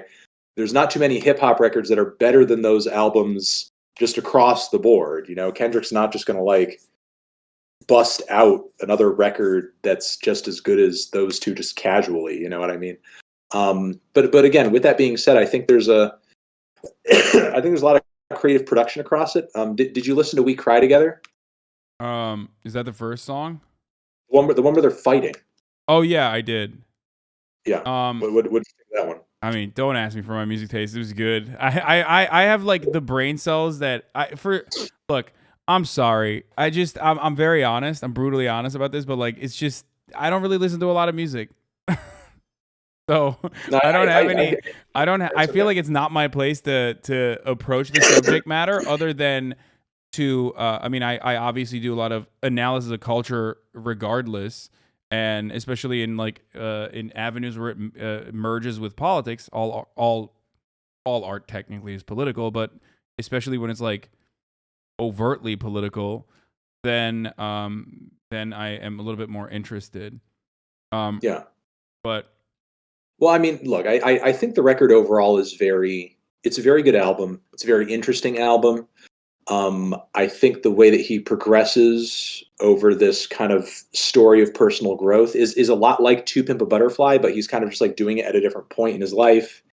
And he's kind of going through a different sort of progression where he's kind of realizing that he's harboring all of these very negative and toxic feelings, and and that's kind of manifesting in behavior that he is disgusted with and are hurting, people around him, specifically his family and his significant other. And he's just kind of on this path to kind of work through that and get rid of it. If you do go back to the record, and I recommend that you do, I would try to take it in terms of like the first disc is really kind of representative of that toxic behavior, not entirely from front to back, but like the most toxic and negative moments that he's trying to transcend all happen on that disc. And meanwhile, the second disc is very much about like trying to grow past all of that and kind of coming to realizations and revelations that kind of allow him to put things like the toxic fighting in a relationship, or things like his daddy issues, or things like what he kind of sees as almost like an internalized racism toward white people. That's how he frames it on the track Worldwide Steppers. Or his desire to kind of like thrust off of him things like clout chasing and materialism and so on and so forth. All of that comes up on the first disc. The second disc is very much about like trying to just get rid of all that stuff in his mind, and that means like rejecting all of that or putting it in perspective, understanding it better, not allowing himself to become a victim of his past or things that have happened to him in the past. It also means on the track Savior, him getting rid of this thing that I've talked about and some other fans as well, his Savior complex, which he's like very much kind of worn on his sleeve for song after song for, quite a few years now, where he sort of seems to have this responsibility on himself to like, again, use his platform to kind of like save other people, save the world, so on and so forth. And he kind of gives up on that in a way in order to just like kind of make himself more stable, which I think ultimately is a good thing. I hope that doesn't mean that he sort of expresses less about himself personally in the world at large from this point on this record. I hope that realization doesn't coincide with kind of the feeling that like, well, whatever I do, it's all kind of futile anyway, so who even cares? I would think that if he had that attitude, he wouldn't be addressing as many substantive issues as he is on this project. So I hope he just kind of continues on that path, but kind of from this understands that he doesn't need to kind of like be Superman about it. He could just be an artist who kind of highlights things that he thinks are kind of worth highlighting. Yeah, I mean, I feel like if that was the case, I feel like he wouldn't have, if he was truly not interested, if he was truly disinterested in making more political commentary through his art, I feel like he wouldn't have made the choices that he made on this album, as far as what I've seen, and as far as what people have criticized him for. One of the things I wanted to ask you is about Kodak Black. I said Kodak Black. The appearance of Kodak Black in the album. How do you reconcile with that, in your opinion? When you compare it to some of the tones of the album itself, whenever he's talking about all these other, whenever he's offering social commentary. Yeah, that's something I talk about in the review as well, because obviously, like, there's a couple of things about Kodak that make him a questionable inclusion on the record, not just like his own past with instances of abuse, but on top of it, the other thing that's a little odd is Kendrick kind of going as far as he did to tie himself to the personal story of Nipsey Hussle on the Heart Part 5. And Kodak Black said some very like in hot water stuff about his widow that is not great, frankly. I know he did apologize for it, but it's something that I'm sure a lot of people have rightfully like not forgotten and let go of. I think the inclusion of Kodak Black, if you actually listen to the record, listen to the first interlude that he's included on, listen to the second track he's included on, and listen to the mentions that Kendrick has of him on the song Savior, where he mentions like having seen himself in Kodak Black. I think he's essentially using him as a poster child for, of course, like, I'm Kendrick Lamar, you're my audience, you love me, you think I'm going to go through some kind of like immense, incredible metamorphosis on no matter what album I give to you. But here's my challenge. Would you also believe that of Kodak? Hold Black? on. You're You're completely muted now. I don't know why. I'm muted now? Oh, you're good now. You're back. You said metamorphosis. Yeah, Kendrick expects and understands that his audience is going to give him the benefit of the doubt no matter what, and they're going to see and understand and believe in whatever metamorphosis he's undergoing that he presents in front of them. But I think the challenge here is he's giving the audience Kodak Black as well, and through the words of Kodak on like the interlude that he's on, there's kind of this implication that he's undergone a metamorphosis as well, where he's realized the toxicity of his past. And I think Kendrick is trying to put his audience in purposely an awkward position because he knows that his audience is not into Kodak's music. They're not going to give him the benefit of the doubt. They know that he has like a different demeanor about him and a different past about him than Kendrick has.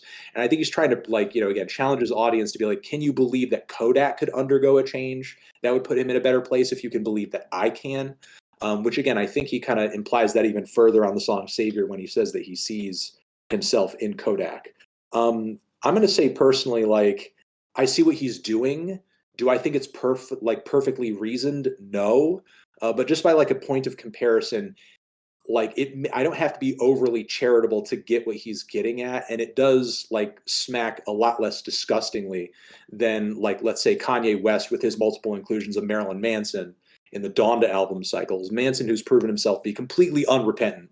Yeah, well, also he didn't actually do the time in any meaningful capacity. Right. Like redemption original.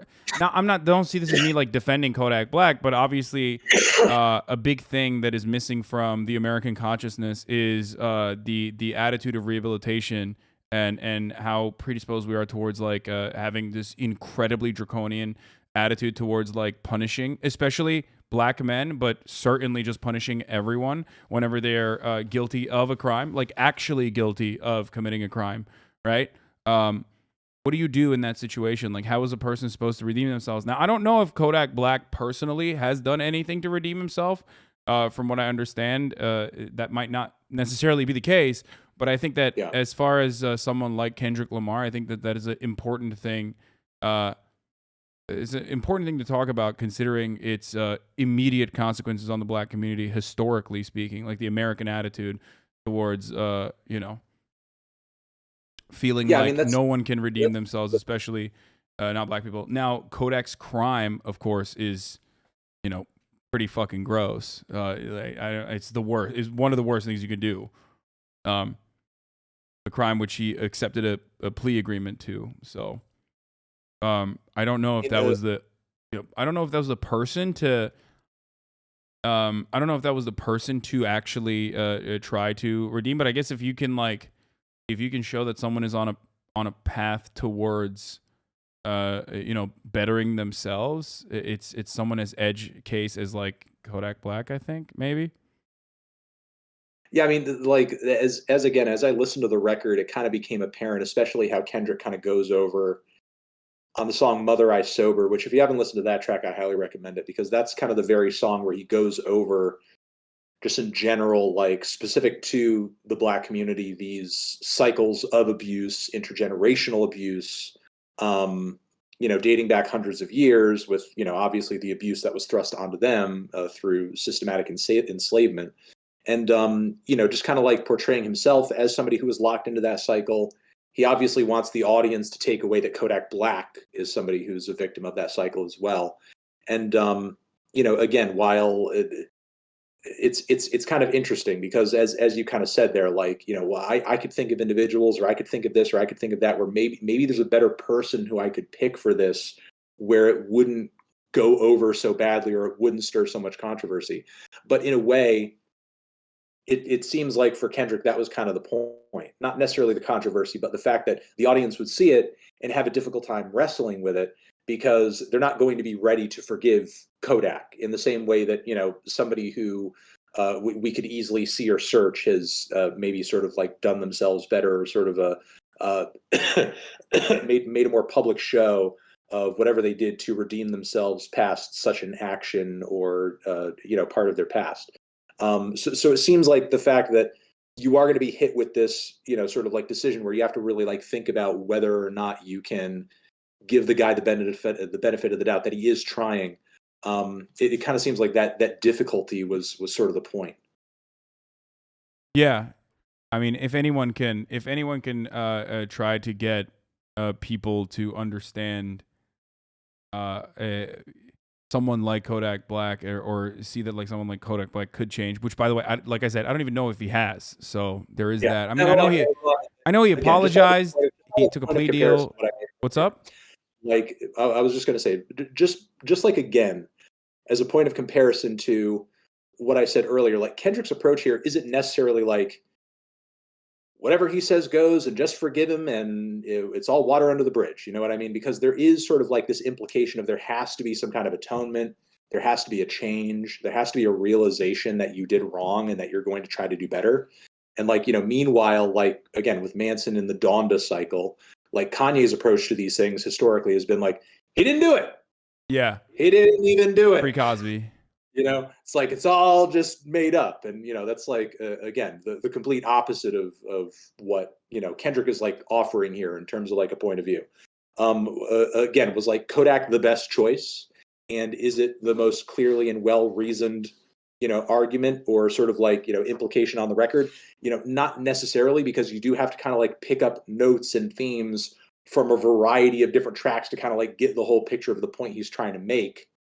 But, you know, again, after multiple listens to the album, I see it, I hear it, and I don't necessarily have to like squint my eyes or be overly charitable to get it. Like I see what he's getting at and it kind of makes sense, you know, and if there is a continual public fallout over it, I mean, I think at this point he's probably already like reconciled, you know, well, I'm probably going to get backlash for this and whatever it is, I'm going to take it.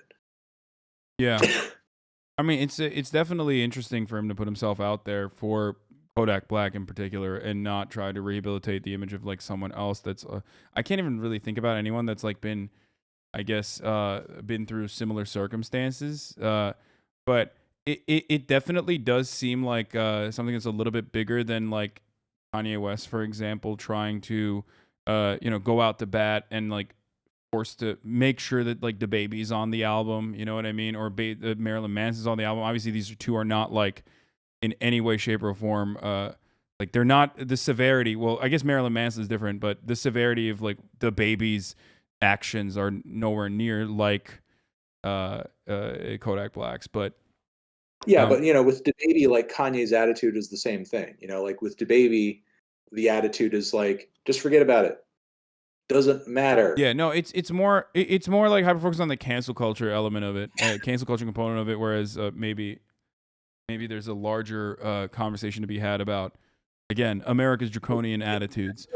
That's kind of a good point to bring up of comparison as well. You know, it's like Kanye's answer to cancel culture is just ignore it. Doesn't matter. Anybody complaining is just a bitch anyway. And you know, Kendrick's answer to it instead is like, maybe we should just like try to give people an opportunity to actually like atone, you know what I mean? But still actually like expecting some kind of atonement in a similar fashion. Doesn't need to be sort of like displayed dramatically, because there is also an element of the record where he talks about the performativeness of the action of making the records that he does. But there does need to be some kind of atonement or metamorphosis along the lines of kind of the progression of realizations that he's making for himself on the record. Yeah. All right. In order to be on the other side of that. Okay, we're talking about all this, but like, why do you think Yeet is the greatest artist of all time? I think it's because of the big money and the big Tonka trucks. Okay. Are you? Do you feel the same way about Blade?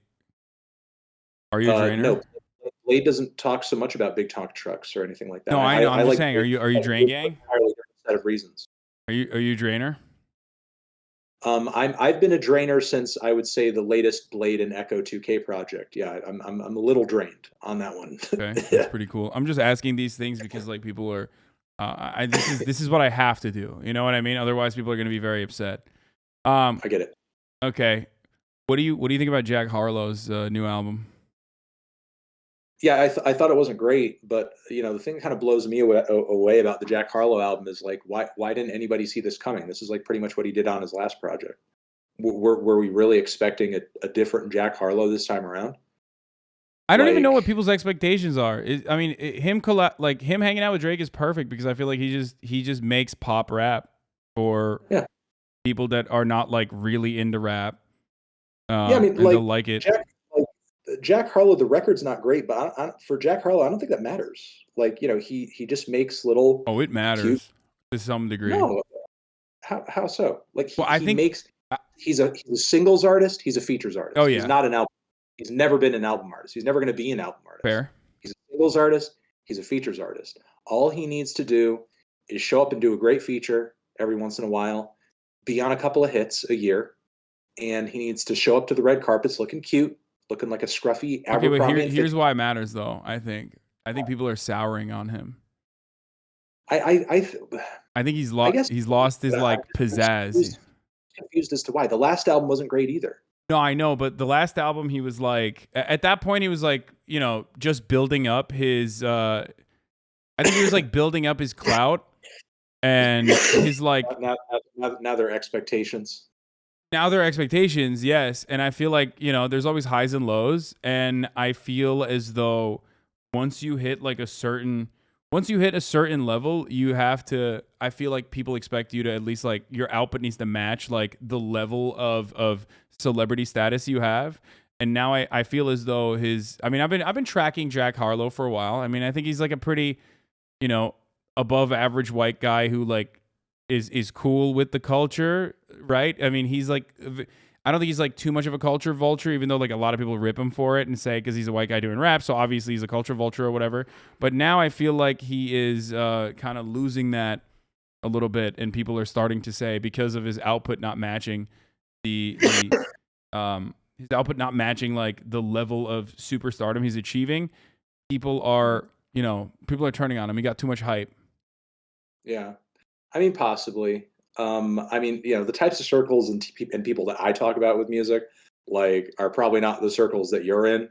So, I mean, the people I've been talking about, we're all not surprised in terms of like the output that he put out. But it's like, I don't know what like your average like 20-something on a college campus things of Jack Harlow. They probably still go out to the show. Yeah, they listen to Asher Roth. Okay, that was me. I listened to Asher Roth when I was fucking in college. You actually loved the I Love College. Yeah, of course, dude. I was in college. It was sick. I was like, that's me, bro. I love college. In so many ways, Jack Harlow is the next Asher Roth. Yeah. Oh no, come on. Asher Roth was like a literal one-hit wonder. At least like. It's true, but the thing is, like, Jack Harlow has extended it out a bit further, but like, do you really see like 3 more album cycles in Jack Harlow that people care about? No, unless he transforms himself like Machine Gun Kelly and like goes into like a different avenue and is. Dude, I think mid white artists love doing this, where they just like they do like their rap thing a little bit and then they move on, like Miley Cyrus like doing a country album, you know what I mean? Maybe that's the next move for Jack Harlow, where he's like, yeah, fuck this rap shit. No, but like Miley Cyrus was the bangers era. That was her I'm gonna sort of like align myself with hip hop culture era. And then as soon as she kind of like, cashed that cow out, then she decided to, well, now I'm just going to go back to my country roots, and now I'm just going to do white girl shit. And she's kind of like, done. But yeah, a lot of mid-white artists will just kind of like have a bit of a hip hop moment, and then they'll sort of like disappear into something else when it kind of, makes sense. That's what I'm saying. He's a Tom McDonald collab incoming. No, I wish Tom McDonald would actually transform himself into any other genre instead of what he's doing, but. What is the genre? Just telling MAGA people what they want to hear? That's the genre. Dude, he's no a centrist. What do you mean? He's the greatest rapper of all time. You're just jealous. It's fine. Your music taste is not that. You don't have the refined music taste of a guy who never listens to music. I think you got one of his songs like yesterday, and it was like literally the same shit I've seen him doing over and over and over. He just literally writes the same song over and over again. Tom McDonald, yeah. There is not a lot. I mean, yeah. Video where he's like crouched down Batman style on the edge of like a baby's crib, and he's rapping at the baby, and he's just talking about how indoctrinated the baby's gonna be into like CRT and trans people existing. I don't know. Yeah, no, but he hits the centrist note pretty well, where he's like, he gives a little bit of that, and then he talks about like big corporations. You know what I mean? Like, right. It's perfect. Yeah. He definitely knows how stupid his audience is, and he kind of plays to it. I think he himself is at the same level. That's why he's able to churn out such incredible content for them. I think he's maybe just like a couple, maybe a half dozen IQ points like above your average guy who has like a Punisher sticker on his car. You know what I mean? Yeah. Like wherever that guy is at, he has like maybe a dozen more IQ points. Exactly, which is perfect for him. It's just enough. It's the perfect position for him to maximize his output, I think. Yeah. Okay, so you don't agree with me. You already knew. You're saying that Jack Harlow. You're not agreeing with me that Tom McDonald's is the best, and also you're not agreeing with me saying that Jack Harlow. Amazing for an is that because he knows how dumb his audience is. Whenever he comes out with a new album, he will only put it out like exclusively on iTunes. Yeah.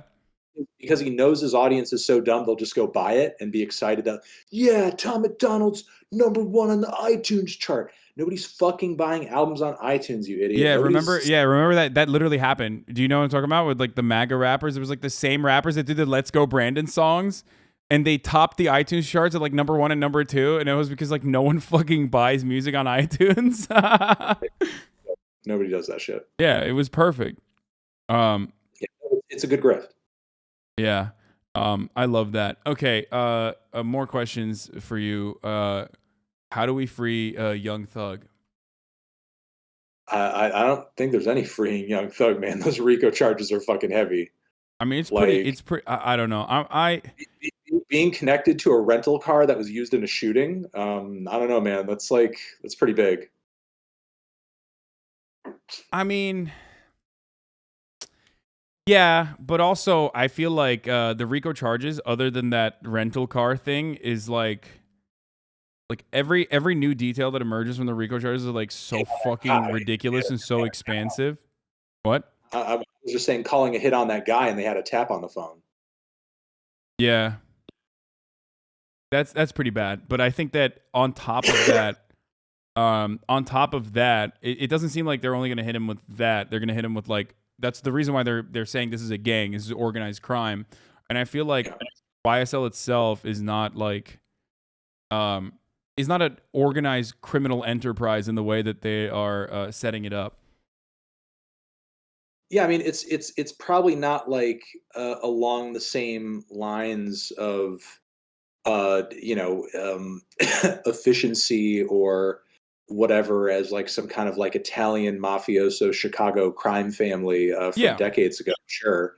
But the thing is, like, there's probably enough criminal activity at play for them to have, done what they did. And, most likely, because, you have to look at all the recent examples of, like, Rod Wave and Pooh Shiesty. Like, the cops have really been actively trying to, like, up their game in terms of, like, nabbing rappers and jailing them.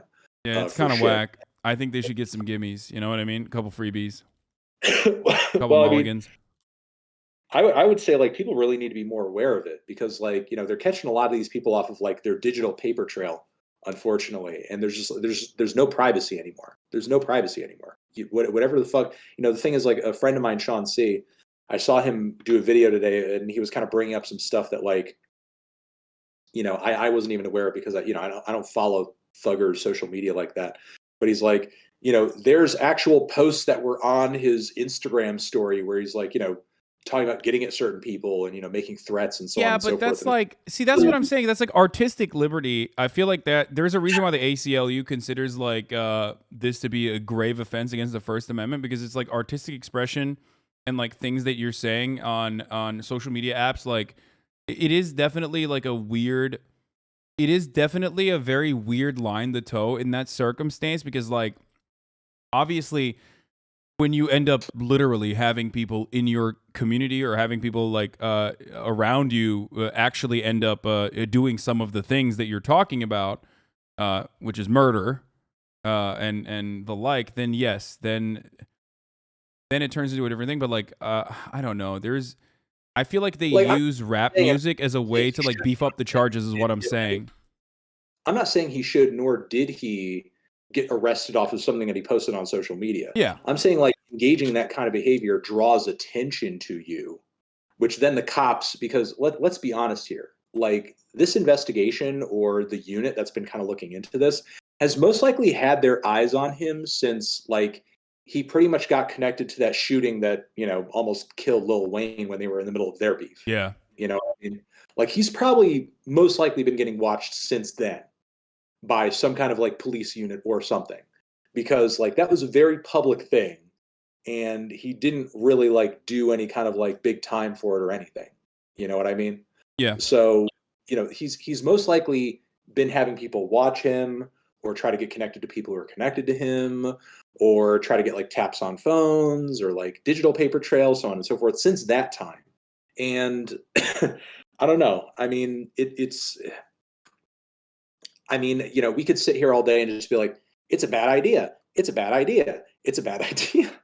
You know, especially for somebody who's in the public eye. Well, ultimately, what you shouldn't do is murder, or you know. Yeah, obviously. So that's like, the main problem. Obviously, that's definitely the biggest issue there.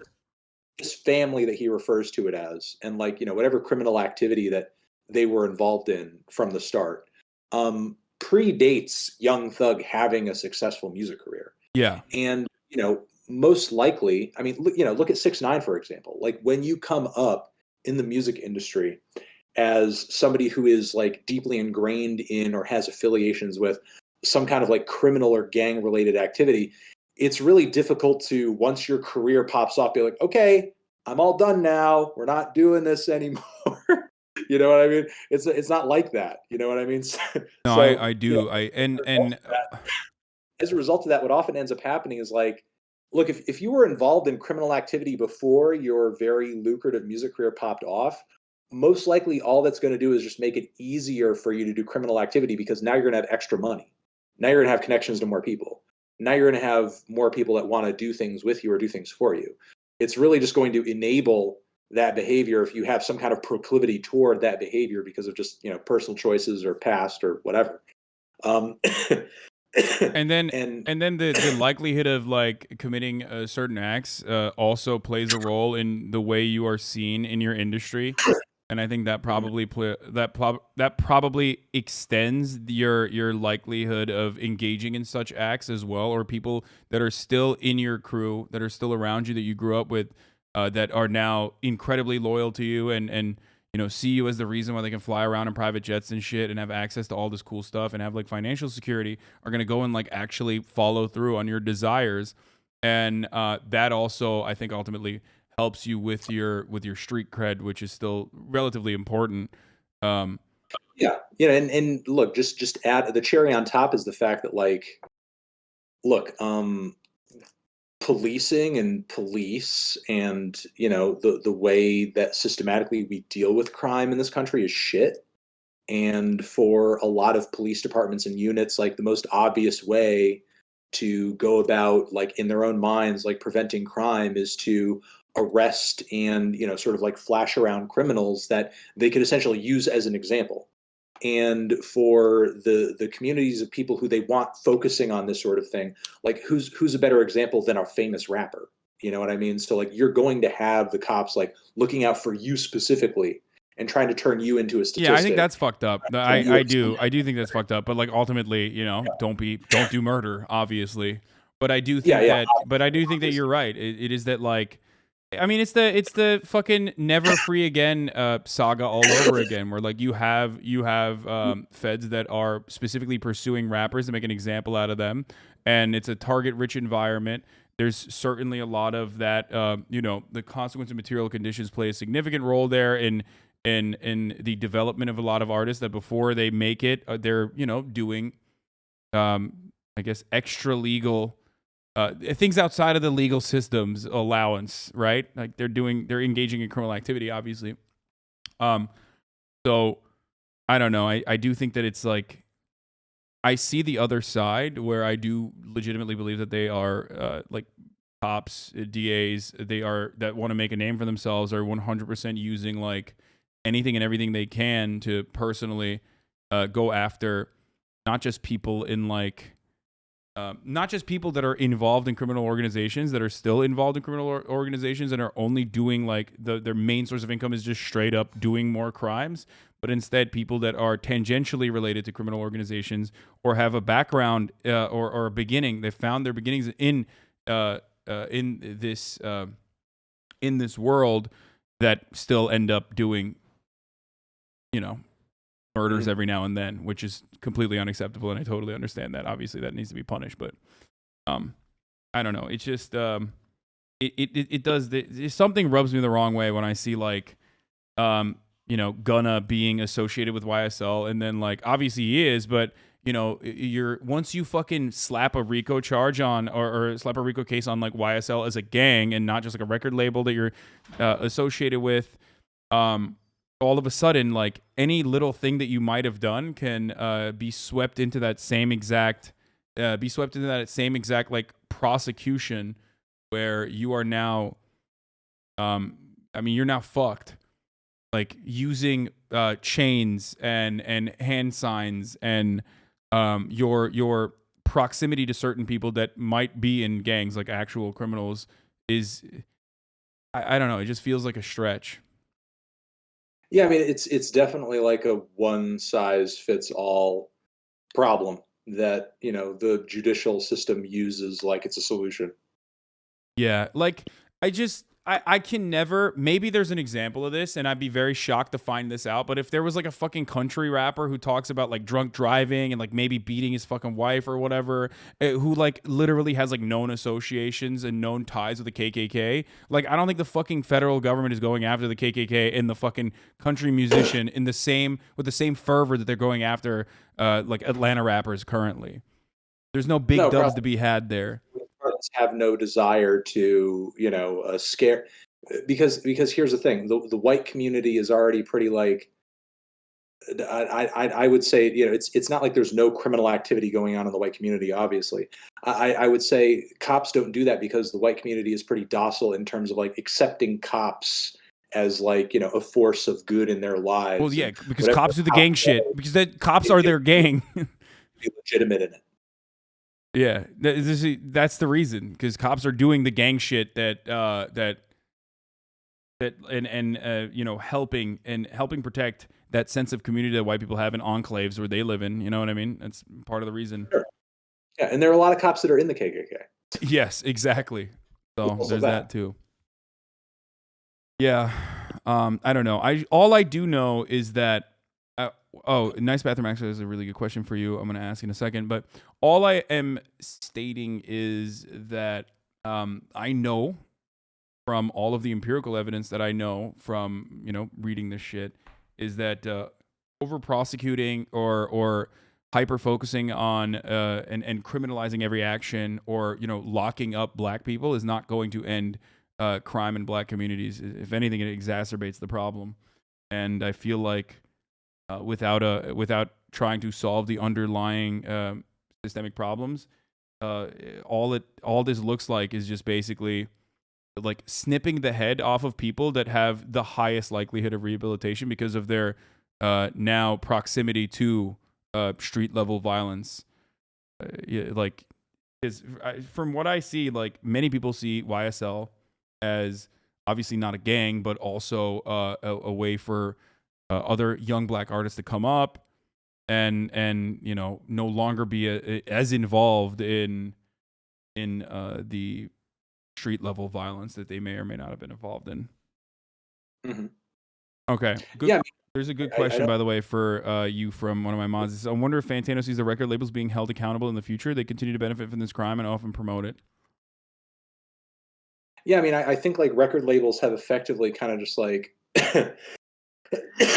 like wiped their hands of this sort of thing. I mean, look at what happened to Bobby Shmurda. Like these record labels are not like sort of standing up for anybody or coming to save anybody when they land themselves in jail. Like if anything, they're kind of just like benefiting off of the fact that they have their catalog and the rights to their catalog, and they're probably getting streamed even more now. And all they have to do is like sit there and wait, hopefully maybe for the day that they get out of jail, and then they'll make a comeback and they'll get even more streams off of it. The thing is like, it's kind of hard to say or tell whether or not there's going to be any kind of like accountability, because are they doing anything illegal? Technically, no, because when the artists sign to these labels, they're signing the rights to their work away. It's ultimately the labels own the master tapes. They could do with whatever they could do with it whatever they want. The artists do that for an agreement of, I get a cut of whatever streams or whatever, or I get an advance from you to make the record, so on and so forth. The artists kind of already signed their art and their work away. unfortunately. Yeah. And if they're there's super any kind of exploitative, like even if you're not they have going to be jail. moral. Yeah, I mean, if there's going to be any kind of repercussions, they have to be moral repercussions. You know, like audiences have to stop accepting it. Artists have to stop working within this framework. You know, especially since like there are a lot more options now in terms of doing things independently. You know, you don't need to be attached to a record label anymore in order to, you know, be a successful artist or be a successful musician. You know, I really don't know what the repercussions are or will be. I mean, you know, there's if there's any coming, I would say they've been a long time coming, not just for stuff like this, but over just like all the disgusting, awful, thrown together, half-assed posthumous records that we've been getting over and over and over. Oh yeah, trying to like bleed every last like red cent out of some dead artist's discography. Yeah, that's like one of the worst sort of trends and things to kind of come out over the past 5 or 6 years or so. Yeah, I mean it's gross, but they will milk it. They will maximize value wherever they can, and they demonstrably profit off of dead black people. Straight up, like when your artist is a up and coming artist and he goes to jail, you're making more money than you normally would because you know it's hit or miss. It's like I feel like they see it as like legitimacy and also another method to like promote their music. Same with when they, you know, die. Just, it's awful. Okay. Well, those are some of the questions I had. I don't know. Is there anything I'm missing? Is there anything popping off? Anything I should be aware of? You know, not that I could think of. I mean, I would encourage you to maybe give the new Chainsmokers another chance. You know, you might. Yeah. There's that new project with Skinner and Tom Greenwood and Tom York, you know, from Radiohead, The Smile. That's pretty interesting. There's a new Florence and the Machine record out. That one sounds pretty fun. But outside of that, you know, the rock fans, they might like the new Black Keys record. You know, a little bit of some blues guitar in the mix there. But you know, outside of that, I would just say, you know, this week it's really about Kendrick Lamar and the Chainsmokers. You know, those are the two standout albums of the week. Yeah. Who's to say which is better? Probably Chainsmokers, but I'm a little biased. Yeah, I really thought Chainsmokers were going to pull through with Album of the Year. I wouldn't say they quite got there, but it was close. What do you think about Freddie Gibbs reportedly being jumped by Benny the Butcher in Buffalo, New York? Freddie Gibbs is like, man, he's I don't know what he's doing, but like he's really playing with fire. Like he's getting way too many beefs. Like you know, with this and Jim Jones and so on and so forth. There's just too much beefing going on. Like, and you know, for a guy like Freddie, like it doesn't seem necessary because Freddie's not, as far as he sort of portrays himself, like he's not in a criminal gang. He's not, you know, in any sort of organization that would have beef or blood with any organization or any other organization. He's just like, as an individual, just like talking some shit.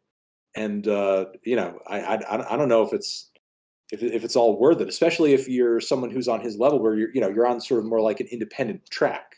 You know what I mean? Mm-hmm. Like I feel like it's one thing if you're like on that Pusha T level and you're going at a snuggle bunny like Drake, you know, who you know is not going to do anything. You know what I mean? But like Freddie is fucking with other dudes who are just as street as he is, like if not more in some cases. And you know, like I would say I'm happy that I guess it only came to blows.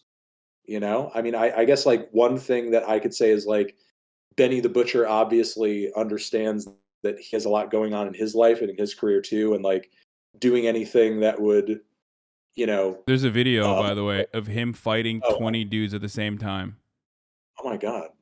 But doing anything that would like put him legally in very deep hot water would probably not be a great idea. So, you know, maybe just like keeping it to fighting is probably for the best. But like either way, I don't know. I think Freddie Gibbs is getting in too much beef.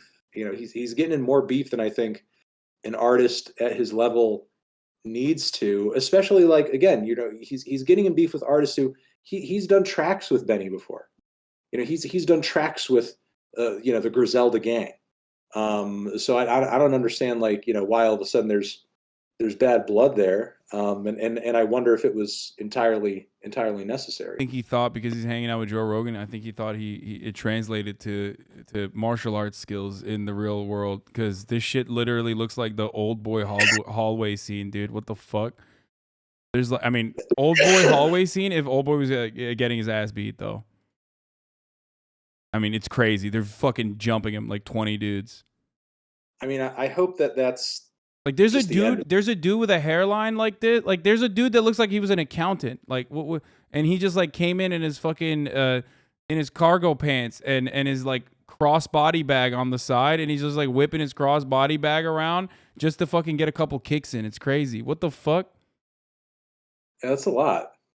You've really got to have said or done something that pisses people off pretty deeply in order to get the cross body bag guy in there. Yeah, it's wild. All right, well, Anthony, thank you so much for coming on.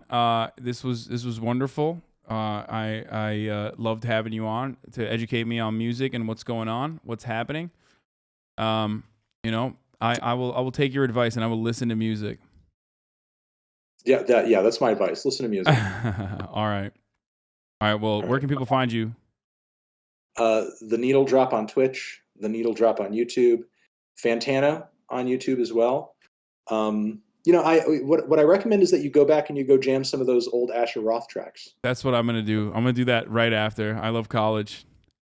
Yeah, just like get that nostalgic feeling back. Absolutely. All right. Well, thank you for coming on. All right. Bye. All right. Bye. All right, folks. That was Anthony Fantano, Melon Man, internet's busiest music nerd, also known as, well, I guess he's the music review guy on The Needle Drop. Listen to more Dirk and G Herbo. I tell you every day. I do listen to Dirk. I'm becoming music pilled, slowly but surely. Okay, Anthony Blamo. That's it. That's all I got. Ask him, what the fuck does he live in Connecticut? That fucked me up. Yeah, that is weird. That is a strange thing to do as a person. You know, I don't know why he did that. I don't know why he does that either. Oh man. All right.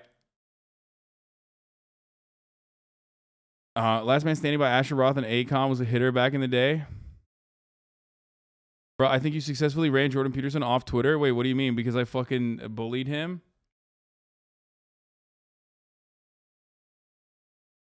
Street saying you wouldn't slide for Vaughn. No, dude.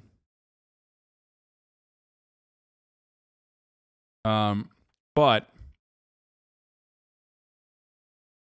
have you seen the cute new edit of your outro? I have not. But speaking of my outro, I'm actually going to hit the outro right now because I am going to go hang out with my family. It's late, and we did a 9-hour fucking stream today, boys, and I hope you guys enjoyed it. When are you dropping a mixtape with Lil Durk? Whenever he wants, man. I can't rap, but I'll try. Here's the last minute ad break now. And that's it, actually. I love you all. What a fucking liar, dude. Yeah, that's it. That's all I got. I'm tired. I will see you tomorrow, though. There's a lot going on. There's a lot of news that we... Weasley little liar, dude. What a fucking Weasley little liar, dude. Holy Megaphonics, shit, stop shilling your own shit for 5 minutes, goddamn. Yeah. Literally all right. It's the old head outro. America deserves love. Peace, everybody. See you tomorrow. America deserves happiness. Fuck it. I'm saying it. America deserves love. Fuck it. I'm saying it. America deserves happiness. Oh, you're such a big, big man, Hasan. Man, Hasan. This is a deranged pervert. This is a deranged pervert. Oh, you're such a big, big man, Hasan. Man, Hasan. This is a deranged pervert. This is a deranged pervert. I bet he's got some big old, giant bitch tits. I bet he's got some big old, giant bitch tits. I bet he's got some big old, giant bitch tits. I bet he's got some big old, giant bitch tits. Hasan Pecker. Can't make up that name. That's his name. That's his name. Hasan Pecker. Can't make up that name. That's his name. That's his name. Fuck it, I'm saying it. America deserves love. Fuck it, I'm saying it. America deserves happiness. Fuck it, I'm saying it. America deserves love. Fuck it, I'm saying it. America deserves happiness. Fucking liar, dude. What a fucking Weasley little liar, dude. What a fucking Weasley little liar, dude.